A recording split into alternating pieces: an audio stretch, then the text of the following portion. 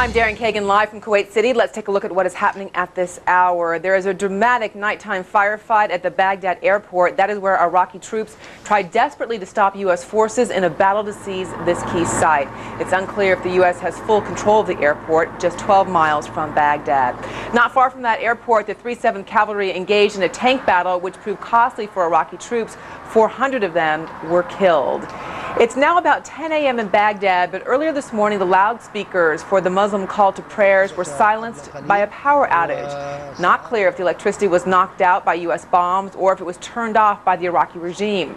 The Pentagon says coalition forces did not target the city's power system. The U.S. House of Representatives overwhelmingly approved a budget proposal to pay the initial cost of the war in Iraq. The tab is about $80 billion. Earlier in the evening, the Senate unanimously passed its own version of an $80 billion war budget. Today will be another day in the operating room for rescued U.S. POW Jessica Lynch, who is said to be in great spirits despite her condition. Her father says she underwent surgery to relieve pressure on her back on Thursday. Today's operations will address her broken limbs, like her broken legs, that she supposedly suffered when she was shot during that attack. And just for a moment to get away from all the intense war news, let's take a look at an Associated Press study about Major League Baseball. It shows the average player's salary rose to over $2.5 million this season. The New York Yankees have the top team payroll in the game, $150 million a year. The Tampa Bay Devil Rays have the smallest, $19.6 million. And here's a good comparison for you. Baseball's highest paid player, Alex Rodriguez of the Texas Rangers, pulls down $22 million a year. That is more than the entire Tampa Bay team. Those are the headlines at this hour. Aaron, as I toss it back to you, I hope we're going to have time in the next half hour. I was able to cover a really interesting rally here in Kuwait City last night, probably the only place in the Arab world where you will see a pro-war rally. Some good pictures to bring you in the next half hour. Thank you, Darren. I hope we have time for that, too. We'll see how things shake out. It certainly hasn't been the day or the night that we thought it would be. As we came on the air around 10 o'clock Eastern Time, American forces were just formally getting control of the airport, Sadaam International Airport, just outside of Baghdad. As we have said a number of times now, this is important strategically. It is also important psychologically to the regime and to the people the regime controls, and both matter in the context of the days ahead. What the people of the Iraqi capital do, whether they follow what their government tells them to do or whether they stay out of the way so that the coalition, which in this case really is just the Americans, can come in, will determine how difficult, how bloody the end game is. Excuse me. That's a small picture of what has been a complicated day, not always an easy day for the coalition. We want to, for those of you who just may be joining us, give you a broad look at how the day began. It ended at the airport. As the lights were turned out in Baghdad, intentionally perhaps by the Iraqi government, American troops moved ever closer to the capital. Some units, according to the Pentagon, are at the city's main international airport. And air assaults, too, continued to hit the city. There's a rocket coming our way, firing loose over the shoulder. There's a rocket, Charlie, over our right shoulder. The Army's 3rd Division, 7th Cavalry, with whom CNN's Walter Rogers is embedded, crept nearer and nearer to Baghdad. Tanks and armored vehicles drove past the wreckage of Iraqi tanks, largely unopposed, much to the satisfaction of the Secretary of Defense. They've taken several outlying areas and are closer to the center of the Iraqi capital than many American commuters are from their downtown offices. A statement denied, no matter how improbably, by the Iraqi Minister of Information just before the power went out. They are not near Baghdad. Don't believe them. Could they be trapped? Could they be trapped? They are trapped everywhere in the country. To the south of the Iraqi capital, elements of the 101st Airborne found themselves momentarily trapped in the crowded streets of Najaf. With the gold dome of the Ali Mosque in the distance, a mosque sacred to Shiite Muslims, angry crowds surrounded a small patrol. They believed the Americans were heading for the mosque. They were not. They were en route instead to a meeting with the mosque's leader. CNN's Ryan Shilcote was in the middle. No one apparently told the crowd of the soldiers' intentions, and as you can probably see from this video, complete chaos ensued. The troops withdrew and the meeting rescheduled. To the east of Baghdad, not far from the Iraqi city of Kut, Marines took away stacks of rifles after they moved through the town. And to ensure they would not be used again, an American tank went to work.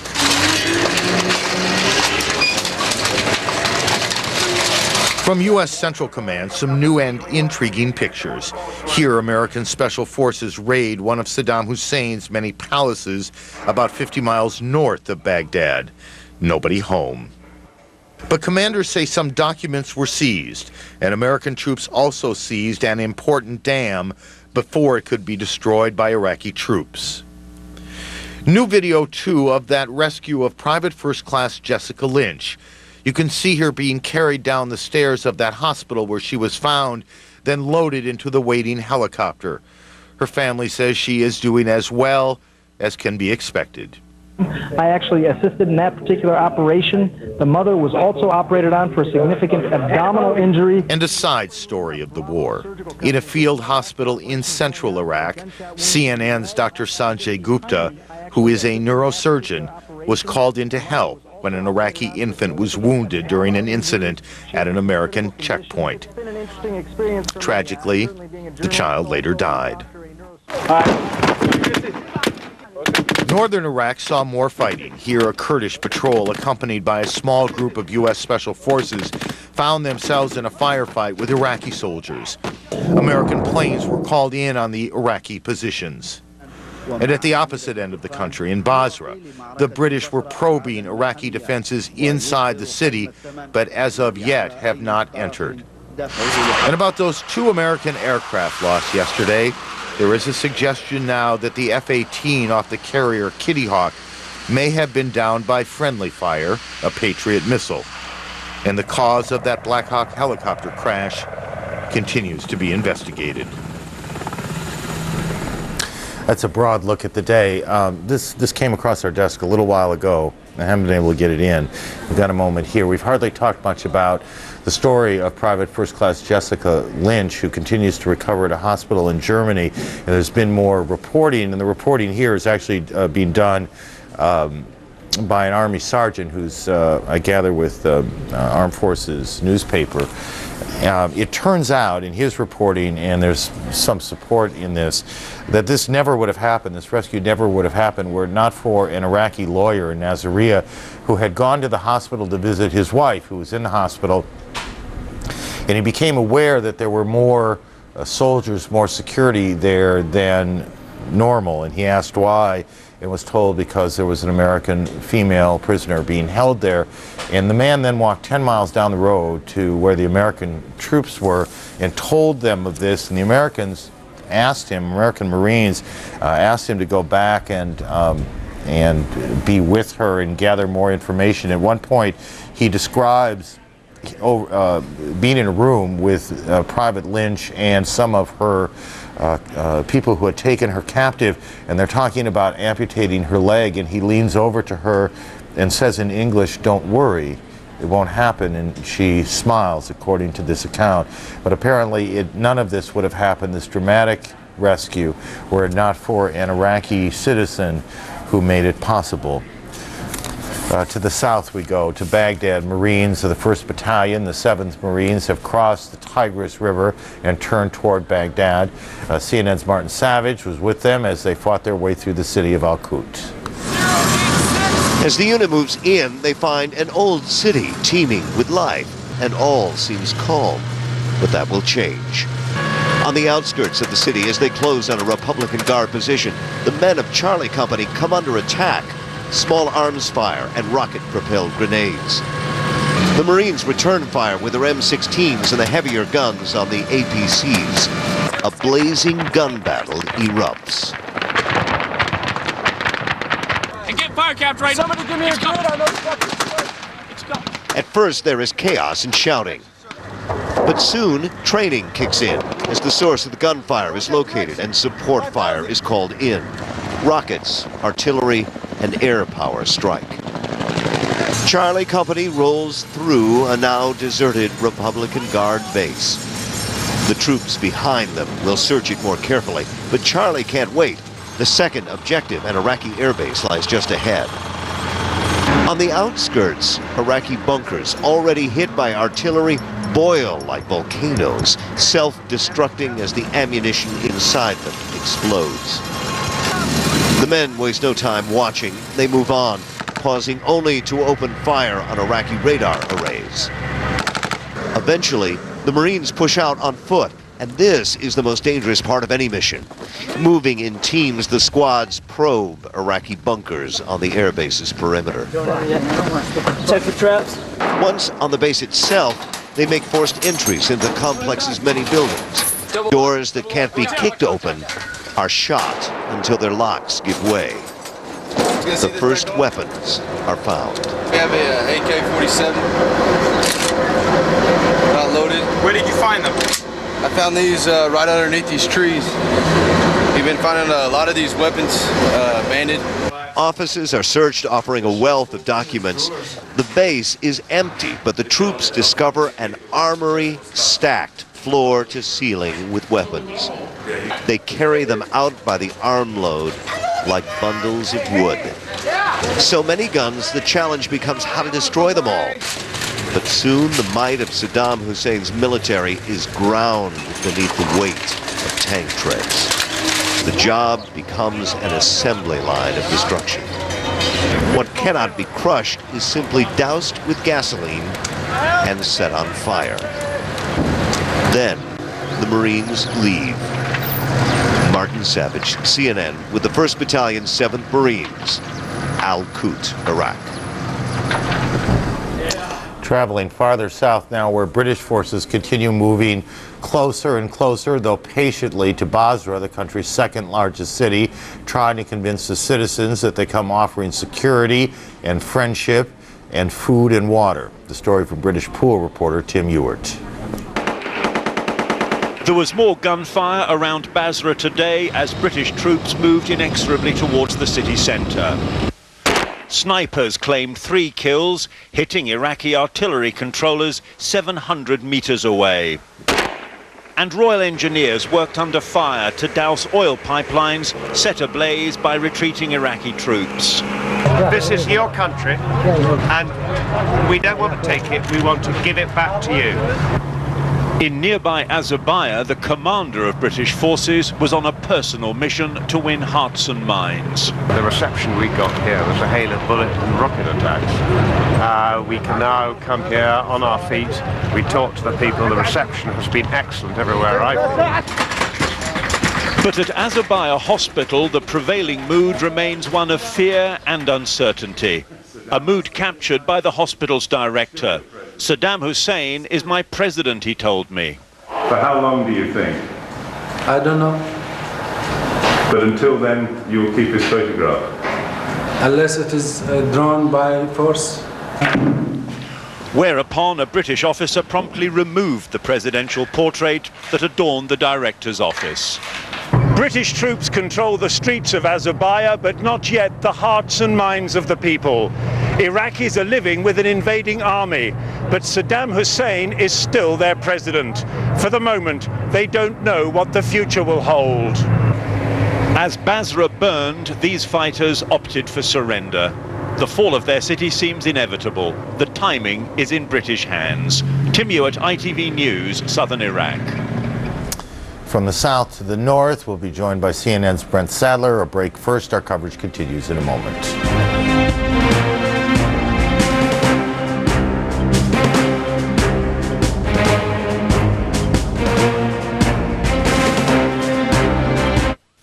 It's not easy to have a career and a family, but my job makes it a lot easier to do both.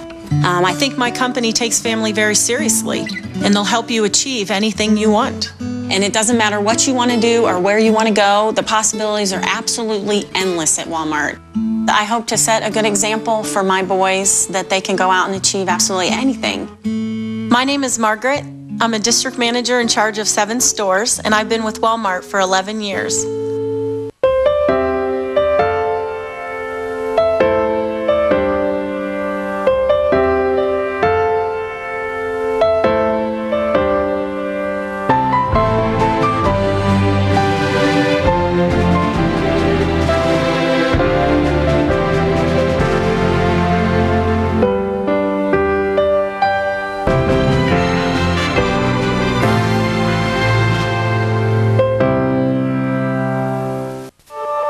Tomorrow at 7:42 a.m., a once-in-a-lifetime business deal will arrive in this office.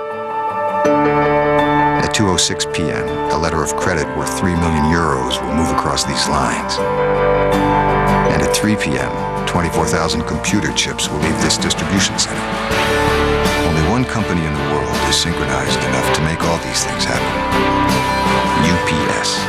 Commerce. Synchronized. Every night at 8 Eastern, CNN takes you live from the front lines. Paul Azan and Wolf Blitzer show you the day's events, what happened, when, and what it all means. In just 1 hour, CNN brings it home. Live from the front lines, 8 Eastern. We spent most of the night from Baghdad south. We'll go to northern Iraq. Much has happened there since we last talked to CNN's Brent Sadler, and Brent joins us now. Brent, good morning. Hi, good morning, Aaron. That startling push on Sadaam Hussein International Airport is being hailed by Iraqi Kurdish leaders here as passing a critical threshold in the war to defeat Saddam Hussein. Those same leaders are also saying that the Baghdad regime could collapse like a house of cards, especially if more pressure is put on Saddam Hussein's army in the north of Iraq, mainly defending those key cities of Kirkuk and Mosul. Meanwhile, one of the top Iraqi Kurdish leaders has received a direct warning to stay out of the fight. This is the Iraqi Kurdish leader. Saddam Hussein is trying to turn against the US-led invasion, urging veteran guerrilla commander Jalal Talabani to abandon his armed support for the coalition. Mr. Talabani, though, is turning a deaf ear, meeting the needs of his American allies instead. Working out new ways in which Iraq's armed opposition groups can help support the war. For Saddam Hussein, he has an uncompromising return message.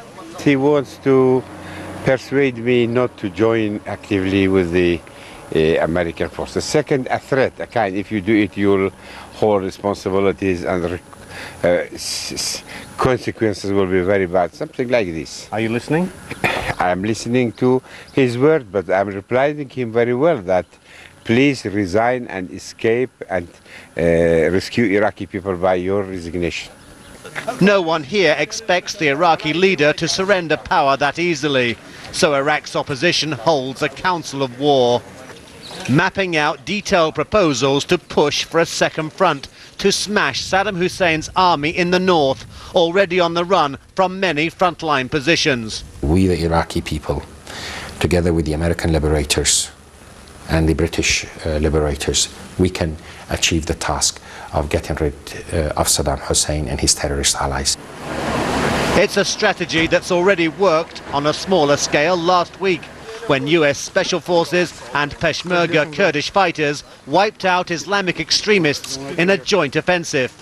And perhaps explains why these American war planners now seem to be listening closely to the ideas of their armed, mainly Kurdish, Iraqi allies. I also understand, Aaron, that some of the top commanders from the Iraqi Kurds and other opposition groups are going to Central Command to discuss this planning further. The Iraqi opposition wants to get into the fight. It also wants to get into the cities in north of Iraq to be able to try and attempt to bring about uprisings, to get the people of Iraq to understand it's not just American liberators and British liberators moving into Iraq, it's Iraqis going hand in hand with them. And that's the message they want to get through from here. Aaron. This is a very simple question. Are we to believe that this man you just profiled talked directly to Saddam Hussein, and when did this conversation take place?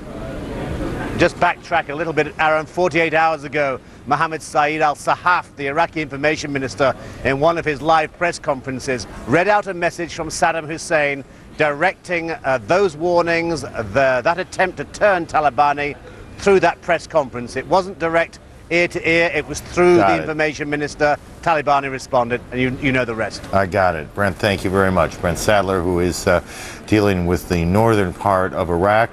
Reem Brahimi keeps track of events in Baghdad, though she is no longer allowed to be in Baghdad. She, along with Nick Robertson and their crews, were expelled, so Reem is keeping an eye on Baghdad from Amman, Jordan, and working the phones. It's nice to see you this morning.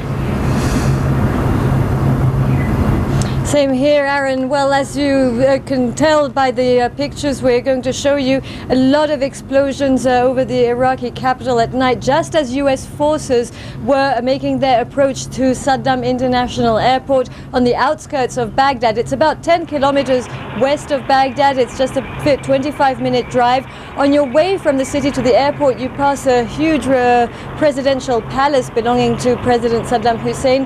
Definitely a key strategic area that's been taken there by the coalition forces. It will allow them probably to use it as a staging ground to launch operations from there. Also, it will be useful to allow them to bring in some humanitarian supplies and be able to channel them directly through the city. That said, there's still a lot to do. A lot of questions over what's happening in Baghdad. Well, we understand from our sources, Aaron, that civilians are not able to leave the Iraqi capital. The Iraqi capital has been, all the checkpoints around Baghdad have been closed. It's also been in the dark since Wednesday 9 p.m. local time. Electricity was cut off, not clear whether deliberately by the Iraqi authorities or whether the result of a missile affecting the electricity grid. But definitely the big question now, as the rhetoric that's being propagated by the Iraqi government through Iraqi TV starts to be at odds with the realities on the ground. Well, the big question now is what happens next. Aaron?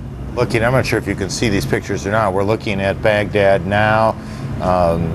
Walt Rogers not long ago described it as a blue sky day, but there is this haze over the city that is the smoke from the bombing and all that is going on at the airport. Reem, it is inconceivable, isn't it, that the people of that city don't know that their government is not telling them the truth when it says the Americans are not near.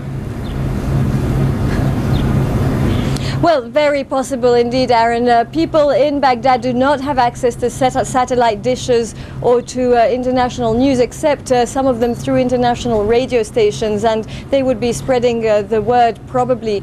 So despite what they're being told on Iraqi TV, a lot of people will have a pretty good idea that the US forces have taken Sadaam International Airport. That said, there would still be fear of even maybe for some of them going out or manifesting any change in their behavior for the moment until they know for sure what's happening. They've been given very strict instructions by members of the ruling Ba'ath Party not to leave their homes once the campaign began. And of course now they're just going to wait it out and see what happens, especially after President Sadaam Hussein came out on Iraqi TV and said that he was calling on people to fight with their hands, but also indicating we haven't used yet a third of our forces to fight yet, indicating maybe there's still a lot of surprises left in Baghdad. Aaron?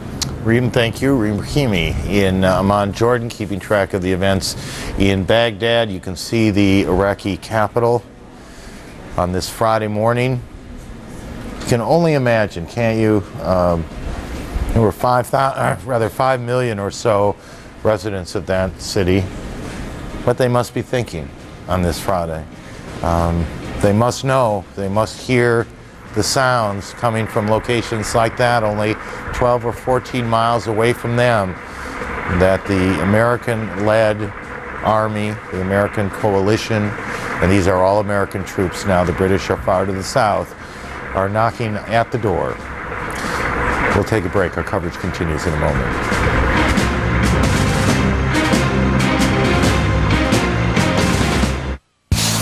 You're gonna love this new quick rent at National Car Rental. When you get to the airport, they let you choose your own car. Whatever make and model you want. Whatever color you want. You can walk right past the counter. And you don't stand in any lines. All you need is a major credit card and access to the internet. You rent online at nationalcar.com. They ought to call it quick and easy. Bypass the counter. You don't have to stand in line. Choose your own car. Click, click, click on the computer. It's all about me, Rent. Huh? Choose the rental car company that lets you choose your own car. Quick rent at nationalcar.com. The war in Iraq continues, and no one takes you closer than CNN, live throughout the day. Stay with CNN, the most trusted name in news. Come on down to Tompkins Flooring, Orange County's leader. Come on down to Tompkins Flooring, where you're gonna save. Family-owned Tompkins Flooring has been Orange County's leader for over 50 years for quality floor coverings at affordable prices. Tompkins Flooring for the best carpet, ceramic tile, laminate, and natural wood floors. Tompkins Flooring, located in Irvine, Laguna Hills, and our new location in Laguna Niguel. This is the carpet in the office of another long-distance company. We hope it's comfortable, because when the CEO sees this, he's going to pass out. Introducing the lowest SBC long-distance rates ever. Right now, pay just 5 cents a minute with no monthly fee. You can call anyone, anywhere in America for just a nickel a minute. Or buy in bulk for as low as 2 cents a minute when you buy 500 minutes. Nighty-night. Call 1-877-PIC-SBC. CNN, the most trusted name in news, is what he meant to say. Time to check morning papers from around the country and perhaps around the world. We'll see how it goes. Pretty much the same lead, to be honest, no matter where you live or if you're on the road, if you're traveling, and the USA Today arrives at your door, that's what you'll see. Baghdad airport swarmed, regime's power diminished, and then it's the weekend edition of USA Today, so they always play the sports pretty high in the Final Four. It's just one of those things. I hope you all out there who are sports fans have gotten a chance to spend some time thinking about that too. It's not life in fact goes on. The Boston Herald, a terrific picture, and the headline is "Give It Up" in the Boston Herald. The picture of some surrenders going on. I'll hold that up for you a little bit. And confident Bush, vice closing in on Sadaam Hussein. The president visited the Marines today. San Francisco Chronicle had a guest on the program from the Chronicle a little earlier. U.S. attacks airport in fight for capital. We'll go through pretty quickly here, so stay with me. The two papers in Detroit. The Detroit News first, for no particular reason. U.S. tightens vice on Saddam's regime, and also the story of a local radio station over here getting fined because their shock jocks shocked a bit too much. Detroit Free Press, the other. Key airport seized, so they made that in theirs. The Red Streak, which is one of the two editions of the Chicago Sun-Times, publishes Lights Out, and the Chicago Sun-Times itself, U.S. reaches airport, Baghdad in the dark, and the weather, as we always try and point out in the Sun-Times, take cover. I guess it's going to rain tomorrow in Chicago, but you never know. We'll take a break. Our coverage continues with an update of the headlines from Darren Kagan after this. Disciplined investing. It's not about following the crowd. At T. Rowe Price, our independent research means we're not deceived by every market ripple, and we don't chase every fad. Over 70% of our mutual funds beat their 3, 5, and 10-year Lipper averages. We have the experience to know what works, and the insight to find real opportunity. T. Rowe Price. Invest with confidence. It's all about efficiency. It's your thing. Do what you want to do. We're going to the fair. I can't tell you who to sock you to. It's my other set of wheels. Yeah. Gets me to class. Right. I'm going to see my boyfriend. We went to the fair, all right. It's your thing. Public transportation, wherever life takes you.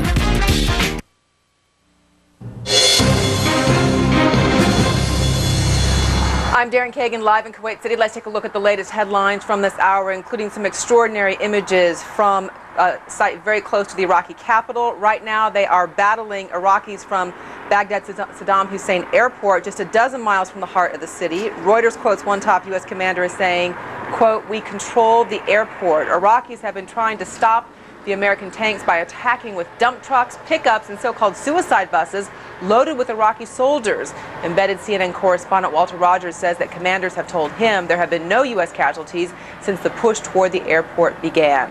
Southeast of Baghdad to the city of Kut now, where 2 U.S. Marines were killed in door-to-door fighting today. Other combat took place there as well, including one incident where some well-armed Iraqis staged an ill-fated charge on some coalition tanks. A commander says, quote, "They were mowed down."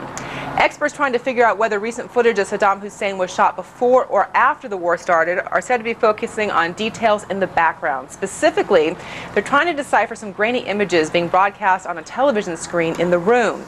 If they can determine exactly what they're looking at, they say they may be able to find out when it was aired. The father of rescued POW Jessica Lynch says his daughter is in great spirits after undergoing surgery on her back on Thursday. Gregory Lynch Sr. says that doctors have told him there is no evidence his daughter suffered any gunshot or stab wounds during her ordeal. Surgery on her broken limbs is scheduled for today. Aaron, back to you. Darren, thanks. I think in the days ahead we'll learn more and more about what happened to Private First Class Jessica Lynch. Don't go away, Darren. Come back. Morning paper. Okay, I know you're not actually. You've got a lot of working day yet ahead. Morning papers from there. Real quickly, this is from the Arab Times. It shows kind of how it's more difficult to be in the newspaper business these days. Baghdad battles in darkness. Of course, they're a few hours behind with what we're able to see live here on CNN. And then from the Kuwait Times, the headline, Baghdad's Dark Hour. And the picture showing near Basra, some Iraqi men are escorted and questioned by the army, the desert rats, as they entered the city in Basra. And then this picture right here, actually we're going to go to some video. This is a rally right here in Kuwait City that I covered myself last night, Aaron. Fascinating rally, thousands of Kuwaitis showing up to show their support for what is taking place. It's a pro-coalition rally. It was organized by the Kuwaiti Lawyers Association, also the Student Association. They brought out all these people. There was poetry readings, there were speeches, a number of signs, Kuwaitis from all ages. And just one other note, I've been getting a lot of viewer email, people wondering how things work here in Kuwait. I thought this was just a little interesting note, Aaron. Word of this rally spread through cell phones. Text messaging goes crazy here, and I can show you just from my own cell phone right here what we got the night before the rally. Your phone beeps, and you see this: to support Kuwait, let us gather at Flag Square from 5 to 7 p.m. on April 3rd. And that being last night, Thursday night, already Friday morning here in Kuwait City. So that's how you spread word of a rally in Kuwait. And everyone does have a cell phone there. They may not all have Mercedes, so it sometimes seems that way, but they sure do all have cell phones. They have the phone. Thank you, Darren. Yeah. Darren and Anderson Cooper will anchor the rest of the morning starting in about a half an hour from now, and we hope you'll stay with them. Here is the scene, and the focus on the night has been Sadaam International Airport, 12 miles outside the city of Baghdad, the capital. American forces have taken it. They have taken control of it, but that is quite different from saying there is no risk yet. But they do have control of the airport proper, it seems. This on a night that Baghdad itself spent in darkness, whether that was the coalition's doing, the Americans doing, or whether that was the regime's doing, remains unclear. In any case, the focus has been this charge up to the airport itself to control it without destroying it, and now to work out from the airport to clear it out, to make sure it is safe. And it is clearly not yet safe. Our correspondent, Walt Rogers, who's traveling with the 7th Cavalry and has been reporting for us, these are live pictures now, from about this location a few kilometers back, observed, 45 minutes or so ago, maybe a little less than that, a fight, a tank exchange in the area, and this is how he reported it to the world. We know of at least one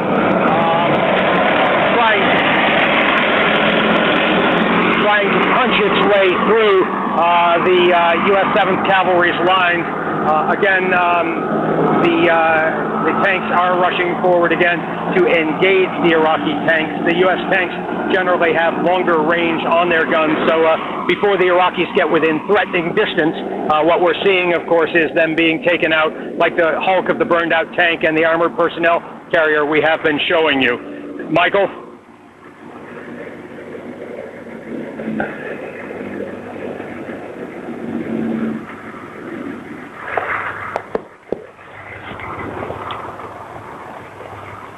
He was broadcasting.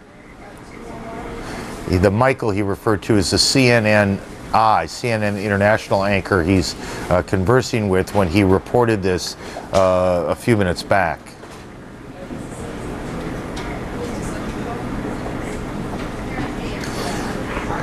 and they were having some sort of exchange.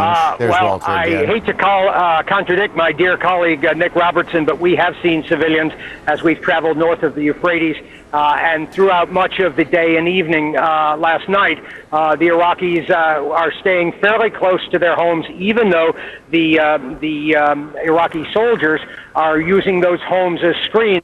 Women hanging their washout signs, and we can see last night at dusk, just after a very heavy firefight, we could see an Iraqi shepherd herding his sheep back into a sheepcote or a small corral of some sort. So while some of the Iraqis may have left their homes, I suspect many others haven't had a place that they can go, and despite the fighting around them, many of them are staying very even though the Iraqi irregulars, the Iraqi military irregulars, are trying to use their homes as cover, if you will, screens to protect them. Michael?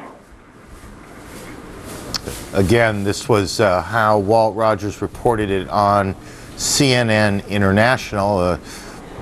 There are a number of CNN networks, and they don't always carry the same programming at the same time. Sometimes they do, and CNN-I is seen around the world. I'm not exactly sure what you're looking at now. If you're seeing a smoldering vehicle, that is an armored personnel carrier, which was taken out about 3 hours ago. It was part of the company of vehicles which came in the direction of the 7th Cavalry. The shooting you hear over my left shoulder, about 40 meters away, is the 25 millimeter gun on a Bradley fighting vehicle. We can see it shooting back to our left. Back to our left are some farm buildings. And the sound breaks out there. I don't know if that's the end of the report or if Walt's going to be able to join us. But these are live pictures. Now you see some movement in the area. Walt, how long ago did you file that report for CNN-I? I guess about 45 minutes, but within the past 2 minutes, we've been under fire again. I heard an RPG just whistling in the air above our heads. Of course, it was traveling so fast we couldn't see it, but whoever fired that had to be closer than 700 yards to where we are, because 700 yards, 700 meters is the approximate range of the RPGs. And then another shot whistled over our heads just a few seconds ago. So the 7th Cavalry continues to be under fire. About 45 minutes ago, the Iraqis launched yet another tank attack against the 7th Cavalry. It was a bit of a surprise. At least one tank up in the distance is burning. I can see a great big billowing cloud of black smoke. And then off to our left, there were a number of other tanks. We've since been told that in the past hour, the 7th Cavalry has on its own knocked out 7 Iraqi tanks and armored vehicles.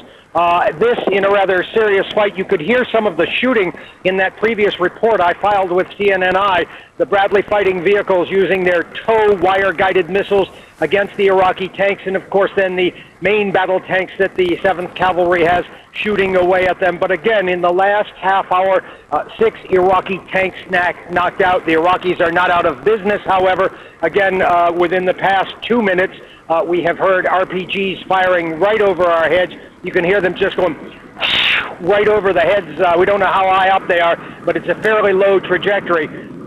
Additionally, the 7th Cavalry continues to hold its position. Overnight, it claims to have killed over 400 Iraqi soldiers, and some of those in suicide attacks on the convoy. There was an earlier Iraqi convoy armored column that moved against the 7th Cavalry. Again, a combination of the 7th Cavalry tanks and armored vehicles in combination with the U.S. Air Force took out 10 Iraqi tanks. So by my count, at least 16 Iraqi tanks and armored vehicles have been killed, is the word the Army uses, within the last 3.5 to 4 hours. Aaron? At what sort of distances are these battles taking place? Are you talking a quarter of a mile, a half a mile, 3 miles? What are we talking about? Quarter of a mile sometimes, sometimes farther, but we have seen some of the Iraqis come up to within 100 meters of the road before they were shot down. We can see more tanks coming up the road behind us now. They'll pass through our frame in a few minutes, but this continues to be a hostile and hot free-fire zone. Aaron? Well, it's pretty evident by what's been going on and just what we can hear And this has been going on now for at least the last 4 hours, right? That's correct, although I think there was sporadic fighting prior to that throughout the night here. We could see mortars going out. As a matter of fact, we parked our vehicle about 50 yards, half the length of a football field from a 120 millimeter mortar battalion, and when that thing goes off, the ground shakes, and the 120 millimeter mortars were shooting all night long for all intents and purposes. And as I say, it's been a running fight. Intermittent somewhat, but when they're shooting, it's very, very intense. Aaron? And no casualties to report with the people that you've been traveling with now for more than 2 weeks, the 7th Cavalry. We see some of the tanks moving. That's correct. That's correct, Aaron. To the best of our knowledge, and we check regularly, there have been no casualties with the U.S. Army 7th Cavalry, certainly not with the Apache troop, the troop with which we've been embedded. A troop is a company-size unit. The Army has, because of the increasing number of tanks the Iraqis are sending down the road in our general direction, just reinforced with yet more tanks and another fighting vehicle. So, again, the situation here remains I don't want to say threatening, but the Iraqis have not stopped sending tanks or suicide vehicles in the general direction of Apache troop for the last 4+ hours. Aaron? Walt, hang on. General Wesley Clark joins us on the telephone tonight. General's been traveling, but has been paying attention. General, good to hear your voice. Nice to talk to you, Aaron. I'm just amazed. I'm watching this shot that Walt Rogers is showing us here. And I recall a couple of months ago when we talked about this moment might arrive when we'd actually see these troops under combat. This is an incredible moment to watch an armored battle like this in progress. It seems in some ways, General, like it was months ago. It was 2 weeks ago that we watched this group, Apache group, come in across the desert. Those grainy pictures moving across the desert. And there was a sense of, I wouldn't say excitement, it's probably not the right word, but adrenaline certainly was flowing as they crossed the border. And now we see them close to the end of their journey. They're just 12 miles or 14 or so miles from the airport. You want to comment now on sort of where we are, General, what we might expect in the next day or 2 days or 3? Well, this is, I guess you'd call this moderate resistance. As they're moving up the road, what we haven't been able to see is a well-prepared defensive position. Presumably, we're dealing with the tanks and the infantry vehicles and infantrymen who've escaped the pounding from the air. Perhaps these vehicles were camouflaged back in buildings or under trees and they couldn't be seen. But what's striking to me is the deliberate pace of movement, the skill of the troops in the 3-7 Cav in dealing with this enemy, the fact that they're observing, they're overwatching each other, and they're obviously, their gunnery is very, very good. We've got a couple of minutes here before we have to break away. Do you have any sense that this is the last major armored resistance that the Iraqis can put up, or might we expect to see more of this over the next several days? I think it's really unpredictable, Aaron, because tanks in street fighting in cities can be enormously powerful. And it would be surprising to me if there aren't some armored vehicles that have been pulled back into Baghdad. On the other hand, the collapse of these Republican Guards divisions has been sufficiently rapid that we just can't predict what kind of level of resistance we would see in Baghdad.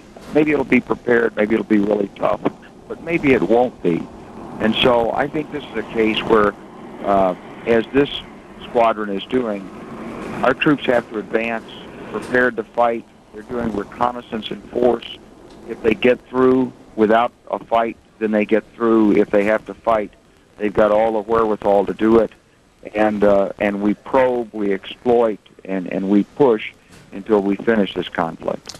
General, stay on the line, if you will. We're glad to hear from you. We'll also put one more voice now into the mix. Martin Navius is a defense analyst for the Center of Strategic Studies at King's College in London. It's good to have you with us, sir. You care to take a stab at the at the question of the moment, which is how well and how, with how much discipline will the Republican Guard fight the end game? Well, the one thing that we do know is that in the last war, in the 1991 war, the Republican Guard stood and fought. They were deployed around about Basra, in the south of the country. They were hit slam on by American and British armor together with air power, and they didn't collapse. They stood their ground, they fired back. In some instances, in a number of small engagements, they actually advanced under severe fire. And they only surrendered once their equipment had been destroyed. So our past experience of these elite units is that they won't just throw up their hands, and they will stand and fight. The question is, what will they do if they are deployed in cities where they can defend themselves and they can put themselves into good positions? And what do you think they'll do? Well, it all depends how successful the bombing was. Now, clearly the Republican Guards, the Hammurabi and the Medina Division were deployed against the 3rd Infantry, the cavalry, and the cavalry, but they're not there anymore. The question is, have they been destroyed by bombing, or have they withdrawn into the city? And if they have withdrawn into the city, was it an orderly, planned withdrawal, or was it a rout? Now, on the basis of our past experience with the Iraqi Republican Guard, and on the basis of our past experience of bombing, we must suspect that at least some elements of these elite units have withdrawn into the cities. And on the basis of a strategic analysis, it makes no sense for the Iraqis to stay in the open and engage the Americans in any large numbers. Their strongest position must be to draw the Americans and the Allies into the cities and to fight them there. It will give them the best chance. And I suspect there will be some members of the Republican Guard, and certainly many members of the Iraqi Special Republican Guard that wish to fight. General Clark, weigh in on that. The Special Republican Guard is quite different. It's more of a militia or enforcers or thugs or people very loyal to Saddam, but not especially well trained in military tactics. I think the odds are that there will be a fight in the city.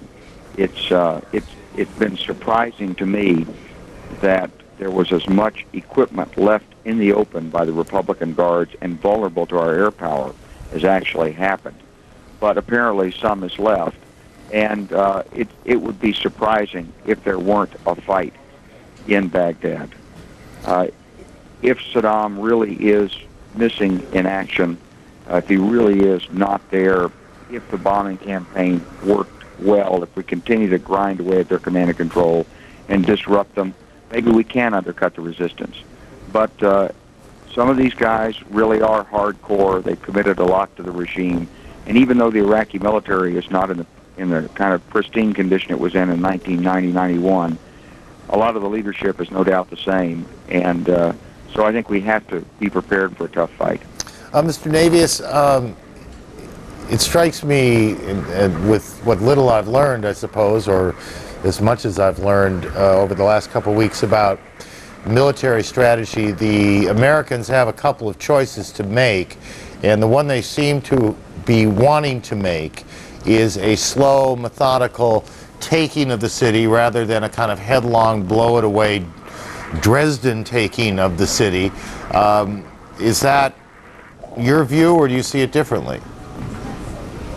Well, no, I agree with you, Mr. Brown. I think the Americans will wait for a build-up of their forces. They need more heavy infantry to come up to Baghdad. They need to surround the city properly. And they can look to the British experience in the south of the country at Basra. What the British are doing around Basra is a slow and I believe subtle and sophisticated technique to squeeze the Iraqi resistance in that city. The British have adopted a policy of what they call raid and aid. That is, they are mounting swift operations into the city to locate and neutralize Iraqi positions, while at the same time they are working on the hearts and minds of the Iraqi people. I mean, one of the major problems that the British are encountering in Basra is the experience of the 1991 war. Right. The Iraqis civilian population just do not believe that we are going to be there and protect them against Sadaam Hussein. And by working both the hearts and minds and the military campaign, slowly but surely the Iraqis' control of that city is being reduced, and they will be removed. This, I think, is probably better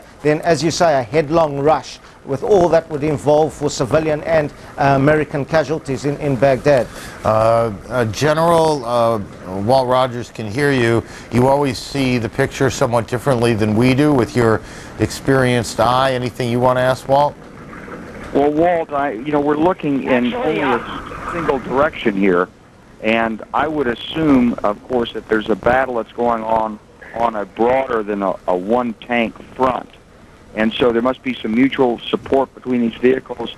We've got helicopters overhead. We've got all of our combat elements engaged here, do we not? Yes and no, General. Your prescience in reading the situation has been spot on. We do need to say, however, this is more than a single tank on tank. This is a troop which, as you know in the cavalry, is a company of tanks, a company of fighting vehicles. I have to be careful about the number of vehicles involved, but there is coordinated engagement by all vehicles, such that when the Iraqis sent out a counterattack about an hour ago, 6 tanks were put out of existence very, very quickly. Having said that, we are not seeing the Kiowa reconnaissance helicopters, and the 7th Cavalry is not getting any support from the Apaches. And this goes to the point of what you were discussing a few moments ago. The closer this unit pushes into Baghdad, the more the resistance becomes. It's not the Republican Guard units, but the Iraqis are fighting, and fighting very strongly, setting up ambushes alongside the road. And as you get close to the suburbs of the city, the Army is very concerned. The Iraqis are going to set up surface-to-air missiles, shoulder-fired missiles in apartment buildings and other buildings, so consequently they're keeping the helicopters out. There is coordination. This is your standard cavalry troop moving forward, or at least holding its position, which is its assignment. But again, no helicopters. It's simply too dangerous the closer you get to Baghdad for those helicopters. Again, confirming what you have been suggesting, that there's going to be the devil to pay of a street fight as these units get closer. Aaron? Walt, thank you. General, if you can hang around for another couple of minutes, we'll get some thoughts from you before we end our stay here. We need to take a break first. Our coverage continues here on CNN in just a moment.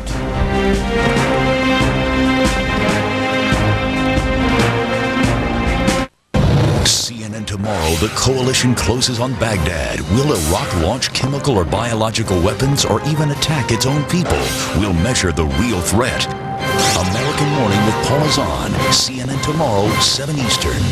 CNN tomorrow as the battle for Baghdad begins, live at Central Command, plus the latest from the front lines, only on Larry King Live. CNN tomorrow, 9 Eastern. Where's everybody going? The grand opening of Family Classic Cars, Indian and Triumph of San Juan Capistrano. Sunday, April 6th. Live music. Free food and prizes. Guest appearances by Dan Gurney, Paul Moyer, and Branscombe Richmond. Register to win a brand new 2003 Indian Chief. Plus money donated to the Mickey Jones Foundation for Children. Family Classic Cars, Indian and Triumph of San Juan Capistrano, the second happiest place on earth. See you there on April 6th. 1978, disco was hip and Sit and Sleep was just opening its doors. 25 years later, Sit and Sleep is celebrating with a 25th anniversary sale. Boogie on down to Sit and Sleep today and save hundreds off department store prices and get 0% financing for 25 months when you buy any Simmons, Sealy, Serta, Spring Air, Stearns & Foster, Miralax, or Chatham & Wells. Plus get free local delivery. Sit and Sleep will beat anyone's advertised price or your mattress is free! CNN, the most trusted name in news. We're going to step aside here for Darren Kagan and Anderson Cooper to take you through the rest of the morning. General Clark will join us again tomorrow. We'll leave you with the day, at least our portion, a busy and dangerous day for coalition forces across Iraq, and by extension, of course, the correspondents who are embedded with them. Here's a sample of the work our correspondents filed today. believe our cameraman Charlie Miller is pointing in the direction of a T-72 Iraqi tank, which is still burning slightly. It was knocked out within the last 2 hours. Behind that is a BMP, an armored personnel carrier. There's an Iraqi soldier lying dead in the road by the BMP, and another one who's was killed in the turret of his T-72 tank. It's dawn here in Iraq, in the suburbs of Baghdad. We are not far from the Baghdad airport, the Sadaam Hussein airport, and for the last several hours there has been an attempted counterattack by an Iraqi tank company. It was a bad decision, as one U.S. Army soldier told us. 400 Iraqis made a very bad decision in the last 24 hours. That bad decision was that they came out and tried to tackle the U.S. Army's 7th Cavalry. We are reporting to you out in central Iraq. Last time, let me tell you what happened. The 1st Battalion, 7th Marines were able to secure Al Numaniya Air Base. That was formerly an Iraqi Air Force base. It is safe to say no longer in the hands of the Iraqis, now under the control of coalition forces. And since that time, the Marines continue to push on. What is happening right now is there is a heavy barrage of outgoing artillery fire, this coming from the Marines themselves. The U.S. Marines have now secured the key city of Al-Qut. It was the Baghdad division of the Republican Guard that was headquartered in this particular region. However, no indications of heavy fighting, but certainly if you take a look over here, all the indications of a clear U.S. military Marine buildup. We have some exclusive pictures. Our cameraman Greg Danilenko just went out with one of the companies of soldiers out here where they found a weapons cache right in the middle of a school. Take a look at these pictures. They're really going to shock you. Acting on a tip from some people here in the city, and they went to this school. They didn't know whether it was just going to be weapons or whether they would find some Fedayeen fighters inside the school as well.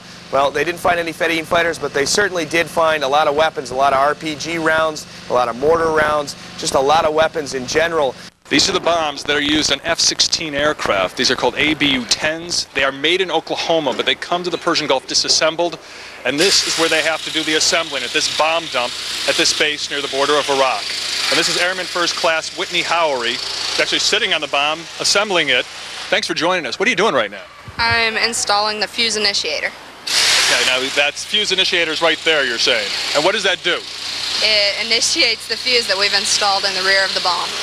How did you get in this work assembling bombs? I chose the career field of ammo. Is there a risk to it? Not really. You don't feel any danger when you're sitting on a bomb like this that you're assembling? No, not until we get it completely assembled. Then you feel it? Just a little bit. It's been an interesting experience for me. Certainly being a journalist, also a doctor, a neurosurgeon. When I spent some time with the Devil Docs earlier, one of the things that they had told me was they didn't have any neurosurgical capability. And they said if a patient were to come in that needed such an operation, would I be willing to help? They asked me that question. Today, that actually happened. It was just a few hours ago. They came up to me and said a 2-year-old child has a gunshot wound or a shrapnel wound of great significance to the head. Would I be willing to come take a look at the patient and take the patient to the operating room? Medically and morally, I thought that was the right thing to do. This child was in what we call in the medical lingo extremis, meaning at the time that I saw the patient, a few minutes really only to live. The outcome of the operation was that the child did die after the operation, despite our efforts. But this was something that we attempted to try and save the life of this child through the operation. I was asked to help out medically and morally. I thought it was the right thing to do.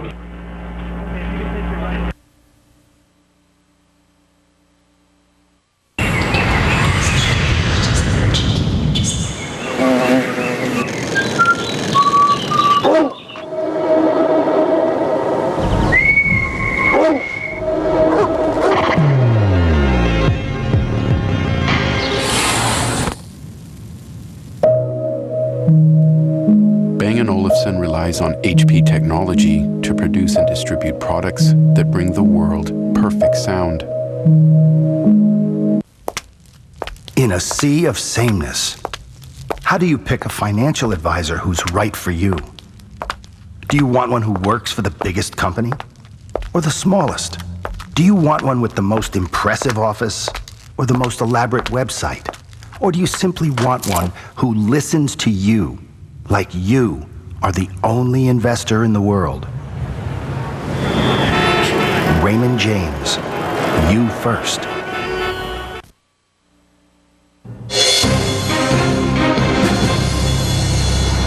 I'm Darren Kagan, live in Kuwait City. Let's take a look at the latest headlines. U.S. forces are moving ever closer to Baghdad, and they are using heavy armor and air support to punch through Iraqi defenses.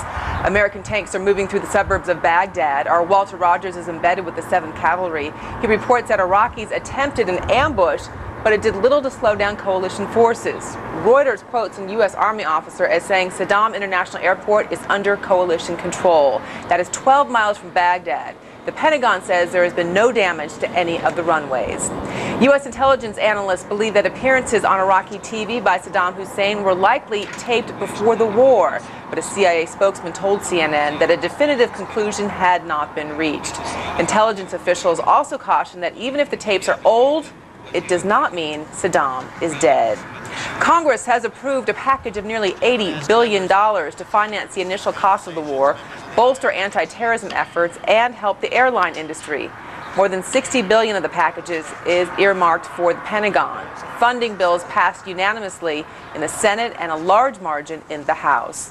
U.S. investigators are looking into a possible friendly fire incident that left one U.S. soldier dead and several others injured or missing. U.S. Central Command says that an Air Force F-15 fighter bomber was involved. Also, investigators are looking into the downing of a Navy F-18 Hornet jet over Iraq. Officials believe that plane may have been shot down by a U.S. Patriot missile. U.S. Special Forces conducted a late-night raid at one of Saddam Hussein's palaces about 50 miles north of Baghdad. CENTCOM says that no Iraqi leaders were captured in the raid, but important documents were recovered. Coming up this hour in CNN's coverage of the war in Iraq, more on the battle for Baghdad. Fighting continues near the Iraqi capital. We're going to take you live to the front lines for the very latest. Culture clash, tense moments as U.S. troops confront a chaotic crowd. We'll show you the peaceful ending. And embedded with the devil docs, the war caught up with our Dr. Sanjay Gupta in a very personal way. He'll share that story just ahead.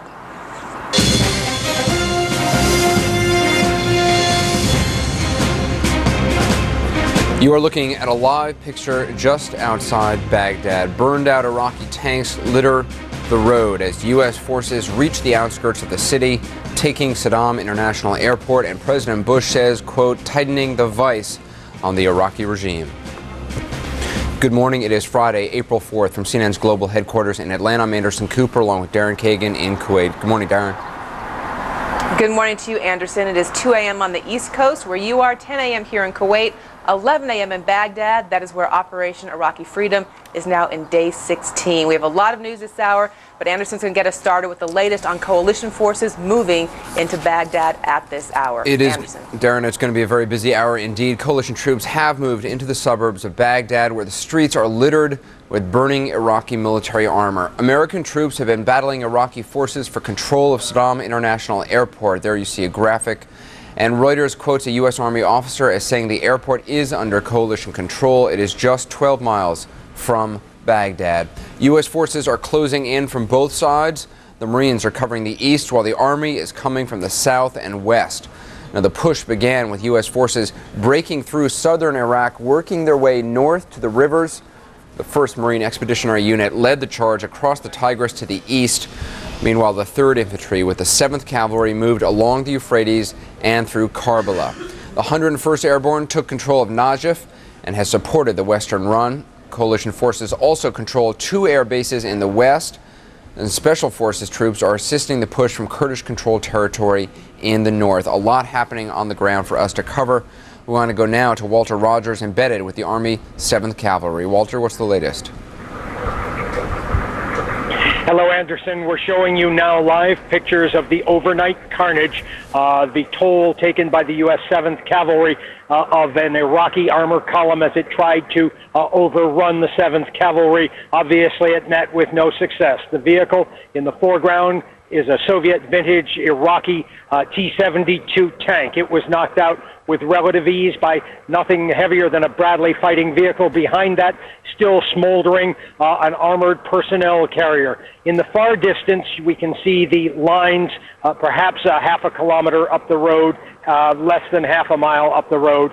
We can see the lines of the 7th Cavalry drawn across this approach to Baghdad. Of course, we can't say exactly where we are, but we are within just a few kilometers, less than barely miles from the Iraqi International Airport, the Baghdad International Airport. But there was the devil to pay overnight. The Iraqis came with those tanks that you can see in front of us and the armored vehicles. 10 tanks came roaring down the road, trying to overpower the 7th Cavalry. The 7th Cavalry's firepower, aided by night vision goggles, also with the assistance of the U.S. Air Force, took out 10 tanks of the Iraqis. That stopped them in their tracks. And then less than an hour and 20 minutes ago, right where I'm standing, very close by, the Iraqis tried yet another end run around the 7th Cavalry, trying to probe the flank. Again, 6 armored vehicles were taken out, a few tanks, a few armored personnel carriers, again, stopped dead in their tracks. It has been a long night here. There was heavy bombing of Baghdad, and in the early morning hours, the air in the Baghdad suburbs was choked with acrid smoke from the U.S. bombing. Anderson? Walter, just judging from these pictures, I'm assuming you have stopped. What is your current status now, if you can say?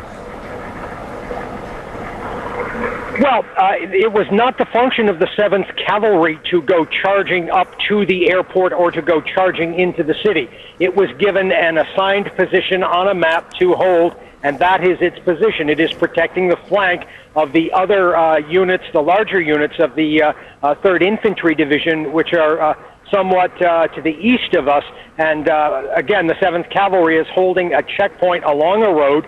Should the Iraqi army come out in any great strength with its larger numbers of tanks, try to overrun the 3rd Infantry Division. We've not seen any maneuvers on that scale at all. What we've seen basically is one company of tanks coming out shortly before dawn, Baghdad time, being taken out. Again, one of the officers with whom I spoke said that they killed at least 400 Iraqi soldiers. Those would be infantrymen dismounts traveling with those Iraqi tanks. And the shooting is fairly consistent. Again, constantly over our shoulders, we're hearing machine gun fires and exploding ammunition aboard the knocked out and now burning Iraqi tanks. Anderson? So the movement, we're seeing a tight shot of the tank that is in the distance. I'm taking it that is the 7th Cavalry tank, yes? It seems movement on the top of it. Let me just check the picture on that, and I'll let you know. Yes, that's 7th Cavalry that you're seeing in the distance, and they're out in front of us. Between them and us are the burning Iraqi vehicles. Some of them were smoldering for hours. One you can see has been smoldering for 4.5 to 5 hours. Now they were knocked out of action almost immediately when the 7th Cavalry came upon them. But beyond that, as you point out, there is the perimeter of the M1A1 main battle tanks along with the Bradley fighting vehicles, both of which have shown themselves splendidly in terms of combat performance over the past week and a half. Anderson? Walter, in the picture that the wide shot we were seeing before, I see what I assume to be a casualty lying there. Are you seeing a lot of that? You mentioned the numbers of believed to be Iraqi soldiers killed or regular forces killed. Are you seeing a lot of them lying around? You're correct in your assessment of what you thought you saw. And remember, inside those vehicles are more dead soldiers. The tank has probably a crew of 3 or 4. The fighting vehicle, the armored personnel carrier, behind it has a crew of at least that and perhaps more. There have been, as I say, I spoke with one U.S. Army officer, junior officer, several hours ago, and he was reporting that there are now at least 400 Iraqis who made a very bad decision about coming to work today, in his words. Anderson? Walter, from these pictures, it tells a lot of the story. What we don't get is sort of the sense of what it is like being there, the smell, the heat, the experience as you see it. Can you tell us a little bit about, is it noisy now? Are there things moving overhead? Describe the scene if you can. I will. I'm sorry we're not allowed to pan the camera at this point, but it's not a good idea because it would give the Iraqis a fairly clear image of where the 7th Cavalry is, and those images would enable them to call in artillery fire on our position. Having said that, you asked about the smell. It was perfectly awful this morning, principally because there was heavy overnight bombing of the suburbs of Baghdad by the coalition air forces, particularly the U.S. Air Force and U.S. Navy jets. A thick pall of smoke hung over the ground. It reduced our visibility at one point to less than a mile, perhaps a kilometer, and the smoke, the burning industrial chemicals, and whatever was hit over there in Baghdad was just choking. It was absolutely choking. At one point, I even flirted with putting on my gas mask, so toxic was the burning odors coming out of Baghdad. Now, a small breeze has blown that away. We are, as I said, just a few kilometers, less than a few miles from the Baghdad International Airport. There are occasionally civilians about in some of the residential communities which are around us. Earlier today, I saw 5 or 6 women and a man trying to make it across the road. Basically, however, anybody who had another place to go certainly evacuated this fire. There was no sleeping last night. The 120 millimeter mortars that the Army uses to pound the area ahead were just withering in terms of their booming and light flashes, and it was not a good night for sleeping in the southern suburbs of Baghdad. Anderson? And Walter, I know you had heard CNN's Nick Robertson was reporting that Iraqi officials are telling citizens living near the Sadaam International Airport to leave their homes, that it's now a closed military area. Are you either still seeing civilians, or have you been seeing civilians in the areas you've been going through? We have seen nothing like what Nick was reporting that the Iraqis were asking their people to do. That is to say, we have seen no mass movements of the Iraqi citizenry toward the airport. Obviously, the Iraqis, in doing that, were planning to use their people as human shields. What we have seen is the incidental family, the occasional farmer who wants to stick his head up, a few women every now and then trying to get across the road. But again, the civilians are still in these areas, principally those civilians who have no place to go. Anderson? Do you have a sense, you know, there had been these reports several days ago, 24 hours ago or so, about some of the remnants of the Republican Guard units moving back into Baghdad. The kind of opposition your unit has been facing, can you characterize what it's like? Irregular, regular, special Republican Guard, special Republican Guard? Basically, what we're seeing is irregular units. What we're looking at now should be an M1A1 Abrams battle tank that was in the thick of the battle for the past 4 or 5 hours. They appear to be moving back somewhat from this position at this point because there are still plenty of Bradley fighting vehicles up there. Having said that, what we're seeing are irregulars, and the irregulars we're seeing are, most of them we see do have Iraqi uniforms, but they're never groups of more than 10 or 20, unless, of course, they're moving in an armored column or in a battle vehicle. We have some noise here. That's a Bradley fighting vehicle pulling up beside us, plus the main battle tank. I'm sorry, Anderson, the noise is abated now. I can hear you a little more clearly. Talk to me. Understood. We saw the pictures. We could tell there was going to be no noise. There's no problem. We are sticking with your picture. Give us a sense of what the last, say, 12 hours have been like for you. I mean, you talked about these. I don't know if it's right to characterize them as suicide attacks by trucks and stuff, but if you can, just characterize again just the last 12 hours or so.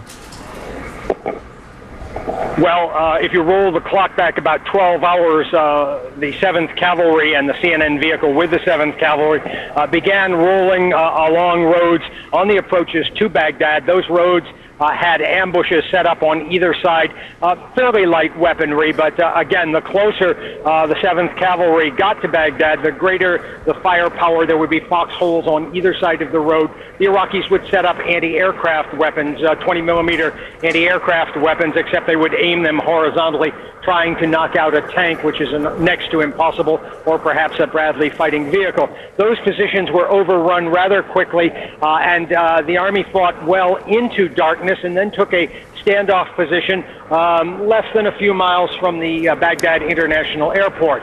Having said that, there was not much abating of the firing overnight. For example, we saw constant bombing in the distance of Baghdad. That is to say, giant light flashes on the horizon. There was very little, even when you lay down for a few moments by way of sleep. We were parked less than half a football field away from a 120-millimeter mortar position, and when that goes off, there's this huge flash of light, which you can see even though your eyes are closed, and a thundering clap, and then there would be these volleys of half a dozen or a dozen or more 120-millimeter mortars just pouring out in the distance in support of the forward units of the 7th Cavalry. And then just about dawn, they brought us up to our present position, which was a mile or so from the overnight fighting lines. And that's where we are now. You can continue to see the burning of Iraqi vehicles, which have been ablaze for the past 5 hours or so. And again, the carnage here has been more than substantial. Anderson? Walter, how are you getting your information? I mean, you know, I saw those tanks pulling out. How do you get the sense that, all right, this is an area we should leave now? Is there one particular tank that you follow or fighting vehicle that you follow? How do you get a sense of where you should be positioned? Well, much of the information we get in broadcast simply comes from eyeballing. When an RPG whizzed over our heads less than an hour ago, I knew exactly what was coming my way.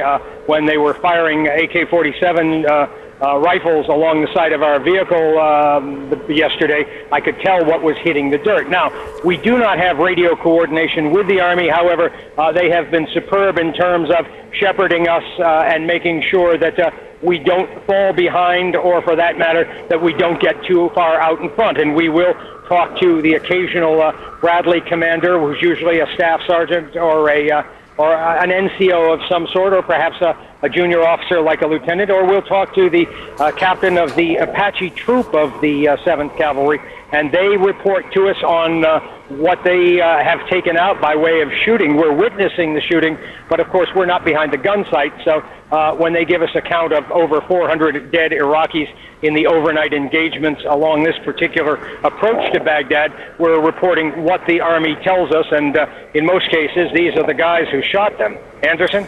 Walter, the picture we're looking at now is a U.S. cavalry soldier on top of a fighting vehicle, poised with his hands on some sort of a machine gun. Now it seems they're moving out. Can you describe, I mean, this may be an idiotic question, but would you describe the situation there as tense, or you've been holding that position for a while? Is it somewhat relaxed? How would you describe it? Well, it certainly is tense because while I may not hear any gunshots for the past 3 to 5 minutes, they constantly are popping up again. There's sporadic firing.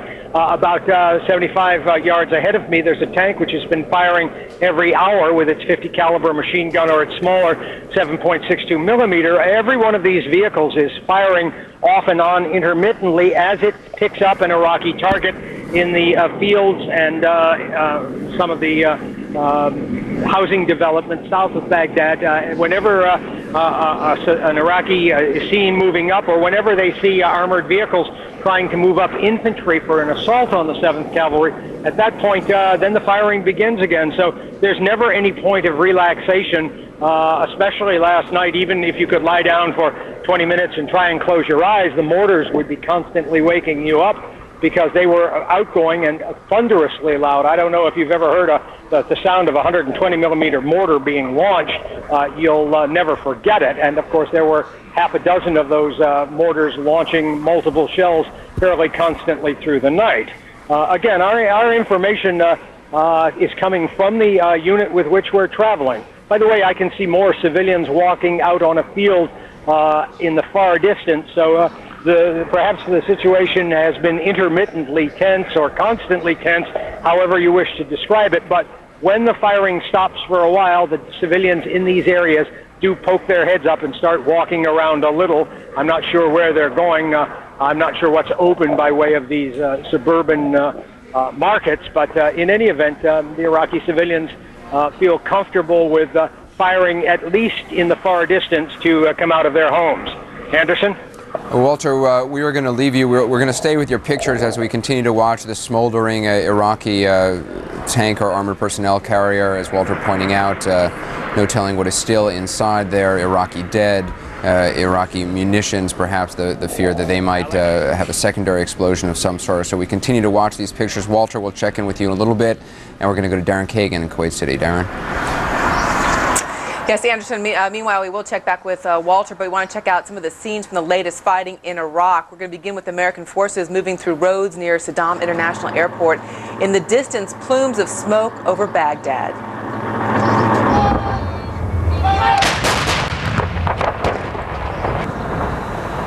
Artillery pounds Iraqi positions near Kut, that is along the Tigris River. Marines there capture the main bridge and begin their push toward the capital city.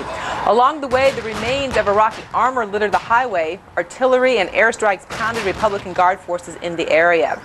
And in Baghdad, coalition airstrikes light up the skyline. Among the targets, the headquarters of Iraq's Air Force. No Iraqi plane has taken to the air in opposition to U.S. forces since the beginning of the war. Our Nick Robertson is reporting that Iraqi civilians have been ordered out of the area around the airport and that they're moving into the city. Fedayeen fighters had been mobilized to the airport, and U.S. forces have taken up positions outside the airport. We basically occupied the international airport, had 2 battalions from our brigade, 1st Brigade, 3rd Infantry Division, come down from the south to the north in order to seize the runway. Our mission up here is to block the entrance from Baghdad. This is about as far east that you can get into the Baghdad proper city. We're on an outpost, have security running forward, two company teams and 1 team in reserve executing combat patrols and orientation with our direct fire weapon systems down the main entrance of the Baghdad International Airport. The airport is a key part of the drive for Baghdad, and the Pentagon says there's been no damage to the runways. We want to get more on the situation in Baghdad and be joined by our Reem Brahimi. She is in Amman, Jordan, but of course very familiar with Baghdad, having spent a lot of time there before the government kicked her out along with her other CNN correspondents. Reem, hello. Hello to you, Darren. Indeed, as you mentioned, a key strategic area, the airport. It's located about 10 kilometers, about little less than half an hour's drive west of the Iraqi capital, Sadaam International Airport. There probably wouldn't be very many planes. There haven't been in recent years because of the sanctions imposed on Iraq. It's a place, of course, that is of great importance because it is a place where the U.S. coalition forces can bring in their equipment, including helicopters. They can use it to stage operations from there in the Iraqi capital. It's a very easy drive from there. It's not far from a presidential palace, and it can also be used to bring in humanitarian supplies. Now the airport, taking the airport off, of course, conflicts with what Iraqis have been told all this time, especially in the past 2 days by Iraqi officials. Yesterday, Information Minister Mohammed Saeed al-Sahaf told reporters and said on Iraqi TV that it was an illusion. The U.S. troops were nowhere near the airport.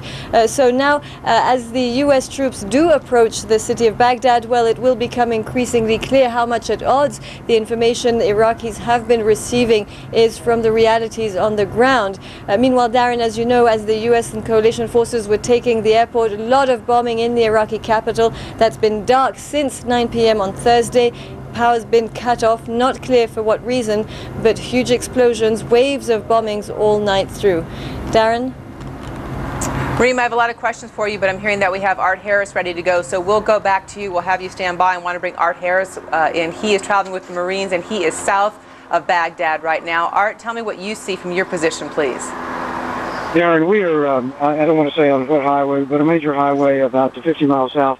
I'm with the 2nd Marines Light Armored Reconnaissance, and their job is to keep the highway open, the supply train open, feeding ammunition and food and anything else troops need up north.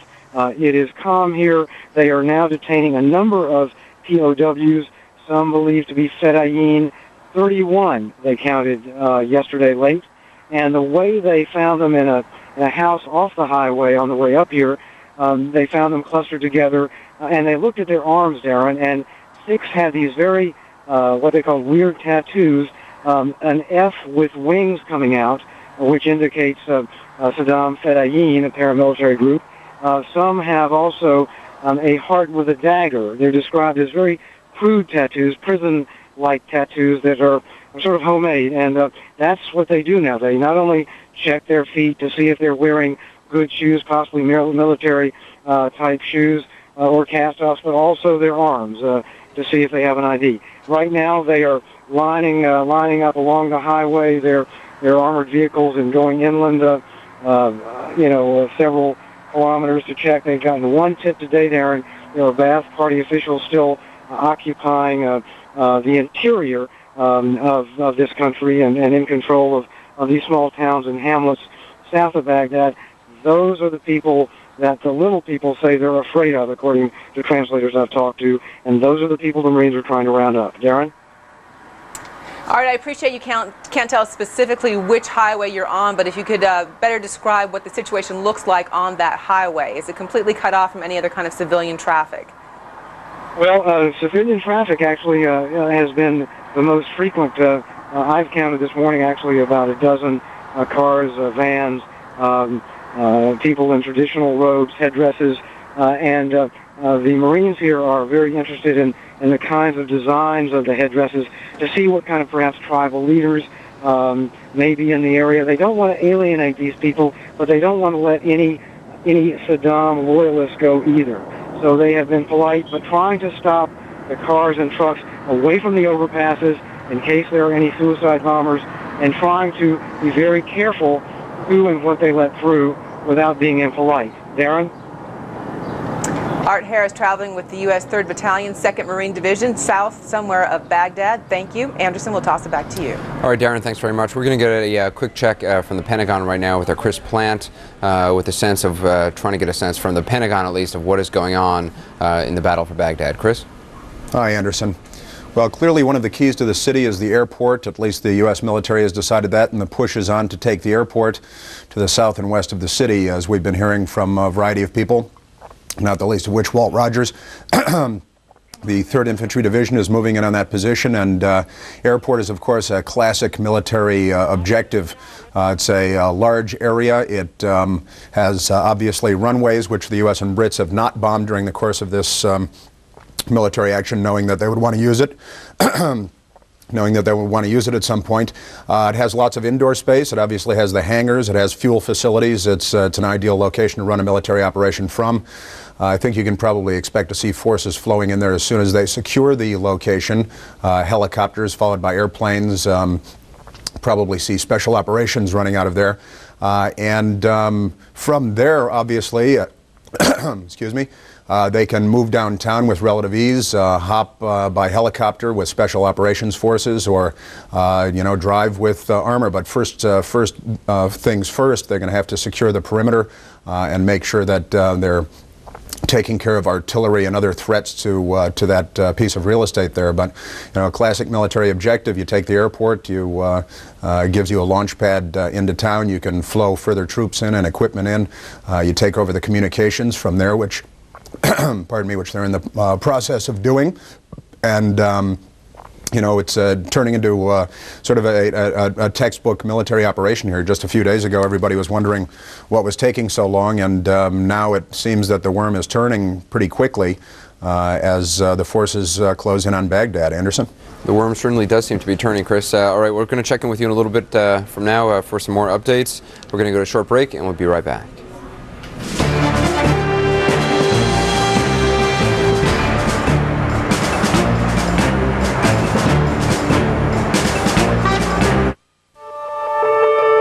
Tomorrow at exactly 6:02 a.m., a cargo jet will fly through this airspace.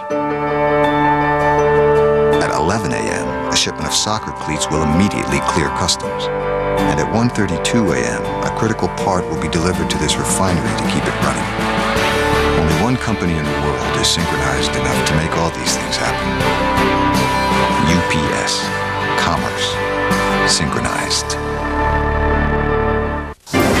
You decided. Once again, CNN is #1. For trust and experience, Americans choose CNN as the most credible news source.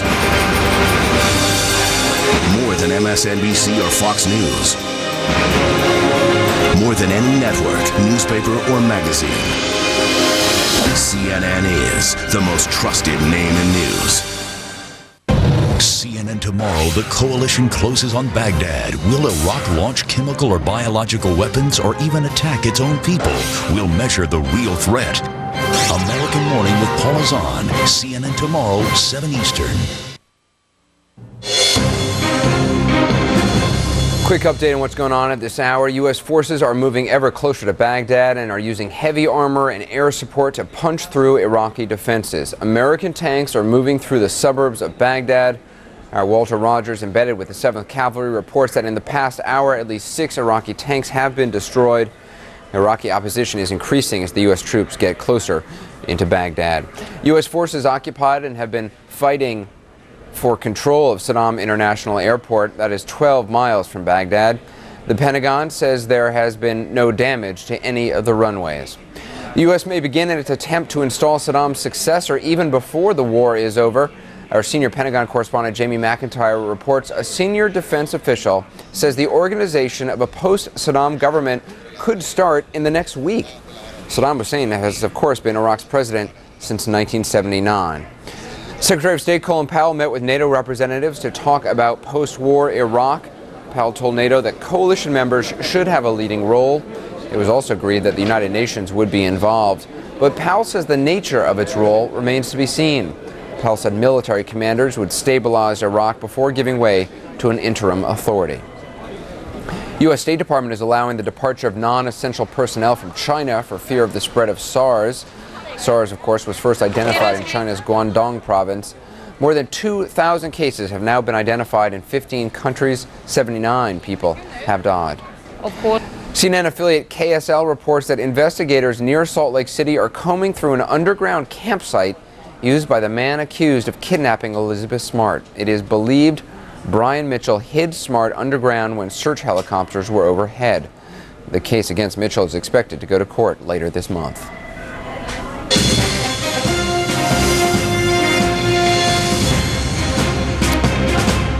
More from our embedded correspondents now. Troops from the 101st Airborne took control of the central city of Najaf a day ago, but it wasn't long before the people of Najaf rose up to stop American troops in the streets.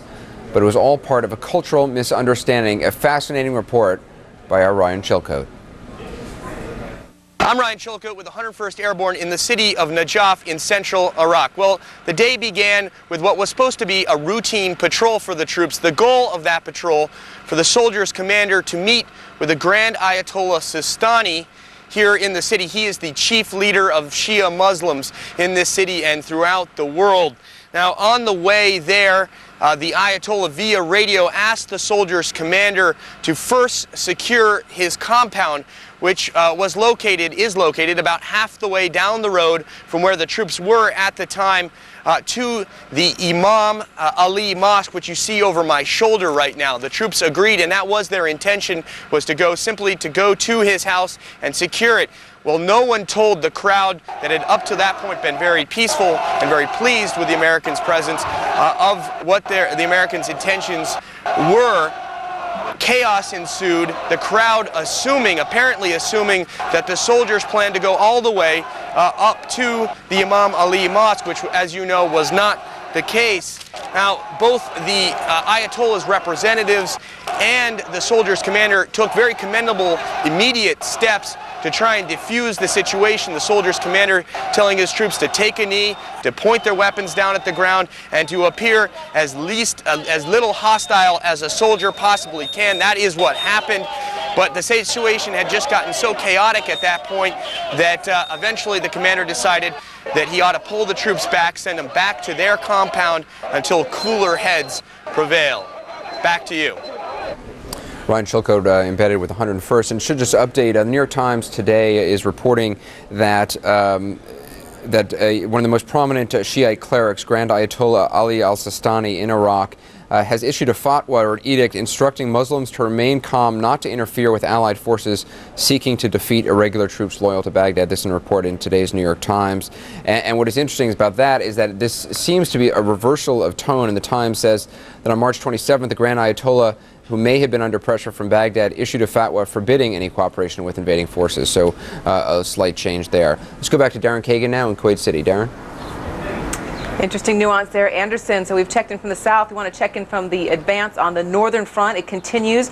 U.S. Special Forces and Kurdish fighters are following Iraqi troops back toward Mosul. Julian Mannion was walking those front lines when the new fighting started. Let's check in.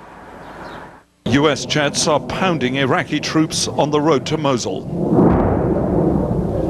The Iraqis have been ordered to stand and fight after yesterday's retreat, but they are taking terrible punishment. Earlier, we advanced on foot towards Mosul, which is part of Saddam's heartland. We followed a unit of Kurdish Peshmerga through miles of territory which the Iraqi army has abandoned. With us, half a dozen U.S. Special Forces soldiers, who for a time were hopeful that the enemy had pulled out altogether. So what's your procedure when you get up to a place like this? Well, usually we sneak up to it at dark in the middle of the night. But seeing how the Peshmerga pretty much secured the whole high ground here, we're just going to walk up there. There's firing going on. And they're moving. We've just heard a shot over there. Yeah. They get contact front, dude. The Iraqis were a few hundred yards ahead of us, and they opened fire. Right there. Right there. All right. Soldiers and journalists dived for cover, and the Peshmerga rapidly began to fire back. New situation here on the road to Mosul. Up to just a few minutes ago, we were walking calmly down the road with a few members of the U.S. Special Forces. Then our position was fired upon. Since then, both U.S. troops and Kurds have gone into action, as you can see behind me, taking over a former Iraqi army position and opening fire on what they believe are enemy positions further ahead. Okay, quick. Kurdish and American troops began to move forward towards the enemy.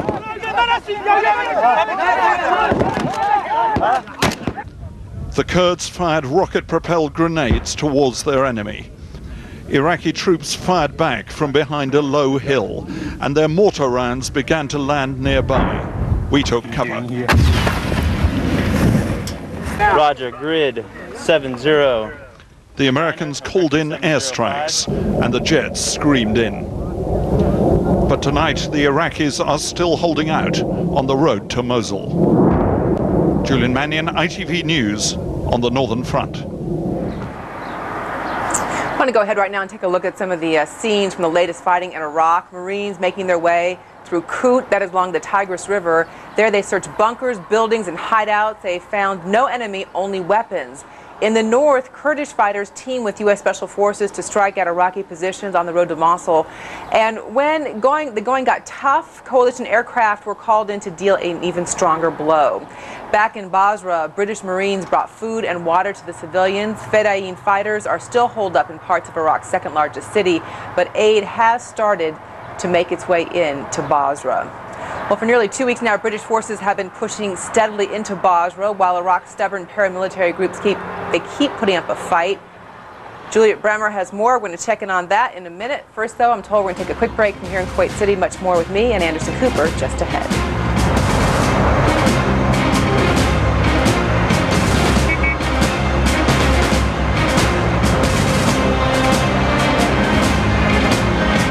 If you were born between 1918 and 1963, call the number on your screen now to find out more about the Silver Care Plan. The average funeral now costs over $6,000. But did you know your survivors may only be able to receive government death benefits up to $300 if they qualify? The Silver Care Plan is a way to help protect your loved ones. To get free information about the plan, just call the number on your screen. CNN tomorrow, the coalition closes on Baghdad, plus new questions about Saddam's messages. When were they taped? American Morning with Paul Azan, CNN tomorrow, 7 Eastern. Imagine the perfect kitchen.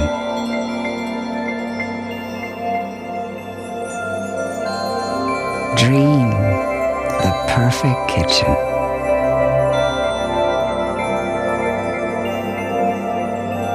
Viking at Pacific Sales. Create the perfect kitchen. Pacific Sales Kitchen and Bath Centers throughout Southern California.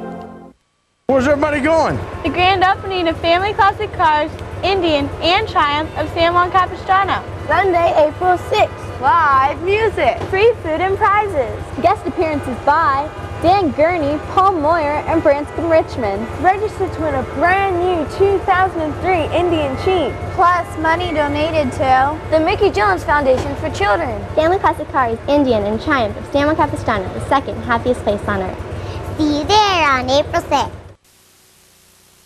CNN, the most trusted name in news. Well, with the battle for Baghdad having begun and the battle for Basra continuing now, there is a lot happening on the ground on the front lines in the battle all over Iraq. For the latest, let's go to Tom Matier at CENTCOM headquarters, Doha, Qatar. Tom? Anderson, in about 4 hours and 20 minutes, we expect to hear from the U.S. military-led coalition on the successes that they have felt in and around Baghdad and the situation report of where they are. As we have seen over the last 12 hours, the Sadaam International Airport, a key objective in Baghdad, does have U.S. ground forces there and taking control as we speak. Joining us now, Group Captain Al Lockwood, the British military spokesman. Captain Lockwood, how important is the airport as a military objective? Well, obviously as a strategic military objective, very important. A large piece of real estate, modern communications, long runways, a key jewel in Sadaam Hussein's crown, which I'm sure they'll be very unhappy at losing. They didn't seem to fight very hard for it. No, it's becoming a slight puzzle to us all here. The progress that we've made over the last 2 days through to of the Republican Guard divisions, then up to the airport.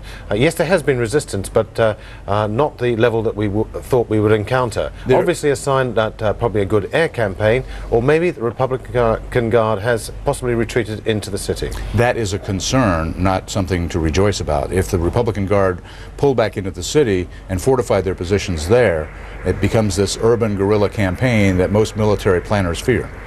A possibility, but there are, a large number of possibilities open to us when it comes to military options. We'll look at them all very carefully, and we'll take our time, as we have done in other places. What about this talk of taking over the infrastructure of Baghdad and Iraq, of taking over electricity, water, civil administration? Even though you don't find Saddam Hussein and his regime, you take away things that they offered and kind of have a parallel government. Is that a possibility? Well, it's another option. I don't really know what the plans are and how they're going to be put into operation, but it is an alternative and one that shows good lateral thinking. All right, let's move down to Basra, an area where British forces have been working for well over a week, trying to win over the hearts and minds and the territory of Basra. Where does it stand now? Well, we had another quiet night following a successful day yesterday, where we entered on an aggressive patrol into the city again with help from the local people who had identified a paramilitary position. It was yet again a public building, a school. We took the prisoners from the paramilitary, and we found a large weapons cache in there. Are you finding the information these citizens are bringing you now is better than it was, say, a week ago? Well, not so much better, but there's more of it. The confidence is growing from the people daily. As you may have seen, yesterday one of our commando brigades played a football match against a local village team. Sadly, we lost. Well, you can't win them all. Group Captain Al Lockwood, thank you very much for joining us here at CENTCOM headquarters. And as I said, in just about 4 hours, we expect the U.S. military to have a briefing here, hopefully giving us an update on the situational report in and around Baghdad, where it appears the Sadaam International Airport is the key focus. Back to you, Anderson. All right, Tom. I also know you have, I think, an off-camera briefing to go to, so we'll check in with you in the next hour sometime just to see if you heard any new information. For now, let's go to Darren Kagan in Kuwait City. Darren? Anderson, we can keep this military theme going. It was a very busy day in the battlefields, both in the north and the south on Thursday. Our Miles O'Brien wraps that up for us. 10:24 a.m. CNN's Ben Wiedemann reports artillery shelling near Kaylak in northern Iraq. He says hundreds of Kurdish troops have secured an 8-mile stretch of the road leading to Mosul, the largest city in northern Iraq under control of the Hussein government. 11:45 a.m. Iraq's information minister, in a live interview on Arabic TV network Al Jazeera, says the coalition is not as close to Baghdad as it claims. Noon Eastern Time, for reasons not yet known, the lights go out in Baghdad for the first time since the war began. Joint Chiefs Chairman Richard Myers says Central Command did not target the city's power grid. 12:50 p.m. Defense Secretary Rumsfeld says coalition forces have so battered Iraq's Republican Guard that military leaders have been forced to backfill the defense of Baghdad with regular army troops. 3:28 p.m. CNN's Nick Robertson reports sources inside Baghdad tell him Iraqi authorities have turned off the lights in the capital city. 5 p.m. Eastern, a series of explosions begin to rock Baghdad, echoing across the darkened city. 5:08 p.m. The Pentagon says U.S. forces have reached Sadaam International Airport in southwestern Baghdad. CNN's Nick Robertson reports government vehicles are going through areas near the airport, telling residents to gather there to defend it Thursday night. 5:10 p.m. U.S. intelligence sources conclude the videotapes of Sadaam Hussein broadcast since the war began were all made before March 19th, but they caution the analysts can never be 100% certain. There are some new developments in the story of rescued POW Jessica Lynch. We'll have that for you in just a bit. Right now, a quick break. We're back after this.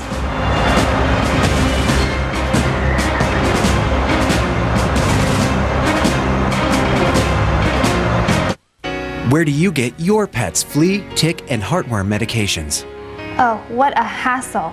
I take the dog, drive to the vet's office, then sit and wait.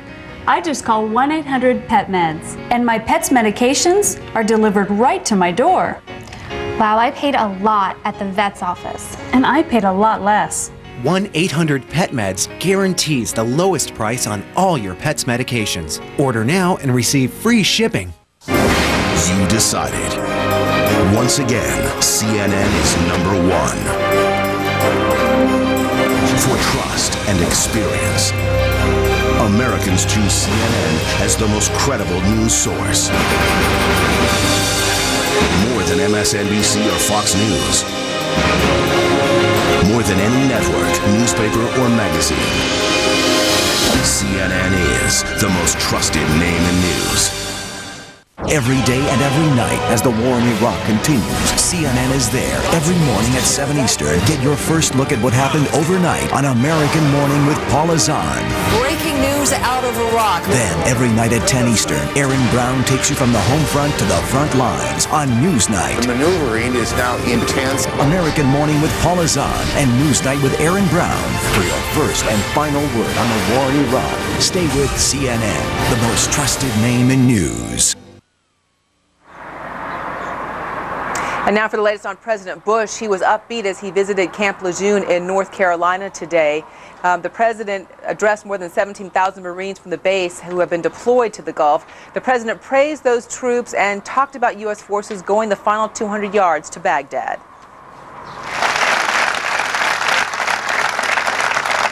The course is set. We're on the advance. Our destination is Baghdad, and we will accept nothing less than complete and final victory. The president also said that none of the fallen would be forgotten. At least 11 Marines from Camp Lejeune have died in the war, and others are still listed as missing. This is the president's third trip to a military installation since the war began a little more than 2 weeks ago. More now on 19-year-old Army Private Jessica Lynch, who was rescued from an Iraqi hospital on Wednesday. Our Jeff Flock follows up on the dramatic story that has captivated the country. These are the latest pictures of the dramatic rescue of Private First Class Jessica Lynch, carrying her down the stairs of an Iraqi hospital, a belly-mounted chopper camera capturing the hustle of legs as she was ferried aboard. But a published account of what was said to be the dramatic capture of Lynch by Iraqi forces, an account that had her shot multiple times and ultimately stabbed, is apparently untrue. The doctor has not seen any of this. He looked for the gunshot wounds, for the knife stabbing, and there is no entry whatsoever. From their rural Palestine, West Virginia home, Jessica's parents talked to her twice, before and after surgery at a U.S. military hospital in Germany, to bring feeling back to her injured feet. She needs more operations on 2 broken legs and a broken arm. No one is saying how she got those. Just seeing her, I was just so relieved that we were able to bring back somebody home. But I was also angered also to see the injuries that she did sustain. So like I mentioned earlier, she's definitely a fighter. Lynch's parents got a steady stream of flower deliveries, had a 5-hour meeting with military brass talking about their daughter, and even heard the president mention her in a speech at Camp Lejeune, North Carolina. Marines and Special Operations Forces set out on a daring rescue mission, and thanks to their skill and courage, a brave young soldier is now free. But U.S. officials have refused to confirm a report that Lynch shot several Iraqis trying to capture her and, quote, fought to the death before she was taken into custody. We don't know that that's a true fact or not. It does sound like something that I would say my daughter would do, because she's a fighter. The people here in Jessie Lynch's hometown don't really care exactly what happened to her, only that she's safe. But U.S. military officials do.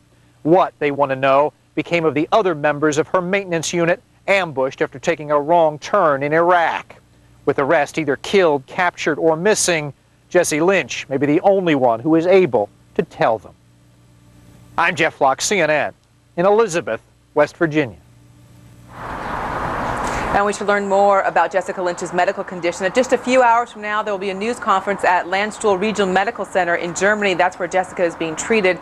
Doctors will have an update on her treatment and on her condition. That is 5 a.m. Eastern Time, and CNN, of course, will carry that news conference live. And Anderson, I don't know if you had a chance to look at it, but in today's Washington Post, an incredible article talking about how this whole rescue apparently even came to take place. An Iraqi man, a lawyer, whose wife is a nurse at the hospital where Jessica was being held, discovered that she was there, was disgusted by the conditions, he says, that she was being held in, and he risked his own life and his family's life basically to tip off U.S. Marines about the whereabouts and the layout of this hospital. Yeah, it is a great article. I did see it online, and what's remarkable is not only did he risk his life initially by going to the hospital and sort of probing around for information, actually even approaching Private First Class Lynch, apparently, but he risked his life several times approaching Marines to tell them the information, and then they asked him to go back to the hospital on 2 occasions to gather more information, make contact with her, and he was actually even scouting around, counting the number of Fedayeen fighters in the hospital. It is just a remarkable story of one man's decision to lend a hand. We're going to go online and check that out. Yeah, it's a good story. Washington Post. Darren, thanks. We'll check in with you shortly. We're going to check in right now with Chris Burns, our White House correspondent, who is live in Washington. Chris, what's the latest? Well, Anderson, a little bit more on President Bush's trip to North Carolina, to Camp Lejeune, as he was meeting with the troops there, as he was paying tribute to those who lost their lives, the 11 soldiers meeting. He met with some of the families of those 11 soldiers, shed tears with them, in fact, according to White House officials. Also on the president's mind, though, the messy part of state building. After the end of Sadaam Hussein's regime, how to replace it. Now, the U.S. government would like to put in a military-led administration, though they would very quickly, as soon as possible, according to a senior administration official, shift to some kind of an interim government. The president talking about that, but vaguely, at that visit to Camp Lejeune. The Iraqi people deserve to live in peace under leaders they have chosen. They deserve a government that respects the rights of every citizen and ethnic group. They deserve a country that is united, that's independent, and and that is released from years of sanctions and sorrow. Our coalition has one goal for the future of Iraq: to return that great country to its own people. On Friday, the president of the White House will be meeting with Iraqi Americans, those who have stories about being abused and persecuted at the hands of the Sadaam Hussein's regime. The question now is, what will replace that government? President Bush not meeting, obviously, with any interim members of an interim government. He's playing his cards very close to his chest, because the question is really, how do you pull together the various Iraqi elements? The Kurds in the north, the Shiites in the south, the Sunnis in the middle of Iraq.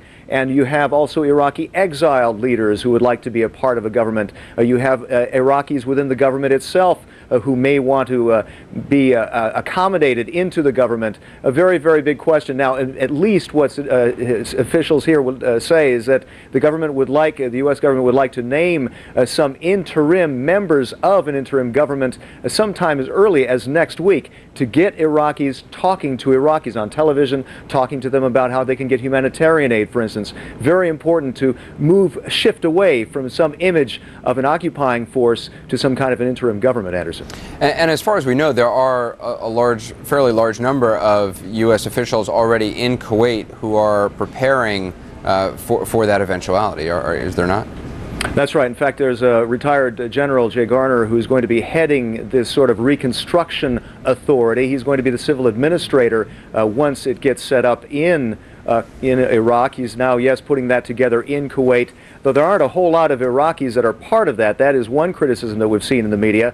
And the question is, really, how effective can that be without incorporating more Iraqis? It's going to be a big challenge. Also, keep in mind the question of a UN role, because Europe and other countries are demanding that there be a greater UN role. That, of course, is in the interest. President Bush even mentioned himself that it is important to have some kind of an international role to attract manpower and dollars and cash to try to rebuild Iraq. It's going to be very complex to try to work in an international role and still try to keep some kind of coalition control of the situation. Yeah, it certainly will be. I think it was about a week ago or so we heard from I think 4 members of the Iraqi opposition groups who were meeting in Kurdish-controlled territory in northern Iraq, basically saying they wanted to form a provisional government of their own. We haven't heard much about or from them in the last couple of days, but it will be certainly interesting to see what happens. That's right. In fact, that was slapped down by the U.S. administration. They don't want to see an interim government named by Iraqi exiles. Many see that as being some sort of imposition by exiles who would come back.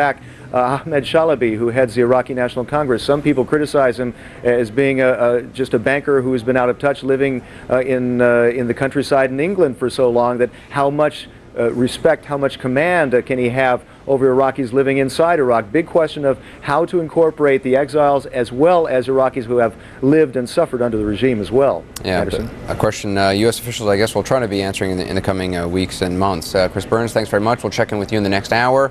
Right now, the latest official figures on coalition casualties puts the loss at 81 lives. On the American side, 41 soldiers killed in action. That number includes the 11 Marines from Camp Lejeune that were killed in battles on the outskirts of Nasiriyah in late March. 6 British soldiers have been killed in battle. For the British, non-combat deaths have taken their toll. 19 so far killed in accidents.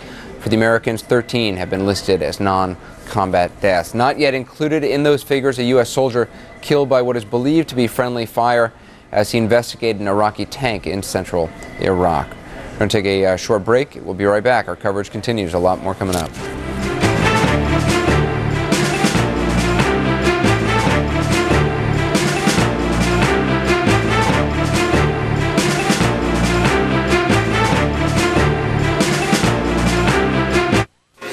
The race to Baghdad is on. Convoys, though, did not stop. That is not their purpose here. This now becomes a high-risk and difficult military operation. All of this is happening in real time. The war in Iraq continues, and no one takes you closer than CNN, live throughout the day. Stay with CNN, the most trusted name in news.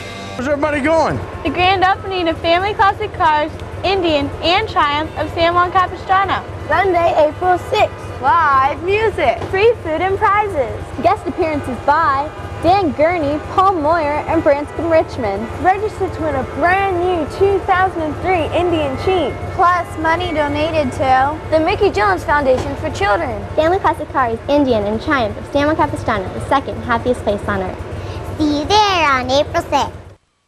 It was 1978. Disco was hip and Sit and Sleep was just opening its doors. 25 years later, Sit and Sleep is celebrating with a 25th anniversary sale. Boogie on down to Sit and Sleep today and save hundreds off department store prices and get 0% financing for 25 months when you buy any Simmons, Sealy, Serta, Spring Air, Stearns & Foster, Miralax, or Chatham & Wells. Plus get free local delivery.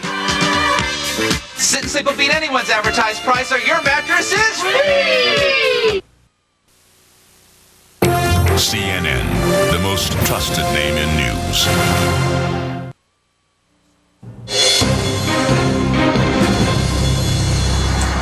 I'm Darren Kagan, live from Kuwait City. Let's check the latest headlines at this hour, beginning with U.S. forces who are much closer to Baghdad today, and they're using heavy armor and air support to punch through Iraqi defenses.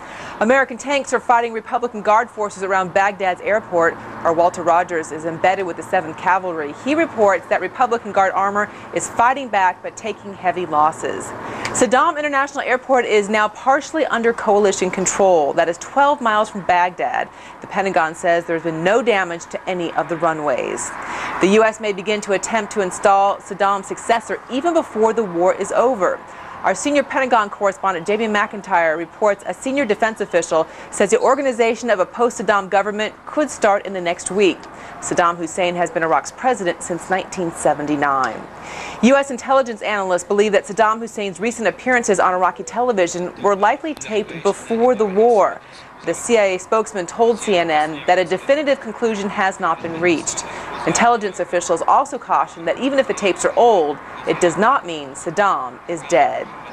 U.S. investigators are looking into a possible friendly fire incident that left one U.S. soldier dead and several others injured or missing.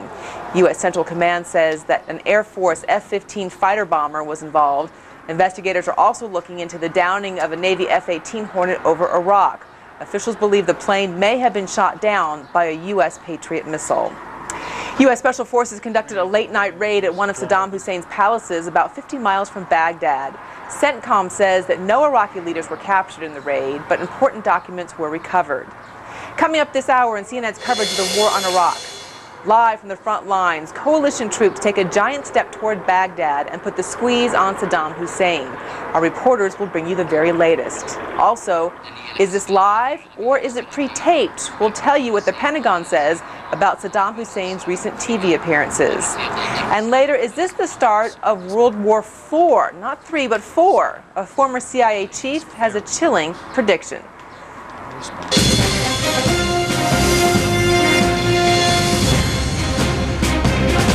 Good morning, Baghdad. It's in the bullseye. U.S. tanks are crushing Republican Guard resistance in a pitched battle for control of Baghdad's international airport. We're going to have a live report in just a moment. It is 3 a.m. at CNN's global headquarters here in Atlanta, noon in Baghdad, where Operation Iraqi Freedom is now in day 16. Good morning. I'm Anderson Cooper. And I'm Darren Kagan in Kuwait City. I'll have much more from Kuwait in just a few minutes, but Anderson takes it from here in Atlanta with the latest on the coalition march toward Baghdad. Anderson. Darren, thanks. And a march it is. Securing Sadaam International Airport would be both a strategic and moral victory for the coalition forces.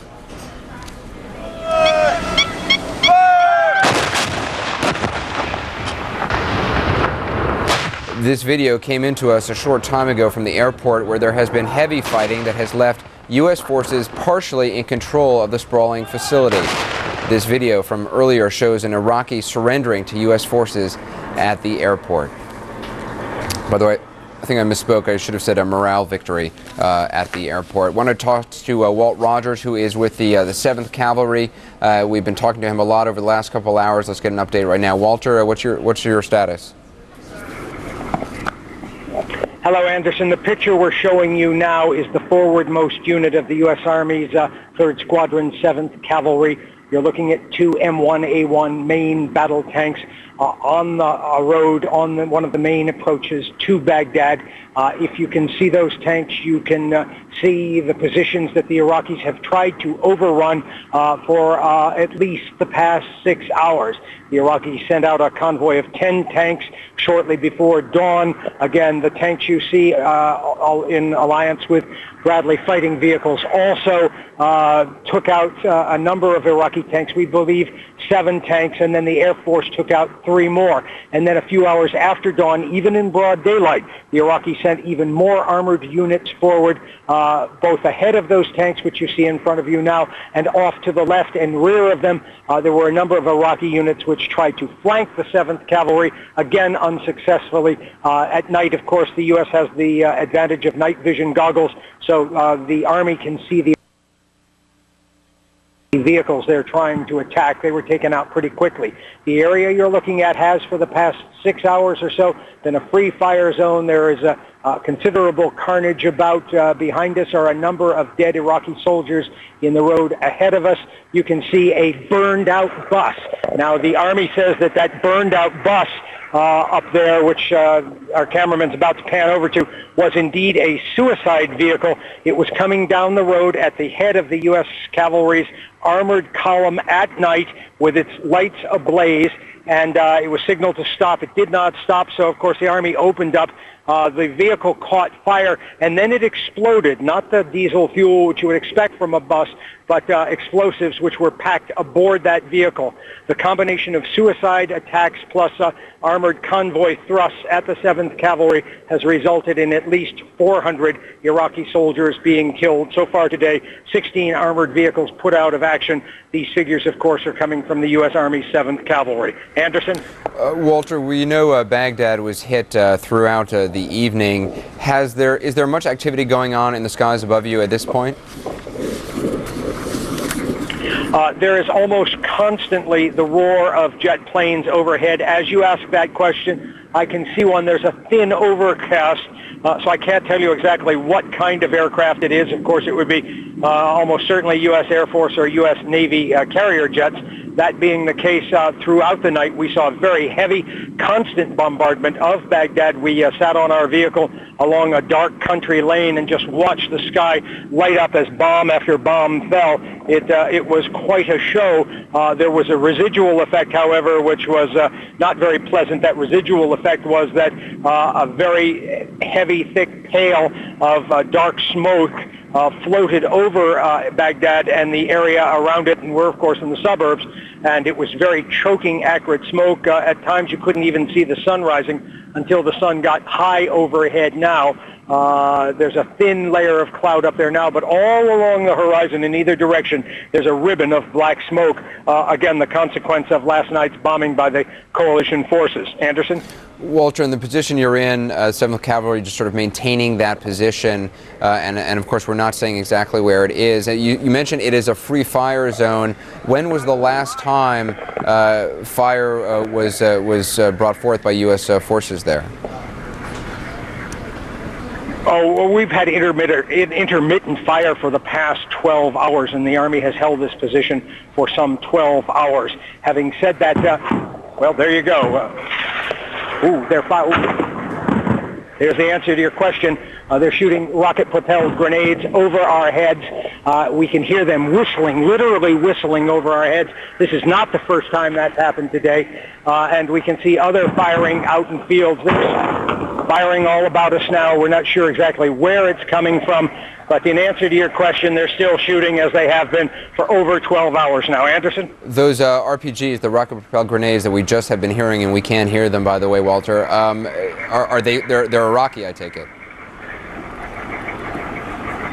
Yes, that's not a piece of equipment the United States Army uses. It's a Soviet East Bloc piece of equipment. It's pretty much an antique. We can hear them whizzing over our heads right now. Again, coming in the direction of the U.S. Army tanks, which are out in front of us. Having said that, we're behind something of a bunker, just seeking natural protection. I can't see the direction they're coming from, but the Iraqis firing those RPGs have to be within 700 yards, 700 meters of us. The reason being that's the maximum range of the RPG, if I remember correctly. Anderson? We hear the impact of some of those RPGs. Are they impacting near you? You bet they are. They're flying over my head, and I see them landing about 300 meters, 200 meters out in the field off to my left. If you see where the tanks are, they're landing 200 to 300 meters off the left fenders of those tanks. Anderson? Walter, I assume you are keeping your head down. Just so you know, the shot we are looking at is a close-up of a U.S. tank ahead of you that seems to have turned its turret or be turning its turret to respond in some way to this incoming fire. That's right, Anderson. They're using aerial blasts against us at this point. We can see the shells exploding in the air. My guess is those may now be the aerial bursts, maybe 20-millimeter ACAT shells. As I say, it's right over our head. There's a puff of black cloud off to my right shoulder and another one off my left shoulder. So, again, the Iraqis are firing on us. And if you don't mind, I think maybe we'll take a little cover now. I don't mind at all, Walter. Understandable. Stay safe. We're going to stay with the picture. Just try to hear what we can hear.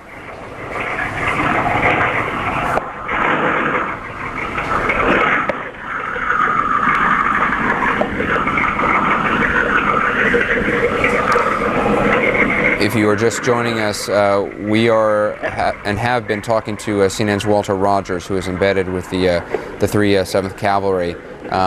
He has just been narrating basically some incoming fire, rocket-propelled grenades, some aerial bursts, as he said. The tank you are looking at is a U.S. cavalry tank that has been turning its turret to the right, as you see in the screen. I'm assuming it is in response to these incoming RPGs. We haven't seen no fire returned from this particular tank, nor have we really heard return fire. We've heard so. Come back to me, Anderson. Walter, you're on the air. The tanks which you see in front of you now are opening up with their machine gun fire in the general direction of the air bursts. The Iraqis are firing these air bursts over the tanks, trying to knock out some of the officers sticking their heads up. There are now reinforcements from the 7th Cavalry rolling up, at least one M1A1 main battle tank, but the Iraqis are firing air bursts. My guess is, from the equipment we've seen on this battlefield, that those are 20-millimeter anti-aircraft guns, which they're shooting above the tanks in the hope that the shrapnel falling below will injure one of the tank commanders.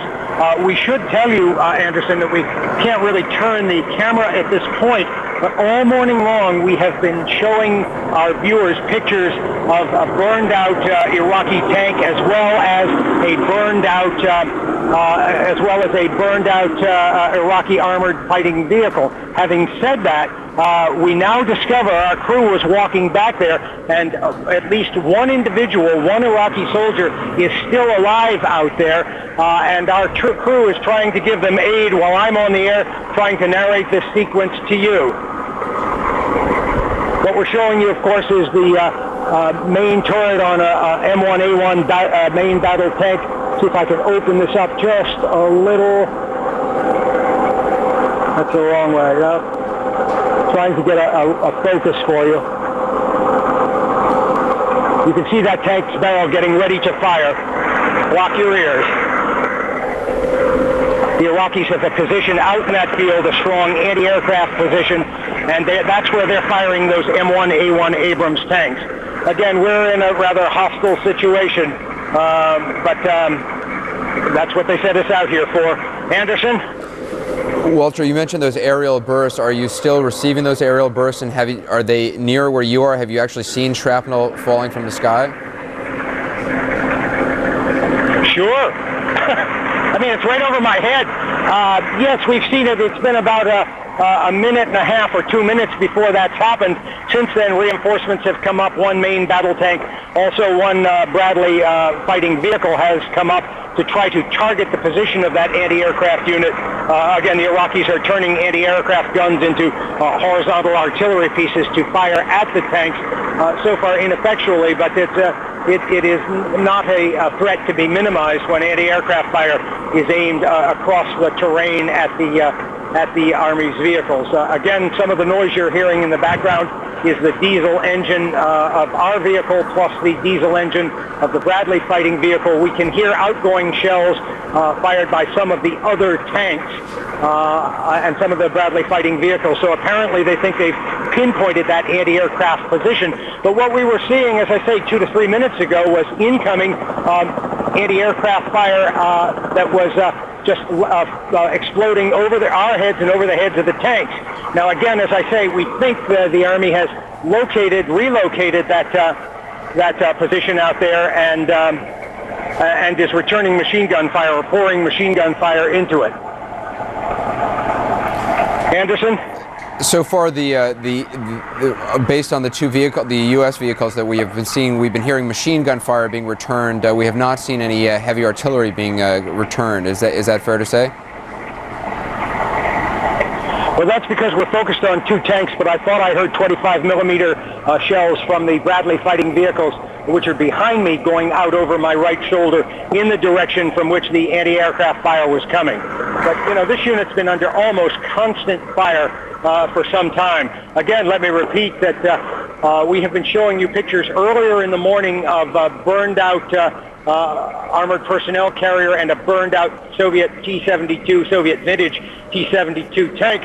We had seen a number of bodies there, but as one of our crew was walking by, it turns out that one of those soldiers is still alive. We're not sure of the condition because my crew's 120 millimeters up the road while I'm tied to the tether of this microphone. Having said that, they appear to be trying to administer first aid or at least comfort to that Iraqi soldier, which is, as I say, not very far behind us, just about the length of a football field. Anderson? Walter, is that the soldier that we saw lying in the road earlier? No, it's not that one. It's one in the berm there, and the Army is now discovering this fellow's alive, too. We're trying to answer the Army's question, so just stand by. Lieutenant, there is a wounded Iraqi soldier up there, and he is alive according to my crew. Thanks. If you pardon that pause, we've alerted the Army to this wounded Iraqi soldier. They're going to try to get a medic there. He has been lying there. I can't tell you his condition at this very moment, but he's been lying there wounded along the side of the road for at least 5 hours now since the initial assault when his unit tried to overrun the unit of the 7th Cavalry. Anderson? It looks like those tanks are sort of moving their barrel positioning somewhat, perhaps to return some fire. We're now seeing a very tight shot of one of the gunners in the turret of one of the fighting vehicles. It seems like they are still trying to locate the exact pinpoint location from where some of those incoming RPG rounds came through. That's exactly correct, Anderson. The reason you're seeing that is because I'm moving the camera. My cameraman's up the way trying to administer first aid to that wounded Iraqi soldier lying aside the road. As I say, the Army just learned from our crew that the Iraqi soldier is wounded. They're going to try to send for a medic. Again, all of these units continue to be somewhat under fire. Anderson? It is remarkable just to observe this, Walter, and to know that even under fire, they would send people out to try to aid a wounded Iraqi soldier. Well, that's standard operating procedure. It wouldn't come as a surprise to any of these U.S. soldiers.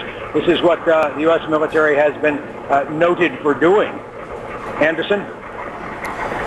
Walter, we're just going to stay with you as we stay on this picture that you are now taking yourself. This gunner looking through what seems to be his binoculars, or perhaps talking on some sort of communication. I guess he's talking on some sort of radio, trying to find the location. Are you hearing any more rounds coming in? not at this moment. You're looking at Captain Clay Lyle, the commander of the 7th Cavalry's Apache troop. He's aboard his main battle tank. What he's speaking through is a radio telephone. And I'm not well, I can't tell you whether he's speaking to some of the other units here, which have seen the hostile forces who've been firing the anti-aircraft stuff or not. I can't tell you that, but as soon as Commander Lyle heard those shots, he came charging up. He had gone to the rear to refuel his tank. You can see him sitting again forward with the other 2 tanks, the forwardmost positions of the Apache Troop 7th Cavalry. And again, he's on his radio talking to his other armored vehicle commanders. Now, let me look behind us now and see what I can see vis-a-vis that Iraqi soldier.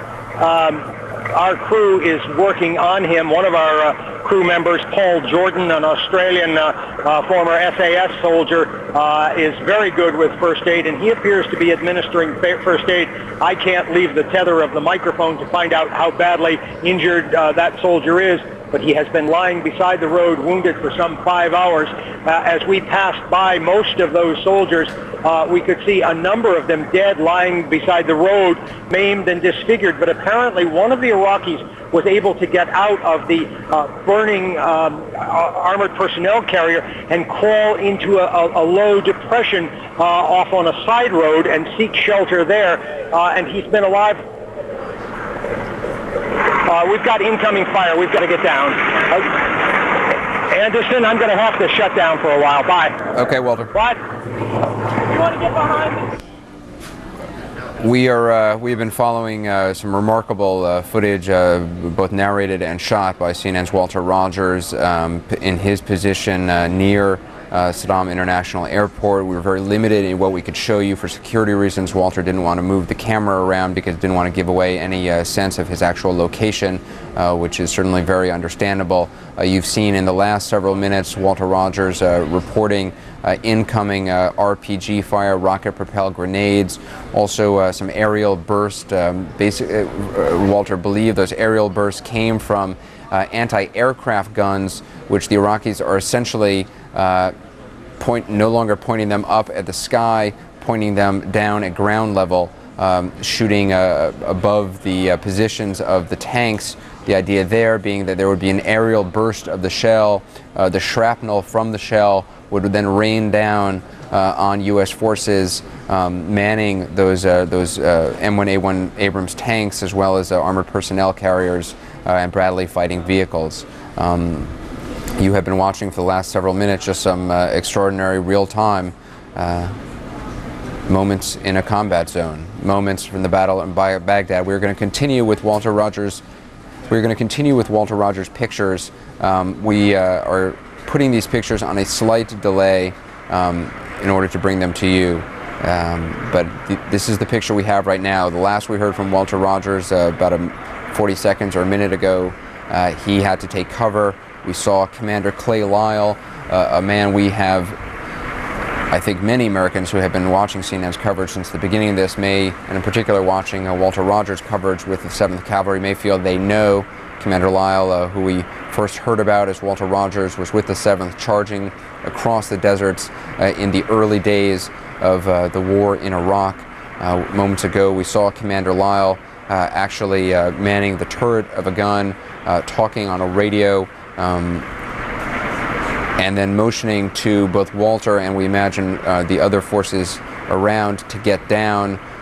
We then saw Commander Lyle actually getting back down into his vehicle. Walter, the indication he received was that they were taking incoming fire. We are not hearing much right now simply because Walter's microphone is down, and this is the picture that we have. It's a little bit hard to tell what, if anything, is going on.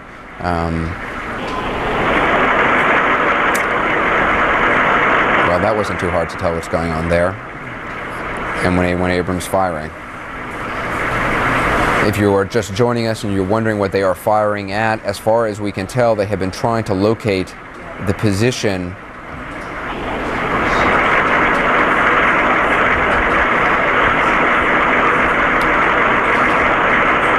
this particular position received some incoming rocket-propelled grenade fire.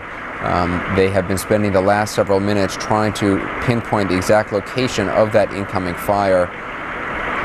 We heard several minutes ago machine gun firing from the M1 Abrams tank. We have just seen one of the guns on the tank actually firing.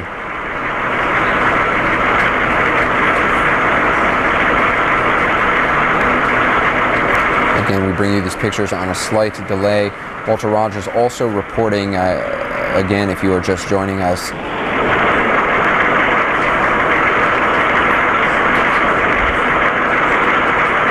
the turret now seems to be moving, perhaps repositioning for another shot.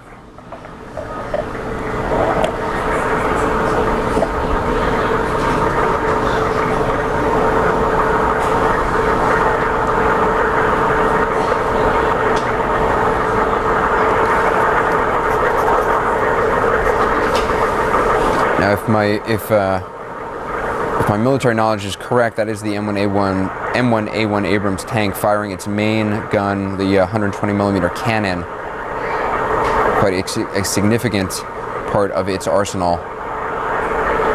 We've seen at least 2 shots going off from that 120mm cannon, what we believe to be the 120mm cannon. The other part of this story that is ongoing at this moment, when last we heard from Walter Rogers, was that, and really throughout this morning as we have been looking at Walter Rogers' positions, we have seen at least one body of an Iraqi soldier laying out next to the burned out vehicle that he had presumably been in or fighting around, laying out his body in the street. Walter Rogers reporting in the last several minutes that as his crew was... Yeah, I'm back. Walter, go ahead. Yeah, this is Walt. I'm back. Walter, you're on the air. What you're watching, or have been watching, what you've been watching is a main battle tank firing away at an anti-aircraft position on one of the roads, one of the approaches to Baghdad. At least 2 120mm rounds have been fired off in the distance. You can hear the rattling of machine gun fire, both fore and aft of us. The machine gun fire going out on a field to our right. What happened was that the Iraqis had set up an anti-aircraft position out there. I assume it's a 20mm shell. We've seen the explosions overhead. That is aerial bursts. They look like 20mm. They shoot them in the general direction of the tanks, hoping that some of the shrapnel, when it explodes in the air, will injure one of the tank commanders or one of the Bradley fighting vehicle commanders. That's pretty much what you've been witnessing here. This is a live, as it happens, real-time war. Again, a few seconds ago, the Iraqis fired another rocket-propelled grenade over our heads. We do have a little good news for you about that wounded Iraqi soldier back in the road up there. My cameraman Charles Miller was up there and said his leg appears in pretty bad shape, but it appears as though he will live.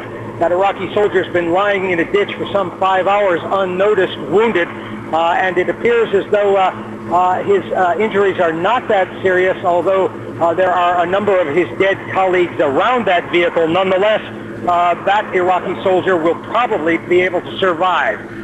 Anderson? Walter, just to let you know, a little technical note, you are on a 5-second delay. I believe you know the process. Hello, Anderson. You're on a 5-second delay, Walter, which is why it's going to sound a little bit odd. Just tell us what we're looking at now. The picture has changed.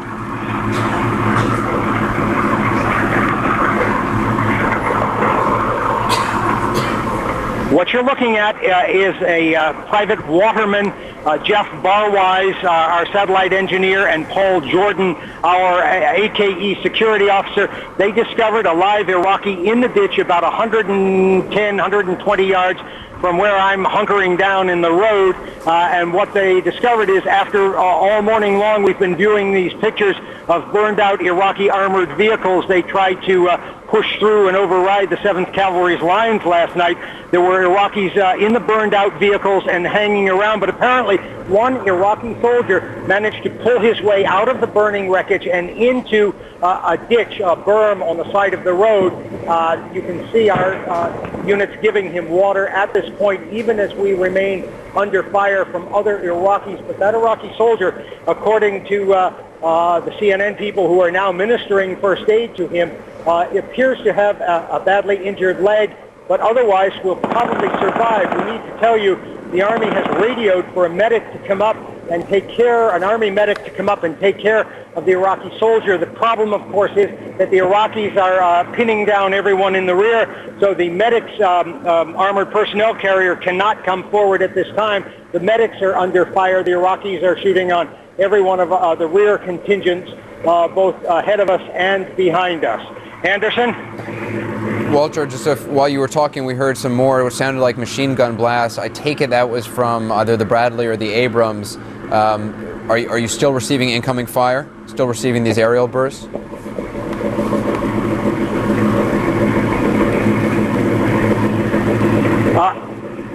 There was, a second ago, there was some kind of fire overhead. It might have been a rocket-propelled grenade. I can't be sure. It whizzed overhead and exploded out in a field about 75 yards away. But yes, this unit has been under constant fire and remains under constant fire. Has been for hours and hours now. Anderson? Walter, the image we're seeing obviously an IV drip being put into this Iraqi soldier. Are they in some sort of protected ditch? I mean, is there something that is protecting them? Or are those three men exposed right now?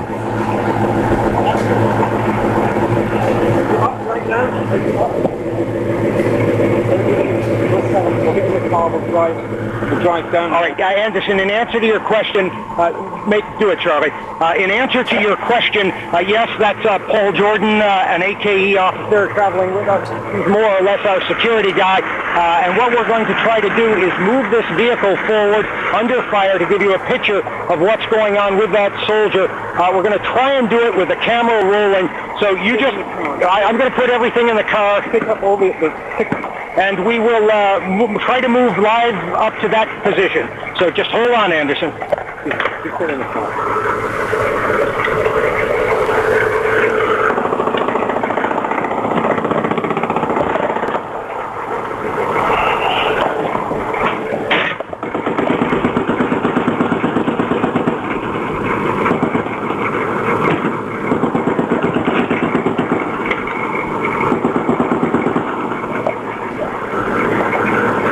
Keeping the line up, Atlanta.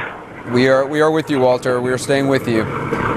If you are just joining us, the screen may be black, but that is because Walter Rogers is moving his position. They have been taking in fire now for some 25 minutes or so. Rocket-propelled grenades. Walter Rogers also believing a 20-millimeter artillery shells, aerial bursts bursting overhead. The idea there being shrapnel will rain down on the U.S. forces that Walter is traveling with, the 307th Cavalry. We saw Commander Clay Lyle, the commander of the unit Walter is with. They have been returning fire, using the M1A1 Abrams tank machine gun, as well as what we believe are 120-millimeter main cannons, returning fire, trying to locate the positions that the Iraqis are firing on their position from. Walter Rogers right now is efforting to move his camera as well as his vehicle and position a little bit down the road to where three personnel are administering first aid to a wounded Iraqi soldier, believed wounded in one of these T-72 tanks, these Soviet vintage tanks that we have seen. Anderson, we're back on the air. Walter, what can you tell us? Anderson, we are on the air with this. Well, okay, Miller is showing you Walter, security guard administering first aid to this Iraqi soldier who was injured 5 hours ago. Walter, we just want to remind to be very careful about showing the soldier's face. Yes, Atlanta.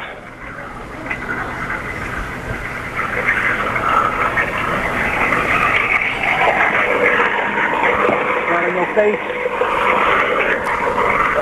Yeah, all right, we're doing our best. We're also administering the first aid while we're at it.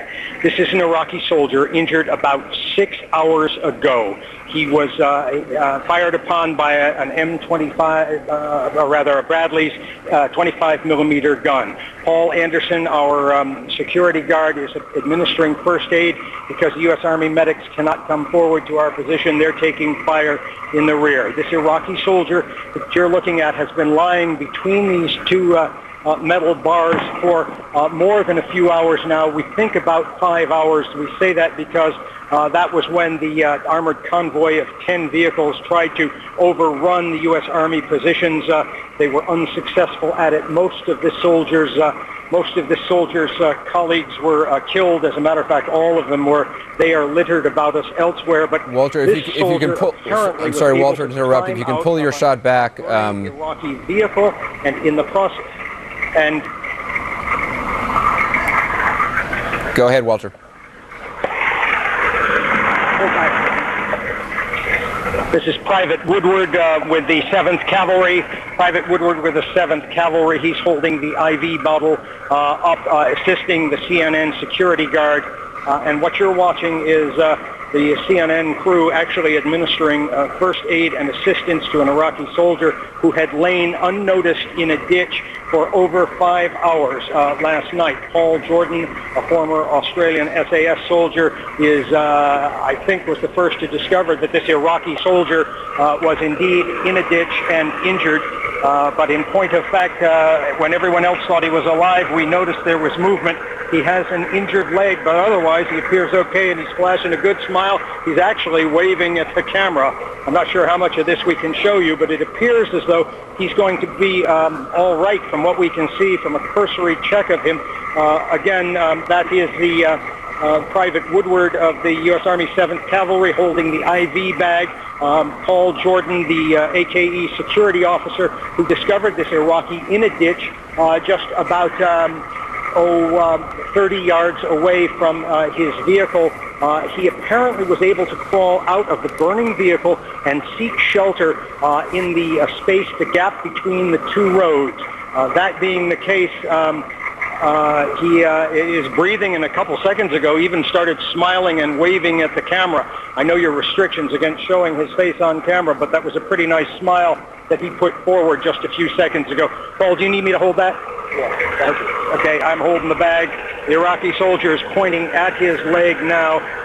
He looks pretty discomforted, but again, except for a badly injured leg, we cannot see any other wounds on him at this point.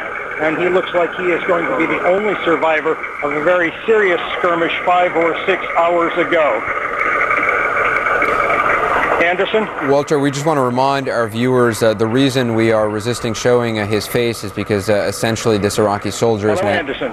Yes, Walter, I'm just informing the viewers that the reason we are resisting showing his face is that this soldier is now essentially a prisoner of war, and as policy we do not show the faces of prisoners of war. Walter, give us a sense of how many other Iraqi wounded and or dead there are in this area.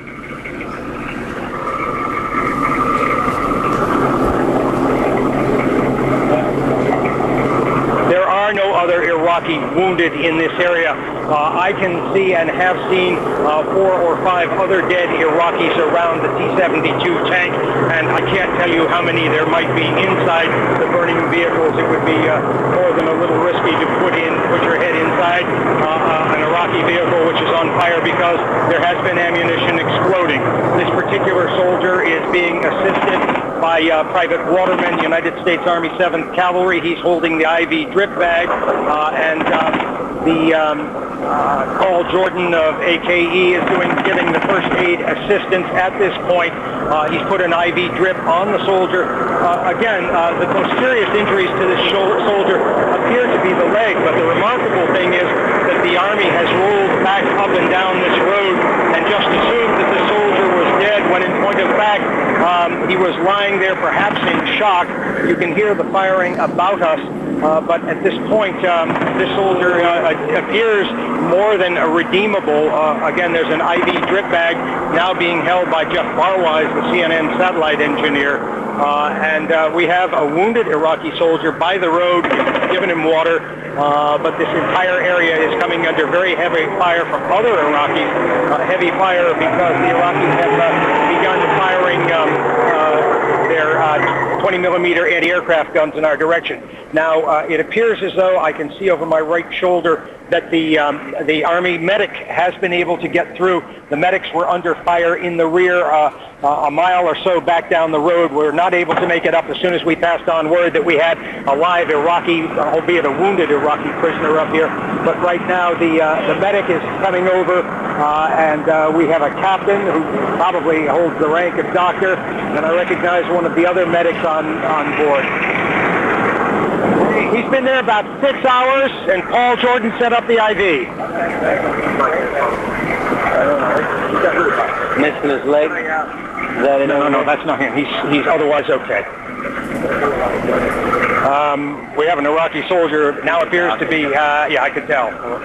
This is Captain Davis. He's a medical doctor, Army Medical Corps. He's now putting on his rubber gloves. The medics have been able to push their way forward, but they too were under Iraqi fire. And what we're seeing, of course, is a wounded Iraqi soldier in the road. He had climbed out of a burning vehicle earlier. All of his fellow soldiers were killed. Some of them are lying in the road up the distance, but this particular soldier was remarkably discovered by the CNN crew walking up the road just to examine the carnage of the previous night. And this soldier, as I say, managed at the time to crawl into some modicum of safety despite the fire all around him. He's gesticulating, pointing to his right leg, suggesting that is where he is injured. There's another aerial burst. The Iraqis are firing aerial bursts, anti-aircraft fire in the direction of the 7th Cavalry at this point. That has not stopped the Army medics. They continue to work. Captain Davis, a medical doctor, is working on this particular Iraqi soldier. We don't know the soldier's name. He does have an IV system in him now.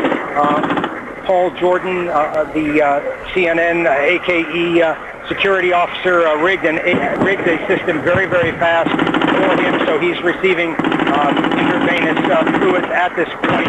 The doctor is rinsing the leg. I don't have to tell you what you're hearing over my shoulder.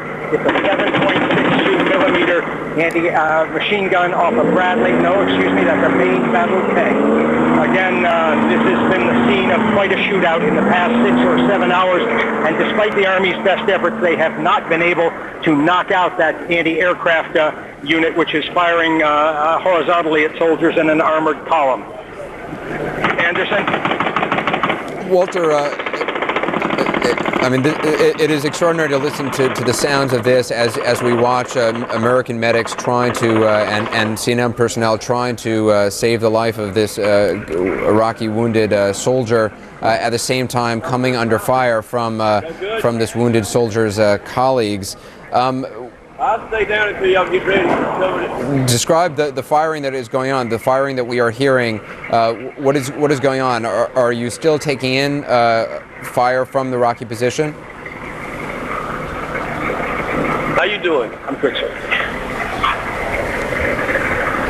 Yes, I've got Sergeant Birdsong, 7th Cavalry, with me now. Sergeant, what's the firing been like here today? It's been very hectic, but somewhat to be expected. We're in right on the outskirts of Baghdad, but you know, it's just you expect it to be heavy. And it has been? It has been, yes. What happens? What do you think when the Iraqis start shooting that anti-aircraft fire in the direction of the 7th Cavalry? It's scary. It just heightens everything you've got, and it's scary. You just start looking, start trying to see where it's coming from. Thank you. We've been talking to Sergeant Birdsong, U.S. Army 7th Cavalry. He, as the commander of a Bradley fighting vehicle, has been under heavy fire off and on for most of the last 12 hours. The pictures we're showing you are of an Iraqi soldier badly wounded, at least in the legs. He was wounded in an engagement about 6 or so hours ago. On numerous occasions, the Army has driven up and down the road past him and a number of other body authorities, everyone assumed this soldier was dead as well until a short while ago. The CNN crew walked by and saw this fellow moving and determined that someone who we thought was a fatality of war is now a casualty. He's having trouble with his legs, but there is a U.S. Army captain, a Captain Davis, ministering to him now. A private waterman also from the 7th Cavalry. First Sergeant Todd Woodhall is holding the IV bag. This, as each of these U.S. soldiers is under fire at this point. Anderson? Walter, what is the system, the process in place for something like this? Where will this man be moved, and what sort of resources are put into getting him to further treatment?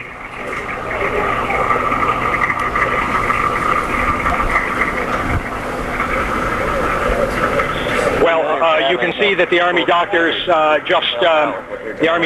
just rolled him over. He has been hit badly in the legs, very severe leg wounds. But again, none of these wounds appears fatal, even though the soldier's been lying in the sun for perhaps 5 or 6 hours at this point. He was shot last night when an Iraqi armored column of some 10 tanks tried to override and overrun the U.S. Army 7th Cavalry position on the outskirts of Baghdad. Now, the procedure for this soldier is that the U.S. Army medics, including a doctor, a Captain Davis, is trying to ease this man's pain at this point. In a short while, he will be loaded aboard an armored personnel carrier, a medic's wagon, and that medic's wagon will, in fact, take him to a rear position where the Army has portable operating tables set up. They're virtually cots in these portable operating tables. They come about chest high, and then in the rear, his wounds will be more professionally attended than other than lying here in this ditch where he's been wounded for, as I say, 5 or 6 hours. It was just a few hours before dawn, Baghdad time, that the soldier was hit. He was in a firefight with a Bradley fighting vehicle or perhaps an M1A1 Abrams tank. But there was an enormous firefight in this area. What we're not showing you is there are other bodies in the vicinity, and those bodies are hanging out of burned out tanks. But this appears to be the only Iraqi soldier to have survived that attempt to overrun the U.S. position. It was an unsuccessful attempt, but this Iraqi soldier looks as though he may somehow survive despite some rather serious wounds to his buttocks and leg. Anderson? And Walter, you were saying just some 6 hours or so after he was involved in action against U.S. forces, you're saying he's now, or was a moment ago, smiling and waving to the camera?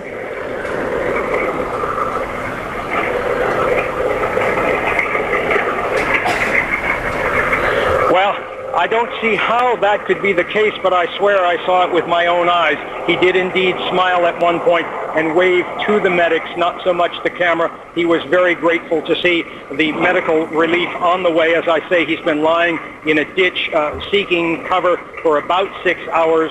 The Army had overrun his position. He was lying so still, he appeared to be just another Iraqi soldier lying dead beside the road until the CNN camera crew, Paul Jordan, the AKE security officer, Jeff Barwise, walked past him and saw him moving. Whereupon Paul began immediate first aid for this individual, established an IV, and then we called the 7th Cavalry's people, and they said, "Is that soldier alive?" We said, "Yes, we think so."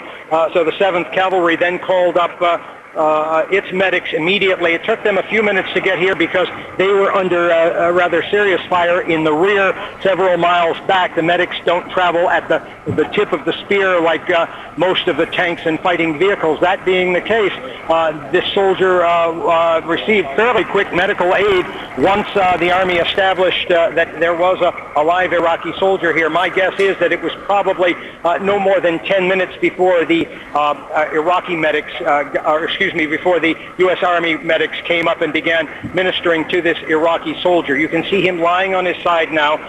The medics and Paul Jordan, the CNN security guard who travels with us, are wrapping a bandage around this fellow. You can see his head rolling. He appears to at least have recovered far enough to know that he's in good hands.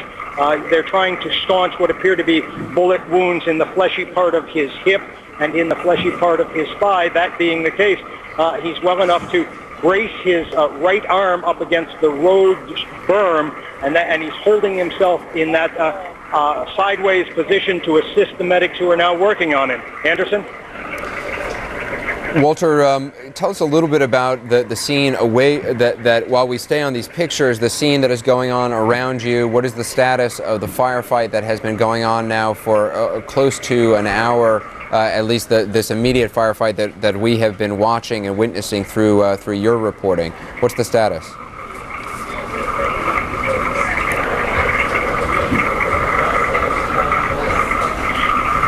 Well, the 7th Cavalry has been under rather heavy fire from the Iraqis. Rocket-propelled grenades literally whizzing just a few feet above our head and then falling out into fields. Rocket-propelled grenades aimed by the Iraqis at the armored vehicles around us, the tanks. The tanks have been returning fire. At one point, the 7th Cavalry moved up a few more tanks and Bradley fighting vehicles to try to locate the hostile position off in the field to our right. What the Iraqis have out there is what I would have guessed is a 20-millimeter anti-aircraft gun. We're seeing shells that are bursting in air, small artillery shells, that is to say, not much over 20 meters, the kind that the Iraqis fire at U.S. Army helicopters, the Kiowas and the Apaches. It's a very old weapon, but it's very effective at forcing troops to keep their heads down, because there are aerial bursts, and then the shrapnel bursting, maybe 70 or 100 feet above our heads here, comes down and clips you on the top of the head. You can see a dressing going on. This is one of the medics from the 7th Cavalry tying bandages on this Iraqi soldier. We would expect him to move very quickly.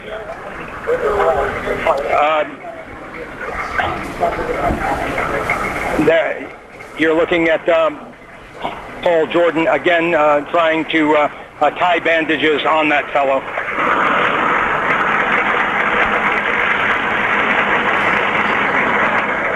Walter, as we continue to watch, as we continue to look at these, Army medics now appear to be preparing to move this Iraqi soldier who was injured in a firefight sometime.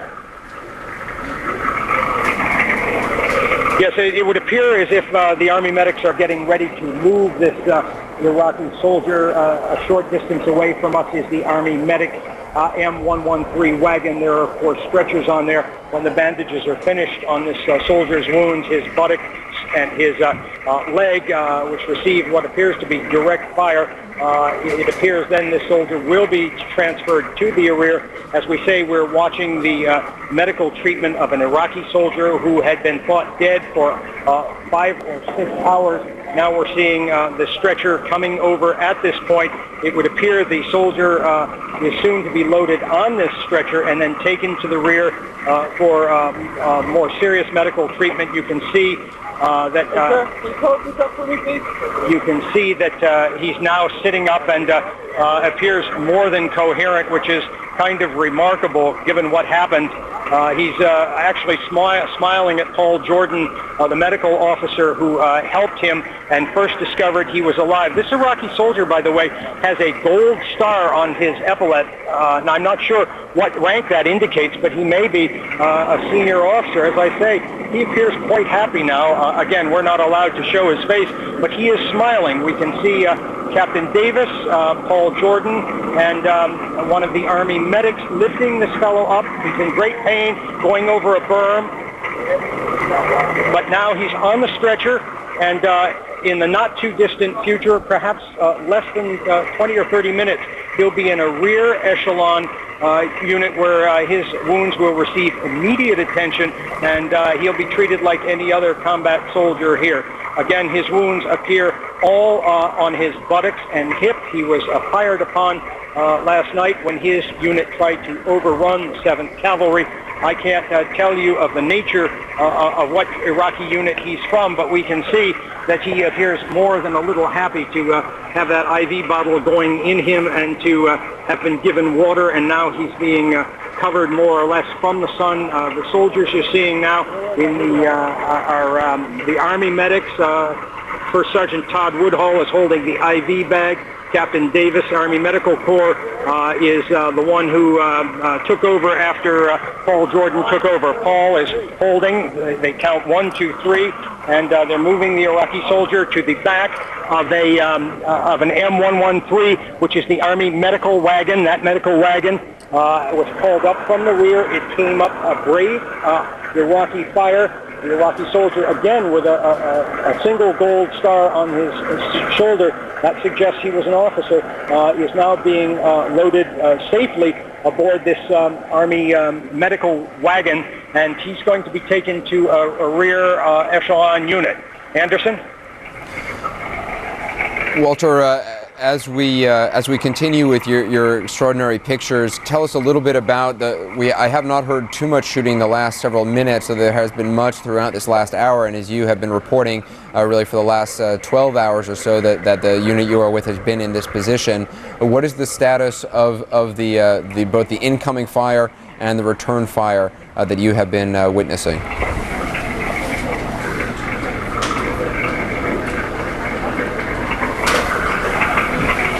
Well, it's been heavy at times, but as I say, it's continuously intermittent. About 30 or so minutes ago, the 7th Cavalry Apache troop came under some rather threatening Iraqi anti-aircraft fire, which was shot horizontally across the ground. Judging by the air bursts, I'd say it was a 20-millimeter shell. That being the case, they called for more units from the rear.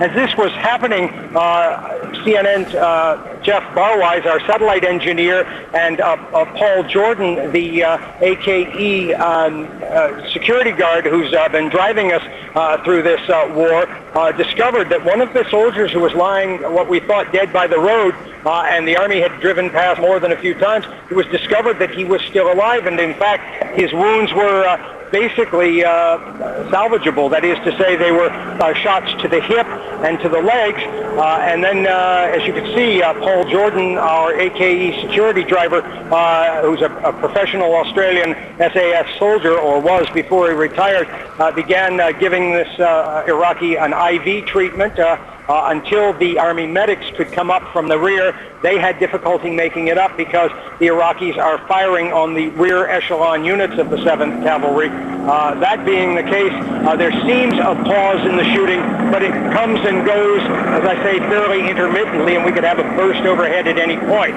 Now we can see that soldier in the Army medical van, the M113, headed for the rear echelon. And as I say, he's an extraordinarily fortunate man, because almost everyone had walked past him a dozen times and assumed he was dead.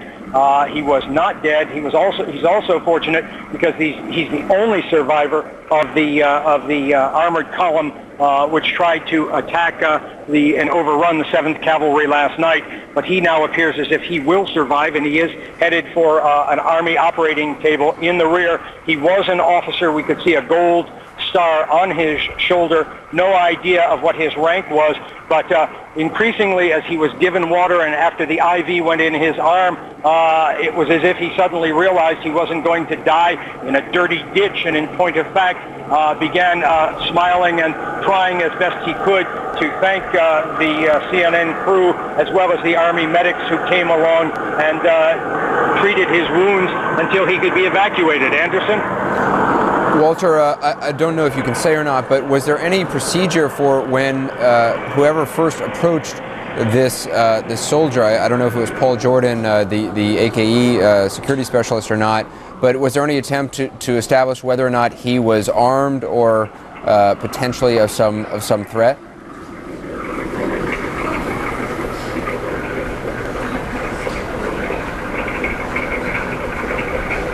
Well, Paul's a professional soldier, and if there was any way he could have seen what in fact was the case, he would have sensed that. But here was an injured soldier lying. He had taken cover in a dirt hollow alongside the road as his vehicle had come under fire for hours. There has been a rather substantial firefight raging intermittently around the soldier, and all he could do was lie there. I think he was so grateful that for any assistance, for any first aid, for any prospect that he was not going to die, that in point of fact he was more than happy to see the assistance, albeit first from the CNN crew and later from the from the Army medics who came up and, as you saw, treated him, albeit wrapping his wounds, bandaging them, trying to cleanse them somewhat, and then he was taken on a stretcher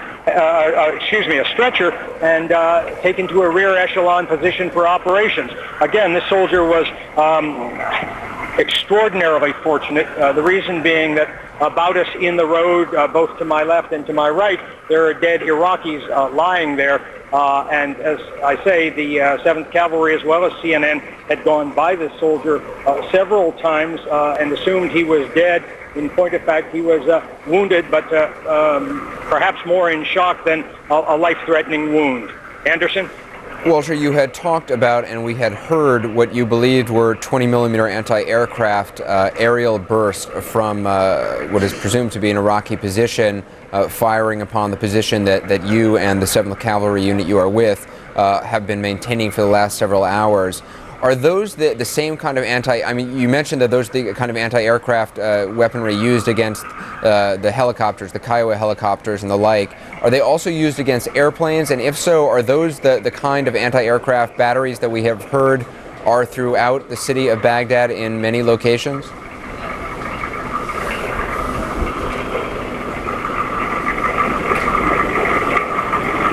Yes, I think so, Anderson. I saw a clip of one of those when the 7th Cavalry knocked out one of those, actually 3 of those anti-aircraft guns about 2 or 3 days ago. They began firing at our unit, and the 7th Cavalry took them out with the help of some Kiowa helicopters. Are they the same kinds of anti-aircraft you see bursting overhead at night? Yes, they are. They are manually sighted. They're very ineffectual against anything much other than a helicopter, which is a low, slow-flying aircraft. They really do not pose much of a threat to the Navy's F-14s or F-18s or the Air Force jets, which we've seen flying about, unless, of course, an Air Force A-10 came in very low. But these are Korean War vintage weapons.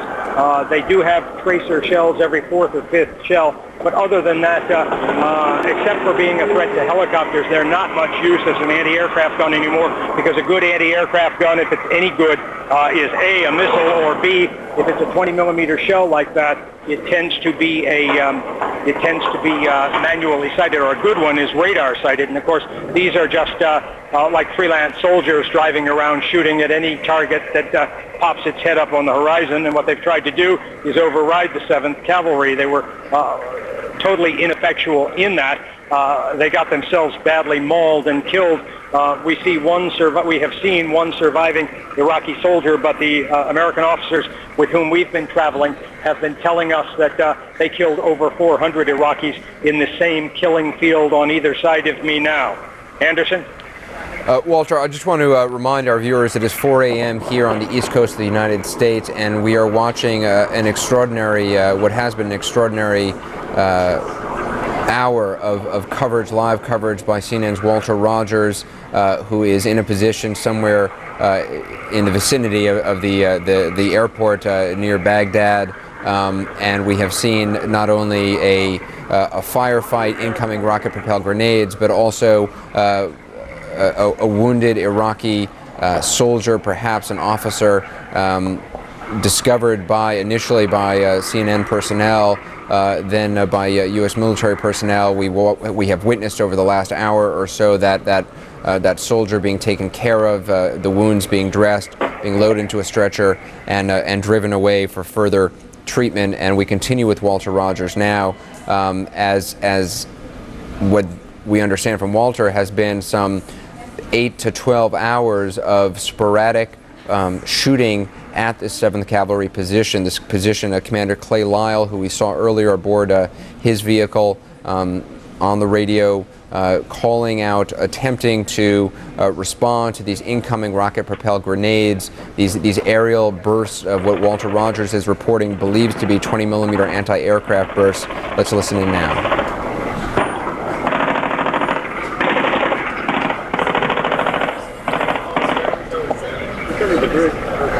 Anderson, the shooting you hear is from a main battle tank just over my shoulder, about 50 yards away on a slightly elevated plane. We can't see his target because we're protected by a berm. We're going to get in the car, back up a little, and get to a safer position. We'll be back in a few seconds. All right, Walter, we are here. We'll stay with you.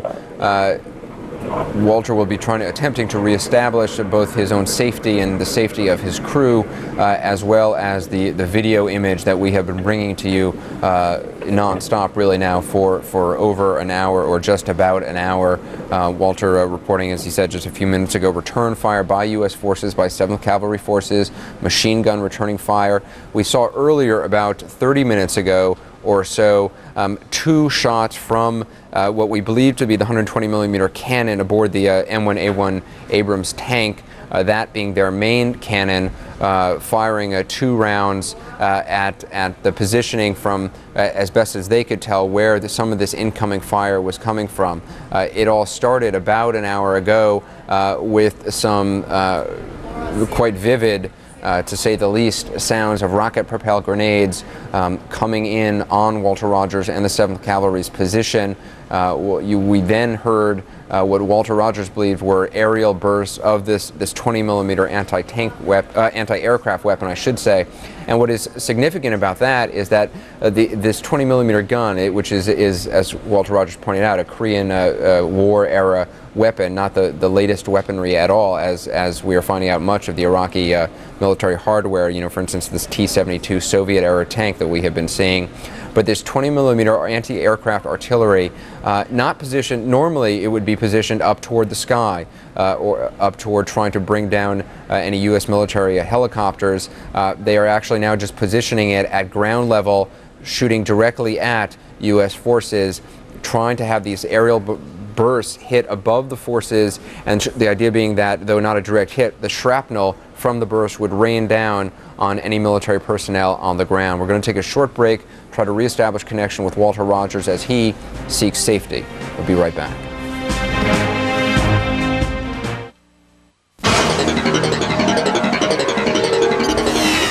If you were born between 1918 and 1963, call 1-800-306-5400 now to find out more about the Silver Care Plan.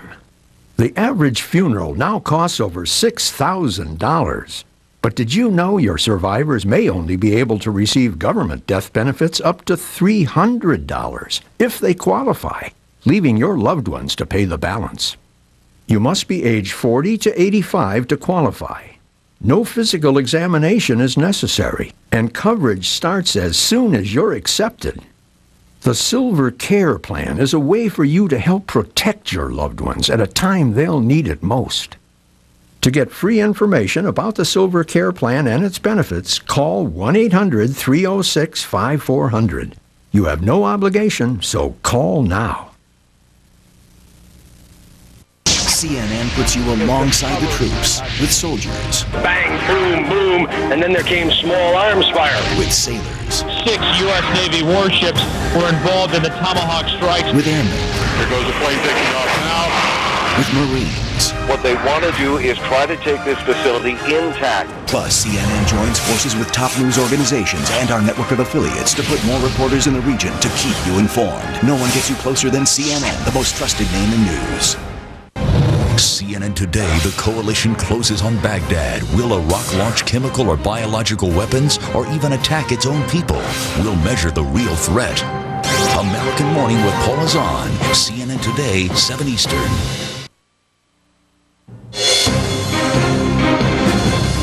Here are the latest developments at this hour, and there are many. The U.S. Army's 3rd Infantry is leading the charge to Baghdad. U.S. troops have partially secured Sadaam International Airport, just 12 miles from downtown. CNN's Walter Rogers is with the U.S. Army's 7th Cavalry near the airport. He reports Iraqis are trying to stop the U.S. advance, and we have been watching that literally live for the last hour as Walter has been reporting remarkably incoming fire from some Iraqi positions on the 7th Cavalry. We're trying to reestablish contact with Walter. We'll have that story shortly. In other news, U.S. defense and intelligence officials now say Sadaam Hussein's TV appearances since the start of the war were likely taped before the first bombs fell. Just 2 hours ago, Iraq's foreign minister told BBC Radio that Saddam is alive, but he refused to say whether he has seen him. The U.S. Senate has approved roughly $80 billion in funding for the initial cost of the war and counterterrorism efforts. The bill also offers money to help U.S. airlines. The vote was 93-0. The House has approved a similar bill. The two chambers are on track to send President Bush a final package by his deadline of April 11th.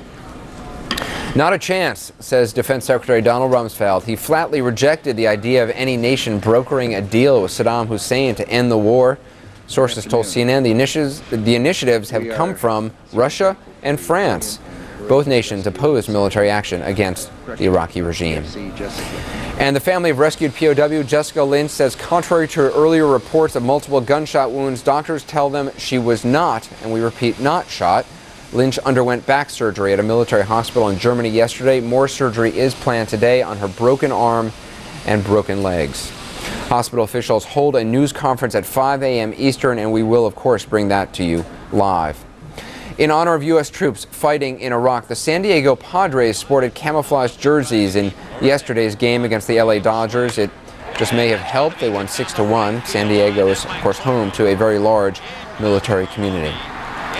Some non-war news. Our Salt Lake City affiliate KSL has located an underground mountain hideout where authorities say teenager Elizabeth Smart was held. Law enforcement officials believe the girl was taken to the site after being abducted in June from her Salt Lake City home.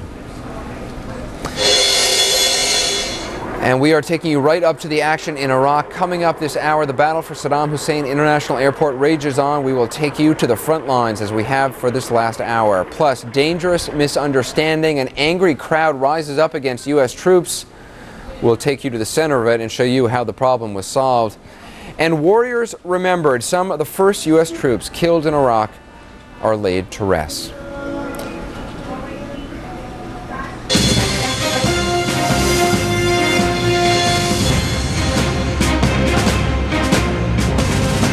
And good morning. It is Friday, April 4th from the CNN Center in Atlanta. I'm Anderson Cooper, joined by my colleague Darren Kagan. Good morning, Darren.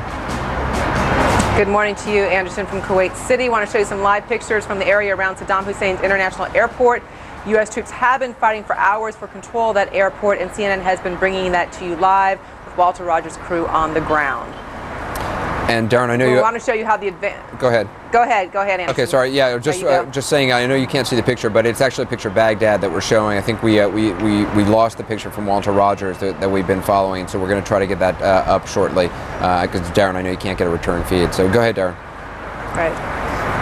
All right, well then let's go ahead and show you how the advance on Baghdad is playing out. A map to do that. A blue arrow in the middle showing how much land the U.S. Army's 3rd Infantry has covered. It's now involved in that battle near the Baghdad airport. Just minutes ago, our Walter Rogers was among a group of soldiers that was being fired on. We're going to talk with Walter in just a minute when he can get to a safer place. Coalition forces also control airfields in western and northern Iraq, and battles are still raging in some key towns in central and southern Iraq. Some of the latest scenes for you from battlefronts in Iraq outside of Baghdad. An orange glow lights up the sky as bombings continue in the center of Baghdad and its outskirts. In northern Iraq, coalition jets pound Iraqi positions near Mosul and Kirkuk, pushing the Iraqis back and clearing the area for Kurdish troops. Troops are met with heavy machine gun and rifle fire. And in central Iraq, hundreds of Iraqis confronted U.S. forces in Najaf. They were concerned that coalition troops would enter one of the Shiite Muslims' most sacred mosques. U.S. troops actually had plans to secure the home of a religious leader at his request. The most intense action is taking place just outside of Baghdad. That's where U.S. forces are trying to secure the Sadaam Hussein International Airport at this very moment. That's about 12 miles southwest of Baghdad. Our Nick Robertson says that Iraqi officials told civilians that live near this airport to leave their homes and move further into the city. But our Walter Rogers, near the airport with the 7th Cav, reports that civilians are still in their homes.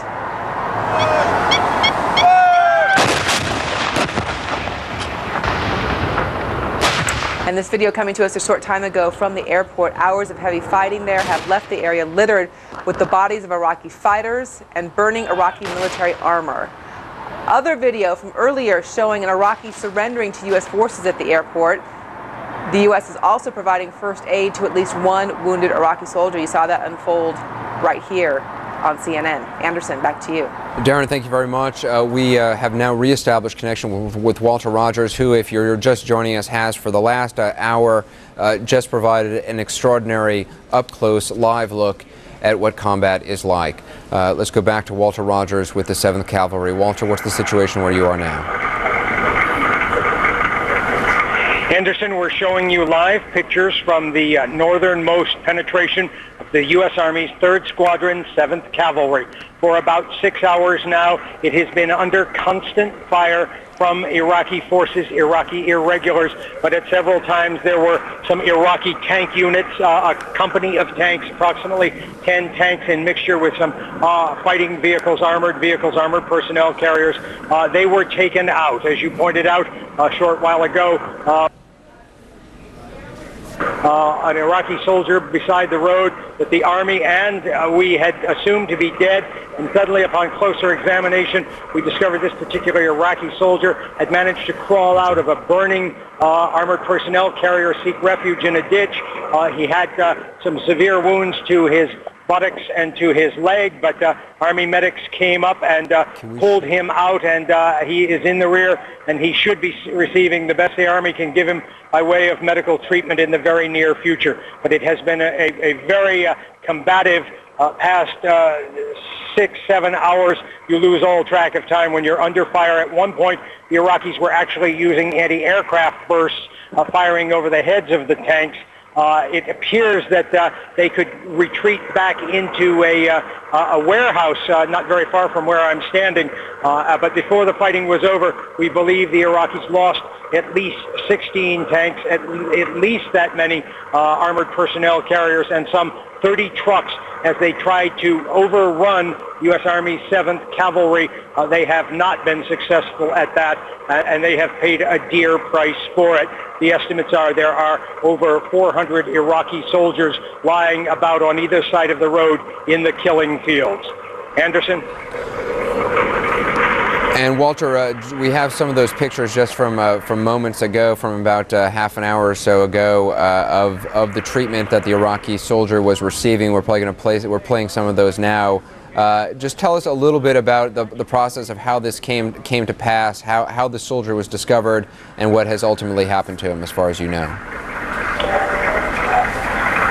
Well, Paul Jordan, our AKE security officer, a former Australian SAS soldier, was walking up the road with Jeff Barwise, and they were looking for souvenirs, or at least looking to see the carnage. And as they walked past a number of Iraqi soldiers who had been dead for a number of hours, they came upon one Iraqi soldier. They took a closer look, and he was not dead. In fact, he was still alive. So Paul, being extraordinarily experienced with first aid, one of the reasons we have him along with us, went over and began using an IV treatment on the soldier, holding an IV bag, trying to bandage his wounds. And it became we determined fairly quickly that the Iraqi soldier had some serious leg wounds. Actually, the wounds went up to the buttocks, but there was nothing affecting his vital organs. And as soon as the Iraqi soldier, an officer, judging by the star on his epaulette board, a big gold star, judging by that, he seemed more than welcome to see both the CNN medic as well as the Army's medical corps, which came up as soon as we could let the Army know there was a live Iraqi beside the road there. In fact, the live Iraqi started to recover very quickly when he was given water and the IV first aid treatment. The U.S. Army's medics came up 10 to 15 minutes later. They were called straight away, but they couldn't make it up straight away because they were under fire. The Iraqis were firing on the rear echelon units of the 7th Cavalry. So it was the Iraqis firing on the first aid vehicle which prevented their own soldier from getting more immediate treatment. Nonetheless, Captain Davis, an Army medic, and several other of the soldiers attached to the 7th Cavalry, as well as Jeff Barwise and Paul Jordan, began trying to treat this soldier with first aid, and he appeared in pretty good shape when they put him on the stretcher. He did not appear to have any life-threatening injuries. By now, he should be in a rear echelon unit under professional medical treatment by Army medics. Anderson? And Walter, talk to us a little bit about the battle that has been going on in your area around the airport. Categorize for us, if you will, what it's been like. What sort of fire have you been taking, or what sort of resistance have the U.S. forces there been meeting? What is the status as far as you can say? Let me correct two misunderstandings. We are several kilometers from the airport. We are not under orders to advance. That is to say, the 7th Cavalry is in a standing position protecting the flank of the 3rd Infantry Division, which is over at the airport. That is where 7th Cavalry has been taking the fire. It has not been advancing forward because this is as far forward as it was instructed to go. It is on the protective flank of the 3rd Infantry Division. But for hours, this unit has been under fire. As I say, there was an Iraqi armored company, mostly tanks, came down the road about 2 hours before sunrise here. The Army, with its night vision goggles, spotted the Iraqis before the Iraqis could ever take aim on the 7th Cavalry. The armored column was put out of existence very quickly. The Iraqis then, a few hours after sunrise, began firing at the armored column again, trying to move up infantry units and armored personnel carriers. Again, the Bradley fighting vehicles with their 25-millimeter guns took aim on the attacking Iraqis. The Iraqis really never got close in either of those assaults on the 7th Cavalry, and there has been intermittent fighting ever since. Sometimes it was quite severe, especially when the Iraqis began firing aerial bursts over the head of the armored column of the 7th Cavalry. Over our heads, we could see these big black clouds of smoke, shrapnel falling all about us, but they appear to have been put out of business now as well. Anderson? And Walter, the situation now, as we look at this picture, is that Commander Lyle's vehicle? I know we saw Commander Clay Lyle earlier. Is that his vehicle? And were they able to locate, about an hour ago when we were with you live, we heard those rocket-propelled grenades coming in. Were they able to locate the position those came from? Yes to the first question, no to the first question, yes to the second. What you're looking at is a Bradley fighting vehicle up there. That may be Sergeant Birdsong's Bradley. He has been in the thick of it throughout the morning. I can see Captain Lyle's tank.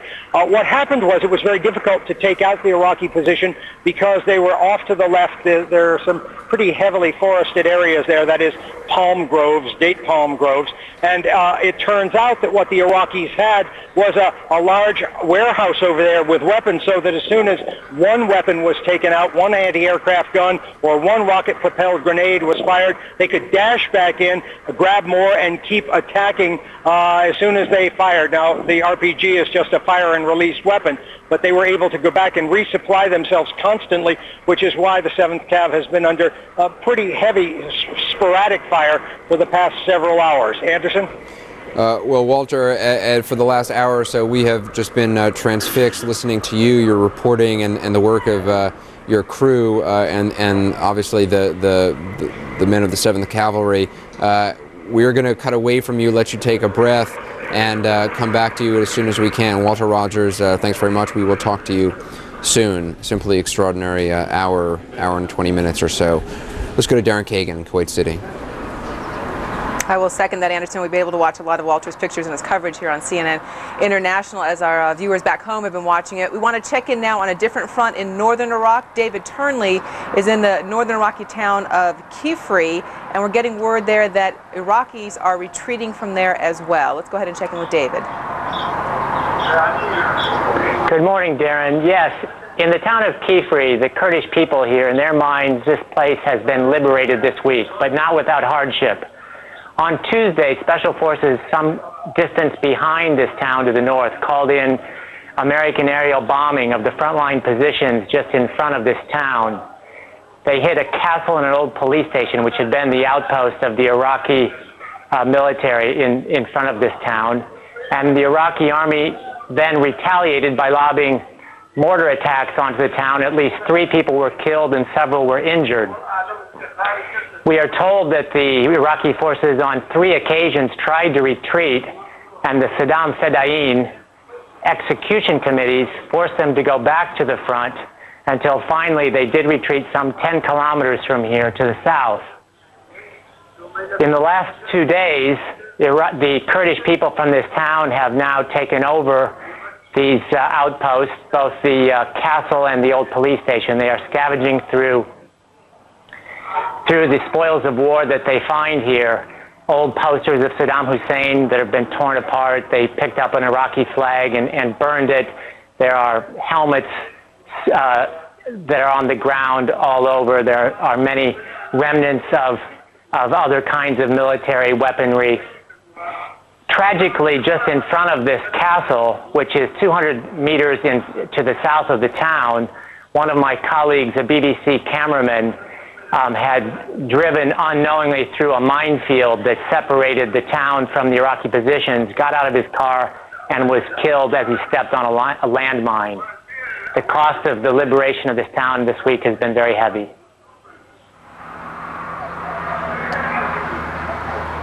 Understandable. We've heard a lot of reports about how heavily mined northern Iraq is. A lot of work to do there before it is safe for all the Kurdish people to return to their homelands. David Turnley in Kefri, thank you for that. We are a couple hours away right now, 2-3 hours away from the next briefing at CENTCOM headquarters in Doha, Qatar. That's where we find our Tom Mantier for a look ahead. Tom, hello. As you just heard, special forces indeed are working in northern Iraq. Also like to share with you a couple of pieces of video, very extraordinary pieces of video that we received over the last 2 days. One was PFC Jessica Lynch's rescue by special operations, and the other was a raid in the last 24-36 hours on a palace outside of Baghdad. Now, these were special forces operations. You often don't hear about these. You almost never see them. And being able to see the pictures off the battlefield, maybe green and grainy and fuzzy, but these are special operations going in the case of the presidential compound, facing fire from the ground as the helicopter landed in the middle of the palace, and then going room to room searching. I had a background briefing today with a senior military official who deals with special operations, and it was the shortest background briefing we've ever had. It only lasted a half hour, and I only took about 4 pages of notes in my notepad. But one of the salient comments that he made was that we need to win the war and win the peace as well. We need to be able to conduct ourselves on the battlefield and just as quickly set up a medical clinic. He also said that using basically the same technology and tactics that were used in Afghanistan, saying they work well there, they're working well here, a very small force with high technology on the battlefield with the ability to use the other assets of the coalition partners. I asked him directly about reason for the operation on the palace yesterday and the extraordinary video that we were able to see, asking him if he would share with us some of the reasons behind this operation. I got a 2-word answer: no, sir. So a very interesting briefing, but saying that special operations were indeed involved in paving the road to Baghdad. And the best quote out of the whole thing was, if this was easy, they would call it golf. So special operations working in the shadows, not very many quotes, not very many things they were willing to talk about, but anytime you get an opportunity to sit down with someone that is even involved in these type of operations, much less the video we've been seeing the last 2 days, pretty interesting. On the Jessica Lynch hospital, asked about the possibility that she had been tortured or mistreated, saying that this was not the type of hospital that we normally consider any type of treatment in. So it'll be interesting to see what we hear later today, if indeed Jessica Lynch talks about this. But on the background, they wouldn't really discuss much about the conditions surrounding the hospital, except to say that it was not the kind of hospital that normal medical treatment in the Western world would consider. Darren? Tom, good reminder, briefing coming out of Landstuhl Medical Center at 5 a.m. Eastern. You'll see that live here on CNN. And remind us again the next briefing out of Doha, please. The next briefing out of Doha occurs at 3 p.m. local time, 7 a.m. East Coast time. And of course, as usual, we will carry it live on CNN. We do think that Brigadier General Vincent Brooks will be the briefer again, and wondering how they can top the video of the last 2 days of the raid on the palace and the rescue of the American POW behind enemy lines. So the briefing here coming up in about 2.5 hours. We will look forward to that. Tom Mantier in Doha, Qatar, thank you. We move back now to northern Iraq. That's where we find our Kevin Seitz, also on the front lines. Kevin, hello. Hi, Darren. Our front line is a little bit different than the one Walt Rogers is showing you. This is the Bower region of northern Iraq. This is about 35 kilometers southeast of Kirkuk, but it is the furthest front line west for these Peshmerga fighters. If there's an embedding that we're doing, it's kind of with them. We've been working with them since the beginning of the war, kind of noting their determination to see this regime toppled. I want to speak with Awat Yassin Mohammed. He's a 21-year-old Peshmerga. Darren, he has been with the Peshmerga forces for 6 months. And we're just curious a little bit about his motivation. We have to speak with him through our interpreter, Allah. Allah, would you ask him why he joined the Peshmerga? لبن أمر جماعة كقزمان أنا الفاكر خالصا من زوج شما باران وشندين توان باري كدوا يعني. Because the regime used Anfal operation and chemical weapons against our people here.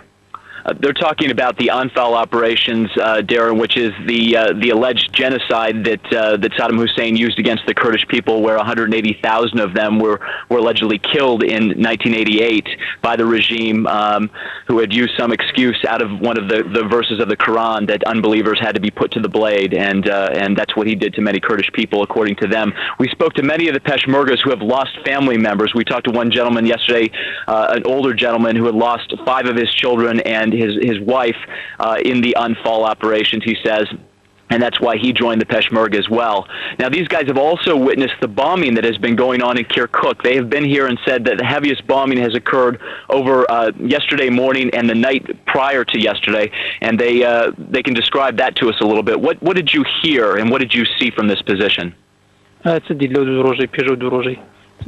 والله بردمانك زوا استخدام نواني كدوين باني بيجشوا لم نوا.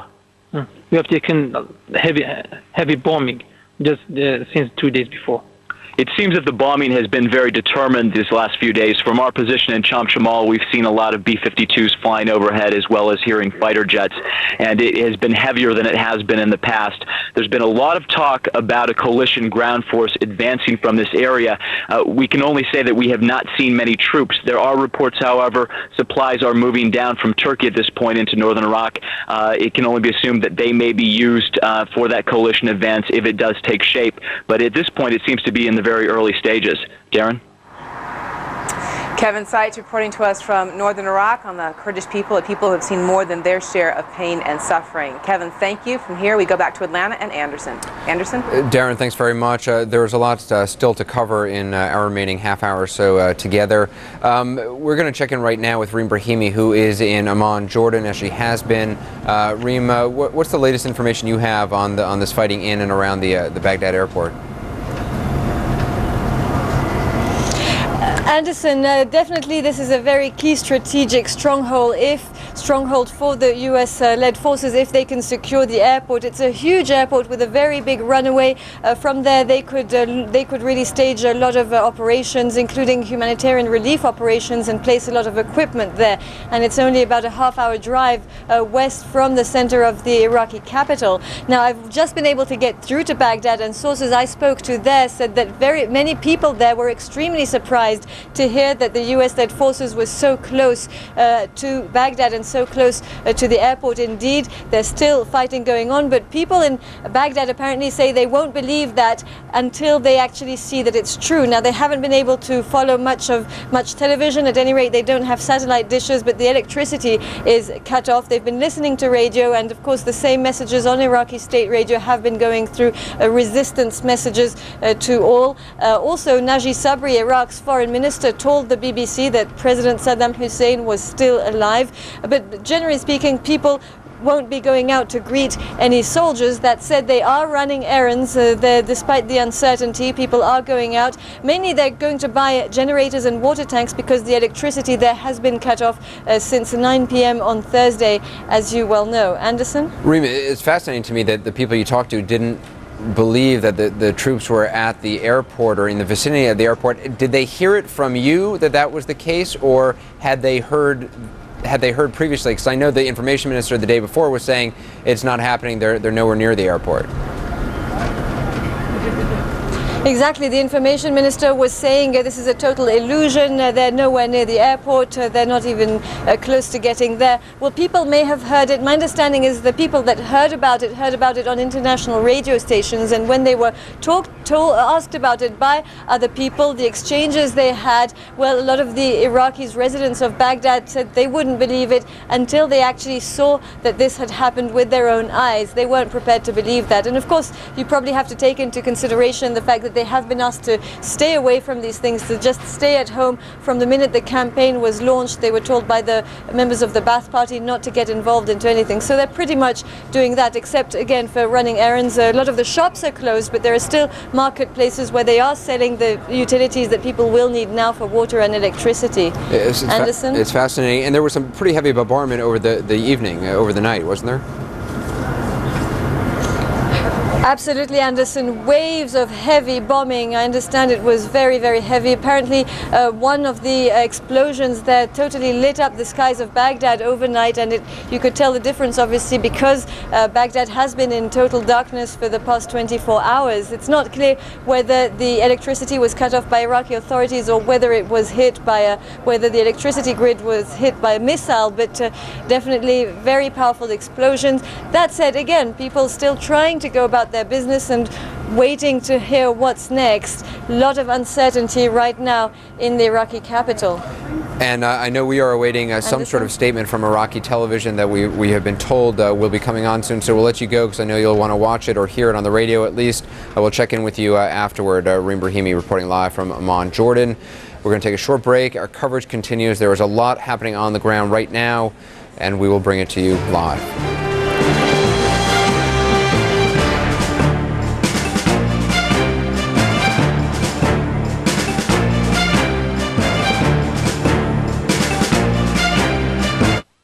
You don't drive a Model T, and you certainly don't use one of these to make a phone call. Then why sleep on an old-fashioned bed? Call now and learn how you can sleep on the bed designed for the 21st century, the Tempur-Pedic Swedish Sleep System, the only mattress that uses the gravity-defying Tempur material originally developed by NASA. It feels like it's actually forming its own glove to me. I can't really find an uncomfortable position. It's like nothing I've ever felt before in a mattress. We'll send you this free video, information kit, and free sample of the revolutionary Tempur material. Instead of uncomfortable metal springs, the Tempur-Pedic mattress uses billions of viscoelastic memory cells. This soft yet supportive material automatically adjusts to every curve of your body.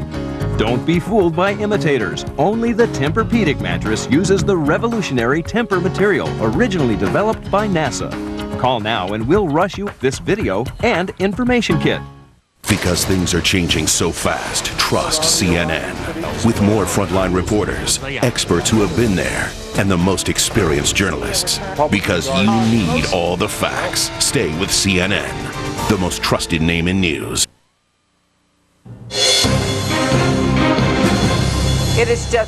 It is just half past the hour. Let's check the latest developments right now. The U.S. Army's 3rd Infantry is leading the charge to Baghdad. U.S. troops have partially secured Sadaam International Airport, just 12 miles from downtown. Our Walter Rogers is with the U.S. Army's 7th Cavalry near the airport. He reports Iraqis are trying to stop the U.S. advance. U.S. defense and intelligence officials now say Sadaam Hussein's television appearances since the start of the war were likely taped before the first bombs fell. Just 2 hours ago, Iraq's foreign minister told BBC Radio that Saddam is alive, but he refused to say whether he has seen him. The U.S. Senate has approved roughly $80 billion in funding for the initial cost of the war and counterterrorism efforts. The bill also offers money to help U.S. airlines. The vote was 93-0. The House has approved a similar bill. The two chambers are on track to send President Bush a final package by his deadline of April 11th. Not a chance. Those are the words from Defense Secretary Donald Rumsfeld. He flatly rejects the idea of any nation brokering a deal with Saddam Hussein to end the war. Sources told CNN the initiatives have come from Russia and France. Both nations opposed military action against the Iraqi regime. The family of rescued POW Jessica Lynch says that contrary to reports of multiple gunshot wounds, doctors tell them that she was not shot. Lynch underwent back surgery at a military hospital in Germany yesterday. More surgery is planned today on her broken arm and her broken legs. Hospital officials will hold a news conference at 5 a.m. Eastern. We will bring that to you live from Germany. In non-war news, our Salt Lake City affiliate KSL has located an underground mountain hideout. That is where authorities say that teenager Elizabeth Smart was held. Law enforcement officials believe the girl was taken to the site after being abducted in June from her Salt Lake City home. We are taking you right up to the action in Iraq. Coming up this hour, the battle for Sadaam Hussein International Airport rages on, and we will take you to the front lines. Plus, a dangerous misunderstanding. An angry crowd rises up against U.S. troops. We'll take you to the center of that conflict. And warriors remembered. Some of the first U.S. troops killed in Iraq are laid to rest.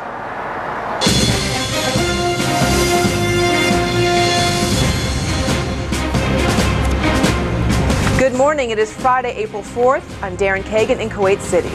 And good morning, Darren. Good morning, everyone, from CNN's global headquarters in Atlanta. I'm Anderson Cooper. You are, of course, looking at a live picture of Baghdad, where it is 1:37 p.m.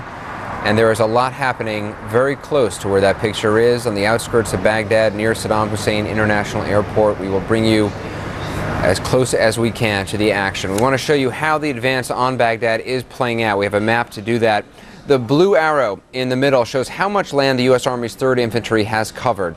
It is now involved in that battle near the Baghdad airport. Just minutes ago, our Walter Rogers was among a group of soldiers being fired on. We will talk to him in just a moment. Coalition forces also control airfields in western and northern Iraq, H2, H3 shown there on the map. And battles are still raging in some key towns in central and southern Iraq. As we said, a lot going on. The most intense action taking place just outside of Baghdad. Showing you this this map right here. There's also a lot of activity in and around Basra in the south, Iraq's 2nd largest city, and that is where we find Richard Gaisford, a British reporter embedded with British Desert Rats. Richard, what's the latest where you are? Well, they are very confident now. They're working their way into Basra through the streets, not in an attempt to take the city, but on what they're calling raids. Yesterday afternoon, a serious raid took place. They managed to secure a section of the city on the outskirts of Basra, and from there are now using this as a base to work their way through the streets. And they came back with a haul of 37 rocket-propelled grenade launchers, 6 mortar tube launchers, and most importantly, an anti-tank missile with a spare rocket. This is a serious piece of military hardware that would have been very dangerous to the British troops as they moved their way through the streets of Basra. Thankfully, the people set to fire those were caught by surprise, and all of this was hauled away by the British and has been kept in a compound well away from the Iraqis. They can't get their hands on it now. And they're saying there's very little resistance as they move around Basra. Now, they're not trying to take the city at the moment, but they are giving themselves a much bigger presence there. And the reports are that people generally seem very pleased to see them. Is there a sense, and I don't know if you can say, but is there a sense that people, besides just being sort of glad to see them, are actually providing them with intelligence on the ground? Yeah, certainly over the last week, there's been locals who you see being taken to one side who give information, and that information is being acted upon, and often it's small things. You know, which house is being used as a command post for the Fedayeen, that kind of information. British military intelligence tells us that now is as good a time as any, really, to take the city. And we get the feeling that there is definitely an approach from the military authorities and perhaps from governments as well to tie the Basra campaign in with Baghdad. The idea being that keep Basra boiling, keep the troops there, keep the Iraqi army engaged. That would then stop them from whizzing back up towards Baghdad and getting involved in a fight there.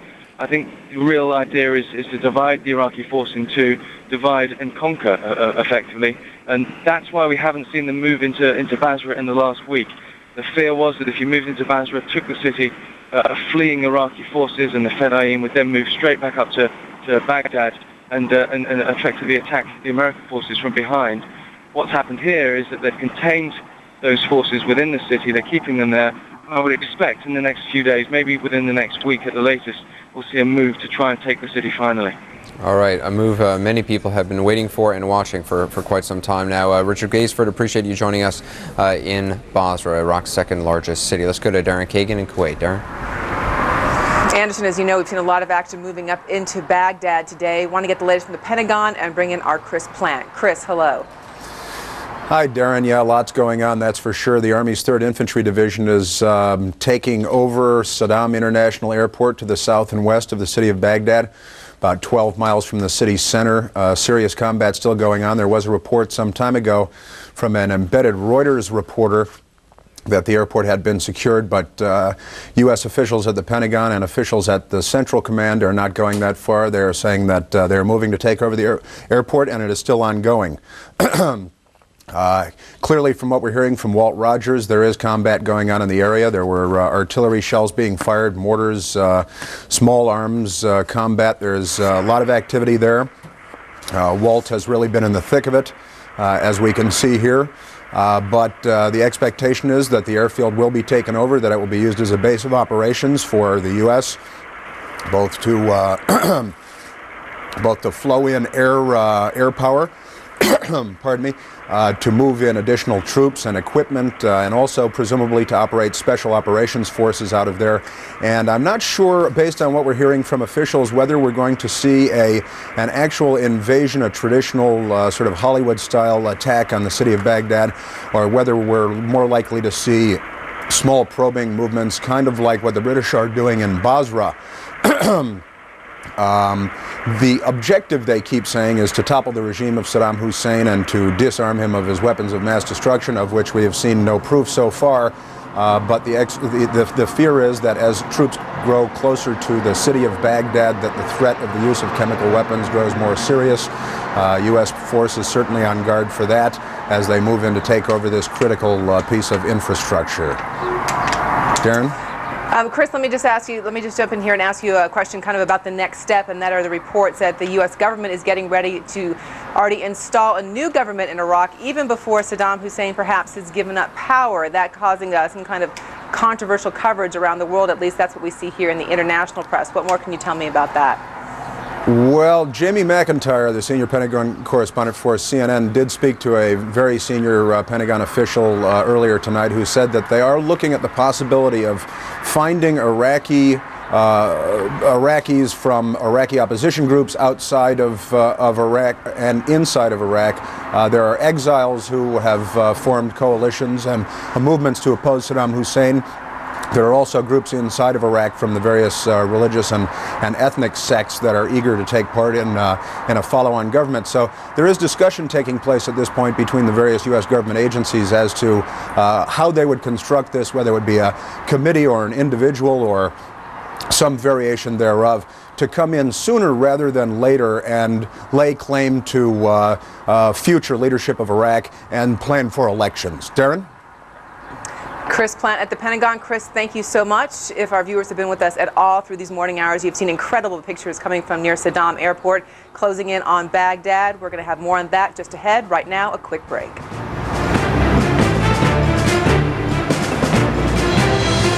Diagnosis: cancer. I was given a 1% chance of survival. That pretty much stamps out any hope.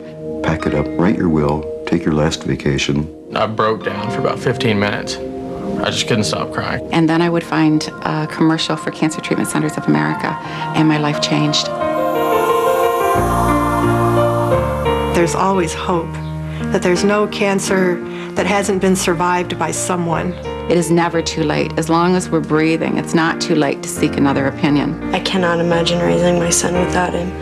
And if we had not gone to the Cancer Treatment Centers of America, I really don't think that we would have him here today. With world-class medical technologies and innovative complementary therapies, Cancer Treatment Centers of America have treatment options you may not even know exist. You can call our cancer information specialists 24 hours a day to learn about your options. Please call. They give you a new lease on life. It's worth everything. You decided. Once again, CNN is #1. For trust and experience, Americans choose CNN as the most credible news source. More than MSNBC or Fox News. More than any network, newspaper, or magazine. CNN is the most trusted name in news. You were looking at pictures from earlier in the day. some of the action in and around the Baghdad airport, the battle for the Baghdad airport, the capturing there of Iraqi, we don't know if it's regular army or irregular or just a civilian, not sure. But we have been seeing over the last 2 hours or so remarkable pictures from Walter Rogers, live pictures of the 7th Cavalry positions near some kilometers from the airport, taking in rocket-propelled grenade fire, also some aerial bursts from 20mm anti-aircraft guns actually just leveled, directed at U.S. forces. We have seen those 7th Cavalry forces responding with M1A1 tanks, with both machine gun fire as well as some of their 120mm cannon fire.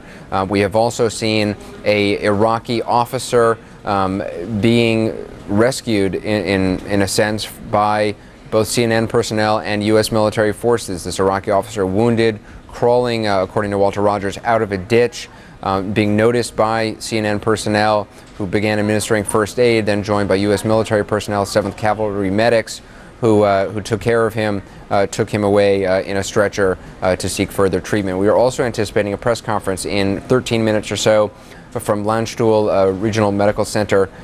It's going to be a hospital news conference. Jessica Lynch's doctors. She, of course, the POW, formerly listed as missing in action, rescued by Special Forces, Combined Special Forces and U.S. Marines. That's going to be live from Germany at 5 Eastern Time. We will, of course, bring that to you live. I want to show you this Ryan Chilcote story now because it is quite remarkable, a slice of what happened on this particular day in this particular town when things got very ugly, or close to ugly, in the city of Najaf. Citizens there became enraged at American troops. It was all due to a misunderstanding. Ryan Chilcote has the story. I'm Ryan Chilcote with the 101st Airborne in the city of Najaf in central Iraq. Well, the day began with what was supposed to be a routine patrol for the troops. The goal of that patrol for the soldiers' commander to meet with the Grand Ayatollah Sistani here in the city. He is the chief leader of Shia Muslims in this city and throughout the world. Now, on the way there, the Ayatollah via radio asked the soldiers' commander to first secure his compound, which is located about half the way down the road from where the troops were at the time to the Imam Ali Mosque, which you see over my shoulder right now. The troops agreed, and that was their intention, was to simply go to his house and secure it. Well, no one told the crowd that had up to that point been very peaceful and very pleased with the Americans' presence of what the Americans' intentions were. Chaos ensued, the crowd apparently assuming that the soldiers planned to go all the way up to the Imam Ali Mosque, which, as you know, was not the case. Now, both the Ayatollah's representatives and the soldiers' commander took very commendable immediate steps to try and defuse the situation. The soldiers' commander telling his troops to take a knee, to point their weapons down at the ground, and to appear as little hostile as a soldier possibly can. That is what happened. But the situation had just gotten so chaotic at that point that eventually the commander decided that he ought to pull the troops back, send them back to their compound until cooler heads prevail. Back to you. Remarkable scene. That was Ryan Chilcote with the 101st Airborne Division. Darren? Yeah, Anderson, I just wanted to share with you and our viewers a rally that I was able to cover last night here in Kuwait City. It's remarkable in that this is probably the only place in the Arab world you will see something like this, a pro-coalition rally. Thousands of Kuwaitis showing up to show their support for the war in Iraq, for the removal of Sadaam Hussein. Kuwaitis believe they have a very different view on this situation than other Arabs because, of course, they remember 12 years ago when Sadaam Hussein and the Iraqis invaded this country. Thousands of Kuwaitis showing up. That was organized by the Lawyer Association here in town and also the Student Association. That's going to do it for me here in Kuwait City for today. I'm going to step out. Bill Hemmer is going to step into this chair. Anderson will be back with more right after this.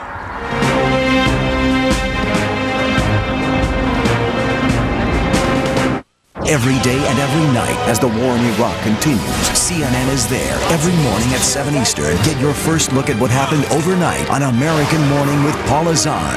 Breaking news out of Iraq. Then every night at 10 Eastern, Aaron Brown takes you from the home front to the front lines on Newsnight. The maneuvering is now intense. American Morning with Paul Azan and Newsnight with Aaron Brown for your first and final word on the war in Iraq. Stay with CNN, the most trusted name in news. The war in Iraq continues, and no one takes you closer than CNN, live throughout the day. Stay with CNN, the most trusted name in news. You or someone you know get arrested? Are your criminal problems keeping you up all night? Do not worry. Experienced help is now available at affordable rates.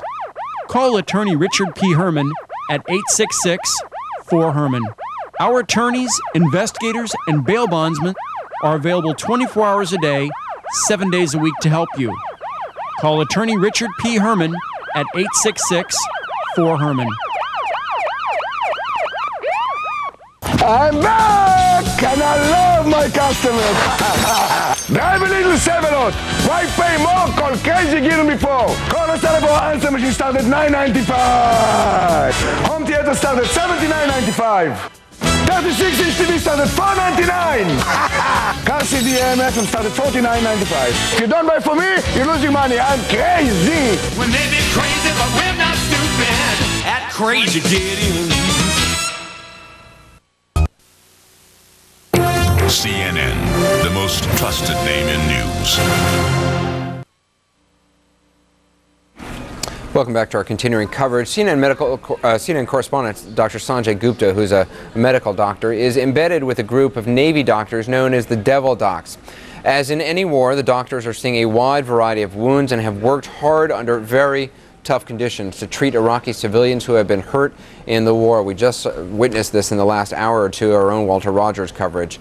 Dr. Gupta now gives us an update of what's been happening where he is. We are here in the operating room of Bravo Surgical Company. Just to my left, an operation is going on for a gunshot wound to the leg, and just behind me, another operation going on for multiple gunshot wounds to the abdomen. It's been like this all day. Helicopters coming in, bringing patients, both coalition and Iraqi. Both of these patients over here, Iraqi, getting their operations now. Just earlier today, another incident brought patients here to this particular surgical company as well. A car, a taxi cab, traveling through a Marine checkpoint with 4 passengers. In the driver's seat was a taxi cab driver. In the passenger seat on the front was an adult male. In the back seat, a mother and child. This car, according to Marines and the medics who brought the patients in, passed through the checkpoint without stopping. This drew the fire of the Marines at the checkpoint, killing both passengers in the front seat, the taxi cab driver and the adult male, and critically wounding mother and child. Mother and child were both brought here. The child had a significant head injury and was brought to the operating room. I actually assisted in that particular operation. The mother was also operated on for significant abdominal injury. She is in critical condition. It's been an interesting experience for me. Certainly being a journalist, also a doctor, a neurosurgeon.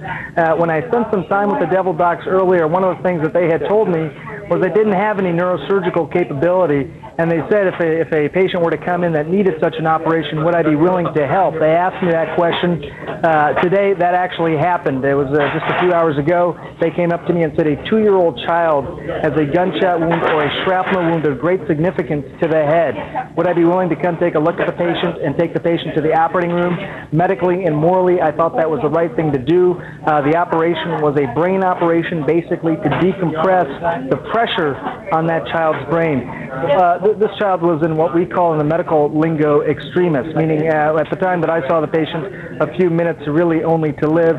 The outcome of the operation was that the child did die after the operation, despite our efforts, but this was something that we attempted to try and save the life of this child through the operation. I was asked to help out medically and morally. I thought it was the right thing to do.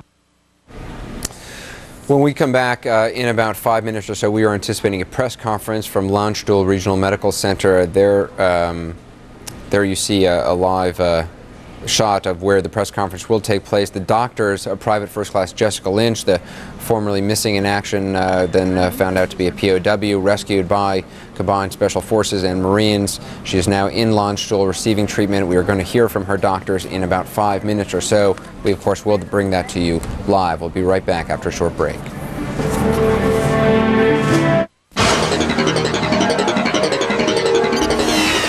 If you were born between 1918 and 1963, call 1-800-306-5400 now to find out more about the Silver Care Plan. The average funeral now costs over $6,000. But did you know your survivors may only be able to receive government death benefits up to $300 if they qualify? leaving your loved ones to pay the balance. You must be age 40 to 85 to qualify. No physical examination is necessary, and coverage starts as soon as you're accepted. The Silver Care Plan is a way for you to help protect your loved ones at a time they'll need it most. To get free information about the Silver Care Plan and its benefits, call 1-800-306-5400. You have no obligation, so call now.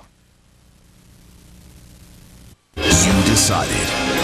Once again, CNN is #1. For trust and experience, Americans choose CNN as the most credible news source. CNN is the most trusted name in news.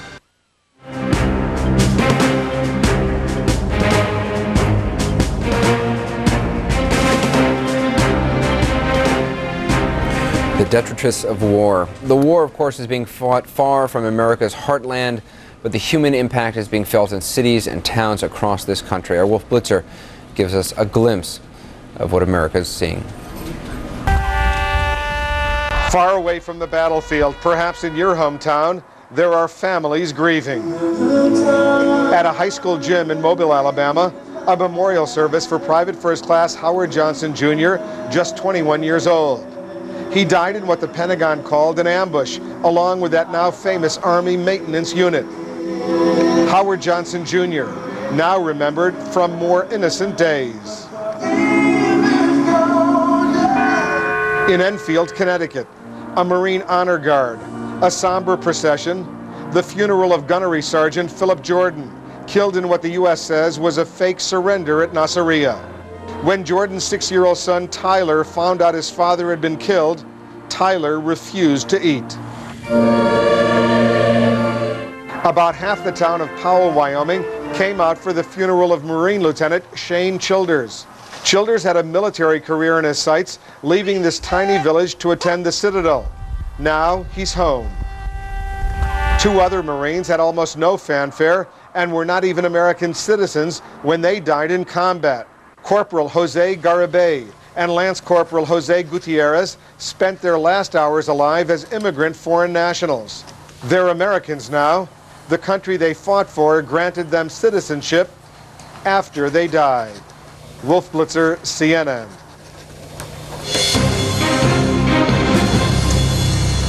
Hello, I'm Bill Hemmer, live here in Kuwait, 1 o'clock in Kuwait City, 2 o'clock in Baghdad, 5 a.m. back on the east coast of the U.S. Carol, good morning to you as well at the CNN Center. Good morning, Bill. Hello from Kuwait. Of course, we're awaiting that. We're going to throw it back to you right now, Bill. We were taking a live look at a picture of Baghdad where coalition forces are still trying to secure the international airport there. And we're also awaiting a live press conference out of Germany on Private Jessica Lynch's condition. Now back to you, Bill. Carol, thanks. As soon as that gets underway in Germany, we'll take our viewers there. First, though, the latest developments. U.S. forces have been under near constant fire since moving into the vicinity of the Baghdad airport. CNN's Walter Rogers and his crew with the 307th Cavalry. For the past couple hours, he's been providing live, incredible frontline pictures from the front there, just a few miles from outside the airport. Abrams and Bradleys have exchanged fire with Iraqi soldiers in the distance. CNN's crew began administering first aid to a wounded Iraqi soldier on the side of one of the highways there.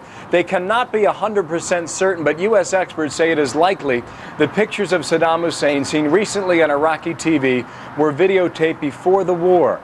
That's the opinion of U.S. defense and intelligence analysts who have studied the tapes. The Iraqi government maintains the Iraqi leader is alive. Combat operations taking place simultaneously in many places. One target was the palace northwest of Baghdad, said to be the second largest of Saddam Hussein's presidential complexes. U.S. Special Forces went into that area, confiscated some documents, but found no one there occupying that palace at the time. San Diego, bit of a different look for the Padres as they took on the Dodgers, showing their support for the troops.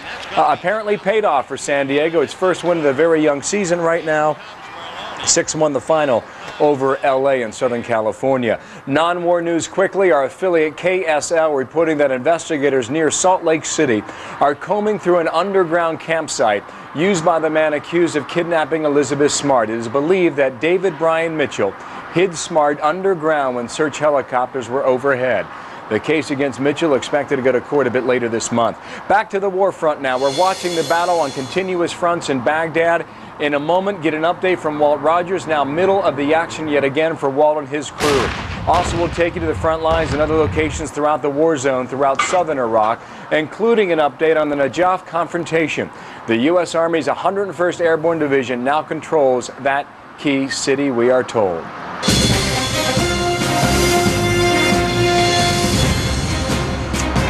Once again, live here in Kuwait City. Good to have you with us. I'm Bill Hemmer. Carol, as I said earlier, good morning again. Yeah, we were switching seats there and got caught off guard. Good morning to you, Bill. I'm Carol Costello at CNN's global headquarters in Atlanta. Today is Friday, April 4th, and you are looking at a live picture of downtown Baghdad as Operation Iraqi Freedom enters day 16.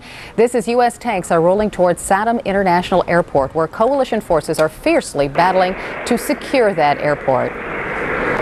We're also waiting for a news conference from Landstuhl Regional Medical Center in Germany on the condition of rescued POW Jessica Lynch. The commander of the hospital is scheduled to speak, and possibly her doctors too. Private Lynch is scheduled for more surgery today, and of course we will take you there live as soon as the news conference begins. But first, we want to give you a visual sense of what's going on right now in Iraq. The big story we've been bringing you this morning with live reporting is from CNN's Walter Rogers. He is in the heat of battle near the Sadaam International Airport. That's about 12 miles from downtown Baghdad. Now the bigger picture for you. The 1st Marine Expeditionary Force is advancing from Kut towards Baghdad, while the 101st Airborne Division has taken control of Najaf. As we put the map into motion, you can see how the advance on Baghdad is playing out. In the meantime, coalition forces are also in western and in northern Iraq. And now, a look at some amazing battle scenes. U.S. tanks on the move near Sadaam International Airport. You can see the highway signs. There they are, a clear indication they are very close to Baghdad. While overnight coalition bombs and missiles hit more targets in the Iraqi capital. You see the glow from one explosion in these pictures. And in northern Iraq, coalition jets pound Iraqi positions near Mosul and Kirkuk, pushing the Iraqis back and clearing the area for Kurdish troops. Troops were met with heavy machine gun fire and rifle fire. Amazing scenes. Now let's take a look at some of the events taking place later today. President Bush plans to meet with Iraqi Americans and expatriates today at the White House. Also in Washington, area Muslims are set to protest the war in Iraq, and they'll hold a news conference. And later this afternoon, the House Armed Services Committee holds a hearing on Iraq's alleged violations of the rules of war as set forth in the Geneva Conventions.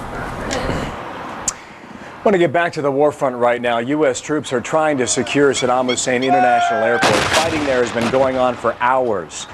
CNN has been bringing it to you live, most of it anyway. This video from earlier shows an Iraqi surrendering to U.S. forces at the airport. The facility about 12 miles from Baghdad. It can be used as a forward base in any battle for the city. Walter Rogers has been dodging gunfire, literally, along with the 7th Cav near that airport. Earlier today, he filed this report from his location. The pictures we're showing you now are of the overnight carnage, the fighting between the U.S. Army 7th Cavalry and some Iraqi units which tried to overrun the 7th Cavalry. There have been at least 2 different assaults on the cavalry's position. In the past 5 or so hours, at one point the Iraqis sent 10 tanks in the direction of the cavalry. The tank in the near ground, I believe, that you can see is a T-72 Soviet vintage Iraqi tank. It was knocked out of action, as were a number of others. Most of the time, these tanks were knocked out by armored vehicles, the tanks, the U.S. tanks, and the Bradley fighting vehicles. Having said that, sometimes air power is called in. And then shortly, not long ago, about an hour and a half ago, there was another attempt by the Iraqis to flank and overrun the cavalry's position. It was to no avail. It was more than a little ineffectual. They sent 6 armored vehicles in. Again, the Bradley fighting vehicles with their 25mm guns put those derailed the Iraqi efforts to flank the 7th Cavalry. Casualties overnight, according to the U.S. Army officers with whom we've spoken, are at least 400 Iraqi dead. Some of those are suicide victims. That is, they would get aboard dump trucks or pickup trucks and charge the U.S. armored column with nothing more than rifles blazing, and of course they never had much of a chance. Having said that, the 7th Cavalry continues to hold its position near the Baghdad International Airport, and we go now to an officer who is at that airport, a U.S. Army officer. We basically occupied the international airport, had 2 battalions from our brigade, 1st Brigade, 3rd Infantry Division, come down from the south to the north in order to seize the runway. Our mission up here is to block the entrance from Baghdad. This is about as far east that you can get into the Baghdad proper city. We're on an outpost, have security running forward, two company teams and 1 team in reserve executing combat patrols and orientation with our direct fire weapon systems down the main entrance of the Baghdad International Airport. Despite thwarting all the Iraqi armored attempts to overcome and overrun the 7th Cavalry, 7th Cavalry has stood its grounds. Apache troop, to the best of our knowledge, has suffered no casualties. All of the casualties were on the Iraqi side. Nonetheless, this continues to be more than a hostile environment for the 7th Cavalry because, again, along the side of the road, the Iraqis continue to try to sneak up with their rocket-propelled grenades and their light machine guns, trying their best to hit one of the U.S. armored vehicles. Again, their fire is ineffectual, but it can be deadly if you're in the wrong place at the wrong time. Walt Rogers, some amazing stuff from earlier today. When we get Walt back up and establish contact with him again, we'll take you there and see what's happening around him now. In the meantime, there was another statement attributed to Sadaam Hussein read on Iraqi TV. In fact, a short time ago, we're going to give you more information on that, but as promised, Landstuhl Medical Center Colonel David Rubenstein now is taking questions about the condition of Jessica Lynch. And as an aside, before we begin, I would just let you know that in 2 hours, this medical center and its staff of 2,500 soldiers, sailors, airmen, and civilians will begin a week of activities celebrating its 50th anniversary of presence of American military medicine on this hilltop. On Monday, the 7th of April, 1953, this hospital was dedicated. The patients that come to this Army Medical Center are receiving the highest quality health care from a joint team comprised of Army, Air Force, Navy, and civilian healthcare providers and support staff. The care they receive here is continuation of care that first begins on the battlefield, provided by the Army's best and most recently certified 91 Whiskey Combat Medics, a program that has ensured the highest quality of care is rendered to patients beginning with the very moment of injury and through a continuum of care that proceeds back through Landstuhl to healthcare facilities in the States. That system, that healthcare system, by the way, is receiving its own quality healthcare support from the United States Army Medical Materials Center Europe, an organization not 10 miles from here, which is responsible for providing medical support and supplies and equipment to the battlefield and throughout Europe. As of this morning, this hospital and this staff of qualified providers has received 226 patients from Operation Iraqi Freedom. 96 of those patients have been patients caused by battle injuries. Today we will expect to receive 48 additional patients, 13 of which are battle injuries. The current census in the hospital at this moment is 137 inpatients. 75 of those inpatients are from Operation Iraqi Freedom. I share that with you just to say that 62 of our inpatients right now, almost half, are patients that we care for on day-to-day basis, family members and active duty throughout Europe, Africa, and Southwest Asia. We continue to deliver the highest quality health care to our day-to-day beneficiaries. As a matter of fact, we have delivered 37 babies at Landstuhl in the last 7 days, about 5 babies a day for a facility that normally delivers 3 babies a day. We've evacuated 62 patients in the last 48 hours. We will evacuate an additional 37 patients today. I will now go into a brief medical statement regarding Private First Class Jessica Lynch's current medical status. Private Lynch has personally provided her consent this morning to release the following information regarding her injuries and medical treatment. She has received medical treatment continuously since her recovery from captivity several days ago. Her injuries include fractures to her right arm, both legs, right foot and ankle, and lumbar spine. She has sustained a head laceration. She has undergone several surgeries to stabilize her injuries, to include spinal surgery, which was completed here yesterday. Today, she is presently undergoing additional procedures to further treat her orthopedic injuries. These surgeries have gone very, very well, provided by a quality team of surgeons, other physicians, nursing staff, and support staff.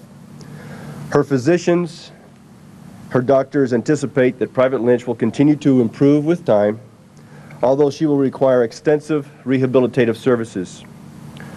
While the mechanism of injury is still unclear at this point, the most recent evaluations by our staff do not suggest that any of her wounds were caused by either gunshot or stabbing injuries. She was not stabbed, she was not shot. Due to her medical condition and the requirement for multiple surgeries, Private Lynch's nutritional needs have been met through intravenous means. As soon as it is medically indicated, Jessica Lynch will be provided regular meals and has already provided the staff with a list of her favorite foods. Private Lynch has received several pairs of prescription glasses to replace those lost during her ordeal. In fact, she's made a selection of those glasses from the Army's new Frame of Choice program, where soldiers can pick the frame that they want to wear. Upon her request, she has spoken on multiple occasions to her family, including her grandmother, who she called, the staff put a call through to less than an hour after she arrived here a couple of days ago. Her parents are also receiving additional information regarding her condition from her healthcare treatment team. Jessica remains in good spirits. In fact, she is jovial and joking with a soldier who has accompanied her here from her unit. We appreciate all of the heartfelt concern and warm wishes for Jessica's recovery and extend our own prayers for all the soldiers, sailors, airmen, Marines, and civilians involved with the global war on terrorism, as well as the actions in Operation Iraqi Freedom. In sum, Private First Class Jessica Lynch is being managed through an established repatriation process, one that is designed to optimize her recovery. She has received continuous medical and psychological care since her recovery from captivity, and that health care, the highest quality of which she is receiving now, will continue as long as she needs. That ends the formal statement. I'm available to answer some of your questions, if at all possible. Colonel,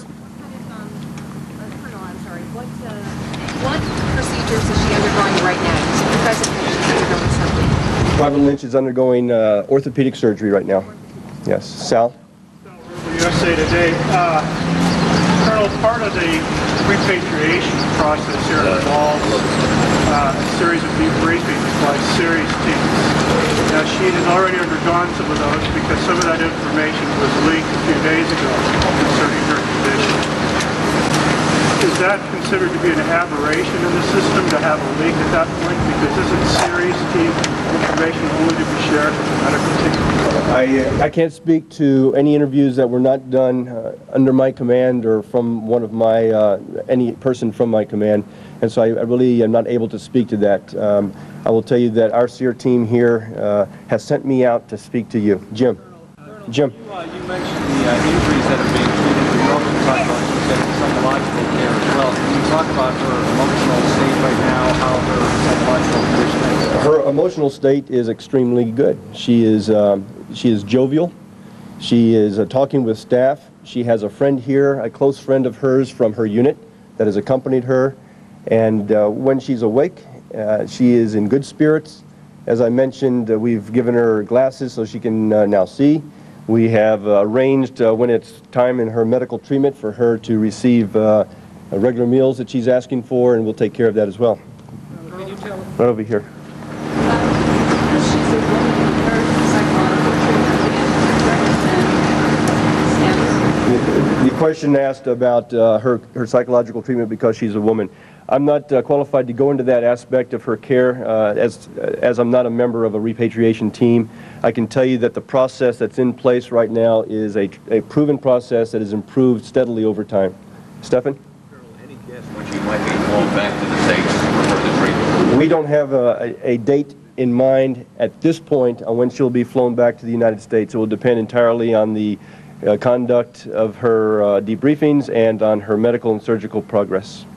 Luna? Can you tell us what she has on her food list, her favorite food list? On her favorite food list, this is an all-American girl. Turkey, applesauce, and steamed carrots. A daughter any parent would be proud of. She talked about her time in captivity, including her rescue and the information given by the man named Mohammed. Although that she has had some conversations with the repatriation team, we've not gone in detail to that point yet, working first to stabilize her medical and surgical conditions. She hasn't talked about it. We have not gone into detail in those discussions. Yes, please. The Iraqi man who helped with the rescue said that he witnessed her being slapped fairly hard. Are there any injuries or any evidence consistent with physical abuse of the hands? The injuries that I outlined at the beginning of the presentation are the injuries that we're aware of. Do you know if those injuries were a result of the ambush or injuries that she received later? At this point, we don't know the exact mechanism of those injuries. We don't know at what point they were received. We hear a lot about the care she received in Iraq from this Iraqi pharmacist. Can you comment on that care, and did it contribute to her survival? We've not discussed with her the care that she received in Iraq. Our focus has been on taking care of her needs here and now. That I'm sure will come out during the discussions that will follow her surgical and medical care. When you say repatriation team, is this a team specifically for POWs? Have you treated POWs here before? The answer to both questions is yes. The Army, the military services have built, with the years of experience, repatriation teams which include experts in the recovery and debriefing and medical and psychological care of prisoners of war. This hospital has received POWs in the past. I will remind you of 3 soldiers who were captured in Bosnia about 4 years ago. They came here en route to the United States and received initial care. Yes. You mentioned that she'll require extensive physical rehabilitation. Are you able to say at this point whether you're confident that after that she'll be able to walk normally? The physicians that are taking care of her feel that the prognosis for her recovery is excellent. Jim? Sir, that there is psychological care, but yet she's joking and she's jovial in her nature. What is the concern then? Is there concern later on down the road she may experience some psychological problems, or are there other issues in that area? The team that will work with her will work both with the immediate needs and the long-term needs. As you can well imagine, there are needs in both categories of her care. Yes, please. Her injuries going to force her to separate from the military, or is she expected to stay in the Army? We really haven't discussed with her what her long-term military career plans are, so I really can't answer that. I don't know the answer. With the injuries she received, what would she being treated for force her to be separated from the Army? The answer to that question depends entirely on how she recovers from those injuries. It's too early in the process for us to know if those will be career-limiting injuries or not. Yes, please. Has she said anything herself about how she's feeling with How she's feeling? I don't know that I've actually heard her say how she's feeling. She has a close friend here from her unit. They spend time talking, but we try to let that be very private time. And she is in good spirits. We'll have to work on that for you. Yes. When she's awake, how often is she awake? How lucid is she when she's awake? When she's awake, and she's awake when she's not in surgery. When she's awake, she is she's very lucid. She's talking with the staff. She knows where she is. She knows what her surroundings are. She's asked if she made the hometown newspaper. So. Has she watched any of the news of the war on television at all? Last question, has she watched News of the War? No, we don't have a TV in her room. We will answer her questions as she asks them. Thank you all very, very much for being here today. I want you to know, and I want you to feel very comfortable that the patients who are coming here, to include the 48 that will be here later on today, are receiving the very highest quality of care from a superb joint team. Thank you very much. All right, we're going to step away right now. We've been listening to Colonel David Rubenstein at Landstuhl Hospital in Germany talking about Private Jessica Lynch's injuries. He mentioned no gunshot wounds, no stab wounds. He said she had a fracture to her right arm, both legs, her spine. She had a head laceration. She's already undergone several surgeries that have been successful. She'll undergo some more surgeries too. You heard him mention that she talked to her family too. Well, we talked to her family. They said she's in good spirits, and she was joking with them, saying that she was happy that they had agreed to put pink casts on her arm and her legs just like she had in the 3rd grade. We talked to her father Greg not long ago. Listen. We know she's in good spirits because they told her they was going to put pink cast on her legs and arms, and she had pink cast when she was in the 3rd grade on her arm, so we know her mind is working good. So good news coming out of Germany about Private Jessica Lynch. Right now we have some new information coming out of CENTCOM. Let's throw it to Kuwait City and Bill for that. Yeah, Carol, listen, we're getting word right now that 2,500 members of the Baghdad Division Republican Guard have apparently surrendered southeast of Baghdad, perhaps near the town of Kut. That's where the U.S. Marines have been moving for the past 5 days running. But 2,500, CNN confirms through CENTCOM and Qatar, 2,500 surrenders just a short time ago. When we get more on this, we'll bring it to you. CENTCOM is going to brief, as they have now for the better part of 2 weeks, 7 a.m. Eastern Time. Another note on this Jessica Lynch story, though, CNN has confirmed through the U.S. Marines that an Iraqi by the name of Mohammed, 32 years old, was absolutely critical in locating and securing Jessica Lynch and bringing her the freedom. He apparently approached Marines sometime over the past 5 or 7 days after he had located her in this hospital in Nasiriyah. He says that he saw twice a guard slap Jessica Lynch as she was laying on this bed with a white sheet all the way up to her neck. He said the next day he went back when the guard was no longer there and talked to her in very limited English. And he said he made it a point every day to say good morning to Jessica in English to sort of lift up her spirits. He said after he was able to essentially get a pretty good fix in the hospital for how many Fedayeen soldiers had been guarding the location there and what the situation was for Jessica in the room that she was carried, he went out, found Marines 6 miles away. He walked and found this location, gave the story over to the U.S. Marines, said he handed over maps that his wife and he had drawn of the hospital, of the location, of the rooms that the U.S. Marines took to Special Forces to try and secure her release. Right now, that man, his wife, and 6-year-old child right now are being held in a secure location in southeastern Iraq, somewhere around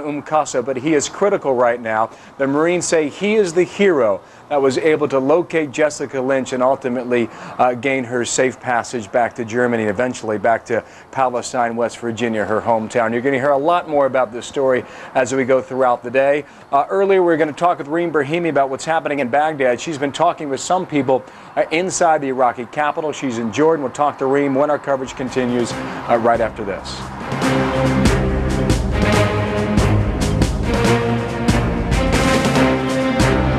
See you down there.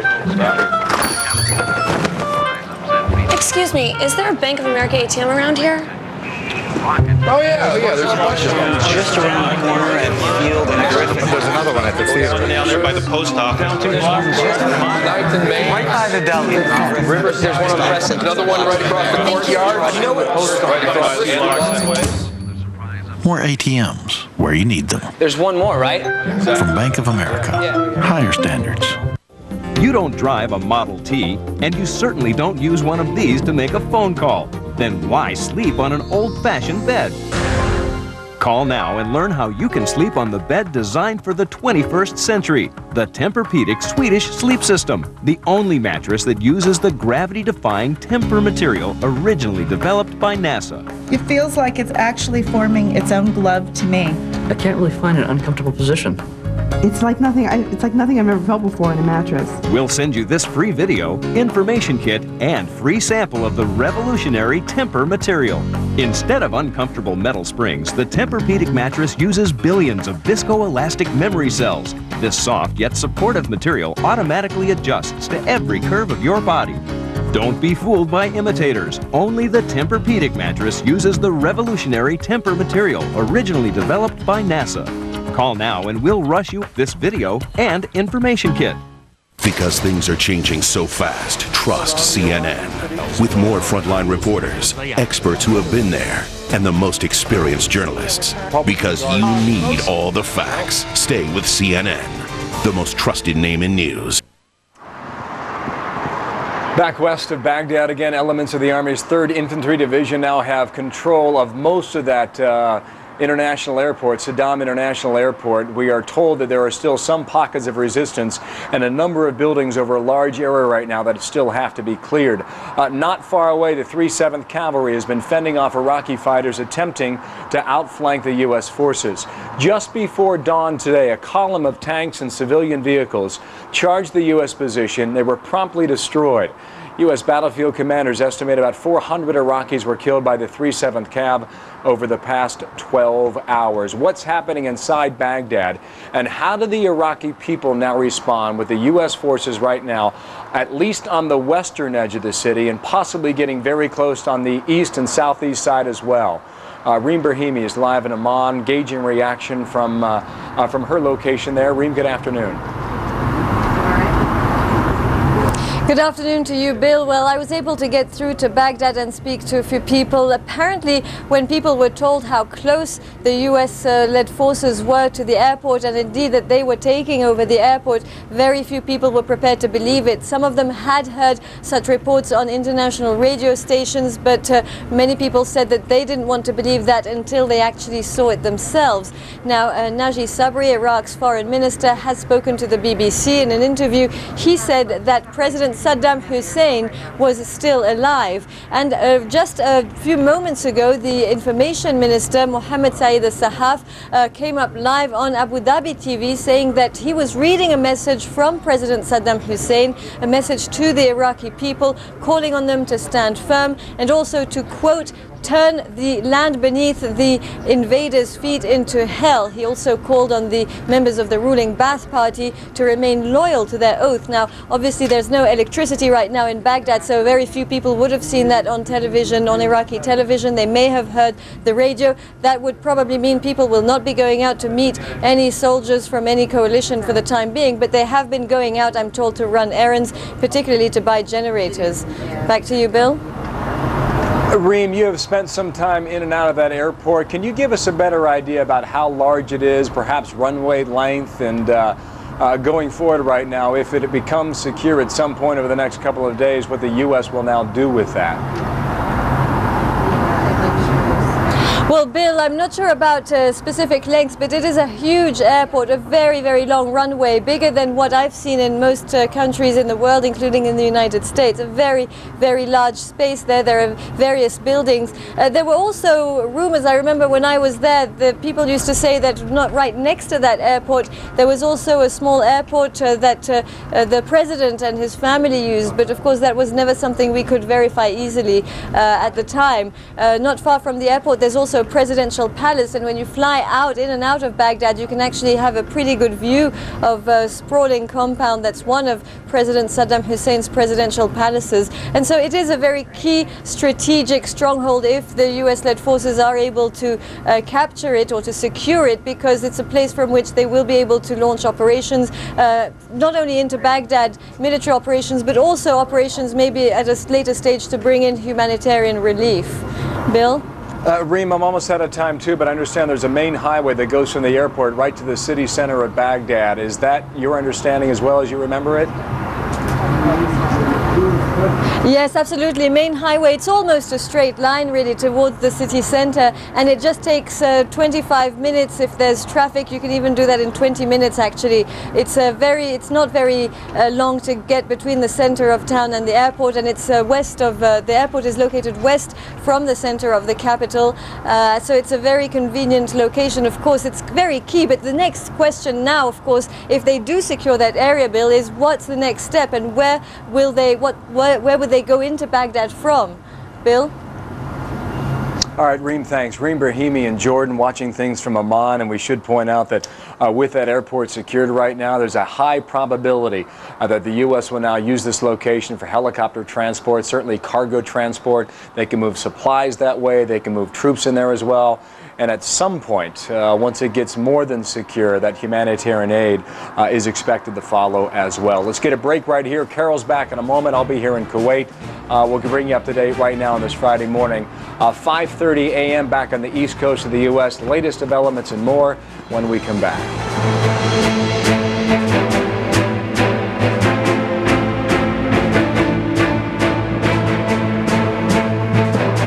Business travel got you squeezed in?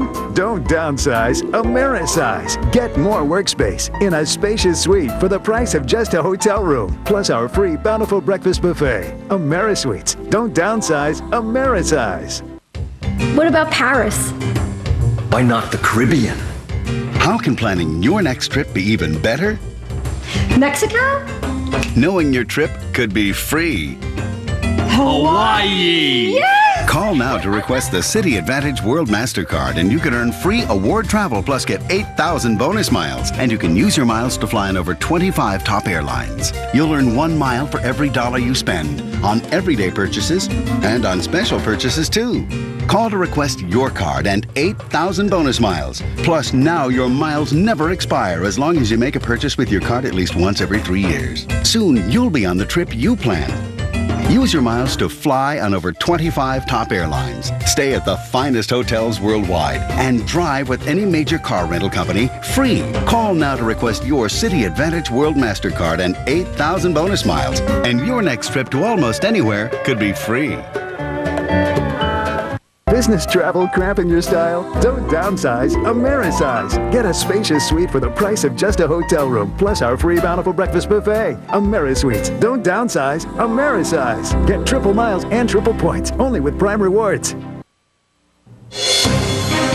5:33 Eastern Time. Welcome back. Here are the latest war developments for you at this hour. In a news conference just minutes ago, a U.S. Army colonel at Landstuhl Air Base in Germany updated the condition of rescued POW Jessica Lynch. She is said to be in good spirits despite several broken bones and a head wound. So far, she's undergone 3 surgeries, but despite that, the colonel says her emotional state is extremely good.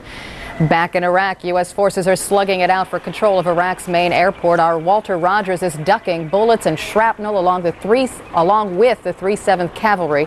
For the past few hours, he's been bringing us live video from the front lines near the airport. And that airport just 12 miles from the center of Baghdad. Overnight, coalition forces bombarded the city with waves of airstrikes. U.S. intelligence analysts believe appearances on Iraqi TV by Sadaam Hussein were likely taped before the war began. But a CIA spokesman told CNN that a definitive conclusion has not been reached. Intelligence officials also cautioned that even if the tapes are old, it does not mean Saddam Hussein is dead. The U.S. may begin its attempt to install Saddam's successor even before the war is over. CNN Pentagon correspondent Jamie McIntyre reports a senior defense official says the organization of a post-Saddam government could start in the next week. Saddam Hussein has been Iraq's president since 1979. And Congress has approved a package of nearly $80 billion to finance the initial costs of war, bolster anti-terrorism efforts, and help out the airline industry. More than $60 billion of the package is earmarked for the Pentagon. Funding bills passed unanimously in the Senate and by a large margin in the House. Okay, continuing on the war front, we're following the battle for Baghdad. Coming up, get an update from CNN's Walter Rogers, who is right in the middle of the action. And we'll take you to the front lines and other locations throughout the war zone. That includes an update on the Najaf confrontation. The U.S. Army's 101st Airborne Division now controls that key city.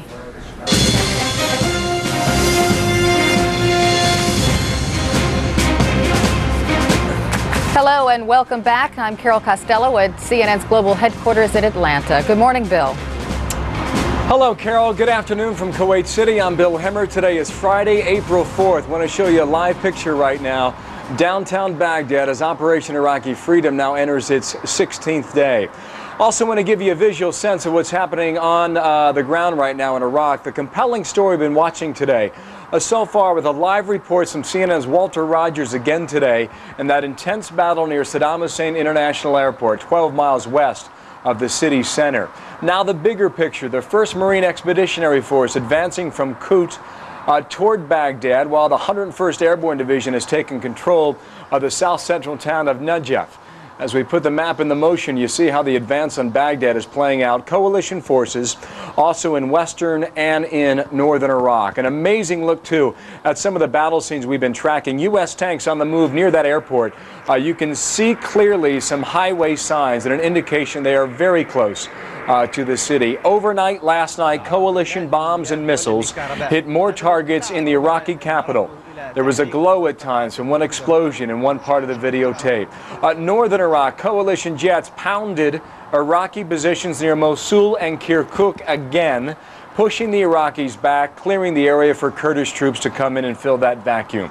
Troops are met with heavy machine gun fire, we're told, and rifle fire as well. Want to get a look right now quickly at some of the events taking place a bit later today, some of the things you'll see here on CNN. President Bush will meet later today with Iraqi Americans and expatriates at the White House. Also in D.C., area Muslims set to protest the war in Iraq and hold a news conference there. Later this afternoon, the House Armed Services Committee holds a hearing on Iraq's alleged violations of the rules of war as set forth in the Geneva Convention. Back to the front right now. Have a look and a listen at some of this tape. U.S. troops trying to secure the Sadaam Hussein International Airport. We're told they are close to doing that, but not complete. Fighting there has been going on for hours already today. CNN's been bringing you some live pictures, too, of that area. Some videotape now shows earlier signs of an Iraqi surrendering to U.S. forces at the airport. Also taking control of that airport, a key objective for the U.S. As we have mentioned, about 12 miles from the city center. It can be used as a forward base in any battle for the city. Walter Rogers dodging gunfire again today along with the 7th Cav near the airport, and he joins us with an update from his location there. Walter?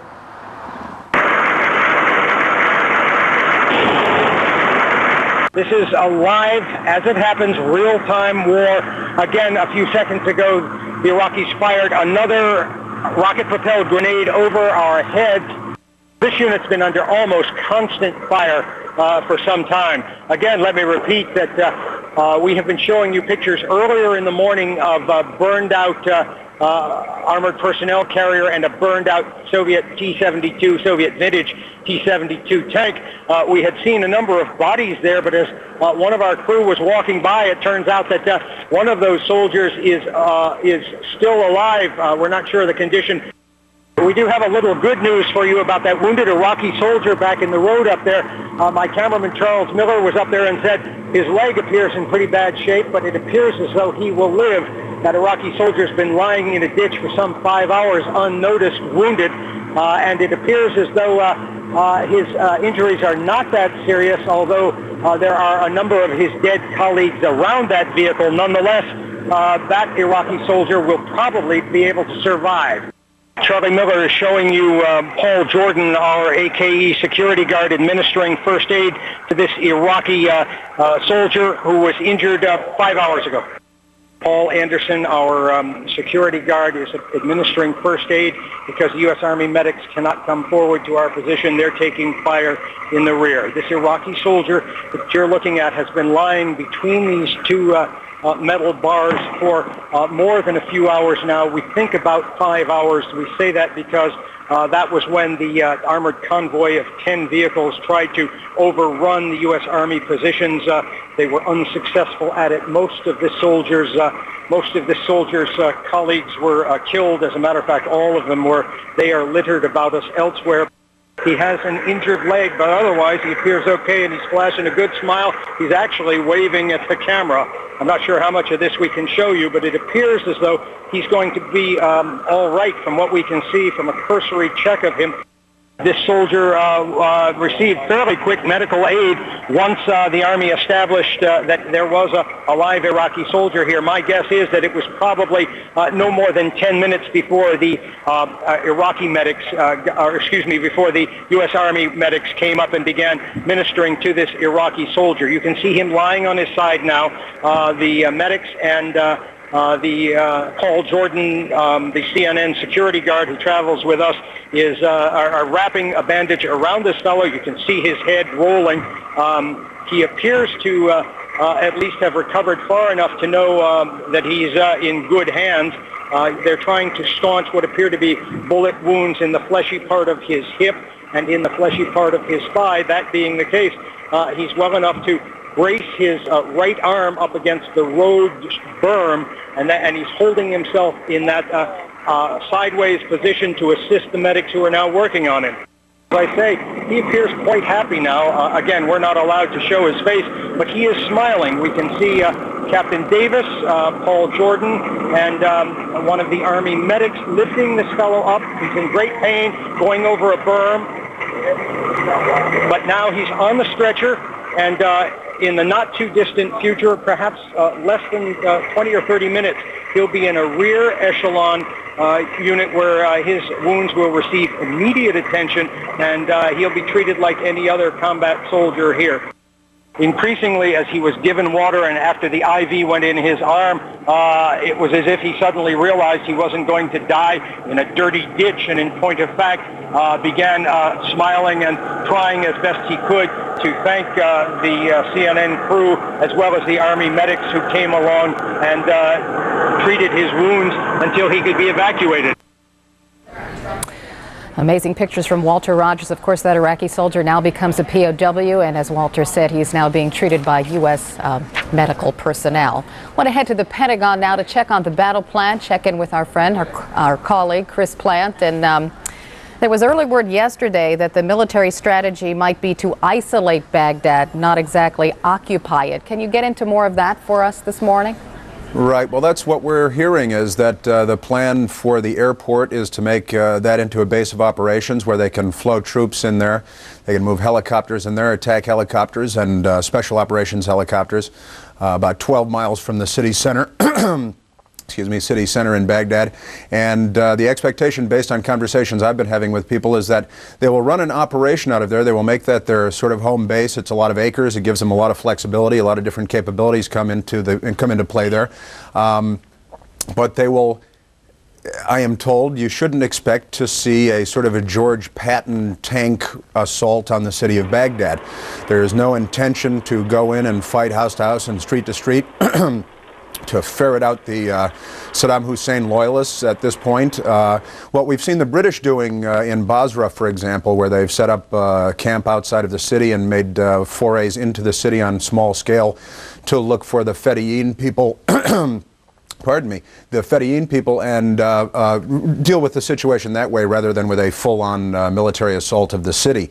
That, of course, is the situation that is most dreaded by commanders. It's a situation that leads to the most casualties, both of U.S. forces and of civilians in the Iraqi capital. So it's not something that they're looking to do. The objective, they say, is to fold up the regime, to get Sadaam Hussein and his inner circle to leave, to collapse, to surrender, not necessarily to go in and have to pull them out like police officers going house to house. But the base outside of town, the airport, which officially is called Sadaam International Airport, but the U.S. military has already changed its name to Baghdad International Airport, taking Saddam's name away from it. So as soon as that is secured and fighting continues, they're going to make that their base for hopping in and out of the city. But again, don't expect to see a major ground assault into downtown Baghdad. Carol? I wanted to ask you about the electricity to Baghdad because it was knocked out last night. And do you know anything more about that? Well, the U.S. military has said very carefully that they did not target the power grid. They did not say specifically that they were not responsible for knocking out the power grid in that part of town.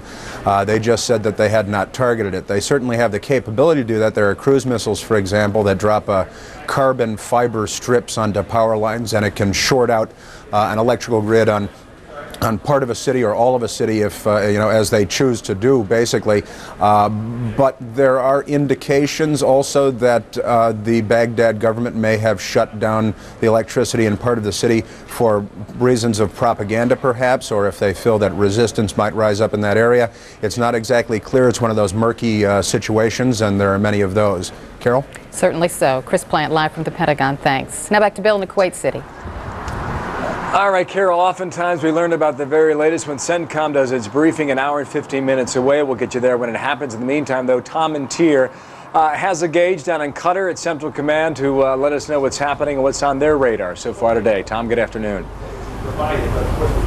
Well, what's definitely on the radar is what has been taken away from the radar. 2,500 soldiers, members of the Republican Guard overnight, laying down their weapons and surrendering to coalition troops from the 1st Marines. Captain Frank Thorpe, U.S. Navy Public Affairs Officer here at CENTCOM, you just told us within the last hour that this news is out that 2,500 members of the Republican Guard surrendered en masse.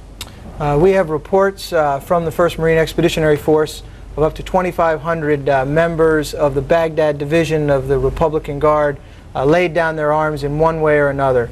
Reports of uniform items, helmets, boots on the streets of Republican Guard divisions demonstrating an unwillingness to fight against the American forces. How will these 2,500 be classified? Are they going to be prisoners of war or a variety and mix? As we've done throughout the last 2 weeks throughout Iraq, what you'll see happen is those who have demonstrated a willingness to fight will become enemy prisoners of war, and others who very clearly show that they want to head back to their homes, to their villages, and don't want to fight for the regime will be allowed to go. But this should not be taken as a sign it's over, because 2,500 is a relatively small number. This definitely should not be taken as a sign this is over. What we've been saying is that the Baghdad Division is no longer an effective fighting force. We made that evaluation sometime yesterday morning. This is an example of that. But Tom, I want to be very clear. Tougher days may lay ahead in this fight as we continue to move forward in our effort to bring down the Iraqi regime. Last night you moved into Sadaam International Airport, which you have already renamed as Baghdad International Airport. What kind of resistance was seen at the airport? We're on the grounds of the airport. We have American forces on the grounds of the airport. Don't want to say yet, be premature to say that we have control of the airport. We did meet some light resistance, which let me be really clear, if you're one of those young Army soldiers on the other end of that light resistance, it's pretty heavy resistance. These soldiers are doing an absolutely great job out there. Strategically, though, what I would say, we would classify it as light resistance as we moved into the grounds of the airport. What is the strategic importance of capturing the airport? What psychologically does it do to the regime? Well, first and foremost, it's a very, very large mass of land. It's a very large international airport. If you look at a map, it shows considerably about a third maybe of the size of Baghdad. So from a strategic position and land mass, it's very important. And that's what's most critical to us. It gives us many options once we are in the airport to use that facility and that land for many different things. So you could use it as a resupply, move troops, move heavy equipment, move tanks, for that matter, into the area next door to Baghdad. We could use it for all of those things and others. That's exactly right. All right, Captain Frank Thorpe, U.S. Navy Public Affairs Officer here at CENTCOM. As you said, in a little more than 1 hour, we will have the daily briefing. Probably Brigadier General Vincent Brooks providing the briefing on the overnight activities. And one of those events probably will be the surrender of 2,500 members of the Republican Guard. Apparently the Baghdad Division laying down their weapons in front of the coalition, no longer a combative force. Back to you. Tom, thanks. Tom and Tier down in Qatar. You get the briefing live again, 7 a.m. Eastern Time right now. A quick break, back with more in Kuwait and the CNN Center right after this.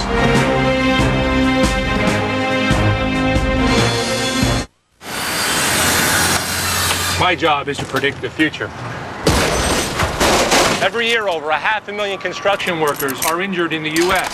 So at Liberty Mutual, we're using 90 years of research and experience to help customers predict hazards and correct them, so accidents never happen in the first place. Some people say I'm psychic. Liberty Mutual. It's more than insurance. It's insurance in action. I say, hey, that's my job. Exclusively from the Sharper Image, the patented Ionic Breeze Quadra cleans and circulates air without a fan or filters and is totally silent. Studies have proven the Ionic Breeze removes allergens such as pollen and animal dander. And amazingly, it even removes harmful airborne chemicals from carpeting, flooring, paint, and household cleaners. It powers through smoke and offensive odors and can leave your house smelling fresh and clean. Cleaning takes only minutes. Just pull out the collection grid, wipe it with a damp cloth or sponge, and slip it back in. It's that simple. Through this exclusive offer, Sharper Image will send you a free bathroom ionic breeze. This compact plug-in helps even dirty bathrooms smell fresh and clean 24 hours a day. The $69 bathroom ionic breeze is yours free when you order today. Call now and be sure to ask about free shipping. Call 1-800-477-1795. Call now.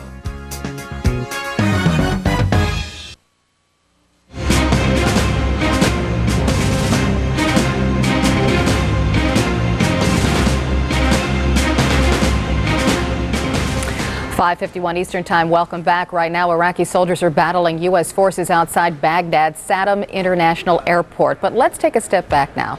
CNN's Miles O'Brien recaps some of the other developments in the war in Iraq. 10:24 a.m. CNN's Ben Wiedemann reports artillery shelling near Kaylak in northern Iraq. He says hundreds of Kurdish troops have secured an 8-mile stretch of the road leading to Mosul, the largest city in northern Iraq under control of the Hussein government. 11:45 a.m. Iraq's information minister, in a live interview on Arabic TV network Al Jazeera, says the coalition is not as close to Baghdad as it claims. Noon Eastern Time. For reasons not yet known, the lights go out in Baghdad for the first time since the war began. Joint Chiefs Chairman Richard Myers says Central Command did not target the city's power grid. 12:50 p.m. Defense Secretary Rumsfeld says coalition forces have so battered Iraq's Republican Guard that military leaders have been forced to backfill the defense of Baghdad with regular army troops. 3:28 p.m. CNN's Nick Robertson reports sources inside Baghdad tell him Iraqi authorities have turned off the lights in the capital city. 5 p.m. Eastern, a series of explosions begin to rock Baghdad, echoing across the darkened city. 5:08 p.m. The Pentagon says U.S. forces have reached Sadaam International Airport in southwestern Baghdad. CNN's Nick Robertson reports government vehicles are going through areas near the airport, telling residents to gather there to defend it Thursday night. 5:10 p.m. U.S. intelligence sources conclude the videotapes of Sadaam Hussein broadcast since the war began were all made before March 19th, but they caution the analysts can never be 100% certain. Thank you, Miles. Again, looking back in the previous hours, we do know there was a number of items unfolding again today at this hour. We'll get you caught up on all that at the top of the hour. In the meantime, though, at least one former director of the CIA now says we are involved in World War IV. Bill Schneider explains why. This Fourth World War, I think, will last considerably longer than either World Wars I or II did for us. A Fourth World War? Sure. Former CIA Director James Woolsey calls the Cold War World War III. In his view, World War IV will pit the United States and its allies against dictatorships in Iraq and Syria, the religious rulers of Iran, and Islamic terrorists like Al-Qaeda, and others. We will make a lot of people very nervous. And we will hear, for example, the Mubarak regime in Egypt, or the Saudi royal family, thinking about this idea that these Americans are spreading of democracy in this part of the world. Egypt and Saudi Arabia are not democracies, so what if the U.S. makes them nervous? And our response should be good. We want you nervous. Woolsey is one of a group of conservatives who have considerable influence in the Bush administration, like Defense Secretary Donald Rumsfeld, his deputy Paul Wolfowitz, and Defense Policy Board member Richard Pearl. Some of them urged President Bill Clinton in 1997 to go to war with Iraq. 9/11 made their case for a new world order based on the predominance of American power and the superiority of American values. President Bush has always been careful not to portray the war on terrorism as a clash of civilizations, the West versus Islam. When it comes to the common rights and needs of men and women, there is no clash of civilizations. No clash of civilizations? Angry crowds have been turning against the U.S. in many Muslim countries. The danger is that all this talk about World War IV and remaking the Middle East by force could turn the entire Muslim world against the U.S. Bold agendas like that make Americans nervous, too. Most Americans have no ambition to dominate the world. They just want to feel safe. Bill Schneider, CNN.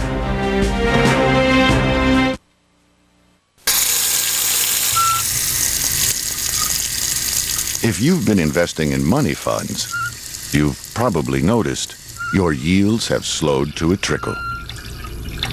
The strong, ultra-short-term income fund offers higher return potential and a 14-year history of proven performance. For an alternative to today's low yields, call 1-888-4STRONG. That's 1-888-4STRONG.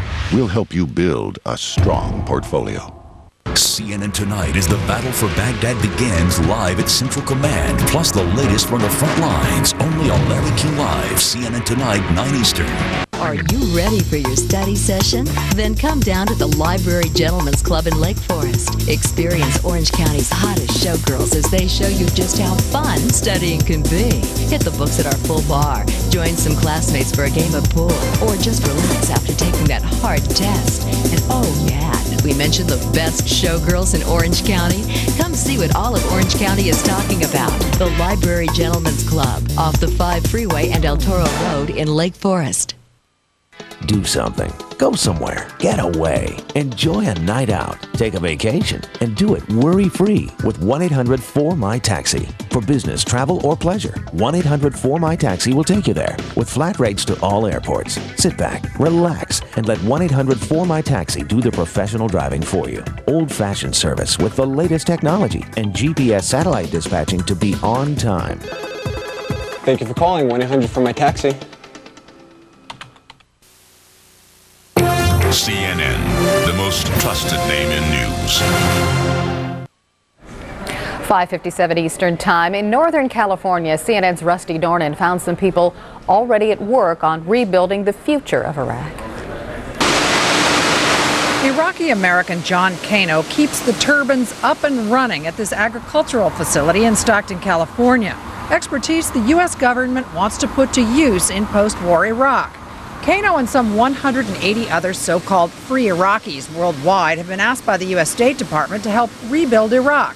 His job is to keep the electricity on. We don't know all the information as to what is left standing, but we are prepared to, sometimes it's going to be better and cheaper to start from scratch and rebuild a whole new power plant from nothing. It's called the Future of Iraq Project, and Kano spent the last few weeks spreading the word at home. The Future of Iraq Project is a blueprint for a country. And there are others from here who are also part of the project.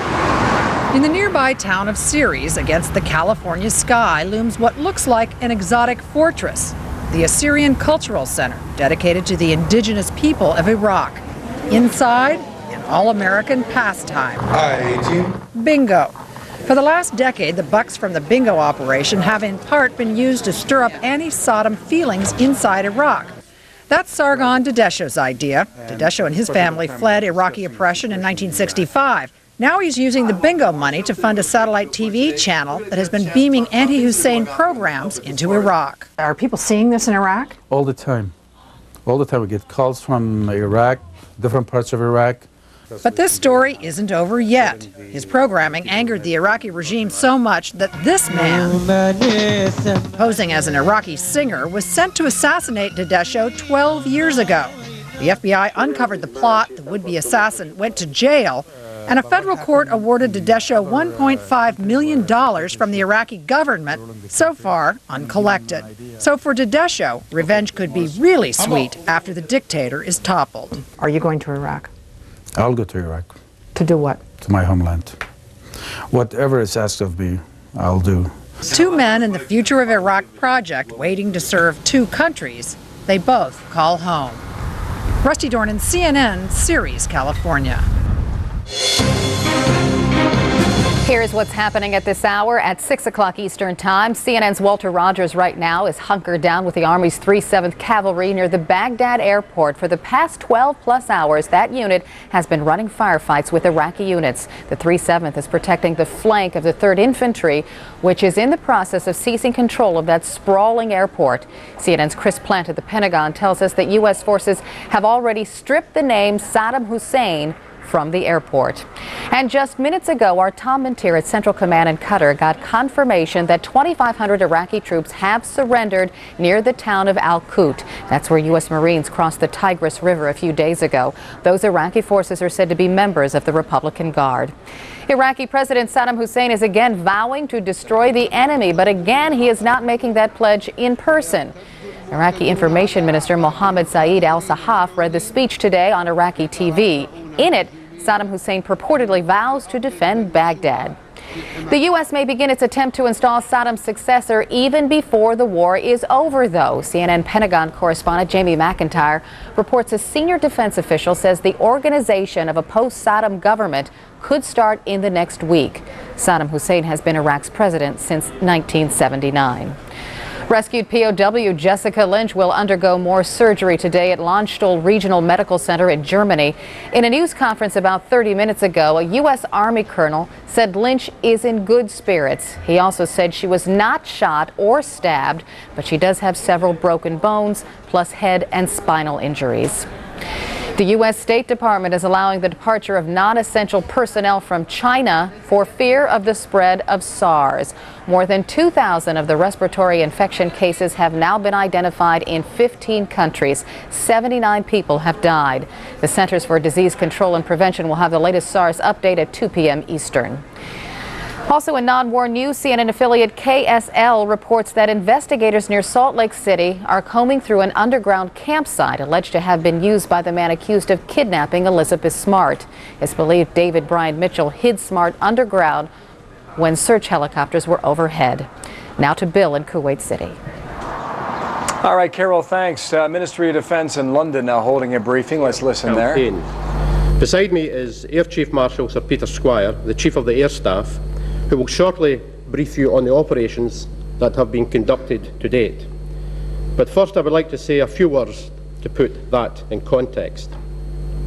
Yesterday the Defence Secretary gave a comprehensive update to Parliament on our progress in the military campaign. I do not propose to go over all the details that he set out. I would, however, like to focus in upon the key point that he made, namely the multiple dimensions of the task that faces our armed forces. I see this conflict as comprising two halves of equal importance, and our military campaign objectives reflect this fully. The first are the military operations themselves that are designed to remove Saddam's regime from power. This offensive action is the enabler for the second half, where the focus in the short term will be upon normalisation and ultimately on political security and economic stability. Our commitment to both of these is absolute. Let me be clear, Saddam and his barbaric regime will be removed from power, and we will help the Iraqi people who have suffered under his regime for too long to look to the future with confidence. What has been particularly important about the way this campaign has developed is the relationship between these twin objectives. It is clearly not a campaign where we just concentrate on the fighting until that is over and then turn our minds to what to do next. In fact, what is happening is that as the war fighting progresses to a conclusion, we are implementing, at times simultaneously, a security framework for peace. The relationship between these two phases is so close that the way that our forces are operating in the war fighting phase is heavily influenced by the requirements of the follow-on renewal phase. Our approach to the assault on Basra is highly illustrative of this. There is no question that the firepower available to our military commanders outside the city of Basra could be used to a more immediate but destructive effect. But the welfare of the people of Basra is key to determining our strategy. Our restraint should not be interpreted as weakness. Rather, it is a sign of care born out of the commitment we have made not to harm the Iraqi people. The city of Basra is contained. Our commanders on the ground will use their own professionalism and sound military judgment to decide when and how to enter the city. The overriding imperative is a desire to bring humanitarian aid to the city, to augment their water supplies and to reconnect their electricity. The people of Basra have much to look forward to. As soon as it is safe, what is being delivered to the surrounding towns and villages of Qasr, Safwan and Az Rubaiyat will be directed towards improving the lives of Basra's citizens. We have already achieved a lot in the area outside Basra. Royal Naval Mine countermeasures vessels have cleared a channel half a mile wide leading to Qasr, which the UN has now declared a permissive environment. The port is now ready to receive the delivery of further humanitarian aid. In a growing number of areas, the increasing normality is reflected in patrols by British forces exchanging helmets for berries. Schools and markets are reopening. Hospitals that previously only catered for the favoured few have opened their doors to ordinary Iraqi people. There is no humanitarian crisis in southern Iraq. However, the situation is far from ideal. But that is a legacy of Saddam's decades of misrule, not a result of 2 short weeks of coalition activity. The stores from the Sir Galahad are now available to be distributed when needed. There is indeed a real problem with water, but for many people we have already alleviated this through the pipeline we have built to Qasr and through a reactivation of the water treatment plant there. Water availability in Basra is currently thought to be running at about 60%, thanks to the efforts of the Red Cross. Once Basra is secure, the restoration of water supplies will become a priority. In general, we have made a good start to our dual commitments to the removal of Sadaam Hussein and the threat that he poses to the region and the wider world, and to the rebuilding of the nation that he has suppressed for too many years. US forces are now engaging Iraqi Republican Guard divisions on the edge of Baghdad and have seized key crossing points over the Euphrates and the Tigris, as well as effective control of the airport. Of course, the air campaign has played a key part of the coalition's operations from the outset. In a moment I will hand over to Sir Peter, who will describe that part of the air campaign in more detail. However, I'd like to say just a few words on the wider aspects that underpin this part of the campaign. You will be aware that this campaign is very different to the last Gulf War.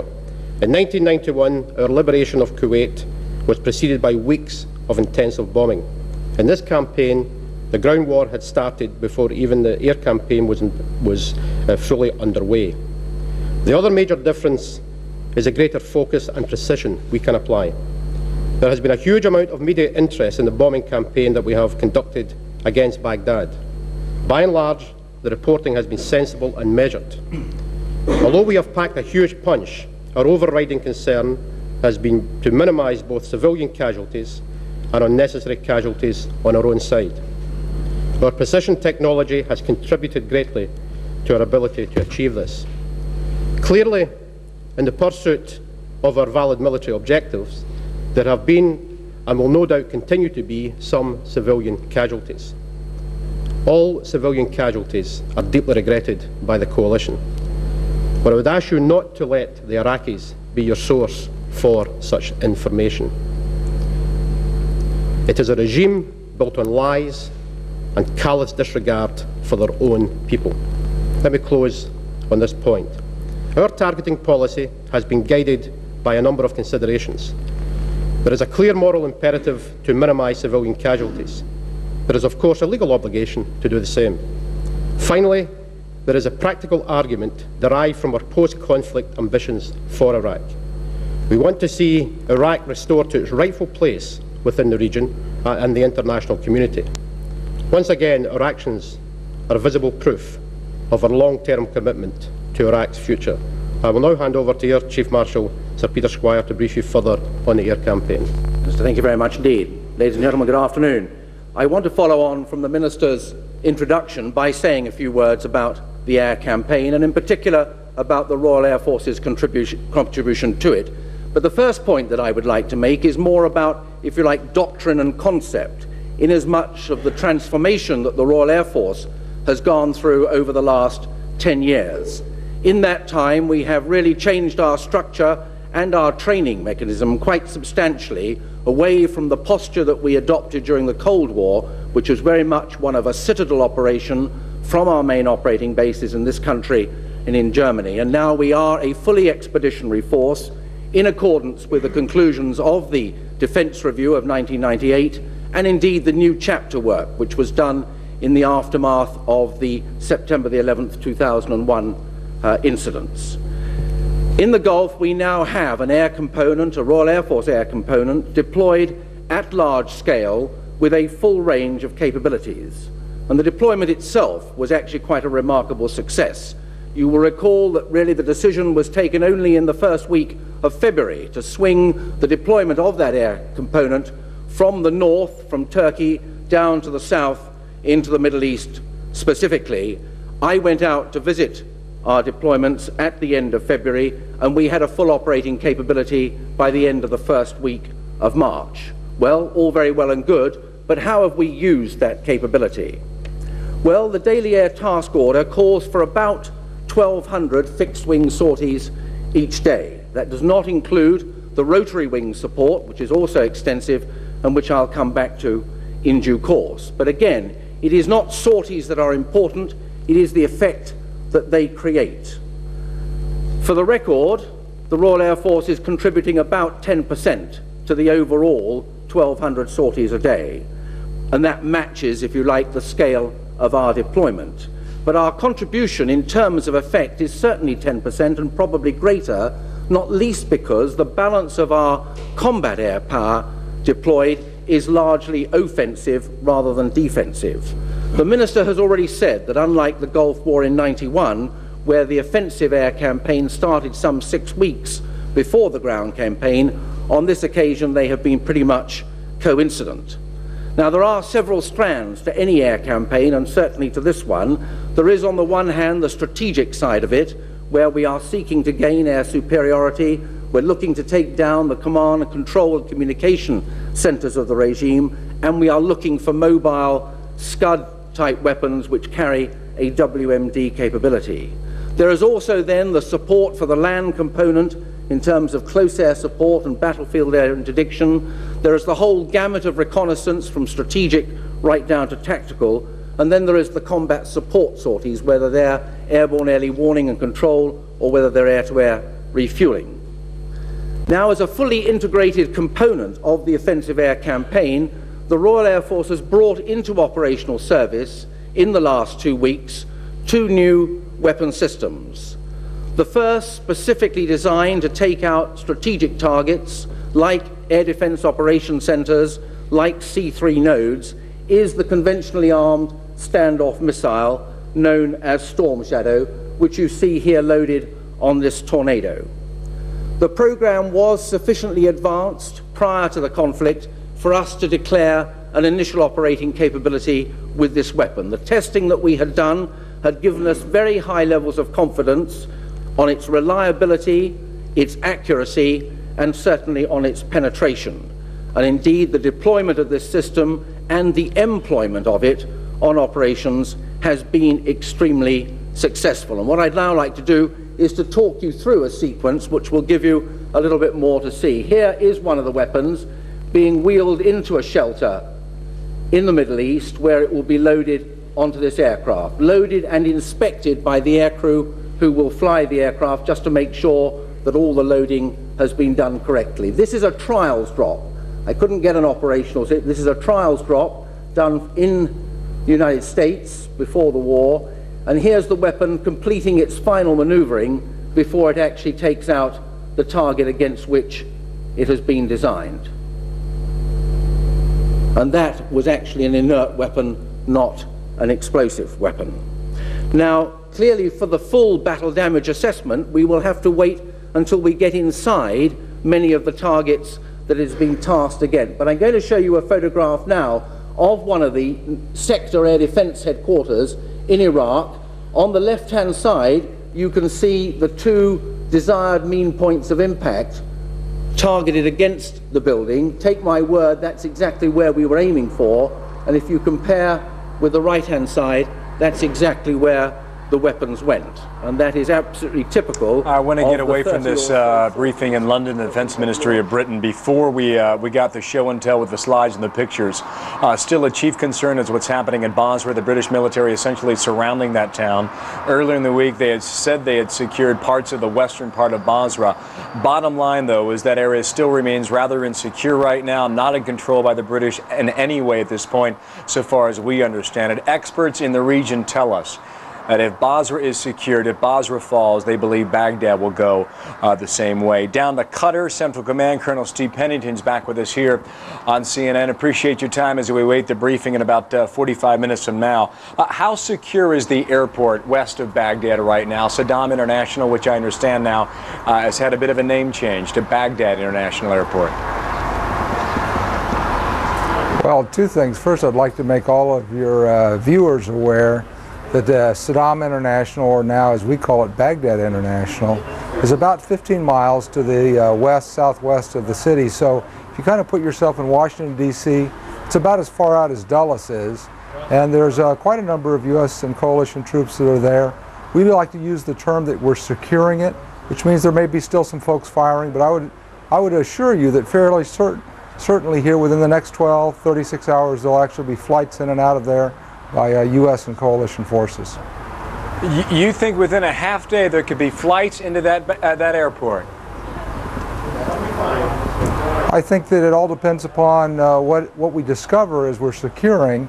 As you noticed over the last 12 hours, particularly the last 24, there's been not nearly as much resistance as we anticipated as we came to the outskirts of Baghdad.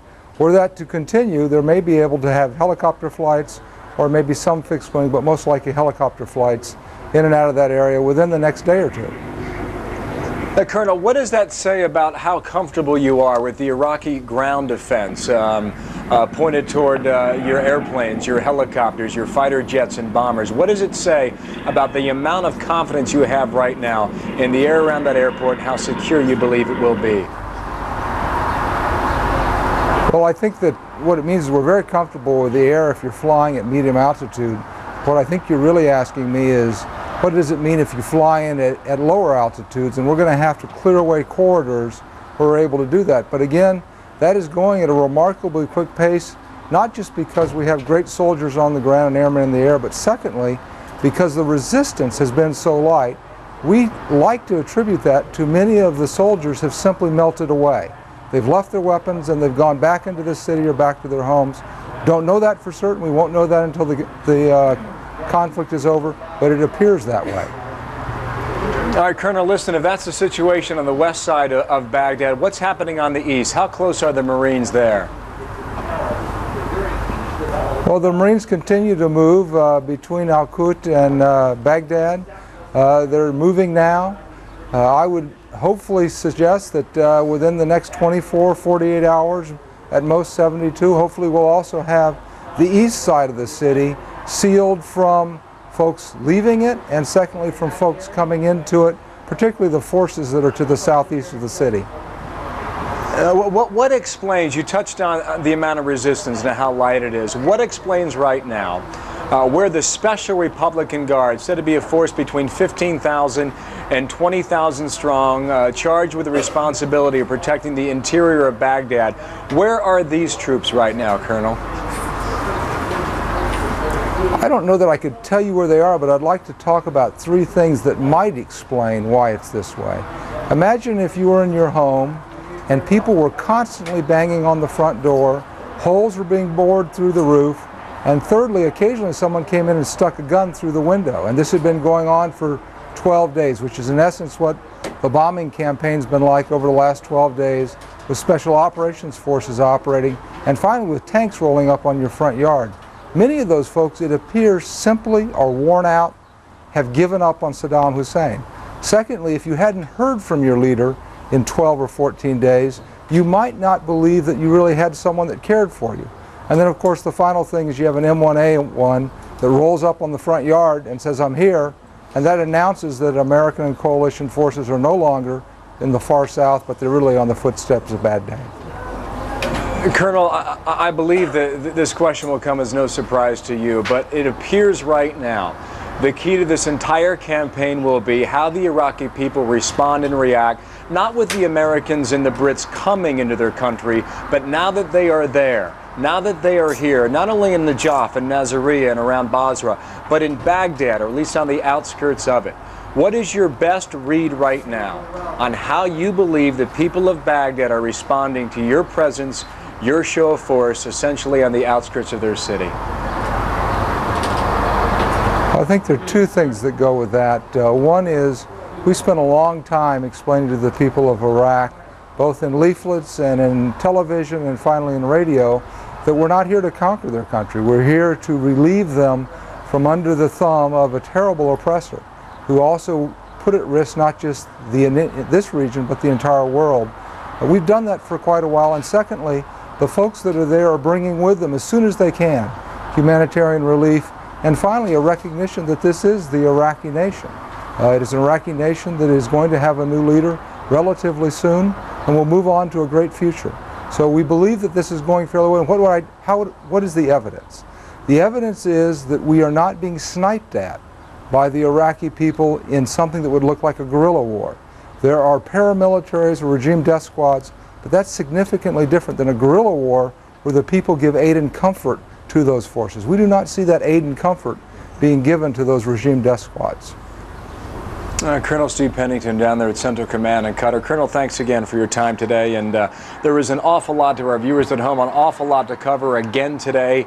It appears, if you go back to yesterday on Thursday and Wednesday as well, the movement on the ground toward the Iraqi capital has been fast and furious at times. Now it appears, Carol, the question is, what do the U.S. forces do once they build up around that city? Do they surround it? Do they seal it? Do they make probes in to see just how much the Iraqi people are either going to repel this force or how much they will welcome it? And perhaps we'll get more of those answers when Central Command briefs at 7 a.m. Eastern Time. Another fascinating day ahead for us here, Carol. Back to you now at the scene. You're not kidding. Fascinating and much action on the battlefield, and that's where we want to take you right now. We want to take you to Martin Savage, embedded with the Marines. He is north of Kut and moving in the direction of Baghdad. Martin, are you there? If you are, bring us up to date. Well, Carol, we're now at about 110 kilometers to the southeast of Baghdad, pushing now, obviously, to the northwest. And yesterday, as we rolled into Al-Kut, the 1st Battalion, 7th Marine, specifically Charlie Company, otherwise known as Suicide Charlie, was given the task of taking on 2 targets, one of them being a Republican Army base, a Republican Guard base, and then the other being an Air Force base. As they rolled in on those 2 objectives, at times they did get heavy ground fire coming at them, RPGs and AK-47s. They fought their way through that and then eventually reached both those objectives. But once they got to the Air Force base, that was the most surprising thing, was the cache of weaponry they found. Literally hundreds upon hundreds of mainly AK-47s and other rifles that they eventually were able to confiscate and destroy. They had so many weapons on their hands, they didn't really know how to get rid of them all. Carrying them out by the armloads, the Marines eventually laid them on the ground, and they had their Amtraks, that's their armored personnel carriers, run over them to try to crush them and obliterate them. So it was a very successful day, some fighting, but then rolled through Al-Kut, and now continue on to the northwest, which of course is in the direction of Baghdad. Obviously will be running up on the eastern side of that city. Carol? You talked about finding these weapons. Did they run into any Republican Guard? Well, there were a few people, bunkers especially, where they were drawing fire from.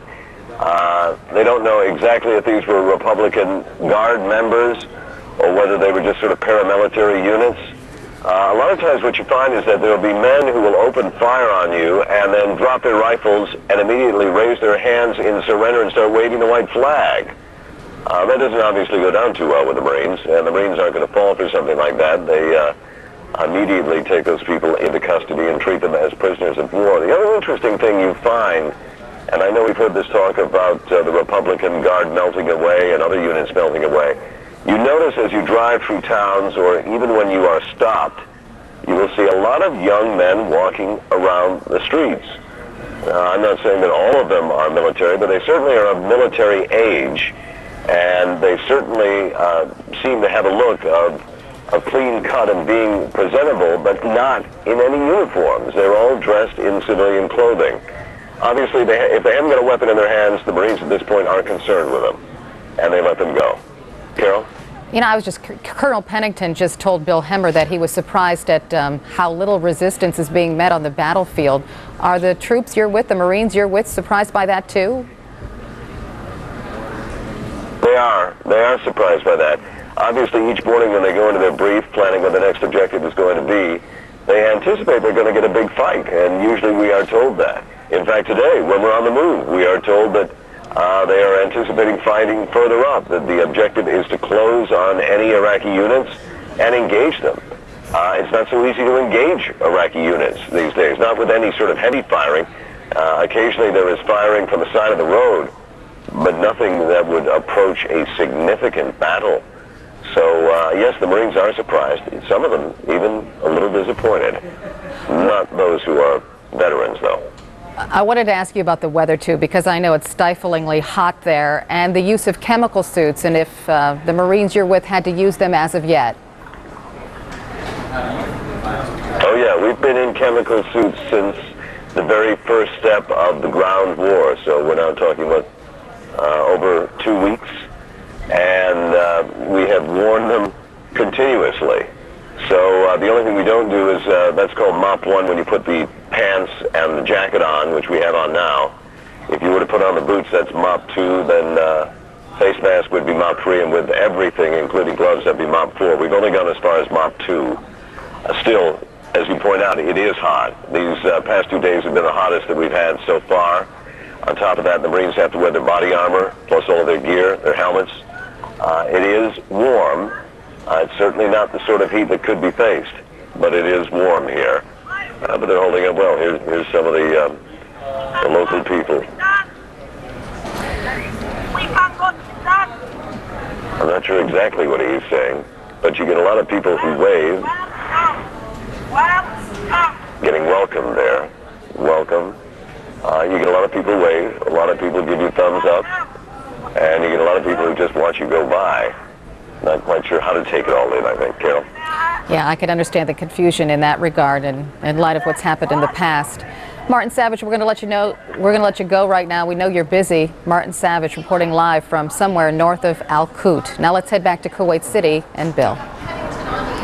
Carol, again today we heard a statement that was attributed to Sadaam Hussein read on Iraqi TV.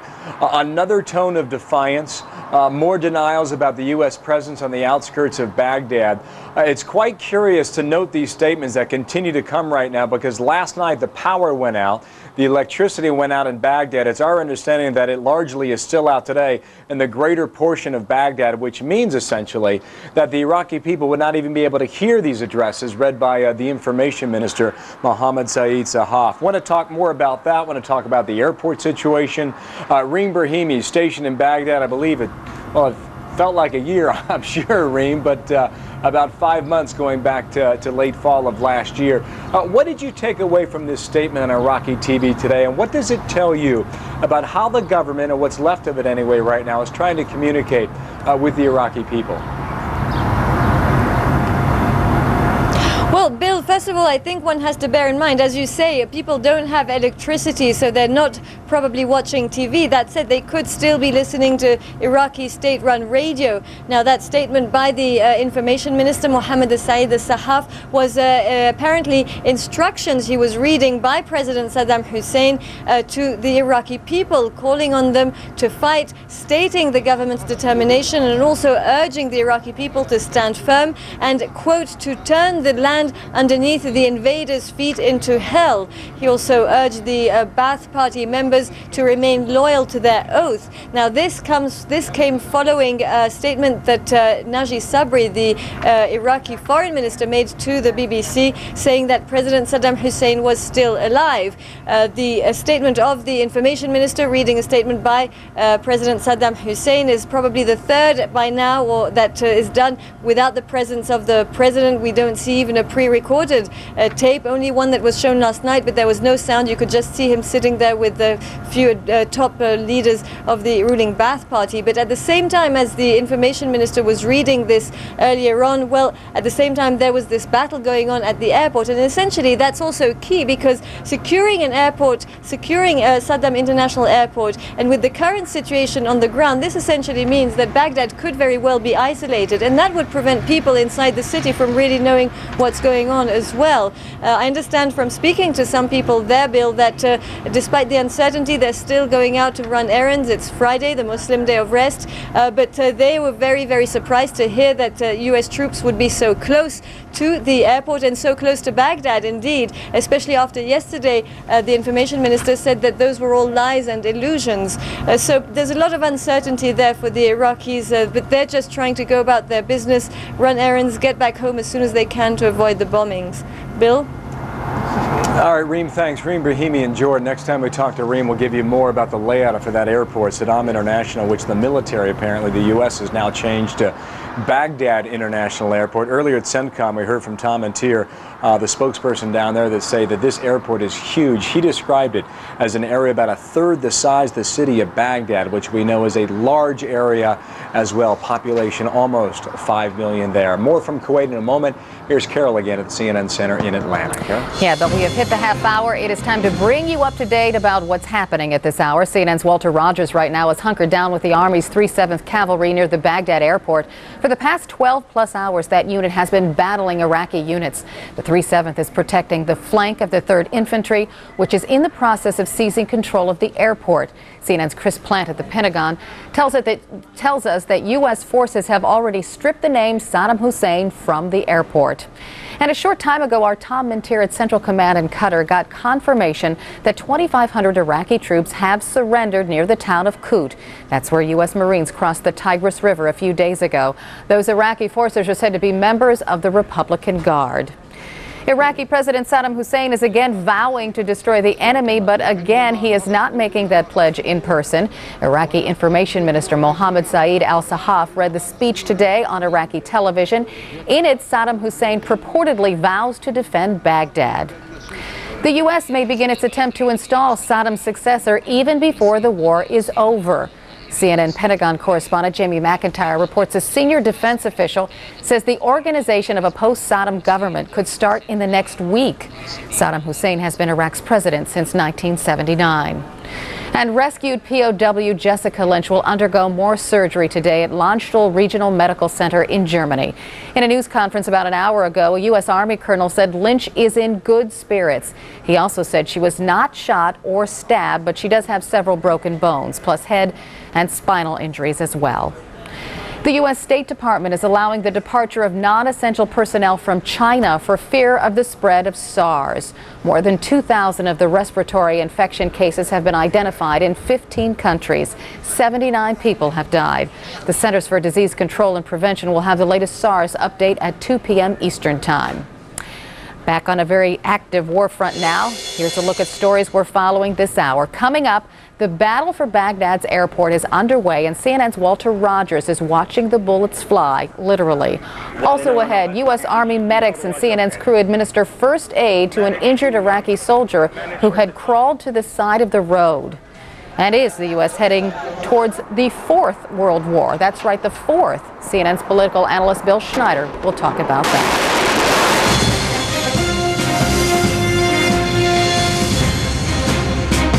And good morning to you. It's Friday, April 4th from CNN's global headquarters in Atlanta. I'm Carol Costello. Good morning, Bill. Hello, Carol. I'm Bill Hemmer, live again in Kuwait City. Couple things for you coming up on almost 4 o'clock local time in Baghdad. Show you a picture of downtown in the Iraqi capital. We do know the majority of electricity is still out as a result of what happened last night. In Britain earlier today, the defense minister saying that they believe that Baghdad is responsible for turning the lights out in their own city. There is still movement of some cars on the streets, but how much we don't have a good picture of, but perhaps as we go through the day here, we'll get you a better idea on that. We're waiting for CENTCOM to brief in about 26 minutes, and right now, Carol, a very disturbing story coming out of Central Command in Qatar. Right outside the camp, we're told, CNN has confirmed a car has exploded killing 3 coalition soldiers. Also, they say a pregnant woman was killed and a driver. This according to Central Command in Qatar just a few moments ago. Tom Intier is on the scene. He's looking in the story firsthand on the scene in Qatar. And as we get more, we'll pass it along to you. But confirming once again, a car has exploded near a coalition checkpoint or a coalition gate, killing 3 coalition soldiers. Nationality is not known, but we do know the U.S. is largely responsible for security down and around Central Command headquarters.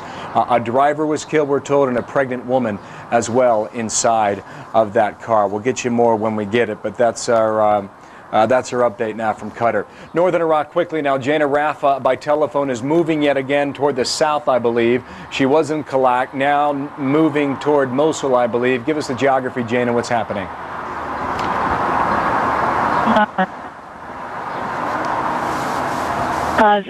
And it fell just about an hour ago to Peshmerga, those Kurdish guerrilla forces backed by the U.S. calling in airstrikes from their fighter planes.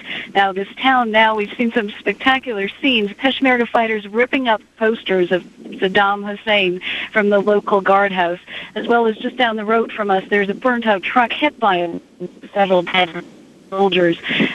All in all, this has been a day of a sort of spectacular fighting in the slow and steady battle for this town. It contains a bridge across the road east. Now, we're still about 40 kilometers, 25 miles from Mosul. Behind us, can you see that? All right, listen, having a bit of a difficulty picking up the cell phone signal or the satellite phone from Jana Raff. She's traveling south toward Mosul. When we can get back to Jane, we certainly will. Want to get you back to CENTCOM quickly again. Some sort of explosion has taken place in a car down there. Early word is that 3 coalition soldiers have been killed as a result. There's word of other casualties down there. I want to caution you in the beginning stages of stories like these, oftentimes the numbers change, oftentimes the number of victims do change, but as soon as we get more from Tom Intier, we'll pass it along to you. Now, Carol again at the CNN Center. All right, we're going to take you live south of Baghdad again to talk to our Dr. Sanjay Gupta. Of course, he's embedded with the MASH unit known as the Devil Docs. And Sanjay, I would imagine that it's nonstop for doctors now. It is nonstop, Carol, no question about it. It's gotten nothing but busier, really. We are just south of Baghdad, as you mentioned, and it has been a flurry of activity at this particular surgical unit called the Bravo Surgical Unit. Now, Carol, just behind me, you can see a bunch of soldiers. They are bringing a body forward. That is actually an Iraqi who was killed in action. That is a person who just died and is being brought here. There is a temporary mortuary set up here as well. Behind that as well, there are 2 helicopters, large helicopters, cargo helicopters, also being used to bring many patients, both coalition forces as well as Iraqi, to this particular surgical unit. It has been going nonstop. Carol, let me just paint a little bit more of a scene for you. You mentioned MASH. It's just like that in so many different ways, although these are Navy doctors who support the Marines. 4 operating rooms just off to my right side here. These operating rooms are running 24 hours a day. There are 2 more operating rooms at the back of this particular site. This particular camp is about 500 to 1,000 meters long by as much wide. Pretty large camp, lots of different Marines around here.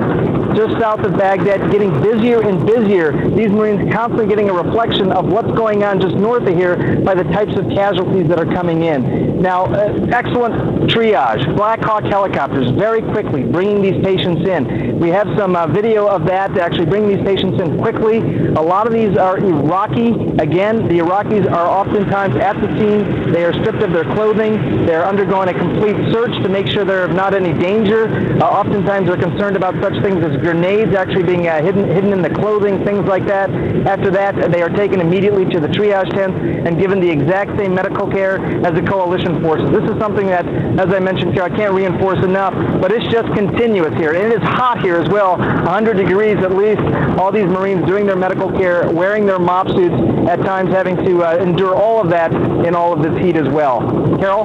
Sanjay, can you give us a better sense of how many are coming in per hour or per day?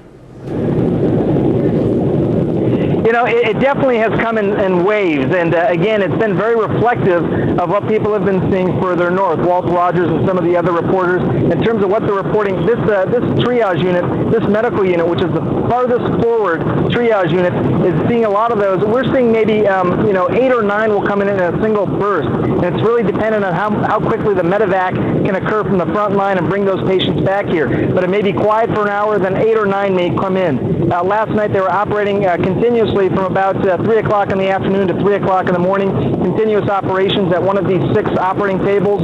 As far as percentage-wise, I'd say 70 to 75% of the patients that are being seen here right now are Iraqi. And Carol, you and I have spoken about that before. That closely approximates what was being seen earlier last week as well, when some of the first operations were being done. Carol? And how are the doctors handling this psychologically? Because this just must be tough on them. You know, that's a great question, and I think a lot of these doctors, this is exactly what they do back home, but obviously the setting is very different and the patients are very different. I think that they have become very accustomed just over the last couple of weeks to treating injuries that they just don't typically see. Rocket-propelled grenades causing the type of damage that only a grenade could cause. I think particularly difficult are some of these civilians, and particularly the civilian children that are coming in. Just yesterday, a 2-year-old boy came in with significant head injuries and significant injuries elsewhere in his body as well. His mother was also brought in, who had also had significant injuries from bullet wounds. That's tough to take, I think, for any of these doctors. I certainly talked to a lot of them after these operations. They're coping well, to answer your question, but certainly they're not immune emotionally to what it is that they're seeing. Carol? Yeah, and I would imagine the language barrier is tough because it's hard for them to comfort the patients they're treating. Yeah, you know, they do have a pretty good system in place. There are translators who show up. For some of the Iraqis who are known to be soldiers, there are intelligence officers that come in as well, trying to collect intelligence. Translators are able to help transmit messages from the doctors to the patients, but it is an attempt at best to try and console these patients during an obviously physically as well as emotionally challenging time. Some of those systems are in place, but it is so busy here as well that triage, getting the patients taken care of, and then getting them on one of these helicopters so they can go back to the USNS Comfort or go back to Kuwait City. That really is the priority. That's what these doctors are trying to do. Carol? I understand. Dr. Sanjay Gupta reporting live for us with the Devil Docs somewhere south of Baghdad. Let's head back to Kuwait City now, and Bill. Carol, just a quick update now on what we're learning from Central Command down in Qatar. They're saying in western Iraq, 3 coalition force members were killed after a checkpoint Friday night, overnight Friday, early morning hours here in a car bomb attack. They described the situation the following way. They say a pregnant woman got out of a car, began screaming in fear as the soldiers began to walk toward the car. The car blew up. That's when the explosion occurred. The pregnant woman, the car's driver, also killed in the attack. In addition to 3 coalition soldiers. 2 others were wounded as well, perhaps more when CENTCOM does its briefing down in Qatar. But again, a very disturbing story.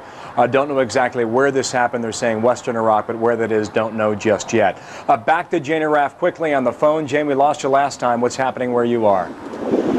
Bill, we're up on a ridge overlooking the town of Khazar. Now, less than 2 hours ago, this town was in the control of Iraqi forces. It's now under control of Kurdish forces who came in with U.S. firepower, working with U.S. Special Forces to take this town. They've taken the town and a key bridge, which is on the main road east to Mosul. Now, looking around there, it's littered with burning vehicles, mobile artillery, what looks like it's very badly mangled, a military truck, and just a bit further down, a truck with 3 Iraqi soldiers killed by a bomb still burning. It really is a graveyard here.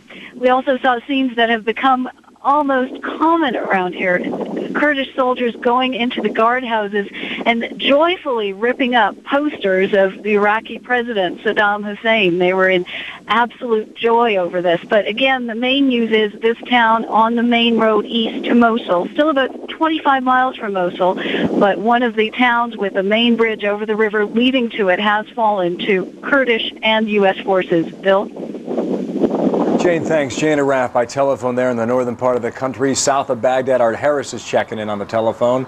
Art, what's your location as best you can tell us, and what's happening? Bill, I am probably about 60 miles south of Baghdad on a major highway. the 2nd Marine Light Armored Reconnaissance Unit. Job is to keep the main highway open and the interior to make sure there are no ambushes of convoys moving very important ammunition and fuel and supplies north to Baghdad to troops. We were just joined by some Marines, other Marines from the 1st Battalion, 2nd Battalion, 1st Battalion, 2nd Marines, and tanks. Their job is going to be go into the interior to an area where Marines drew fire a few days ago, Bill, from possible paramilitary units, and keep them away from the main thoroughfares. The unit I'm with has captured 33 Iraqi POWs in the last 10 hours. Right now I'm looking at 2 who are being interviewed for information. One they do not believe. He says he's a student, but they found rounds and banana clips from AK-47s in the house where they were staying, along with uniforms. Another says he is a deserter, and they're going to pass him back to military intelligence in the rear for further processing. But right now they're trying to get information about paramilitary and Ba'ath Party officials or Fedayeen in the area. One way they do that is to people for tattoos, Bill, to see if they have the F circled with a heart and wings or a heart with a dagger. That would indicate either the Fedayeen or the Ba'ath Party. Bill? Art, thanks. Art Harris, part of his day today as he moves again south of Baghdad, he says about 60 miles. Thanks to Jana Raff as well. In a moment, take you back to see what Walt Rogers has been doing so far today. Another amazing day with the 7th Cavalry. We'll have that for you and more when we come back right after this. I think the spirit of service comes from the people, from the heart of the people who work for Quest. Quest people are committed to being there, proudly doing whatever it takes to serve their customers. The spirit of service is ingrained in everything I do. That's our goal. That's what we do. If there's anything I can do for the customer above and beyond, I'll do it. To make our communities a little stronger, volunteering at Habitat for Humanity, donating blood, and encouraging people with special needs. There's always something you can do. There's always something you can do. Nos complace poder ayudarles. And serving our country, taking our commitment to the spirit of service one step further. Commitment and loyalty, it carries across whether you're in uniform or out. We're reservists and Quest employees. So you're always helping somebody, and that's the nature of, I guess, who I am and what I do. It makes me very proud to work with people like that. Whatever it takes for us to do it, we're there. The spirit of service, there for you.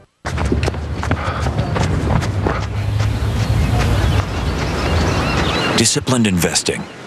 At T. Rowe Price, it's not just about the short term. It's about a steady, long-term approach. Over 70% of our mutual funds beat their 3, 5, and 10-year Lipper averages. A disciplined, long-term approach. The smartest way to invest. T. Rowe Price. Invest with confidence. CNN Today, the coalition closes on Baghdad. Will Iraq launch chemical or biological weapons or even attack its own people? We'll measure the real threat. American Morning with Paul Azan. CNN Today, 7 Eastern. 6:47 Eastern Time. Back to the main battlefront at Sadaam Hussein International Airport. Actually, U.S. forces have renamed it Baghdad International Airport. In the last several hours, U.S. forces have been fighting Iraqi troops trying to hold that airport some dozen miles from downtown Baghdad. CNN has been bringing you live pictures of the fighting. My colleague Anderson Cooper has been speaking throughout the morning with CNN's Walter Rogers. Walter has been dodging gunfire along with the 7th Cavalry near the airport. He reports the CNN crew found an injured Iraqi soldier on the battlefield. Not very far from where the CNN crew chanced upon that wounded Iraqi soldier whom everyone thought was dead for hours and hours. That turned out not to be the case. What you're looking at is the furthest advance northward of the U.S. Army's 3rd Squadron, 7th Cavalry. They are not trying to advance any closer to the airport. That's not their mission, but the Bradley fighting vehicle, which you see in the distance, and a tank beyond that, is assigned to hold this position. Now, having held this position for a number of hours under rather severe fire, a short while ago, the CNN engineer, satellite engineer, Jeff Barwise, and the AKE security guard traveling with us decided to walk back up the road to the burned out vehicles, which perhaps Charlie Miller can focus on now. They just wanted to take a look and see what the equipment the Iraqis were using. there had been some Kalashnikovs lying in the road, and we had seen more than a few dead Iraqi soldiers around those vehicles. And then suddenly, as Jeff Barwise was walking by what appeared to be an Iraqi soldier dead, lying there for 5 or 6 hours, Jeff turned to Paul Jordan and said, "Look, that guy just rolled over." And sure enough, there was this Iraqi soldier there, an officer, judging by the large gold star on his epaulette.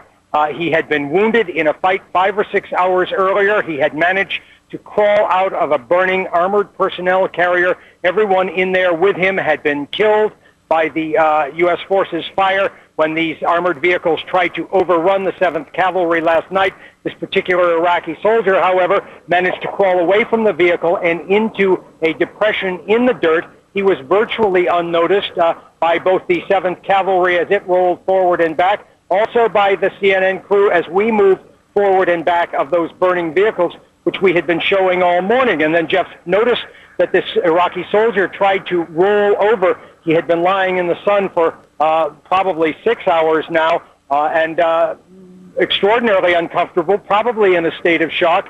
They went over and noticed that the Iraqi soldier had been wounded badly in the buttocks and in his thigh. But other than that, there were no wounds to vital organs, no wounds in his abdomen or chest. So Paul Jordan, a former Australian SAS soldier with first-class first aid capability, went over there, grabbed the first aid kit, which we are operating with, the CNN crew, and began to insert an IV in this Iraqi soldier. And that Iraqi soldier is now being attended to by U.S. medical personnel, and he is now a POW. This just into the CNN newsroom. This is, we're going to attribute this to Colonel John Peabody with the 3rd Infantry. He says American troops have found thousands of boxes of white powder, nerve gas antidote, and documents on how to engage in chemical warfare. All of these items found at an industrial site south of the Iraqi capital. It's clearly a suspicious site. That's according to the colonel. Of course, we don't know what that white powder is. And of course, that will be sent to American officials back here in the United States to probably go over and find out what that is. But again, this white powder was found near an industrial site south of the Iraqi capital. We'll keep you posted on the latest breaking developments about that. Right now, though, we want to talk more about the international airport, about 12 miles outside the city of Baghdad. We know American military boots on the premises now. I want to talk about the strategic importance of that. And let's head live to the Pentagon and Chris Plant. Good morning, Chris. Hi, Carol. That's right. The 3rd Infantry Division has moved into Sadaam International Airport, which the U.S. military has now, according to them, officially renamed Baghdad International Airport. And battle has been raging there for many hours now. Walt Rogers on the outskirts of that battle. He himself said that he's seen at least 400 Iraqi troops killed in in his part of the conflict. Certainly a lot more combat going on up front. There was a report many hours ago that by Reuters that the field had been secured. The U.S. military is not going that far. Central Command is not going that far. But certainly the vast airport is about 6 miles by 3 miles. This area will be used by the U.S. military for special operations forces and to flow additional forces and equipment in. We can also expect not to see necessarily an armored attack on the city of Baghdad, but more likely operations taking place from the international airport there on the outskirts of the city, going in and out of the city of Baghdad, picking away at the leadership regime, and much as we've been seeing with the British troops in Basra, going in and out of the city and perhaps seizing key elements of the city, key locations in the city. Carol? Chris Plant, thanks for bringing us up to date live from the Pentagon. When we come back, will this turn into World War IV? Yes, World War IV. Bill Schneider will explain.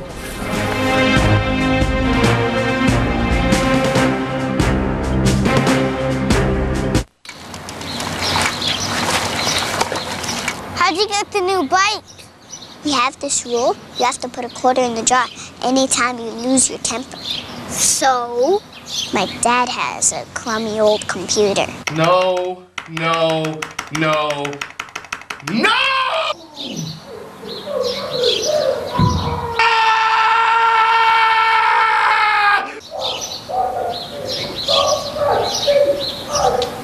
Cha-ching.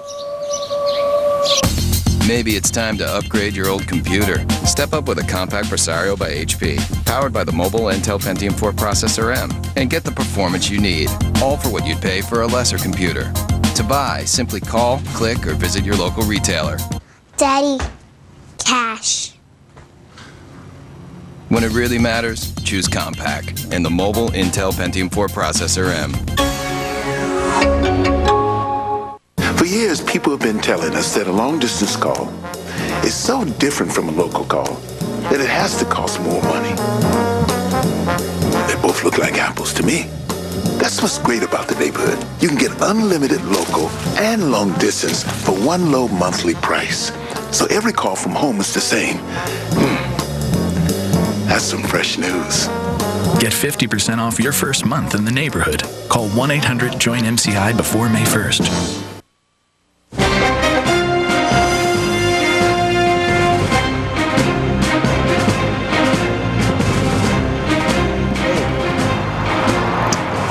All right, we continue to watch the very latest here from Kuwait. Just a reminder to our viewers, we're about 5 minutes away from Central Command doing their briefing in Qatar. But for now, back to Carol at the CNN Center. All right, thank you, Bill. 6:55 Eastern Time in San Diego. A bit of a different look for the Padres as they took on the Dodgers. Showing their support for the troops must have helped as San Diego got its first win of the young season, 6-1 over Los Angeles. At least one former U.S. intelligence chief argues that the war in Iraq is just one battle in what he calls World War IV. It's a bit disconcerting. CNN senior political analyst Bill Schneider explains. This Fourth World War, I think, will last considerably longer than either World Wars I or II did for us. A Fourth World War? Sure. Former CIA Director James Woolsey calls the Cold War World War III. In his view, World War IV will pit the United States and its allies against dictatorships in Iraq and Syria, the religious rulers of Iran, and Islamic terrorists like Al-Qaeda, and others. We will make a lot of people very nervous. And we will hear, for example, the Mubarak regime in Egypt, or the Saudi royal family, thinking about this idea that these Americans are spreading of democracy in this part of the world. Egypt and Saudi Arabia are not democracies, so what if the U.S. makes them nervous? And our response should be good. We want you nervous. Woolsey is one of a group of conservatives who have considerable influence in the Bush administration, like Defense Secretary Donald Rumsfeld, his deputy Paul Wolfowitz, and Defense Policy Board member Richard Pearl. Some of them urged President Bill Clinton in 1997 to go to war with Iraq. 9/11 made their case for a new world order based on the predominance of American power and the superiority of American values. President Bush has always been careful not to portray the war on terrorism as a clash of civilizations, the West versus Islam. When it comes to the common rights and needs of men and women, there is no clash of civilizations. No clash of civilizations? Angry crowds have been turning against the U.S. in many Muslim countries. The danger is that all this talk about World War IV and remaking the Middle East by force could turn the entire Muslim world against the U.S. Bold agendas like that make Americans nervous, too. Most Americans have no ambition to dominate the world. They just want to feel safe. Bill Schneider, CNN. CENTCOM briefing coming up momentarily. I'm Carol Costello from Atlanta. Bill Hemmer's in Kuwait. Both of us will be back momentarily as well. Our continuing coverage of the war in Iraq continues right now.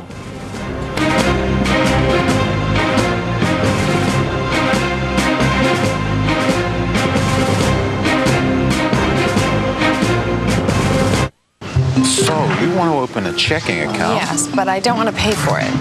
Right. And you want online banking? Right, if it's free. And unlimited online bill paying? I don't want to have to pay for that either. No. So you want total security protection on your check card, free? Look, I just don't think I should have to pay for any of it. Neither do we. Free checking plus with direct deposit from Bank of America. Higher standards. The war in Iraq continues, and no one takes you closer than CNN, live throughout the day. Stay with CNN, the most trusted name in news. Do something. Go somewhere. Get away. Enjoy a night out. Take a vacation. And do it worry-free with 1-800-4MY-TAXI. For business, travel, or pleasure, 1-800-4MY-TAXI will take you there with flat rates to all airports. Sit back, relax, and let 1-800-4MY-TAXI do the professional driving for you. Old-fashioned service with the latest technology and GPS satellite dispatching to be on time. Thank you for calling 1-800-4MY-TAXI. Are you ready for your study session? Then come down to the Library Gentlemen's Club in Lake Forest. Experience Orange County's hottest showgirls as they show you just how fun studying can be. Hit the books at our full bar, join some classmates for a game of pool, or just relax after taking that hard test. And oh yeah, did we mention the best showgirls in Orange County? Come see what all of Orange County is talking about. The Library Gentlemen's Club, off the 5 Freeway and El Toro Road in Lake Forest. CNN, the most trusted name in news.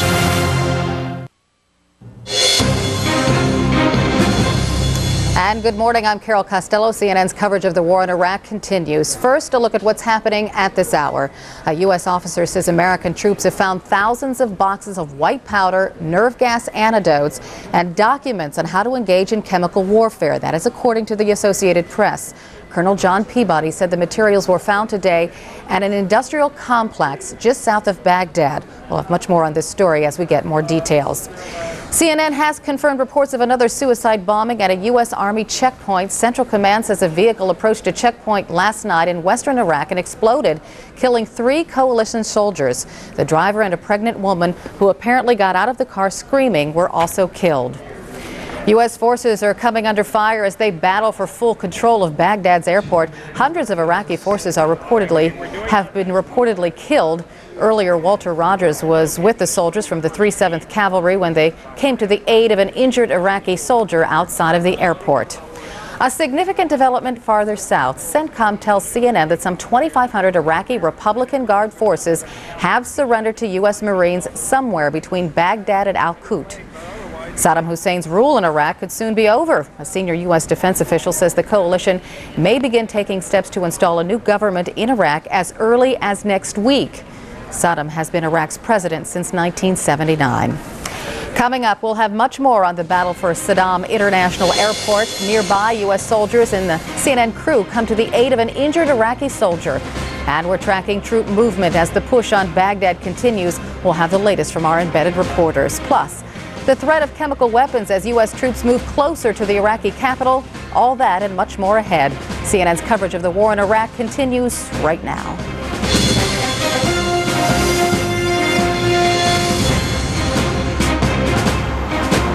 And hello again from Kuwait City. I'm Bill Hemmer. Paul Lazan's along with me in about an hour from now. We are watching a number of developments yet again today, as one can anticipate.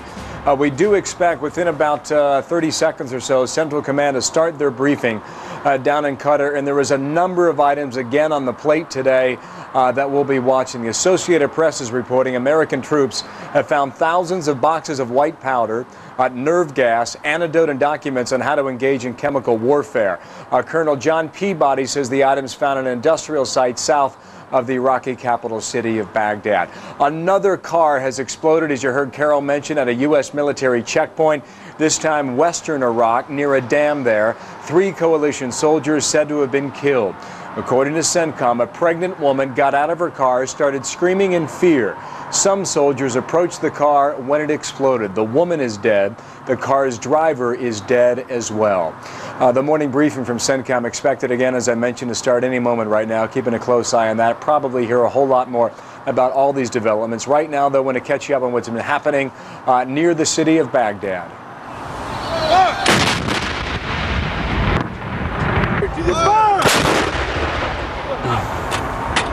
Some reports indicate that Iraqis living near Sadaam International Airport have fled the area after what one woman called a night of hell. We're told by CENTCOM, the U.S. military, already changing the name of that airport to Baghdad International.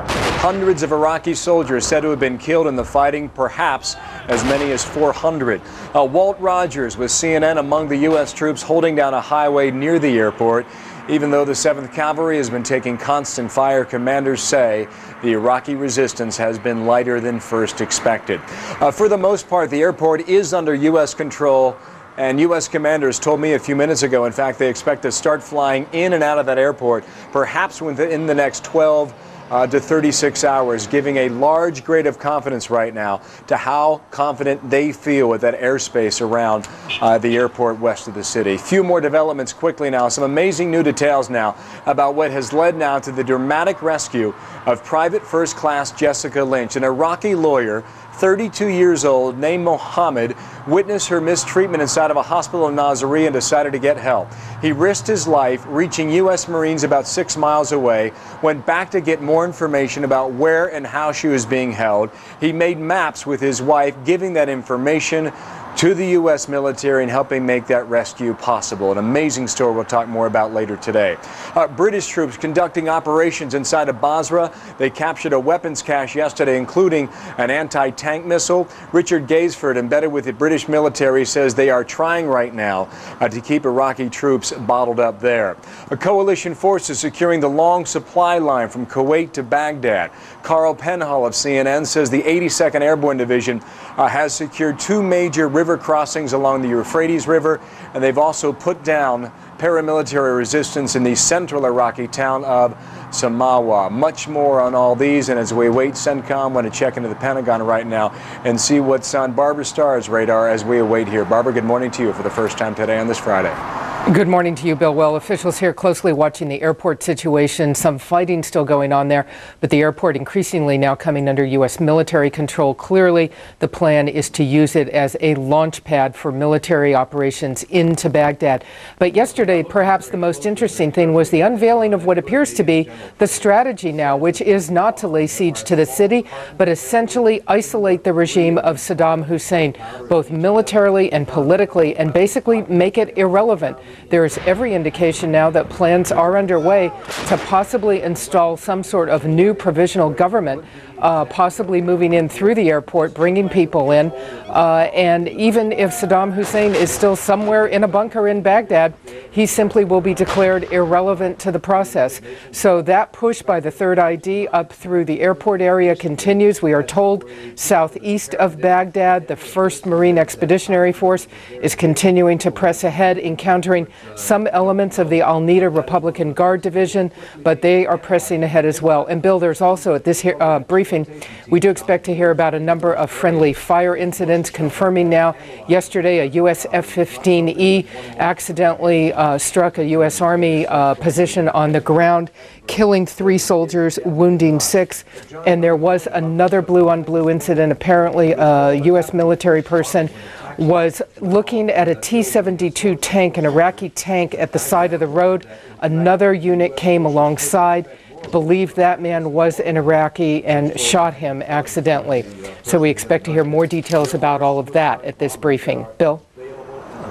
Barbara, is it too early to get a gauge of the Iraqi resistance that's believed to be inside the city of Baghdad? There are some reports that suggest that special forces right now, under the cover of darkness, are operating certain probing missions into the Iraqi capital. Or at this point, can they gauge that, number one? And at what point would the U.S. be able to say whether or not there is resistance inside that may include the Special Republican Guard, perhaps 20,000 strong? There are Special Republican Guard in Baghdad, along with the security services. There is knowledge that they are there in some defensive positions. I think one of the questions they're trying to determine right now is the Republican Guard units, the troops that have sort of melted away as the U.S. has pressed against the Republican Guard. Did those people withdraw back into the city? Are they going to be part of the defense of Baghdad?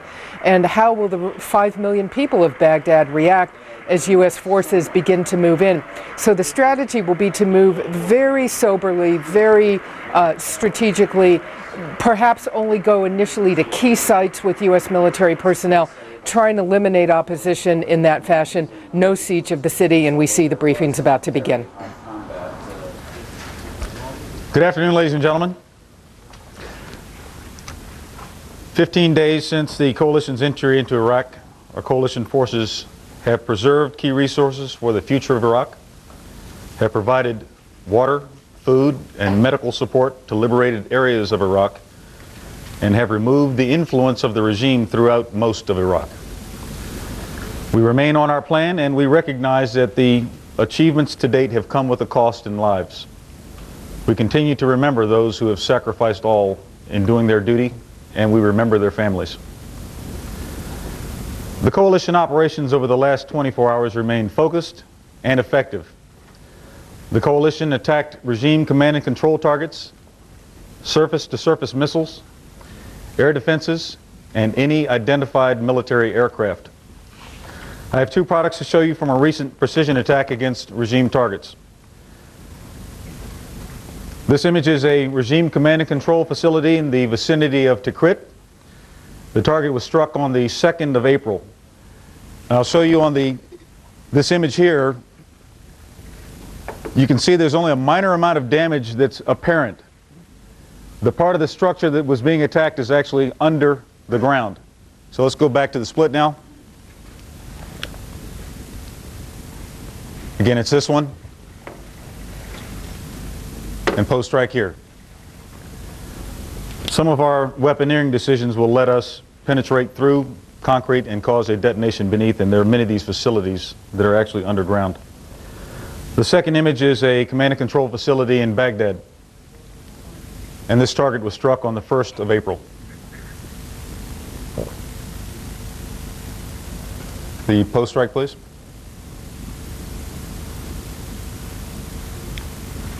And the split.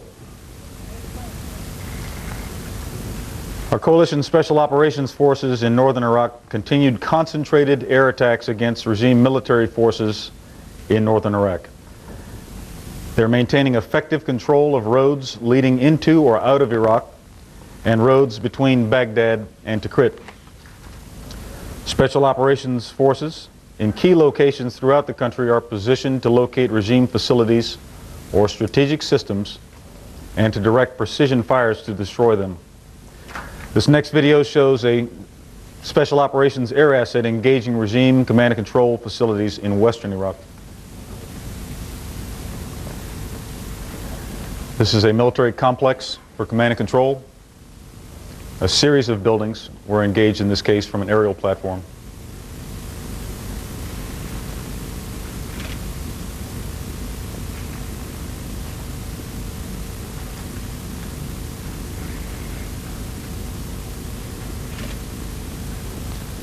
The integration of operational fires by air assets, sea-based precision-guided munitions, and land-based long-range fires in conjunction with a forceful land attack is proving to be devastating to Iraqi military forces.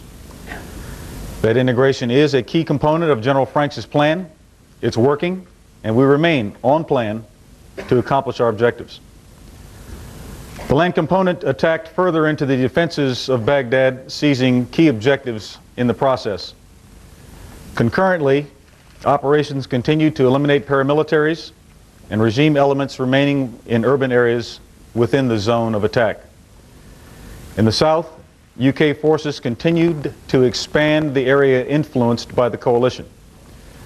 Their efforts to rid Basra of regime death squads are effective, and they're ongoing. Aggressive patrols beyond Basra resulted in the seizure of a cache of 56 surface-to-surface short-range ballistic missiles and 4 missile launchers. This was in the vicinity of Az-Zubair, just north and west of Basra. While there may be more yet undiscovered, this particular seizure was a significant removal of a threat to our forces in the southern region. Operations were conducted to ensure supply lines remain open, especially in Asamawa and An-Najaf. As coalition forces clear these areas of regime presence, caches of weapons and ammunition are often found in residential areas, as this next image shows. These weapons and ammunition were found inside of an agricultural building in a neighborhood of An-Najaf.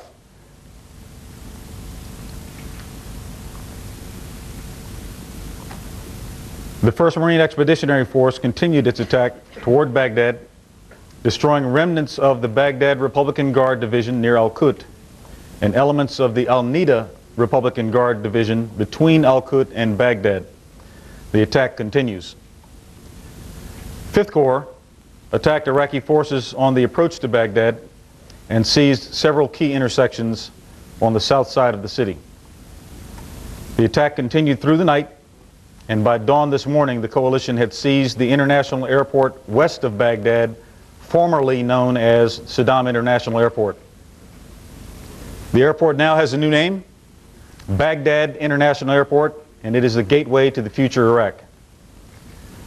We anticipate that in the coming days we will continue to see on the ground the types of tactics that we've seen before, including the hiding of combat equipment close to homes, the use of schools, hospitals, and mosques as military facilities, and even the use of civilian assets or even civilians to hide their actions.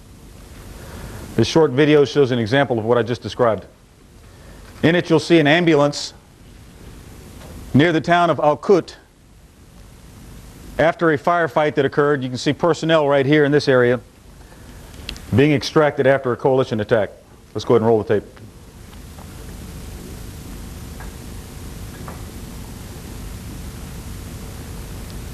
You can see the back of the ambulance is open. These are paramilitaries.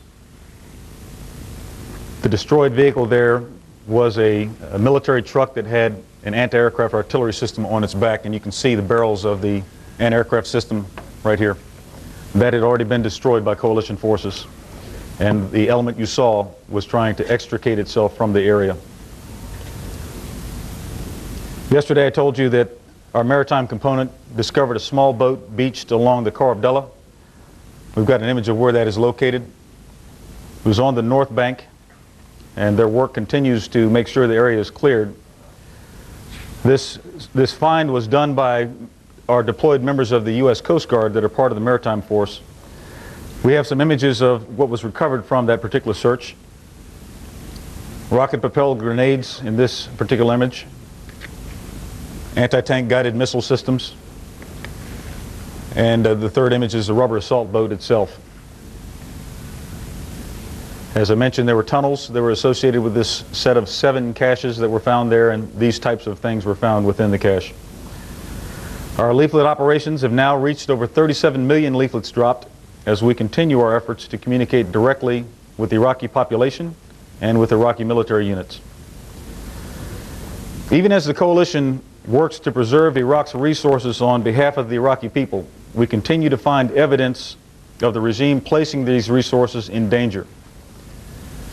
The next image shows parts of an ancient citadel called Arafah in modern-day Kirkuk within northern Iraq.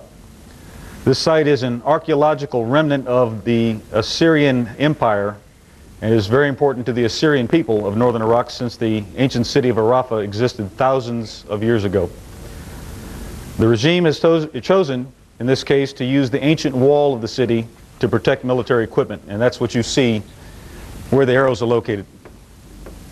This is the actual remnant of the wall itself. There's an ancient tomb inside of it and some more modern buildings that have been built on top.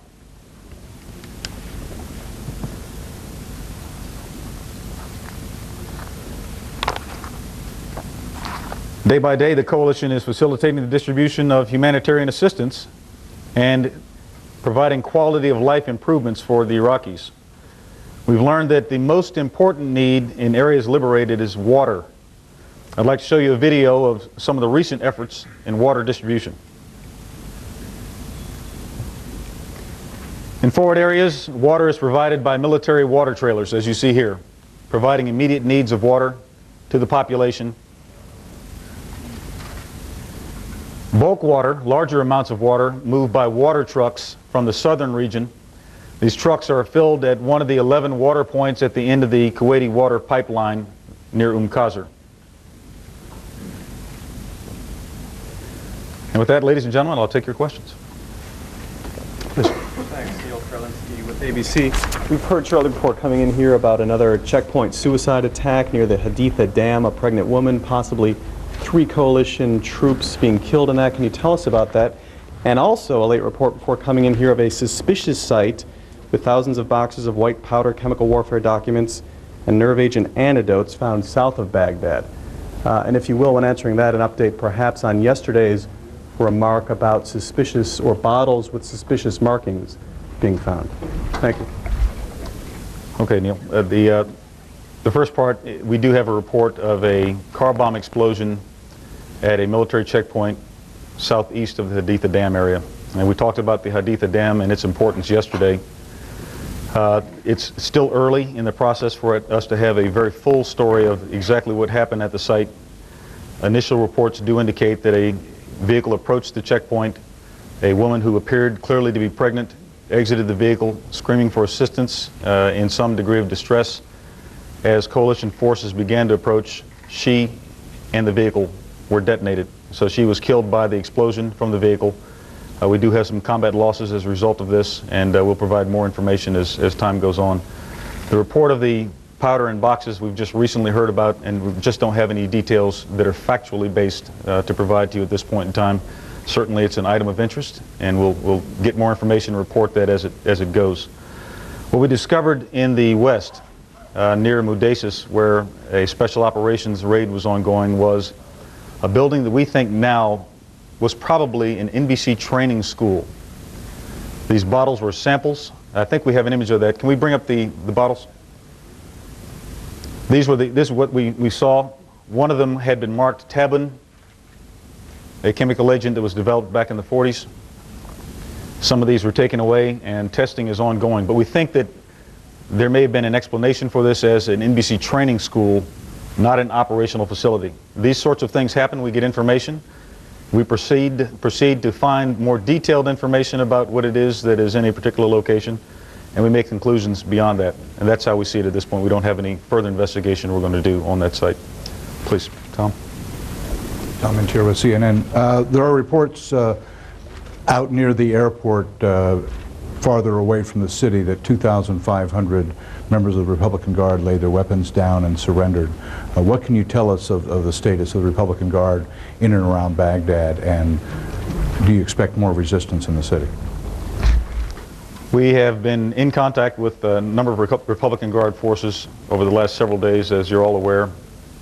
Most of the array was outside of Baghdad in defenses that really prevented easy access to Baghdad. We've attacked a number of those divisions, particularly the Baghdad division on the east near Al-Qut, the Medina division near Karbala.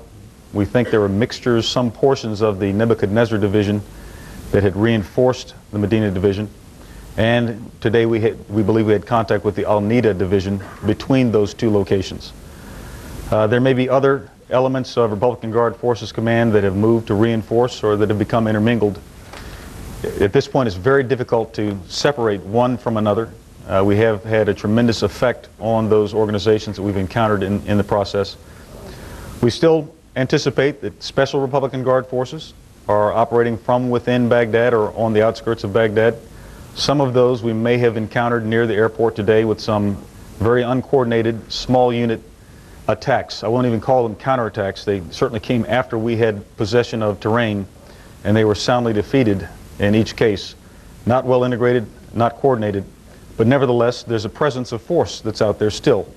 So in answer to the question, will there be more fighting? Yes, there will be more fighting. The fighting is not complete by any stretch of the imagination. We remain cautiously optimistic.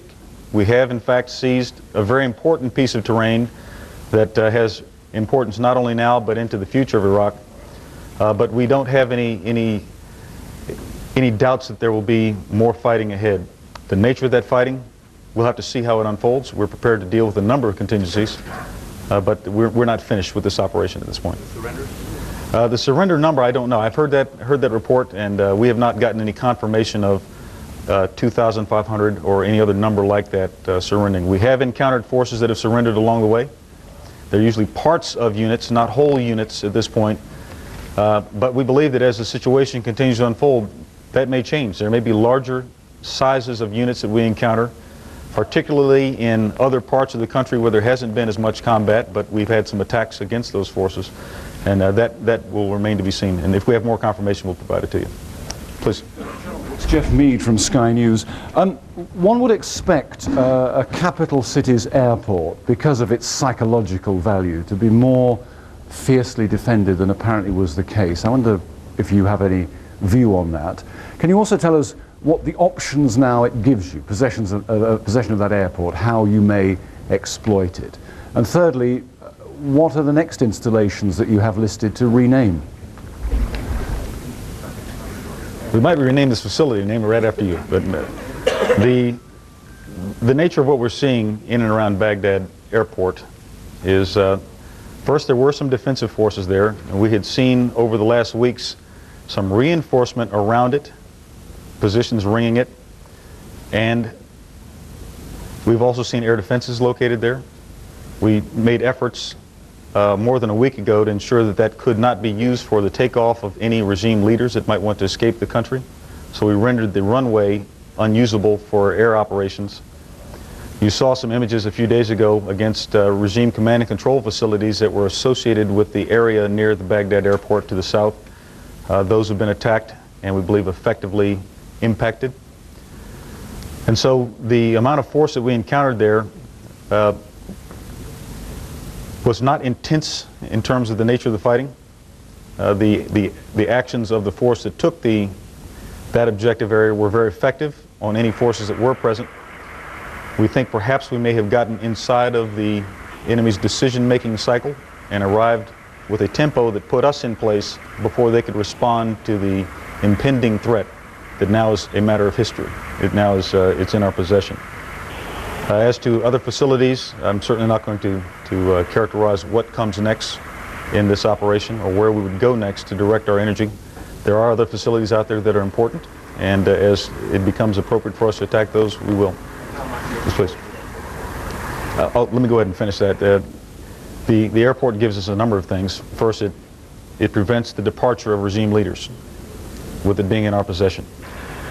It is an airport, and so in due time it would be something that can be used for air operations when we decide to put it back into operation. And certainly that is important, either for current military operations or for future operations after the conflict is complete.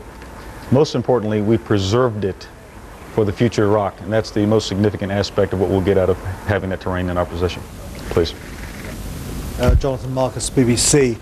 One of the most interesting developments over the past 24 hours has perhaps been a non-military one, your interaction with this prominent Shiite cleric in Najaf. Is there anything more you can tell us about your contacts with him and his people, and how significant do you think his role might be in spreading some sort of message to the Shiite population throughout Iraq? Well, Jonathan, I really don't have anything to add to what we said yesterday. We certainly think that any religious leaders that are coming out and making statements or that would consider doing so do it with great courage. And they would have to speak for themselves beyond here. It's certainly advantageous when we have leaders that are interacting with the coalition. A very good example occurred just yesterday in the UK sector, where a religious leader is being provided loudspeakers to do the call for prayer for the first time in 15 years in his area. And so there are encounters that happen all over this area, particularly in areas that have been liberated at this point. We provide assistance. There's certainly a clear tolerance and no issues in that regard. It's going very, very well. Let me go over on the left side, sir. Just 2 points, General. At these briefings, you've gone to great lengths to outline the policy of precision bombing and the lengths to which you go to avoid civilian casualties. How does this tie in with the use of cluster munitions by yourselves and I believe the British, which appear to be a rather haphazard form of attack? We've heard of the colour of these bomblets, as they're called, being the same as the colour of food packages. And secondly, has the MOAB been used yet, the mother of all bombs? I saw a report that it was, but can you comment on that? Thank you. Well, I've emphasized repeatedly our approach to targeting, particularly targeting against regime systems, targeting in built-up areas, as a very precise, deliberate, and unparalleled process. And we stand by that. We remain convinced that that's the right way to do business, especially in this operation, and that continues. There are a wide variety of munitions available to the coalition. We use those based on tactical circumstances and also on the intended effect at a given time. Cluster munitions are used to create situational obstacles as we describe them, and that is to create an obstacle related to a tactical purpose. If we wanted to prevent the movement of a Republican Guard force, for example, we might use that munition or a munition like it to prevent their movement and to keep them in place for further destruction. The humanitarian daily rations have changed color. We learned some lessons from Afghanistan, and the color of the package is different now.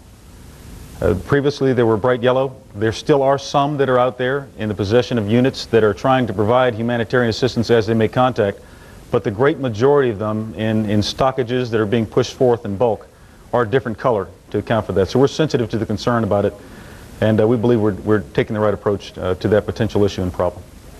You go third row, please. I won't characterize all weapons that have been used at this point in time in the coalition.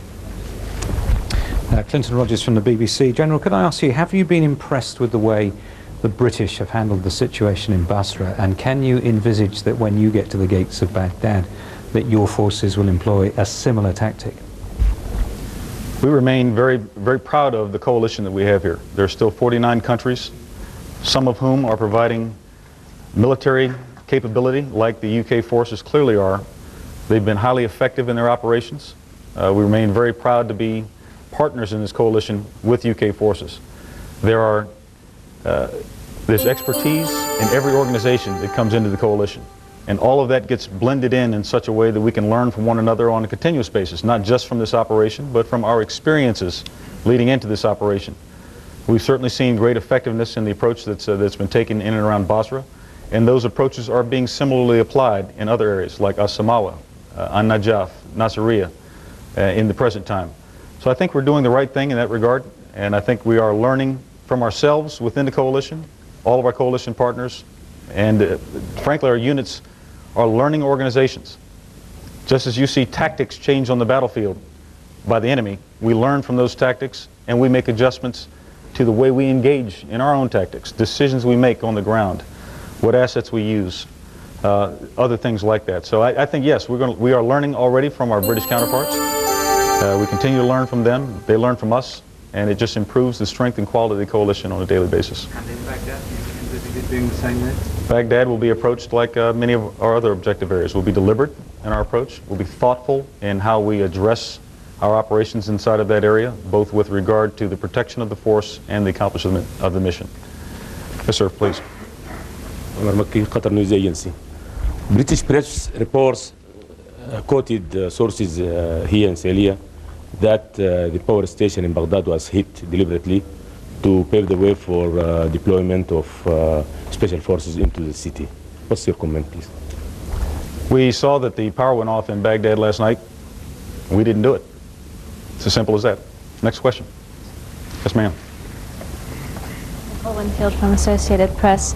You mentioned that Special Republican Guards may have been engaged at the airport. I think you also said that there were some engagements with, you were eliminating paramilitaries in the zone of attack. Does that mean that you have gotten to the point of this kind of the inner ring of Saddam's forces closest to Baghdad, the most loyal of his forces? And if so, the fact that you were able to get that far and didn't meet serious resistance, what does that tell you about what he has closest to him? And do you need to control the capital itself, secure it, control it in order to bring down the regime, the stated goal of this campaign? First, we are clear that we have penetrated the defensive ring that was set by the Republican Guard forces. That came by way of destruction of divisions of Republican Guard forces along that line. We think we may have encountered some Special Republican Guard, can't be certain about that at this point. And it did come with a fight. Let me be very clear about that. The actions that I described, the integrated actions from air attacks, precision-guided munitions, surface-to-surface missile attacks, land combat action, integrated together, destroyed a number of units. of the Republican Guard. That was the fight. It should occur in that way. We don't ever seek a fight on fair terms where it's an even exchange. We always seek to fight with an advantage. Now, as it relates to the future of what will happen in Baghdad and our work there, it's too early to speculate on exactly how that will unfold, what we'll do, or how we'll approach our work inside of Baghdad. We certainly anticipate that there are forces that are inside of Baghdad that will seek to fight us at the time we choose to enter Baghdad. We'll develop intelligence, we'll develop our target set, and we'll be very, very deliberate about the work that we do. There will be absolutely no randomness associated with the way we make our approach. Deliberate work and carefully done. Yes, sir. To control Baghdad, to bring down the regime, we need to engage those forces on the inside. It's hard to say what will cause the regime to completely be gone. And so we'll do our work throughout the entire country of Iraq, bring pressure to bear against any regime remnants that are in outside areas like regime death squads, Ba'ath parties, Ba'ath party headquarters that are out there, and against targets that we identify inside of Baghdad in the capital. How we get that done will be seen as time unfolds in the future for us. Yes, sir, let me go to you. The Georgian Broadcasting Company, Rustavitu. How far are the coalition forces from taking control over Baghdad, and do you think that you'll find WMD in the capital? Thank you. We still have work to do with regard to Baghdad. It's a large city, it's well developed. We know that there are forces that are inside that have intent to fight within the city. So again, we'll be very deliberate about how we do our work regarding Baghdad. It will take time to gain a degree of control and security over top of all of Baghdad. We know that. We can see that from some of the towns we're already dealing with. And so I would not want to put any kind of time limit at all on when that will occur, when it begins, and certainly not when it would be complete. Weapons of mass destruction, we believe that this regime does possess weapons of mass destruction. We remain convinced of that. We know that some of those may have been pulled into the Baghdad area, either delivery systems or potentially storage systems. But let's remember that this regime has been involved in a campaign of denial and deception for decades and has been very effective at it. And so we don't expect that we're just going to walk up on any WMD. We'll have to do things that give us control of areas that let us then do deliberate work. Our first efforts are to destroy the regime and cause its removal. Secondary efforts will be related to WMD. Okay? On the front row, please. Hassan al-Rashidi from Al Jazeera. General Mayer has said that Syria still providing assistance to Iraq despite the U.S. warning. Do you have any proofs regarding this such accusation, General? Well, Hassan, we do have reports that there is certainly an interest in people from Syria contributing in a way that is not in the interest of the coalition inside of Iraq. That's probably as far as we need to take it from this command. There are some concerns that have been expressed by our capitals, and I would leave any further comment for our capitals to address from Washington. Second row, please.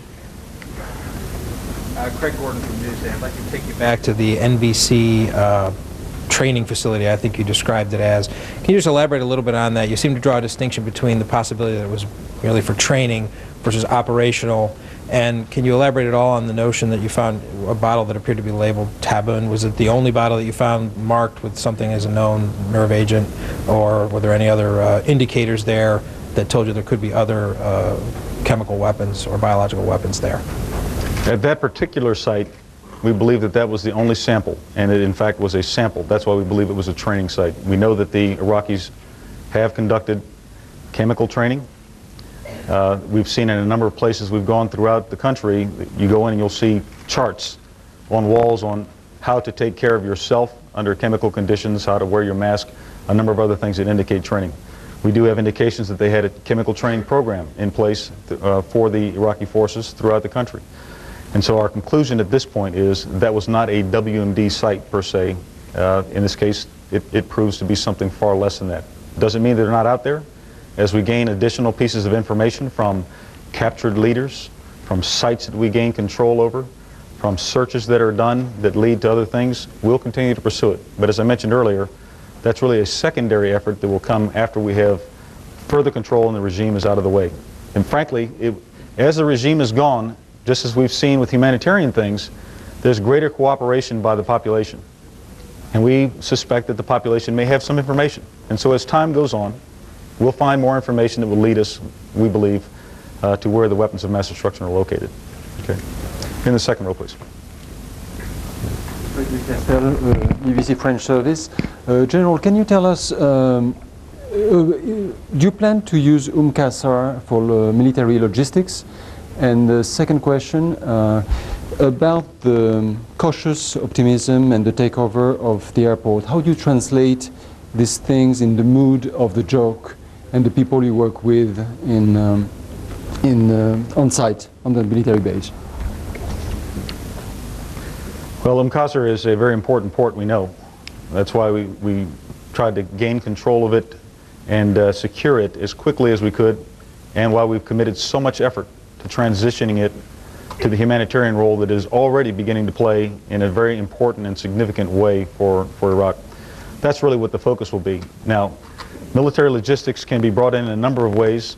We would look everywhere we need to try to get that in. We haven't had a need thus far to use Qasr for military logistics, and unless circumstances change, that will probably continue to be the case. Having said that, military logistics to sustain the operation must remain a priority for us while we're conducting combat operations, and we'll make whatever adjustments we need to make that happen. It's important, however, that we not put that port at risk. We believe we have a good condition of stability that's already occurring in and around Qasr in the southern region, and that's important to us. And so we would seek other alternatives before putting Qasr at any kind of military risk as it goes right now. Your second question, the mood in the JOC. Bunch of pros inside of there. And my interactions with the professionals inside of the JOC, some of you have met some of them before. They're always focused on the mission. They're always upbeat. They're positive about things. And they also have a cautious optimism. Things are going well. We're on plan. We're accomplishing what we set out to do. There are many achievements, and we're only 2 weeks into this operation. So that's the source of our cautious optimism. But all military professionals always keep that cautious piece in there as well, recognizing that there's still work to be done. We never underestimate our enemy, especially when there's capability that still exists. And that's what the situation is there. Let me go back here, sir. Qatar TV. What we have seen in Iraq is exactly what's going on in Palestine by Israel occupation. Are you considering the fact that many Iraqis are now united against you to divide their country and they see you as occupiers? Thank you, sir. What you're seeing in this situation is only applicable to this situation. What you're seeing is a coalition that has come together to rid a nation of a regime that has oppressed it for decades. What you're seeing is humanitarian assistance being delivered from the first inception of combat operations as quickly as we could possibly do that, because we recognize that the Iraqi people need assistance, and they weren't getting it from their own leaders. What you see here is a coalition that's dedicated to, after removing the regime, proceeding without any change to the territorial integrity of Iraq, to set a condition that will make it possible for a future Iraq that belongs to all the Iraqi people. That's what you see in this case. It can't be compared to anything else, and really that's all there is to it at this point. Yes, sir, in the back. In the back, next row. Thank you, General. And I'll come back to you. Your Dave colleague Ross next. from KIRO in Seattle. Okay. May I ask you to address a fundamental question? This is day 15. Can you say that Americans at home are safer today than they were 15 days ago? I think we can clearly say that we have uncovered the realities of this regime, that there are very close links with terrorist organizations, and there are much closer links with terrorist behaviors. It's been very clear to us for some time, since before the start of combat operations, that the worst thing that could happen would be for this regime, in its approach to its own people and its inimical interest to the United States, to join that with weapons of mass destruction, to pass those to terrorists that might be used against our nation or others. We clearly have had an impact on their ability to do that. So yes, as this contributes to a global war on terrorism, absolutely, we believe that we are safer as a result of this action. It still doesn't make us completely safe. There's still all kinds of threats out there globally. Our efforts are focused on taking care of the ones at hand in Iraq, and we're going to continue that effort until we complete. Yes, ma'am. Can I go back to the attack at the checkpoint? There's various things I was hoping you could clear up. First of all, you've talked about special forces doing interdiction on the roads. Was this one of those sort of checkpoints with these special forces? So can you tell us what nationality they were? Second of all, is there any indication, I mean, can we be sure that this was a suicide attack, that, say, the woman wasn't coerced into doing this? Have you had any evidence, say, from witness accounts elsewhere of people being coerced into any kind of attacks? There were coalition special operations forces, and I won't be more precise than that, that are operating in that area. And it was part of an interdiction effort, which continues.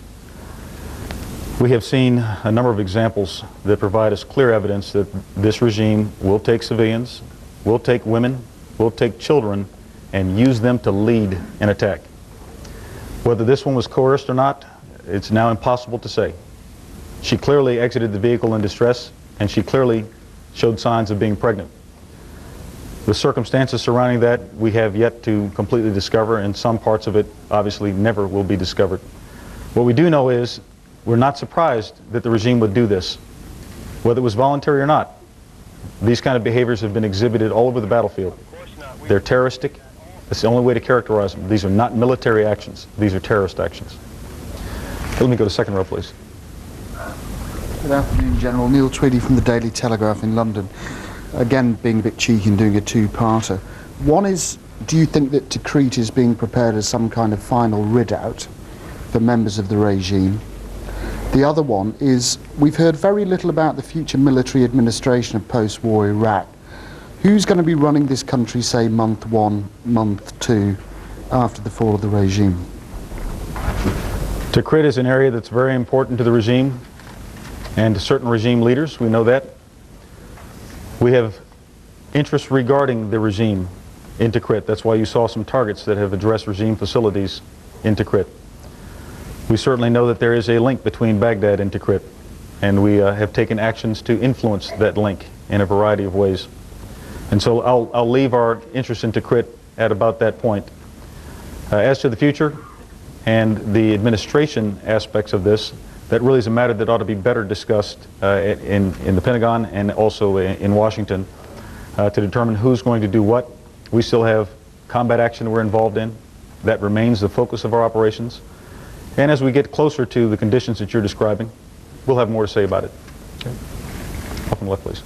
Jeff Schaefer, Associated Press, Television News. I'd like to know if you have any details today of the investigation into what brought down the Hornet and the Black Hawk, hostile fire or mechanical error, or what could it be? On the FA-18 Hornet, both of them, of course, are still under investigation, but the FA-18 Hornet, we're continuing to dig deeper and find out what the causes were. We don't have any final answers at this point. It would be premature to talk about that. Similarly with the UH-60, let me first say that we are comfortable in that case that it was not hostile fire. We think there was a mechanical problem. We haven't determined what that mechanical problem was yet. There's still more work that needs to be done on both of those cases. And as we have more to say, we'll pass that to you. I missed someone over inside of here. Yes, sir. Mr. Mark on a Finnish broadcasting company. As far as the roads from Baghdad to west and to north are concerned, have you been able to cut the road to Tikrit? Without being too precise about our actions along the road to Tikrit, we have the ability to influence movement on the road to Tikrit. And I'd just like to leave it at that at this point, since we have current operations ongoing. And let me go right here, please. Paul Hunter from Canadian Broadcasting. How much of each day for troops closest to Baghdad is spent inside a chemical suit? And as the days go on and the temperatures get hotter, how much of a disadvantage is that for coalition troops in that if Iraqi troops wouldn't have to be in chemical, if they were to use chemical weapons, wouldn't have to theoretically put their suits on until they were about to use them? I can't characterize exactly how much of the day it is. That varies unit by unit and commander by commander. The chemical suit is used as part of a protective posture, and commanders make a determination on what kind of risk they're under. They can regulate what's worn underneath of the chemical suit, whether it's over top of the desert camouflage uniforms or battle dress uniforms. Commanders are the ones who regulate the condition of their unit at any given time. If it's time to to reduce the amount of activity, for example, at certain times of the day when it's extremely hot. Then they'll make that adjustment. Then again, we're able to attack and conduct operations throughout the day. So if they're involved in contact, they'll continue.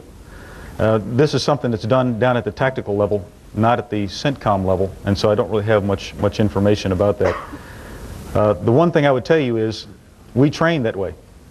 And so there are certain advantages that come to an organization that fights the way it trains. That's how we do all of our work. Throughout the coalition, you see that.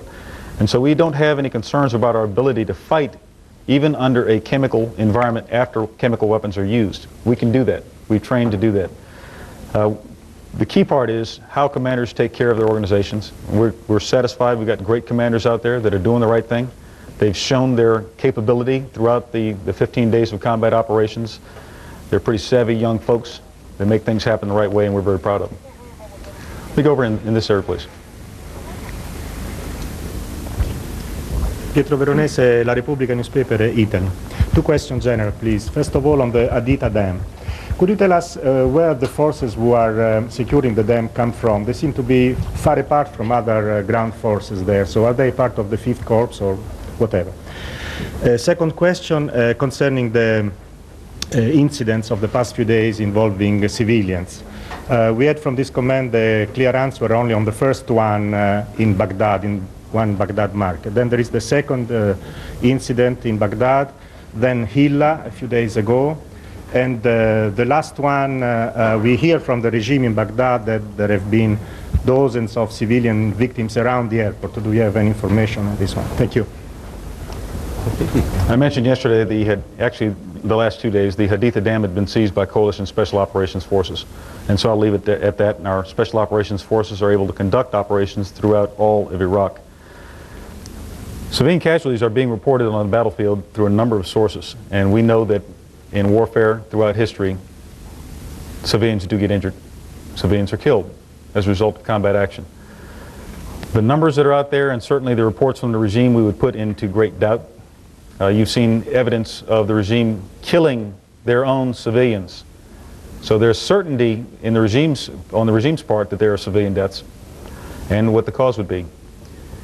Our approach has been very deliberate about minimizing the potential effect on civilians and other structures that we don't intend to cause any effect on. We've seen that demonstrated in a number of places. We can take any example, the mosque in Najaf, how we approach our work on the ground or from the air.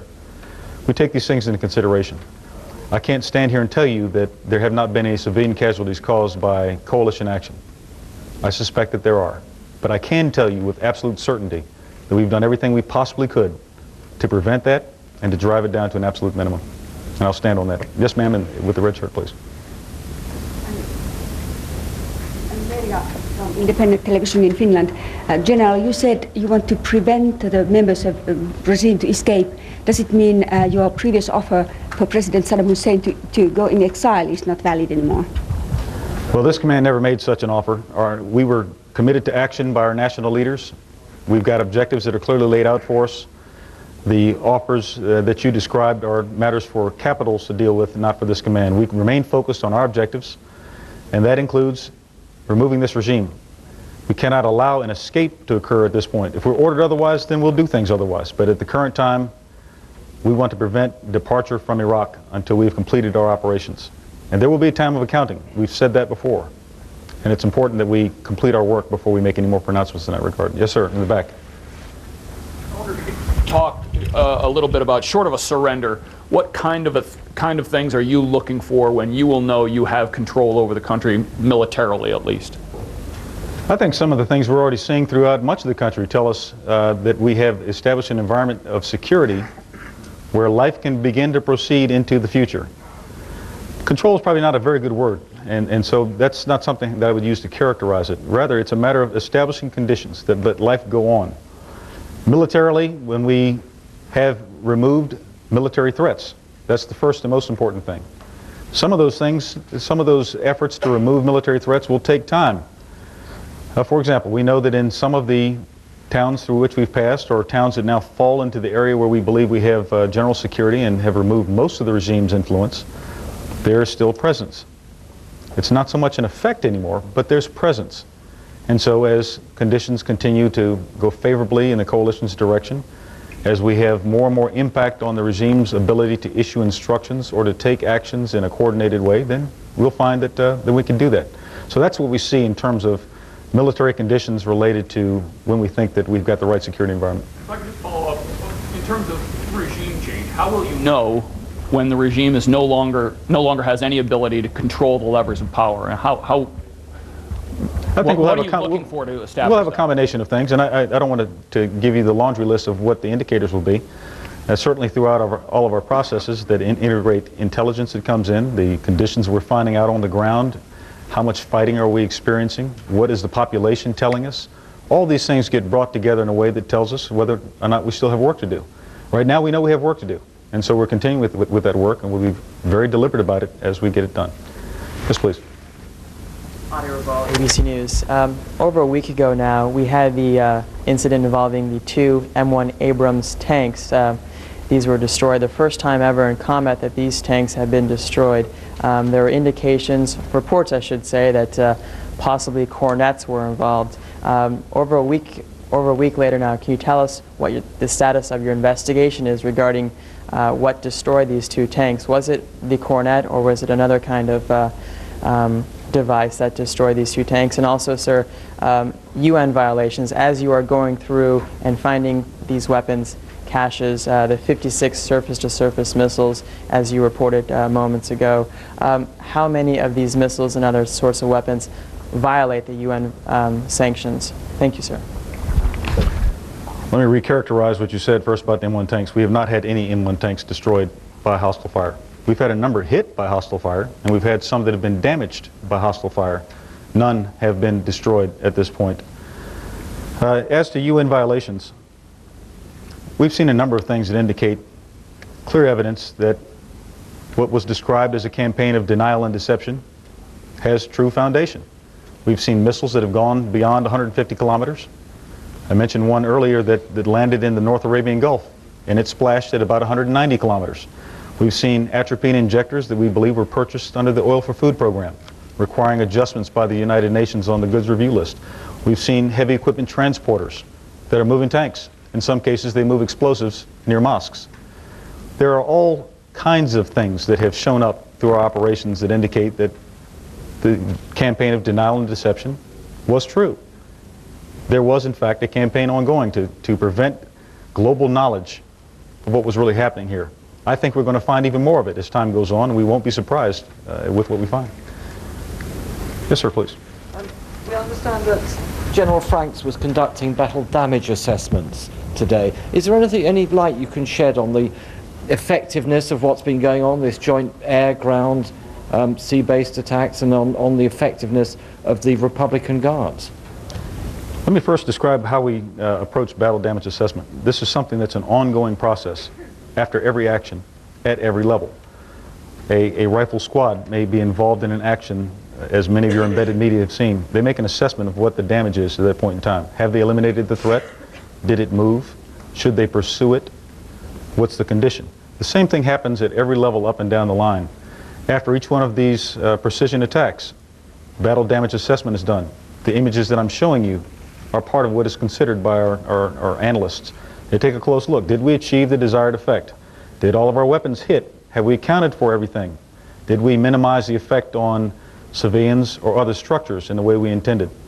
All of that is rolled in continuously, and General Franks and all other commanders inside of the coalition receive information, assessments of what damage has been done, and they make their own conclusions as well.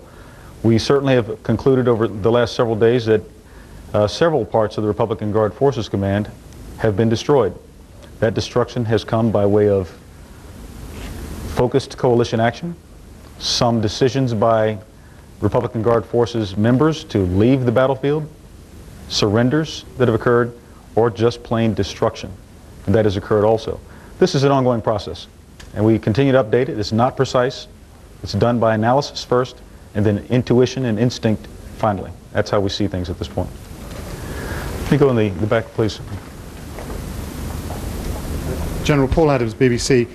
Can you confirm reports from Western intelligence agencies that suggest that the Pentagon's forensic examination of the the bomb attack at the checkpoint near Najaf concluded that that bomb was remotely detonated and that the driver of the car may not have known anything about it? The tactic you described is one we've certainly seen used by terrorists in other parts of the world. I don't have anything to report or to confirm that at this point. The situation remains under investigation. All these things take a lot of time to put literally the conditions back into place that may have contributed to the initial bombing. It would not be surprising if we found that out because of the nature of the behaviors of this regime thus far, but we don't have anything to report on it currently. Yes, ma'am.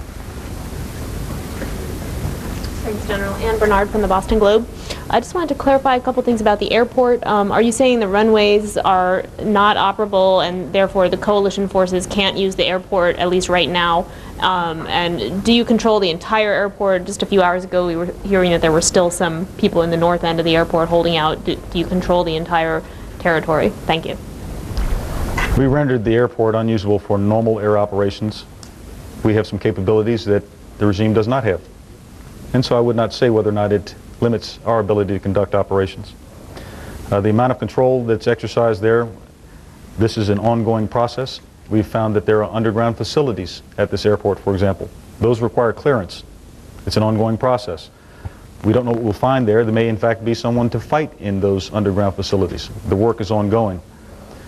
Until we are completely satisfied that there are no threats to the airport or at the airport, we'll continue our efforts to ensure that the security has been provided for it.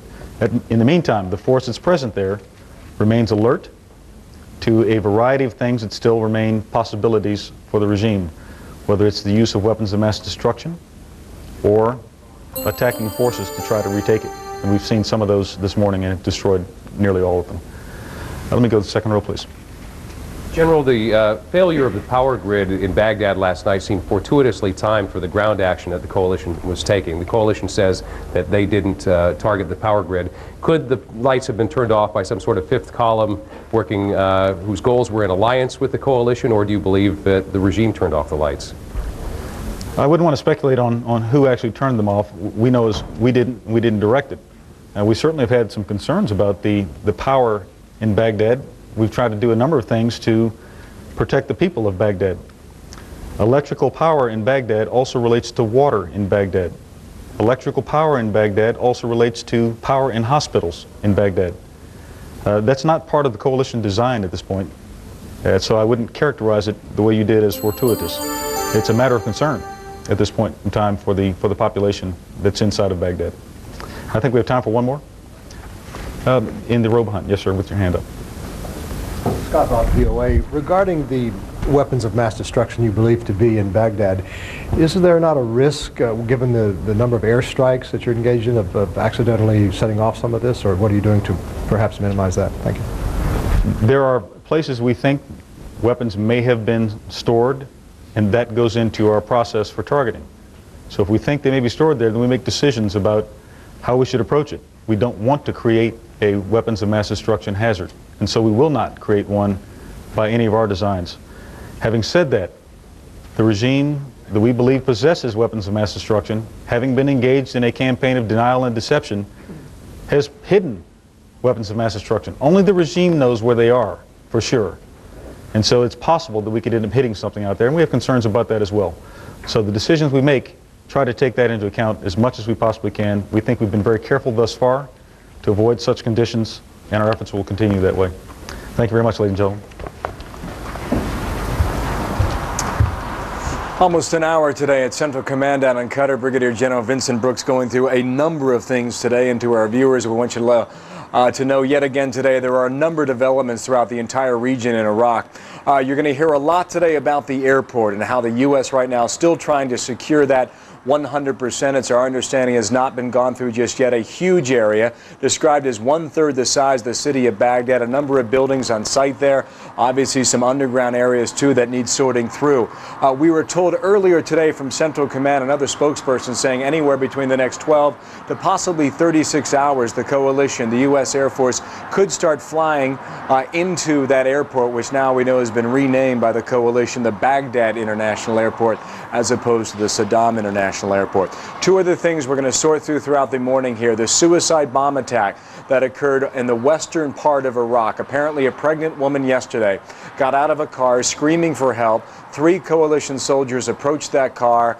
There was an explosion. 3 of the soldiers are dead. Earlier reports said 2 more were wounded. The pregnant woman is dead, and so too is the driver of that car. That's about all we know right now, and Central Command and General Brooks not giving us much more information on that. Also, this site south of Baghdad where some sort of powder, some sort of liquid in vials, said to be described as hundreds of boxes discovered south of Baghdad. We'll go through that again as we go throughout the day here. Walt Rogers gave us some more fascinating material earlier today in Kuwait City. We're going to get to all that as our coverage continues now. And at this time, I'm going to bring in my colleague, Paula Zahn in New York. Paula, good afternoon from Kuwait. Good morning to you in the Big Apple. Thank you, Bill. Good to see you again. And welcome to all of you that are joining us at this hour. For those of you who are with us in the last hour, you were listening to the morning CENTCOM briefing from Qatar. Before we take you to the situation in Baghdad, we have 2 breaking stories that Bill just touched on. In western Iraq, coalition forces have been surprised again by a suicide bomber who drove a car up to a checkpoint. 3 coalition troops are dead, 2 soldiers injured. A pregnant woman appears to have been used as a decoy. She died as well, as did the car's driver. And 25 miles south of Baghdad, U.S. forces may have discovered evidence of a chemical weapons program, which Bill also just talked about. Thousands of vials of an unidentified powder were found. CENTCOM says it is still just learning about the site and has no other information at this time. Now, separately, Brigadier General Vincent Brooks says special forces in the Western Desert have found what they believe is a training school for handling nuclear, chemical, and biological warfare. Now to Baghdad and the airport there. U.S. forces say that it is, for the most part, under U.S. control at this hour. It has been the scene of heavy fighting in the last 24 hours. Hundreds of Iraqi soldiers who have said to have been killed. U.S. commanders say they expect to start using the airport for flights sometime in the next 36 hours. Let's check in with Walt Rogers, who's with the 37th Cav at this hour to explain to us what they're doing right now. Walt, good morning. Good morning, Paula. The 7th Cavalry has seen at least 12 hours of very heavy fighting. Indeed, over the past 90 hours or more, the 7th Cavalry has been under fire. But they withstood Iraqi attempts last night to overrun their positions on more than one occasion, perhaps 3 occasions or more. The Iraqis sent out their tank columns, T-72 tanks, and they tried to overrun the 7th Cavalry's position, which it had taken to the flank of the airport in Baghdad. That is Baghdad International Airport. Again, it was not our orders to go near the airport, so we're holding a flanking position, and there has been extraordinarily heavy fighting throughout the early hours of the morning and well into midday, early afternoon. The 7th Cavalry, and that includes us, were taking 20-millimeter anti-aircraft fire, air bursts right over our head. They were firing rocket-propelled grenades at us. There were very serious firefights. The Bradley fighting vehicles ended up shooting depleted uranium 25-millimeter shells at the charging Iraqi vehicles. That being the case, we had to pull back because those depleted uranium shells are not very good to stand around. But we are now back a mile and a half or so from our original position, which is still taking rather heavy fire. We can hear the incoming mortars and rocket-propelled grenades. Paula? Walter, if you could give us an idea of how heavily armed any of these Iraqi soldiers are. How are they fighting? Well, what they do is they come charging forward in companies, tank companies, with fairly decent armor, Soviet vintage T-72 tanks. Although the Bradley fighting vehicles were able to knock those out. Again, none of the equipment they have is much younger than 25 years old. They do come charging forward, sometimes on dump trucks, sometimes on pickup trucks, guns blazing. Of course, they're no match for the heavier firepower of the 7th Cavalry with the 7th Cav's tanks and with its Bradley fighting vehicles. But you can't fault the courage of the Iraqi soldiers, and they are making something of a desperation last-ditch stand Command to basically try to harass the 7th Cavalry in its flanking position, which it's holding somewhere west of the airport. Again, the Iraqi soldiers, some of them making kamikaze attacks, many of them determined. Again, we came upon a wounded Iraqi soldier, however, whom we gave some first aid to, and I can assure you, for him at least, he was grateful the war was over and he was still alive. Paula? Well, Rogers, thanks so much. We'll be getting back to you throughout the morning. Right now, we're going to go straight to the Pentagon. That's exactly where we find Barbara Starr this morning. Good morning, Barbara. Good morning, Paula. Well, as U.S. forces continue to consolidate their position around the airport, continue their cleanup operations, as General Brooks said, now looking at some underground bunkers at the airport facility. There may be air operations at that site within hours. Coalition wanting to use the airport as a launch site as they begin to think about moving towards Baghdad. That's what Central Command is looking at now, looking at Baghdad, how to move towards the city, isolate the regime, not lay siege to the city. General Brooks made it clear, however, there is still plenty of fighting ahead. We still anticipate that Special Republican Guard forces are operating from within Baghdad or on the outskirts of Baghdad. Some of those we may have encountered near the airport today with some very uncoordinated small unit attacks. I won't even call them counterattacks. They certainly came after we had possession of terrain, and they were soundly defeated in each case. Not well integrated, not coordinated, but nevertheless, there's a presence of force that's out there still. And Paula, even as they approach Baghdad, General Brooks saying they will approach the city very deliberately. Bush administration and Pentagon officials are making it clear there are discussions now about installing a provisional government in Baghdad even before Saddam Hussein is gone. Paula? And Barbara, the Secretary of Defense made it pretty clear yesterday, in spite of the efforts of Russia right now and France, there will be no ceasefire. Exactly. He is saying it doesn't matter, that it's over, the regime will be gone, no deals, unconditional surrender. Barbara Starr, thanks so much. As we go back to Bill, I wanted to add one little fact out of that CENTCOM briefing that I thought was kind of interesting. And they're saying now that one of the main benefits of U.S. forces controlling the airfield, it will prevent members of the Iraqi leadership from fleeing by air. Yeah, Reem Brahimi told us earlier today, Paul, that the government run by Saddam Hussein actually had another part of that airport, a different terminal, a different runway, in which that family only used that part. As we stated before, there was a large area, and it may take some time before that entire area is considered secure. Down to Qatar, Central Command, Tom Mentir is checking in right now. And Tom, there are a number of developments again today. What more are you learning from there after this briefing? Well, one thing about the airport before we move to other things, they also said near the end of the briefing that they discovered an underground complex at the airport and are in the process of clearing that. No idea what was stored in this underground complex. In the next few hours we may hear something about that. There has been apparently another suicide bomb attack, this one near a dam that was secured by Special Forces, a Special Forces checkpoint along the road. A car pulled up. A pregnant woman came out of the vehicle screaming. As the Special Forces troops went closer to investigate, the bomb was detonated in the car. At least three coalition casualties, including the pregnant woman was also killed, and also the driver of the car. General Vincent Brooks did indeed talk about this bombing that occurred just in the last few hours before the briefing, but he seemed to have information.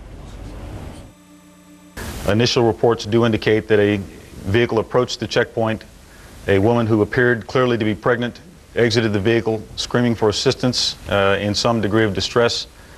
As coalition forces began to approach, she and the vehicle were detonated. So she was killed by the explosion from the vehicle. We do have some combat losses as a result of this, and we'll provide more information as time goes on. For the production of General Brooks was also asked if this car bombing today was indeed by remote control or the one previously that killed several soldiers from the 3rd Infantry Division was a remote control device. Did not have an answer on that. What he did have an answer was something that he alluded to yesterday. They had found some bottles that had some chemicals in it that they did not understand the label, so they sent them off for investigation. Today we not only heard about it, we got to see them. A picture of this what now appears to be a chemical biological weapons training facility, not large quantities, but samples as they were referred to, saying that this was a training facility for the Iraqi military where they had small quantities of biological chemical agents that were well known to the coalition, but saying that this was not a storage facility, this was not a new facility, but simply that this was used for training. Bill? Tom, thanks. Tom Montier at Central Command. When we come back here, we'll let you know what's happening through the area. Take a step back and update you on the big developments over the past 12 hours. Also, Jason Bellini's in Nazaré, embedded with the U.S. Marines, 15th Marine Expeditionary Unit. Jason's up live as well when we come back right after this.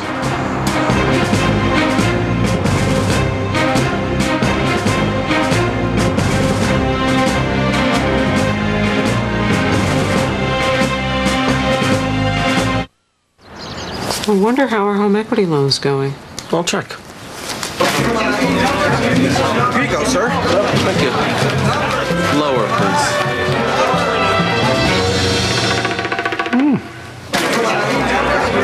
Mr. Bradley was in the lead, but now it's looking like Davis. Want banks to compete over you? Come to LendingTree.com. Receive home equity rates as low as 4%. Well, that's not going to help you, Bradley. When banks compete, you win at LendingTree.com. The war in Iraq continues, and no one takes you closer than CNN, live throughout the day. Stay with CNN, the most trusted name in news. Do something. Go somewhere. Get away. Enjoy a night out. Take a vacation. And do it worry-free with 1-800-4MY-TAXI. For business, travel, or pleasure, 1-800-4MY-TAXI will take you there with flat rates to all airports. Sit back, relax, and let 1-800-4MY-TAXI do the professional driving for you. Old-fashioned service with the latest technology and GPS satellite dispatching to be on time. Thank you for calling 1-800-4MY-TAXI. I'm back and I love my customers. Drive a little 7-lot. Why pay more? Call Crazy Gear before. 36-inch TV start at $499. Digital camera only start at $149. Laptop to $99. Laptop to $99. You want a Discman? $19.95. Buy a Discman. Where else can you buy TV VCR for $99? I'm crazy. We're not stupid at Crazy Gideon. CNN, the most trusted name in news.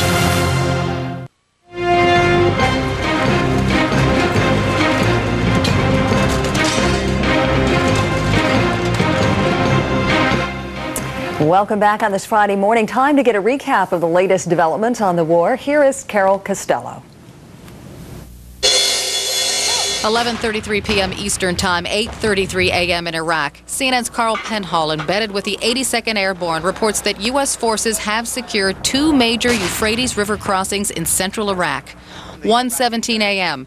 CNN's Brent Sadler reports from northern Iraq that Kurdish leaders there applaud coalition advances further south, and they say the Sadaam Hussein regime could soon collapse if more pressure is put on his troops in the northern cities of Kirkuk and Mosul. 1:38 a.m. CNN's Walter Rogers, embedded with the 3rd Squadron, 7th Cavalry, reports from near Sadaam International Airport that the 37th has been under fire for hours as U.S. troops battle for control of the airport. 3:30 a.m. Walter Rogers and his crew send back live pictures of a dramatic rescue. An Iraqi soldier who had been lying injured in a ditch was spotted by the CNN crew and given first aid by a U.S. Army medic. 4:30 a.m. On Iraqi TV, the Iraqi information minister reads a statement he says is from Sadaam Hussein. It promises Iraq will defeat coalition forces at the gates of Baghdad. 6:24 a.m. U.S. Central Command says a car bomb at a checkpoint southwest of Iraq's Haditha Dam killed 3 coalition troops. The car's driver and a pregnant woman passenger also killed. Thanks, Carol. Now, Marines have secured 2 military sites on the outskirts of Al-Qut, south of Baghdad. The locations on the Tigris River make them strategically important. Our own Martin Savage was there with the 1st Battalion, 7th Marines, and filed this report. As the unit moves in, they find an old city teeming with life, and all seems calm. But that will change. On the outskirts of the city, as they close on a Republican Guard position, the men of Charlie Company come under attack. small arms fire, and rocket-propelled grenades. The Marines return fire with their M16s and the heavier guns on the APCs. A blazing gun battle erupts. And get fire capped right. Somebody give me a grid on those weapons. At first, there is chaos and shouting. But soon, training kicks in as the source of the gunfire is located and support fire is called in. Rockets, artillery, and air power strike. Charlie Company rolls through a now deserted Republican Guard base. The troops behind them will search it more carefully, but Charlie can't wait. The second objective, an Iraqi airbase, lies just ahead. On the outskirts, Iraqi bunkers, already hit by artillery, boil like volcanoes, self-destructing as the ammunition inside them explodes. The men waste no time watching. They move on, pausing only to open fire on Iraqi radar arrays. Eventually, the Marines push out on foot, and this is the most dangerous part of any mission. Moving in teams, the squads probe Iraqi bunkers on the airbase's perimeter. Check for traps. Once on the base itself, they make forced entries into the complex's many buildings. Doors that can't be kicked open are shot until their locks give way. The first weapons are found. We have a AK-47. Not loaded. Where did you find them? I found these right underneath these trees. We've been finding a lot of these weapons abandoned. Offices are searched, offering a wealth of documents. The base is empty, but the troops discover an armory stacked floor to ceiling with weapons. They carry them out by the armload like bundles of wood. So many guns, the challenge becomes how to destroy them all. But soon the might of Saddam Hussein's military is ground beneath the weight of tank trays. The job becomes an assembly line of destruction. What cannot be crushed is simply doused with gasoline and set on fire. Then the Marines leave. Martin Savage, CNN, with the 1st Battalion, 7th Marines, Al Qut, Iraq. And another part of Iraq, we're getting reports just in the past 90 minutes or so about a location south of Baghdad where there is some sort of suspicious powder, some sort of suspicious liquid. Don't know what it means right now, but we'll follow it up. Judith Miller is a writer for the New York Times. She has been embedded for the past several days now with a team of military members from the U.S. They're scientists also. They're going through the country right now of Iraq trying to find these weapons of mass destruction. Judith is our guest when we come back right after this.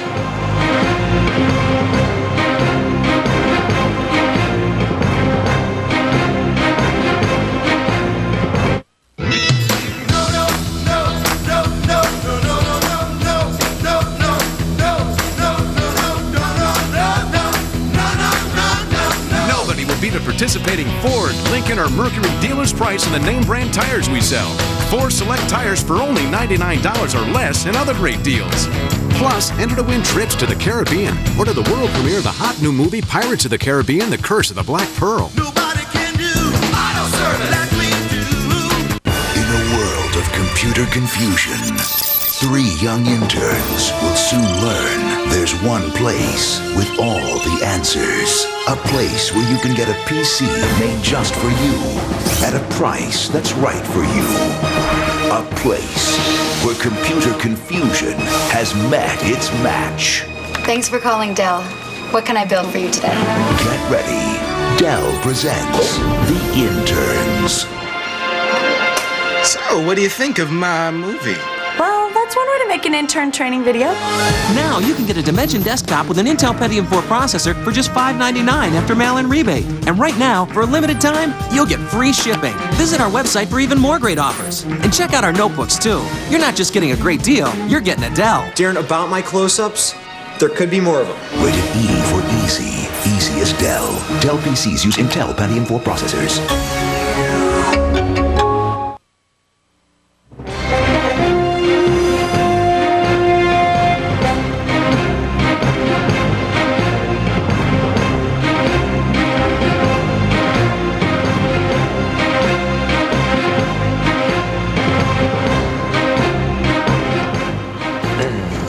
They are known as Met Bravo. It's the mobile exploitation team. They are largely responsible for going through Iraq and looking at suspicious sites that may hold the key to weapons of mass destruction. Judith Miller is a well-known correspondent for the New York Times. She's our guest now here in Kuwait City after her recent embedded experience. I know you're still embedded. Don't know when you're going to go back in, but at this point right now, let's talk about the news of the day. A couple sites that have been located, apparently one just south of Baghdad, perhaps another we're hearing of right now. Based on the information that we're getting, can you offer anything as to what it might be? I think what I could offer is initial caution about first reports.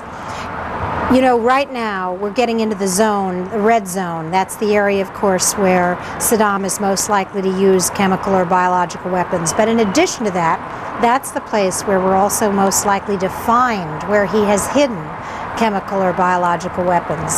So the problem we've had in the past at the camp in northern Kuwait where I've been based is that these first reports are almost always kind of titillating, and everybody's very curious and wants to rush out to a site, but oftentimes, at least until now, it hasn't produced the smoking gun that the administration has been looking for. The team you've been with, has there been any frustration expressed? I know it's only 15 days. Right. But the fact that they have not uncovered this, their reaction to that is what then? Well, I think it's just normal frustration because there are, by the way, several teams that are have been put together to go out and find this stuff. But I think everybody knows that we were never going to find anything in southern Iraq, that that's a Shia stronghold, that it's not a place where Sadaam Hussein is likely to put such sensitive material. Why is there such strong feeling on that 25-mile radius around Baghdad? Because Saddam Hussein always wanted these very sensitive facilities near him, near his capital, and because Iraqi scientists wanted to work near the capital. They wanted to live in Baghdad and commute to their facilities. They didn't want to be way out in the middle of the country someplace and isolated, and the scientists usually got pretty much what they wanted. Have they ever expressed the possibility that they will not find weapons of mass destruction? The people that I've been embedded with have never expressed that. So they are absolutely convinced. They're absolutely convinced that they are going to find what they're looking for. Now, what about these mobile units? Have they ever expressed the possibility they've been driven out of Baghdad, driven out of Iraq completely? Everyone is very concerned about these reports that things have been sent to Syria and elsewhere, but I think I tend to discount those reports because I think that what we know about Saddam Hussein is that with this kind of material, he doesn't share. Okay, now what does this team do? They're based out of northern Kuwait. Do they drive? Do they fly? Do they wait on a call? And if the call comes, who does it come from? They wait on a call from basically the forwardly deployed troops, and then they listen to a description of what has been found, and they make a decision about whether or not they're going to go out and pursue it. How they get there depends on where the facility is and what's the safest way of getting there. And I've been on at least one expedition with them now. It's always very interesting, but so far, no smoking gun. Yeah, and what also about the UN team of inspectors that have been going through the country since late November of last year? There has to be an awful lot of information out there about what these inspectors have already done or are about to do. How is that information now incorporated into what perhaps the CIA has been looking into and what the CIA perhaps has given the team of inspectors prior to the war beginning? Well, the United States gave UNMOVIC, as it was called, the international inspectors, a lot of the information that really drove their visits to various sites. But UNMOVIC found nothing. And UNMOVIC's experience and the visits that they made have now fed back into the CIA's calculation about where it should go and where it should start looking for this. You know, the key to this whole venture is really Iraqi scientists. When they know that this regime is going down, when they know that it's safe to talk, I think at that point most people think that they'll begin talking to the Americans about where they've been working. Which raises a very interesting point. Do you have any evidence that suggests right now that some of these scientists are coming forward, going public and working with the Americans to date? Some of them already have, but I think that if that were so, if we knew that in fact there were important people in the program who had come forth, it would have spread to the group of people with whom I've been living breathing and embedded. You enjoy that, I can tell, huh? Well, I enjoy them. I can't say that I've enjoyed the camp in the north. Listen, you'll go back and when then? Very soon, I think. Okay, thanks, Judith. Come back and tell us your story. Thank you very Judith Miller much. from the New York Times. Bye. Good to see you on this Thank side of the world. All right. Me too. Here's Paula again in New York. Paula. Thanks, you too. An Iraqi man risked his life and his family to save Private First Class Jessica Lynch in that daring rescue we all saw on videotape. A man the Marines call Mohammed did not know the 19-year-old Army private, but when he saw her being beaten in her hospital bed, he decided to help her. He had been there visiting his wife, who was a nurse at the hospital. Lynch was taken captive nearly 2 weeks ago. She was rescued Tuesday from a hospital in Nasiriyah in a dramatic nighttime raid. Mohammed sneaked into Lynch's room, told her not to worry. Then he approached American forces in Nasiriyah with his story. They sent him back to gather information. According to the Washington Post this morning, he wrote a map simply on a piece of paper to help them find her. After 2 perilous journeys to the hospital, he finally came up with the maps and some intelligence about how many guards there were, even determined whether a helicopter could land on the roof. Iraqi militia raided his house, but his wife and daughter escaped. They are now in a secure location with U.S. forces. Coming up, a live report from the Baghdad airport from our own Walt Rogers. We'll be right back.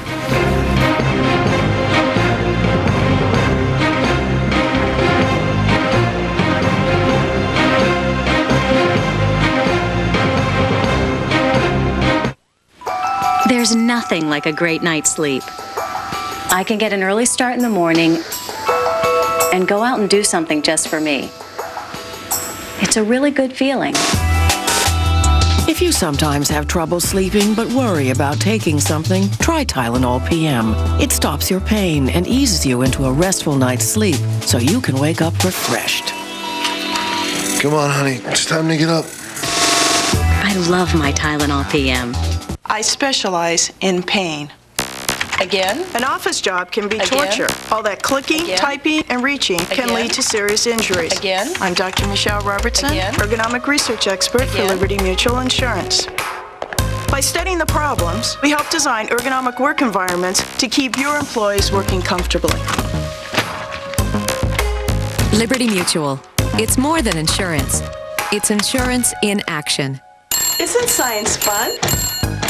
Where do you get your pet's flea, tick, and heartworm medications? Oh, what a hassle. I take the dog, drive to the vet's office, then sit and wait. I just call 1-800-PET-MEDS, and my pet's medications are delivered right to my door. Wow, I paid a lot at the vet's office. And I paid a lot less. 1-800-PET-MEDS guarantees the lowest price on all your pet's medications. Order now and receive free shipping. Good morning. Leon Harris here in the CNN Center. Here's what's happening at this hour. American forces have reportedly uncovered a suspected chemical weapons site at an industrial complex just south of Baghdad. That's according to the Associated Press. Colonel John Peabody says thousands of boxes of white powder, nerve gas antidotes, and documents telling how to engage in chemical warfare were found there. And Reuters is reporting the discovery of a second suspicious site near Baghdad. 3 coalition soldiers have been killed in a suicide bombing in Iraq. Central Command says a car packed with explosives blew up at a U.S. Army checkpoint this morning in northwestern Iraq. The driver and a pregnant woman were also killed. Central Command has determined that Baghdad Airport is unusable for normal air operations. The airport, for the most part now, is under U.S. control. Military officials will not say whether damage to the runways is going to limit operation there, but they note that there are some underground bunkers there and some other areas that may be of use. CENTCOM also says 2,500 Republican Guard troops have surrendered to U.S. Marines between Kut and Baghdad. Military officials say that the Republican Guard's Baghdad division is no longer an effective fighting force. Army PFC Jessica Lynch said to be in good spirits this morning as she recovers at a U.S. military hospital in Germany. Lynch is undergoing some more surgery today, days after her rescue from captivity in Iraq. Hospital officials say that Lynch was not stabbed or shot as had been reported earlier, but she did suffer several fractures of the legs and the arms. All right, coming up here on the network, the U.S. grip around Baghdad growing tighter and tighter, and Sadaam International Airport gets a new name. We'll have the very latest on that for you. And a former human shield talks to us about her experience in Iraq. Stay with us for her riveting story. Plus, regime change in Iraq. Who's going to replace Saddam Hussein? U.S. officials already discussing the options. All that and much more ahead as CNN's coverage of the war in Iraq continues right now.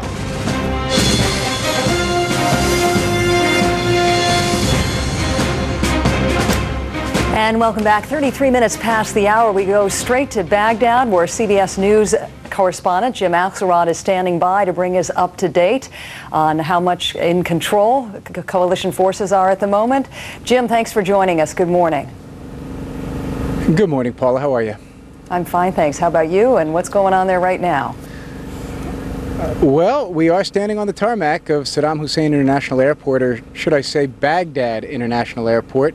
The U.S. infantry does not like to use the name Saddam Hussein in referring to this place. They have taken, with almost stunning speed, they've taken complete control of the airfield here.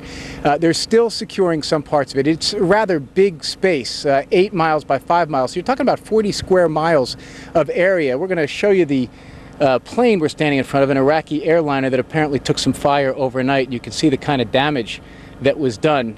Quite an impressive sight. And really, that's the story of what's happened with the 3rd Infantry's lightning quick move from south of Karbala over a 2-day period up here to the airfield. It had everything to do with the coordinated attack. The Paladin 155 howitzers, these big booming cannons, and the multiple launch rocket systems, these kinds of artillery pieces and rockets can do the kind of damage that really disabled the Iraqi opposition and allowed the ground troops to go in once the battlefield was shaped so effectively. A lot of fighting overnight and this morning on the ground to clean out the bunkers, clean out the terrain, although as many EPWs, prisoners of war that were taken, many more Iraqi Republican Guard and Special Republican Guard troops were killed. So where do we stand right now?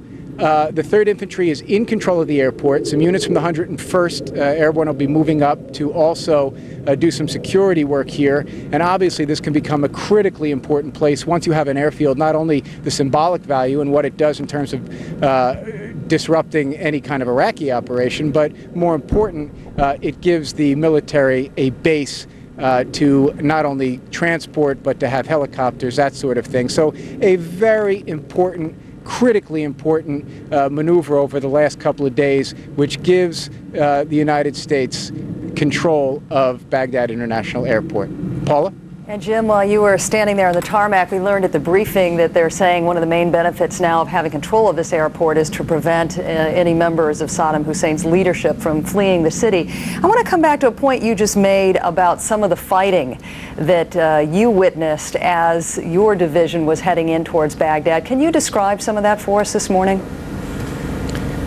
Yeah, sure. The fighting really takes two forms. The artillery exchanges, when the Iraqi opposition launches a mortar, for instance, the United States has this radar system that allows pinpoint precision reply. In other words, that locks on sometime within like 11 seconds and begins to move the artillery piece, and they send the return shell almost down the very tubes within a minute or two time. So the Iraqis get off one shot, and then this barrage of United States return fire renders the Iraqi opposition relatively ineffective. You see some firefights, you see some fighting, but nothing very I would call the opposition light to moderate. They plowed through it. They get to the ground, and the infantry does spend an hour or two cleaning out areas. But again, casualties are minimal, to say the least, on the United States side. And on the Iraqi side, a great deal of casualties and prisoners of war taken. But it really, when it comes right down to it, is Iraq, in the last 24, 48 hours, the Iraqi military has been severely overmatched, not only in terms of the people, the skill level of the soldiers that the United States are putting on the ground, but also the kind of weaponry the United States brings to the battlefield. Certainly unmatched when you're talking about the face-off between the United States and Iraq. Paula? Well, Jim, it's great to have you on the air with us today. Jim Axelrod of CBS News filing that report. Thanks again. Back to Bill now. in Kuwait. All right, Paula, listening to Jim talk about the level of technology and the role that technology has played in this war as he describes those mortar rounds and the radar system the United States military is using now to fight back. Few other developments right now from the region. Let's check them out right now. As fighting continues around that airport, Iraqi officials are using loudspeakers to tell the people to leave the area and go further into Baghdad. Also hearing an amazing story today about the rescue of Jessica Lynch.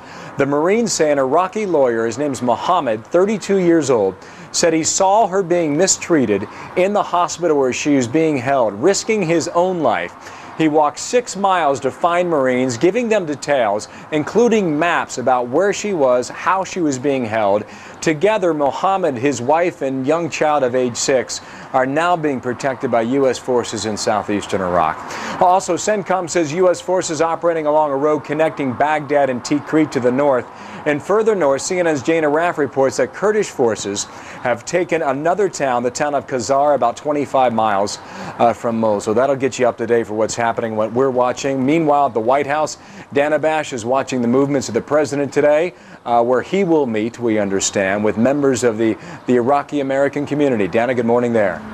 Good morning, Bill. And the White House today, it's interesting to watch because they are trying to strike a delicate balance in the way they talk about this war. They spent the entire week trying to combat suggestions that the war wasn't going fast enough, that the battle plan was flawed. You heard the president at military installations twice this week talk in detail about the successes of the war, almost to bat back at criticism on the war plan. Now we're hearing from the White House that they are a little bit concerned about what one official told me was irrational exuberance. This morning, a senior official briefing reporters said, quote, "I still want to caution everybody, we are still in the middle of battle. It's not over." And in terms of victory, which people are sort of quietly talking about, the president obviously saying that victory is going to happen no matter what. But in terms of the timing of that, the officials said victory is when the president announces it. The mission is twofold: disarmament of Iraq and a regime change, and that has not changed. So they're trying to, of course, talk up the successes, but caution people, especially as the troops amass in and around Baghdad, that it still could be a while before this is all over. Now, as you said, the president is going to meet privately in the Oval Office today with some Iraqi exiles. He will talk to them, according to a White House official, about the fact that he promises that, unlike 12 years ago when the U.S. was at war with Iraq, they will not leave Saddam Hussein in power. And after that meeting, the president will head to Camp David for the weekend. Bill? All right, Dana, that has been the pattern. Camp David on the weekends. It is Friday, to be expected, I guess, as the pattern follows through again today. Dana Bash, thanks. Paula again in New York. Thanks so much, Bill. And we are going to right now check in with Jason Bellini. He is in Nasiriyah, embedded with a Marine Expeditionary Unit. He joins us now by video phone. Jason, good to see you. I haven't seen you in a couple of days. Good to see you, Paula. We received permission from a senior officer of the 15th Marine Expeditionary Unit to report on cooperation that's going on now between U.S. Special Forces and armed Iraqis that they've recruited to operate, as they call them, as freedom fighters. The role, as described to us by this commander, is he says that they're used to help them identify the enemy. Again, those are his words. They use these freedom fighters to help them identify the enemy. Paul, yesterday we were witness to an incident that raised the question for us about their role. We were the compound we're in with the Marines came under fire. The Marines here returned fire and began shooting at a pickup truck. And inside the pickup truck, the Marines say they saw men with Kalashnikov rifles. They found out later, after they were told to stop their firing, that these were freedom fighters working with U.S. Special Forces. One of those freedom fighters was injured in the incident very badly, hit in the shoulder, we were told. So that's how we learned about this cooperation that's now going on here in the city of Nasiriyah. Paula? Well, that sounds like it's a bit of a challenge. Are these freedom fighters then obviously aren't well known to everybody they're coming into contact with? What is the concern about making sure these, in fact, are freedom fighters coming at you in a pickup truck? That's a very very good question. We're just beginning to learn about their role. Just as we learned earlier about how an Iraqi helped U.S. Special Forces, helped the Marines find Jessica Lynch, they're using these freedom fighters in the same way. The toughest thing they're dealing with right now is locating, pinpointing where these attacks are coming from, these periodic attacks, ambush attacks, where they're based out of, and the way they're getting that intelligence and getting that assistance is from these freedom fighters who are armed and who are going in to help ferret them out. Today has been quiet. We haven't heard any more of these incidents, but now we know that what the assistance that they're receiving on the ground. We're also beginning to see here a great deal of appreciation, I think it's fair to call, from many Iraqis here who are encountering the Marines, who are providing them with water, who are working with them. You've only heard in the last few days about some of these attacks that have been going on, but really we're beginning to see here, Paula, that the Iraqis, the local Iraqis, for the moment, seem to be very happy about the U.S. Marines being here. I talked to some earlier. They showed me an Iraqi dinar with the face of Saddam Hussein, and they said to me, Saddam bad, Bush good. So a very encouraging sign for these Marines here. Paula? And yet, Jason, there's got to be a high level of concern based on Marines encountering civilians who they know to be soldiers underneath and encountering these freedom fighters. Are they giving you more information on the kind of negotiations that have taken place to win the trust of these freedom fighters and to make sure these guys really are who they say they are? Interesting question. We're just beginning to learn about their role, but we're also learning today that the Marines here are beginning to work with local police forces, that they're beginning to work with them to try to have them go back to work in the civil administration, have them out on the streets helping to direct traffic and to work with the Marines. Some of the early steps in, it seems, rebuilding the country taking place even as these attacks are still occurring, but they're meeting now with local Iraqis who used to work under the previous regime. Paula? Fascinating new information from Jason Bellini. Thanks so much. Back to Bill now. What were you struck by in listening to that? I guess I'm still wondering how the Marines are expected to delineate the difference between a freedom fighter and an Iraqi soldier who's coming at them in a pickup truck.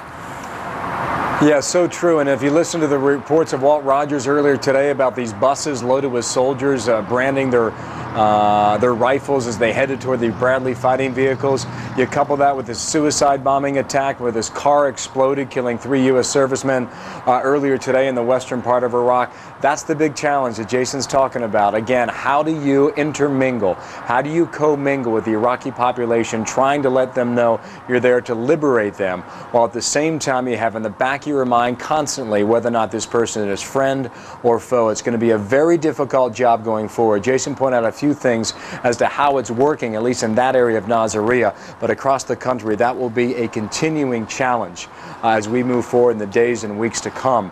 Back to Iraq, Paula, quickly. Sanjay Gupta is embedded with the Devil Docs. Not sure where he is. Yesterday he was south of the capital city of Baghdad. Sanjay, good afternoon. What's happening there today? Good afternoon, Bill. Yeah, just still south of Baghdad. We are still here with the Devil Docs. Lots of action here. Helicopters flying in and out, bringing patients in, taking patients away.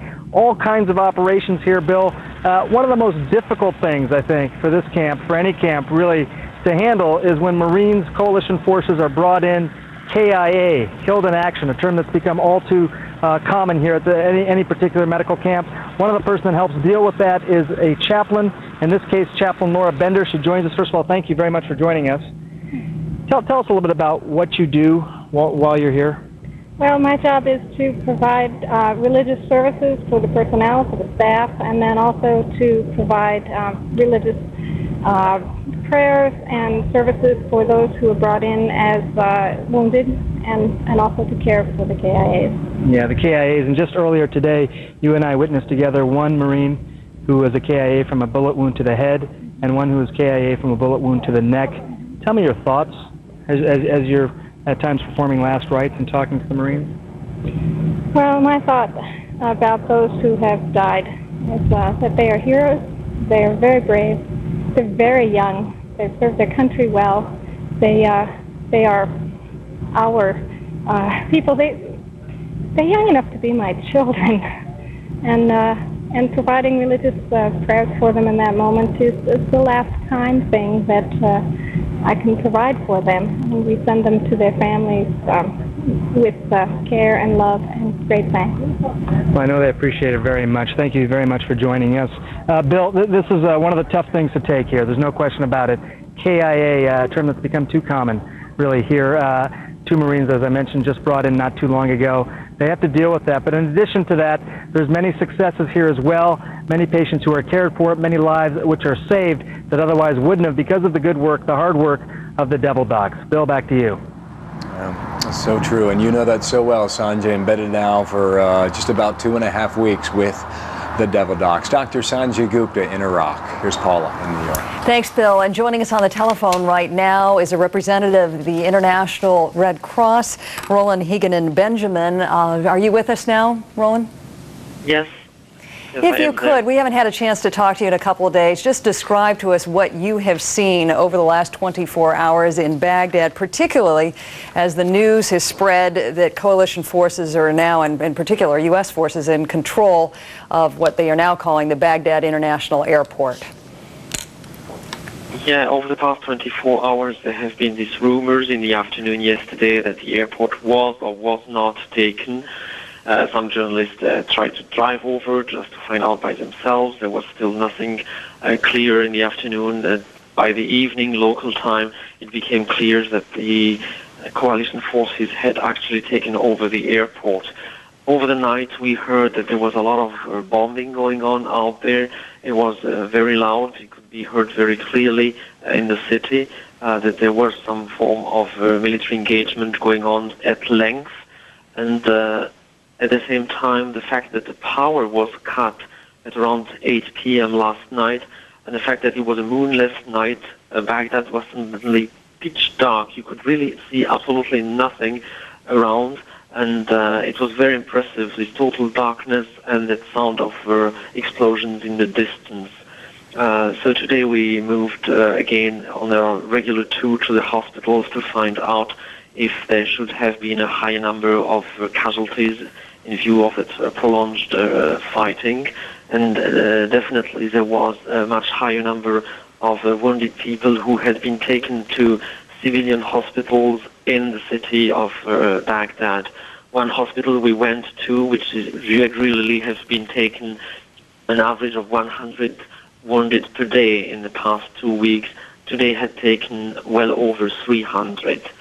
But many of them were military. It was probably, I do not have the definite figures, but probably on the basis of 2/3 military, 1/3 civilians who were taken to various hospitals in the past 24 hours. So if 1/3 of them were civilians, we haven't had very good information coming out of Baghdad of exactly what was hit. What was your understanding of what was hit that would have sent that many civilians to the hospital? Well, what we heard, the combat, of course, took place in and around the airport, and there are villages out there around the airport.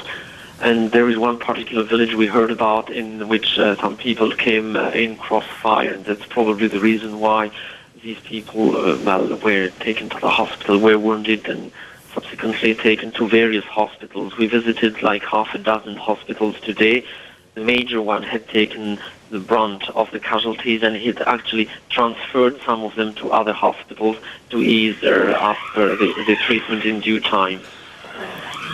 What is the supply situation at these half dozen or so hospitals you visited? As I have mentioned earlier, the hospitals have suffered from 12 years of sanctions, and they will need global overhaul in due time. Much of the infrastructure is really lacking. But people are there, and they have high-quality surgeons who are very dedicated, and they have equipment for surgery. They do have the necessary basic equipment that you need to operate on patients, and the ICRC had imported a large amount of surgical equipment that we will make available as soon as needed. Today we have just provided basic things that they were running short of, even such simple items as blankets for beds, because many of them had become soiled with blood and it was necessary to replace them. And because we had imported a large amount of blankets for potential internally displaced people or refugees or whoever might be in need, it was a good chance of providing some of them to the hospitals. But it's basically something very simple. Is the electricity back on today? No, it is not. And since we heard that the U.S. spokesperson for the armed forces made it clear that it was not put off by any act of the armed forces, we are left with conjectures that knowing why it was switched off, at what stage, and if it is going to be switched on anytime soon, we are really just in the dark, if we may say. Mr. Benjamin, finally this morning, what can you tell us about any communication that's taken place between the International Red Cross about potential visits with American POWs?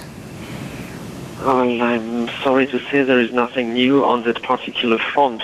The contacts are ongoing. We do not comment on them publicly, but I do not have news of something new like an upcoming visit within a very, very short time. Of course, when it does happen, we will make it public. I do not have this type of news so far, but what we can say, we have managed to register 3,000 prisoners of war until last night.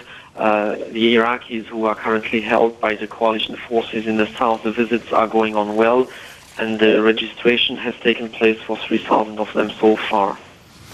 Roland, Higgin, and Benjamin, as always, thank you for all of the information, and we will be getting back to you soon. Appreciate you joining us on the telephone. As we have been reporting this morning, 3 coalition soldiers have been killed in an apparent suicide car bombing at a checkpoint in western Iraq. U.S. CENTCOM says a pregnant woman and the car's driver also died when the vehicle exploded. The Iraqi government has called for a jihad or holy war against U.S.-led forces, and Samir Shahada is acting director of the Arab Studies program at Georgetown University. He joins us now from Washington. Welcome, Professor. Thanks so much for being with us. You're welcome. What do you make of this latest report of the suicide bombing and what it might represent? Well, Saddam Hussein has made calls recently that a jihad should take place and people should commit suicide bombings against American and British soldiers. I don't necessarily think that's going to increase the likelihood of those things happening. I don't think that's going to activate anyone who isn't committed ahead of time. But there have been other calls across the Arab and Muslim world for similar actions, labeling this as a jihad. What that can mean, of course, varies, of course. And then the general perception that this is a war not only against Iraq, but against the Arab world generally and also the Muslim world. You just hinted that there are a number of probably interpretations of what jihad means. What do you think the Iraqi leaders meant when they called for a jihad in this case? Oh, it's clear. What Iraqi leaders meant are martyrdom attacks or suicide attacks, however you'd like to call them, against American forces, like the one that we saw with the taxi driver killing 4 American soldiers. That's what they mean. I mean, jihad, of course, can mean many things, and mostly it means an actual a kind of striving, a struggle to better oneself as a Muslim. But of course, one of the meanings are these kinds of more militant types of understanding. So. Well, you don't think it'll spike and increase in these because you think that a person would have to have been committed to this ahead of time. What do you think is the long-term impact of having made that call the other day? I don't know if there is a long-term impact. I mean, this regime has for the last 12 years tried to show itself in a kind of religious light. In other words, they've manipulatively used Islam to justify their rule. They've done things like put the words Allahu Akbar on the flag. That wasn't the case before 1991. They have spent much money on building mosques and so on. And they've also increasingly used religious language and references in their speech. But for the most part, this is a secular regime. That's what Baathism, the ideology of this regime, is about. But the point is that there are many people in the Arab and the Islamic world, including religious leaders, who are seeing this not only as an assault against Iraq, but as an assault against Islam. And that's really what's troublesome and worrying. In other words, it's radicalizing moderates, and it has the potential to make radicals into militants. Professor Samir Shahada of Georgetown University, thank you so much for dropping by this morning. Appreciate your perspective. Back to Bill now in Kuwait City. Bill? All right, Paula, continue to examine what's happening around what's known as the Baghdad International Airport right now. Next hour, we're going to talk with Brigadier General David Grange in Denver today about how the U.S. may exploit this resource right now west of the city. Also, Walt Rogers is nearby. We'll check in with Walt. Another fascinating day for our intrepid reporter there near the airport. Back in a moment with all that after this.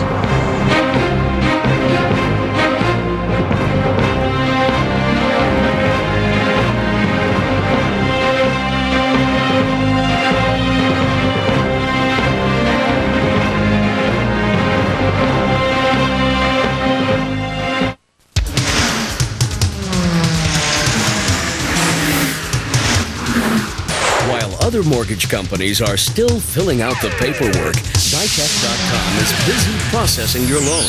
Right now, you can apply for a second mortgage with a no closing cost option. It's a whole new way to get a mortgage. Just log on or call 1-800-71-FIXED. Ditech.com, your mortgage solution delivered.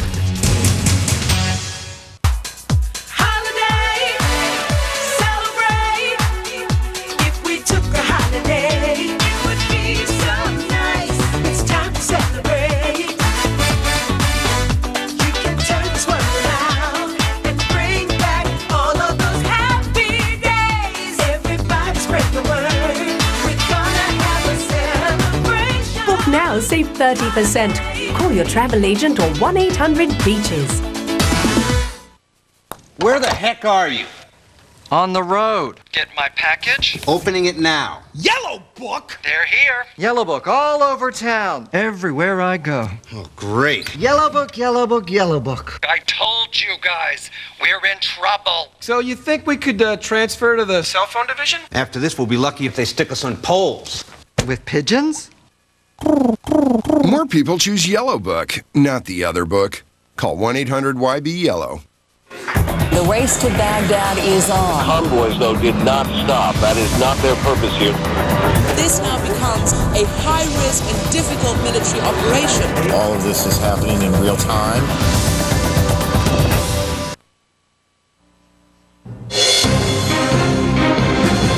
Good morning. Leon Harris here at the CNN Center. Our coverage of the war in Iraq continues now with a look at what's happening at this hour. American troops have reportedly uncovered a suspected chemical weapons site at an industrial complex south of Baghdad. Colonel John Peabody told the Associated Press that thousands of boxes of white powder, nerve gas antidotes, and chemical weapons manuals were found there. U.S. Central Command is calling this report, quote, an item of interest. A car packed with explosives blew up this morning at a U.S. Army checkpoint in Iraq, killing 3 coalition soldiers. This happened near the Haditha Dam in western Iraq. The driver and a pregnant woman who apparently got out of the car screaming for help were also killed. Sadaam International Airport has been renamed Baghdad International Airport by the U.S. military. The Army's 307th Cavalry has taken control of most of that airport.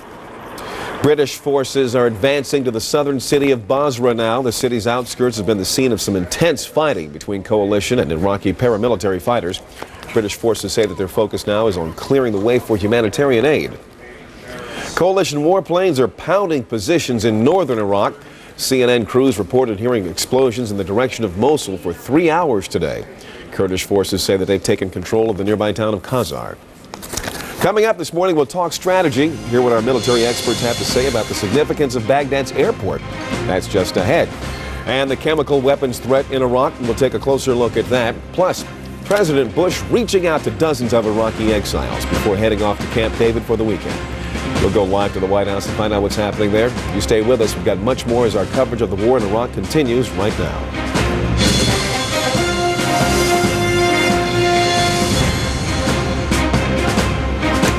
Good morning. Welcome. Glad to have you close out the week with us here on this very busy Friday morning. I'm Paula Zahn. It is a tense day of combat in Iraq. American forces have now taken the airport on the outskirts of Baghdad, changing its name from Sadaam International to Baghdad International. It is not 100% secure at this hour. There have been several gun battles throughout the day. Our Walt Rogers was in the middle of one of those just a couple of hours ago. Now, U.S. Command says the runway is useless for normal traffic, but coalition forces expect to eventually be able to use it. Now, about 40 miles to the southeast, Marines have captured a strategic crossing of the Tigris River at Al-Qut. Our Martin Savage was with the 1st Battalion of the 7th Marines as they exchanged heavy fire, probably with the Republican Guard. But before it was over, the troops had to proceed on foot, going bunker to bunker, eventually recovering thousands of weapons, which U.S. forces ended up destroying. Time to go to Kuwait City now, where my colleague Bill Hemmer is standing by. Good morning again, Bill. Hello, Paula. I haven't had much time to say hello just yet, but the developments again, they are coming quickly yet again today. U.S. officials already working on what the next government in Iraq may look like. One senior national security official says a transition government could be put in place as soon as next week, although many key decisions still need to be resolved. About 2,500 members of the Baghdad Republican Guard Division have surrendered to U.S. Marines. This on the road from Al-Qut to Baghdad, southeast of the city. U.S. officials already had said the division was no longer an effective fighting force. Also, thousands of U.S. troops are securing the supply lines all the way back to Kuwait. Art Harris of CNN, traveling with the 2nd Light Armored Reconnaissance Battalion of the Marines, says that unit is protecting a major highway south of Baghdad. He says more than 24 prisoners have been taken. Paula, it's a warm day here in Kuwait. We expect the temperatures in Baghdad tomorrow maybe to go over 100, something to keep a very close eye on. Back to you now in New York. Yeah, that hydration issue is a big concern, isn't it? Thanks, Bill. We're going to go back to Walt Rogers, who is embedded with the Army's 37th Cav. He joins us now from somewhere near the Baghdad airport. Walter, good morning. What's the latest from there? Hello, Paula. The Army has told CNN just a few minutes ago that despite the fact the 3rd Infantry Division has taken the Baghdad International Airport, there are still substantial Iraqi units moving in the area outside the airport, beyond the airport's perimeter, actually between where I'm standing now and the airport itself. Numbers of tanks, upwards of 20, according to one count, 20 Iraqi tanks still moving in the area around the airport. So again, the airport perimeter may be secure, the airport may be secure, but the fact that there are still significant numbers of Iraqis riding through that area, particularly with anti-aircraft guns and possibly with shoulder-fired anti-aircraft missiles, strongly suggests that that airport is not going to be operational for a good while. For the past 24 hours, the 7th Cavalry, the unit with which I'm embedded, just a little west of the airport, we need to tell you that they've been under constant fire throughout much of the day. Constant, that is, there would be a few lulls, but most of the day there were indeed more than a few shots aimed at the 7th Cavalry. We had air bursts over our head, 20mm anti-aircraft guns. So again, that airport may be technically secure. There may be U.S. troops on the ground, but the area around it still has Iraqi troops maneuvering and Iraqi armor maneuvering as well. Paula? And Walt, as you came into the airport, describe to us how formidable the Iraqi forces were. What did they have on them? Paula, we have not come up to the airport's perimeter. We're a few kilometers away. That was the assignment given the 7th Cavalry. We're protecting the forces on the flank of the airport, but we have taken very heavy fire at times throughout the day. Some of that fire being anti-aircraft fire, shot horizontally in airbursts just above our head, trying to hit us with shrapnel. At other times, they were firing rocket-propelled grenades, whizzing again over our head. There's been more than a little machine gun fire. These Iraqis still have plenty of fight left in them. It's a harassing episode. They're trying to harass the 7th Cavalry, but throughout they have forced us to keep our heads down throughout much of the day. Again, the toll, according to the 7th Cavalry, is in the last 24 hours they've killed over 400 Iraqi soldiers, knocked out at least 9 tanks, and perhaps a dozen or so armored personnel carriers. The Iraqis still have ample fight in them, and they are going to keep fighting if the past 24 hours has been any indicator. Paula? Without betraying any of your confidences or putting anybody in harm's way, are you able to tell us this morning in a general sense if it is true that you still have these substantial Iraqi units moving around the perimeter of the airport, how long it might be before that is under control? I can confirm the first part, that we're looking at over 20 Iraqi tanks, and the second part I can't discuss. That is to say, when and if those tanks are to be engaged, I can't discuss that at this point. But there are still, and this needs to be hammered in, despite the fact the U.S. Army controls the Baghdad International Airport, there are still plenty of Iraqi soldiers out there, some in tanks, some of them dismounts, that is infantry units, and they are moving around, and they are harassing the 7th Cavalry and other Army units in this region. So again, the airport's under control. The area around the airport is not what you would call secure, and that's probably one reason you're not going to see airplanes flying in and out of that airport. Again, because the Iraqis in the area, which we've been operating a few kilometers from the airport, have had 20mm anti-aircraft guns. They could shoot down virtually any plane that tried to approach that airport. Paula? Well, Rogers, thanks so much for clarifying that for us. We appreciate the update. Back to Bill now in Kuwait City. Bill? Now, Paulo, the question is at that airport, what kind of probing is done at night? How does the U.S. find out about how fortified the city of Baghdad is? And ultimately, where is the Special Republican Guard, this unit of 15,000 to 20,000 soldiers exclusively assigned to protecting the interior of the city? All these questions are at the Pentagon again today, and that's where Barbara Starr is hanging out as well. Barbara, any answers on the previous questions raised? Well, there's probably lots of answers, but the Pentagon's really still looking into all of this. What the focus really is here is what comes next. Now that U.S. forces are at the airport, that they are on the edge of Baghdad, what is the next step? Every indication from the Pentagon is there's a very bold strategy in the works, and that is to begin those probing attacks against key sites, key facilities in Baghdad, basically not lay siege to the city, isolate the Saddam Hussein regime politically, militarily, declare it irrelevant, possibly, as you said earlier, even bring in an interim provisional authority before Saddam Hussein is gone. Irrelevant if he's still in his bunker, if the U.S. is basically controlling Baghdad from above on the streets. But at the Central Command briefing today, earlier, General Brooks cautioned there is still plenty of serious fighting ahead. We still anticipate that Special Republican Guard forces are operating from within Baghdad or on the outskirts of Baghdad.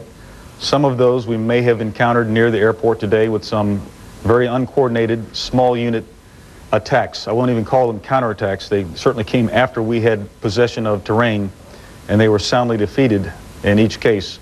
Not well integrated, not coordinated, but nevertheless there's a presence of force that's out there still.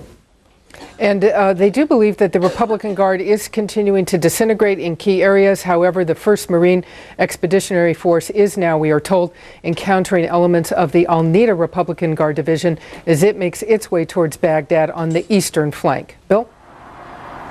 Barbara, what about the leadership? What's the Pentagon saying right now, given these statements that we've heard almost every day, and again we heard another one today attributed to Saddam Hussein, but there still is this controversy about this videotape. When was it shot? How old is it? Was it fresh? Was it not? What are they saying right now about the upper reaches of the Saddam Hussein government and its regime and where they may be at this point? Well, this again is a question of which there's very little certainty. There's certainly officials that have appeared before news conferences, as it were, or made verifiable recent statements on television. Those Iraqi officials they know are alive. On the question of Saddam Hussein and his 2 sons, that is still open to debate in the U.S. intelligence community. There are some elements of the U.S. government that feel they have come to a fairly conclusive resolution on that matter, and that those tapes were all made before the bombing began, before the war started. Other elements of the intelligence community are a bit more cautious and saying they cannot reach a final conclusion. Until they know definitively, the assumption certainly is that someone is in control of the Iraqi regime, but it's uncertain exactly how that's playing out right now.